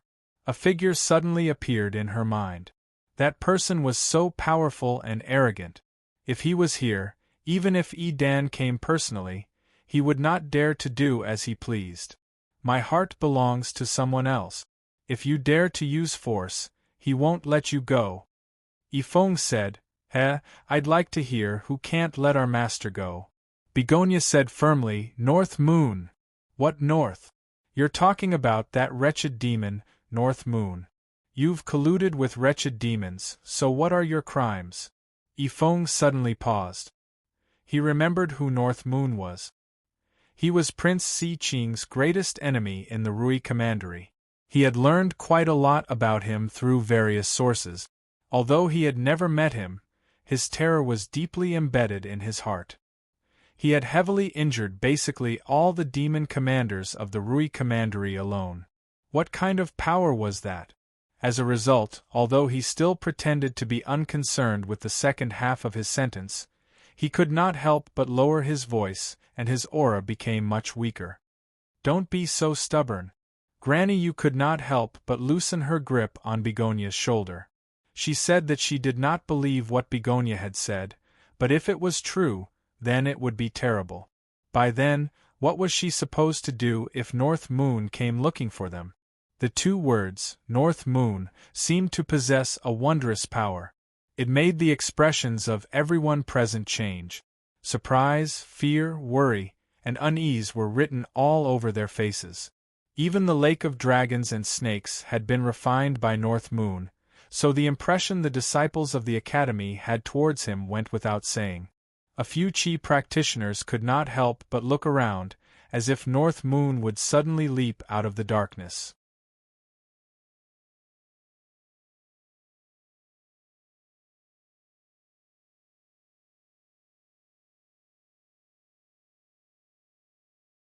Chapter 6:15.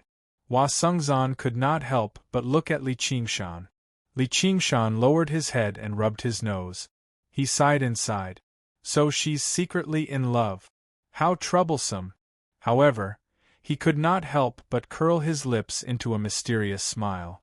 Of course, he knew that Begonia had been forced into a dead end, turning to any doctor in a desperate situation. However, there was no harm in secretly feeling pleased about it. Do you think I've grown up scared? Yifeng recovered his composure very soon. Surely he could not flee in defeat after hearing a single name. If that happened, there would be no need for North Moon to do anything. Yi Dan would be able to slaughter him. Thinking about it, even if Begonia was telling the truth, distant water could not put out a nearby fire. As long as he handed her over to Yi Dan, what happened next would no longer be under his control. Begonia used this opportunity to break free from Granny Yu's chicken claws, and took out a jade pendant, raising it high into the air. As long as I crush this jade pendant, he'll rush over and save me in a moment. It was a regular, suet jade pendant, but in that moment it was like a magnet, firmly drawing over everyone's gazes. Yifeng shivered inside. The jade pendant flickered with light. It was indeed a communication pendant, but he had no idea whether it was for North Moon or not. All he could do was carefully study Begonia's expression. However, women were born with natural abilities when it came to acting, and Begonia was one of the best among them. Having practiced the arts of charm for several decades, her expression and bearing were flawless. Yifeng could not help but become rather hesitant. Seeing how she had managed to stun the evil wind with this move, Qiu Haitang eased up slightly inside. She had to find a way to escape as soon as possible. She could no longer stay in the Rui Commandery, but how to escape was a problem. Yifeng and the others were like a few ravenous wolves. How could they allow their prey to escape? Begonia said to Li Qingshan through soul sense, "If I may be so bold as to make a final request, feel free to tell me. I'll find a way to escape later. If the situation becomes disadvantageous, please block it for me. If it doesn't work, I'll cut my throat on the spot. I'll never be humiliated. If I can escape alive, I will definitely fulfill your wish in the future. Don't worry, I won't let Xiongji know. Begonia was also a little disheartened at this moment. She felt that although Li Qingshan was not the one she loved in her heart, he was still a good person. At the very least, he was millions of times stronger than Dan. For him to risk his life to save her time and again, other than this body, there was nothing else he could repay. Since you are in love with someone else, why would I take advantage of your perilous situation? I just need to drag it out until the North Moon arrives, Li Qingshan said resolutely. But in his heart he thought, just pick one of these two. I don't mind. Begonia couldn't help but smile bitterly in her heart. Do you really believe that I have any connection with the North Moon? Apart from that brief encounter a few years ago, they had only seen each other from afar. Yifeng's body suddenly trembled. With a face full of disbelief, he pointed at Li Qingshan behind Begonia and exclaimed, North Moon. Everyone's gaze followed the direction that Yifeng was pointing at and looked towards Li Qingshan. Li Qingshan shuddered. How did this guy see through my identity? Begonia's mind was slightly distracted. A strong gust of wind came, and the evil wind went straight for the jade pendant in her hand. Begonia hesitated. If she really crushed the jade pendant, wouldn't her lie be exposed? With this hesitation, the jade pendant fell into Yifeng's hands. Everyone knew that Yifeng was deliberately deceiving Begonia.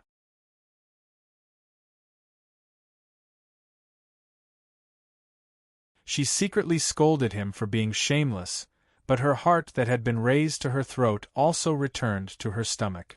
Apart from Hua Sengzan, no one knew that Yifeng had pointed casually. He was actually able to see through the heavenly secret. Yifeng tossed the jade pendant in his hand and said smugly, It turns out that I was wrong. However, beasts and evildoers are the same kind. Do you really think that I will believe that this thing can summon North Moon? Do you think that I have not investigated you before? You'd better go back with us obediently. Even if North Moon comes, facing my master, you can only flee in defeat. Although he looked like a hooligan, he was actually very meticulous and cautious. But in reality, he was meticulous and cautious. Otherwise, he wouldn't have survived until now. Begonia sneered and said, Crush it if you have the guts. Do you think I don't dare? I think you just don't dare. Humph, do you think I'm a fool? Cut the crap and come here. Yifeng suddenly launched an attack. He waved a large silver net and covered Begonia's head. With Begonia's cultivation, facing Yifeng was like a chi practitioner facing a foundation establishment cultivator. There was no room for resistance at all. She could only use enchantment to confuse Yifeng's mind. Yifeng's gaze wavered slightly. He found the woman before him to be delicate and pitiful. He actually could not bring himself to lay his hands on her. However, his willpower was far greater than regular foundation establishment cultivators. He bit the tip of his tongue and immediately returned to his senses. A water spout whistled over. Li Qingshan had finally taken action. Yifeng looked down on him. Two cultivators in black leapt out from behind him and struck the waterspout viciously. Although their cultivations were not as great as Yifeng's, they were still foundation establishment cultivators. However, they shuddered the moment they touched the waterspout. They felt an irrepressible, tremendous power, and it was endless, stacking on top of one another.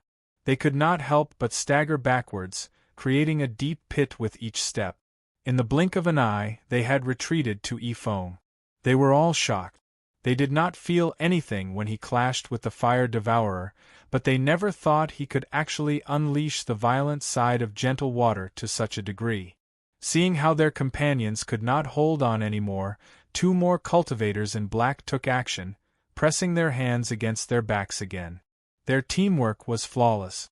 They faced Li Qingshan alone with the strength of the four of them.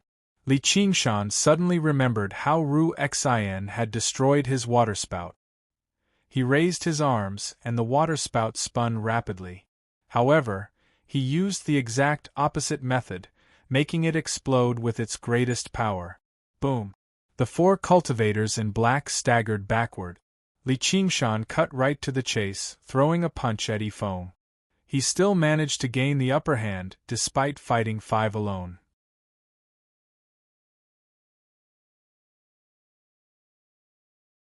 This was no longer just because of his strength and abilities, but also because of his invincible, fierce bearing.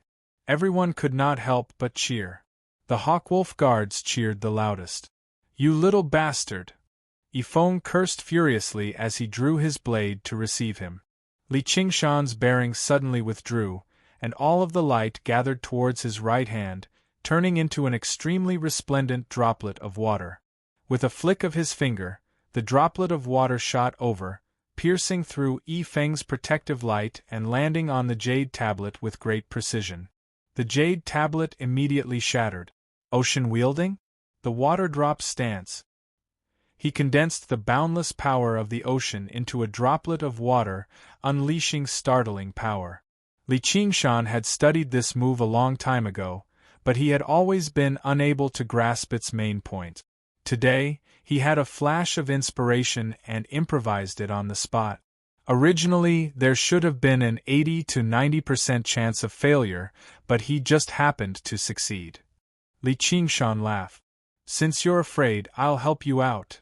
Yifeng was alarmed, becoming even more infuriated. The blade in his hand pulsed with a blade aura that was several meters long as he swung it towards Li Qingshan. Li Qingshan swung his hands about wildly, and the space before him immediately became filled with streaks of blue light that flowed like turbulence.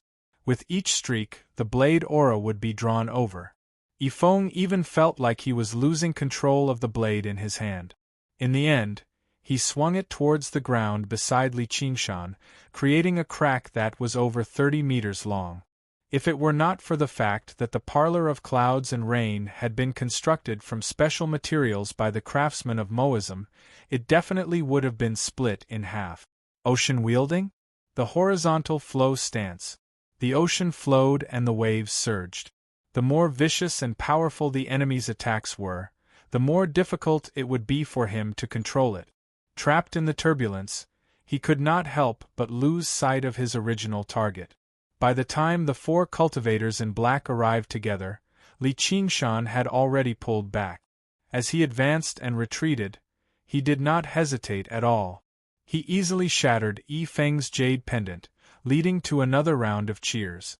Yifeng raised his hand and stopped his junior brothers.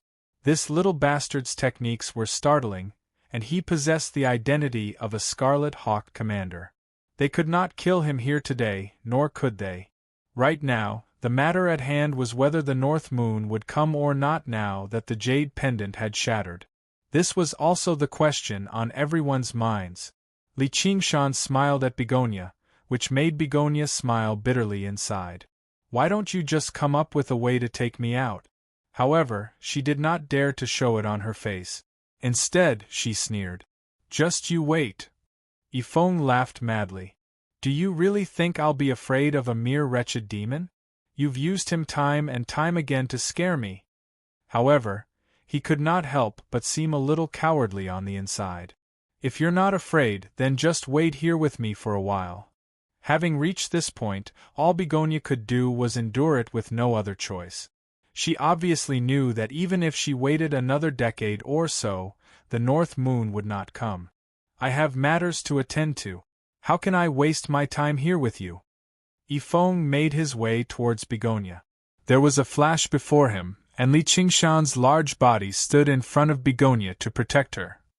Yifeng knew that it was impossible for him to take down Li Qingshan so quickly. He said to Granny Yu, "Sect Master Yu, this is an internal matter of your sect of Clouds and Rain. How can you allow an outsider to interfere?"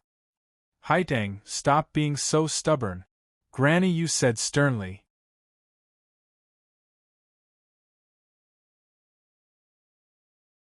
Just when she was about to strike, Li Qingshan stood with his arms crossed and said indifferently, "When the North Moon comes later and asks what happened here, I don't mind telling him." Granny Yu immediately cowered. Yifeng said, You're a mighty Scarlet Hawk commander, yet you're actually colluding with a wretched demon. If this woman is lying, then so be it, but if she's telling the truth, then you're an accomplice protecting the wretched demon. Li Qingshan sneered. Go sue me if you can. Yifeng ground his teeth in hatred, but there was nothing he could do. The status of a Hawkwolf guard was special. In the Rui Commandery, no one had the right to judge him apart from Gu Yenying. However, everyone knew that this Commander Gu was colluding with the wretched demon more than any other cultivator in the Rui Commandery. You really are a stupid animal. You've been led around by a woman's lies. I'll be waiting right here, waiting for the North Moon to come. Yifeng made up his mind and cast aside all of his worries. He was certain that this was Begonia's stalling tactic. He refused to believe that the North Moon would actually come. Time passed slowly. A crescent moon hung silently in the sky. The rooftop was frighteningly quiet. Some people's foreheads became covered in sweat. They wanted to leave early, but they were afraid of being mocked. Let alone the others, even the mighty prefect, Lu Chongqing, felt uneasy. Even if the North Moon came, he should not slaughter the innocent. The night breeze drifted through the prefectural city of Clear River. There was a hubbub of voices, and lantern light shone resplendently, surging in all directions. The rooftop was like a dark, isolated island that floated on the ocean, trembling gently as it waited for the arrival of an unpredictable tsunami. You're tuning in to the Phoenix Nights YouTube channel. Don't forget to subscribe and join us on this journey to catch the most captivating stories.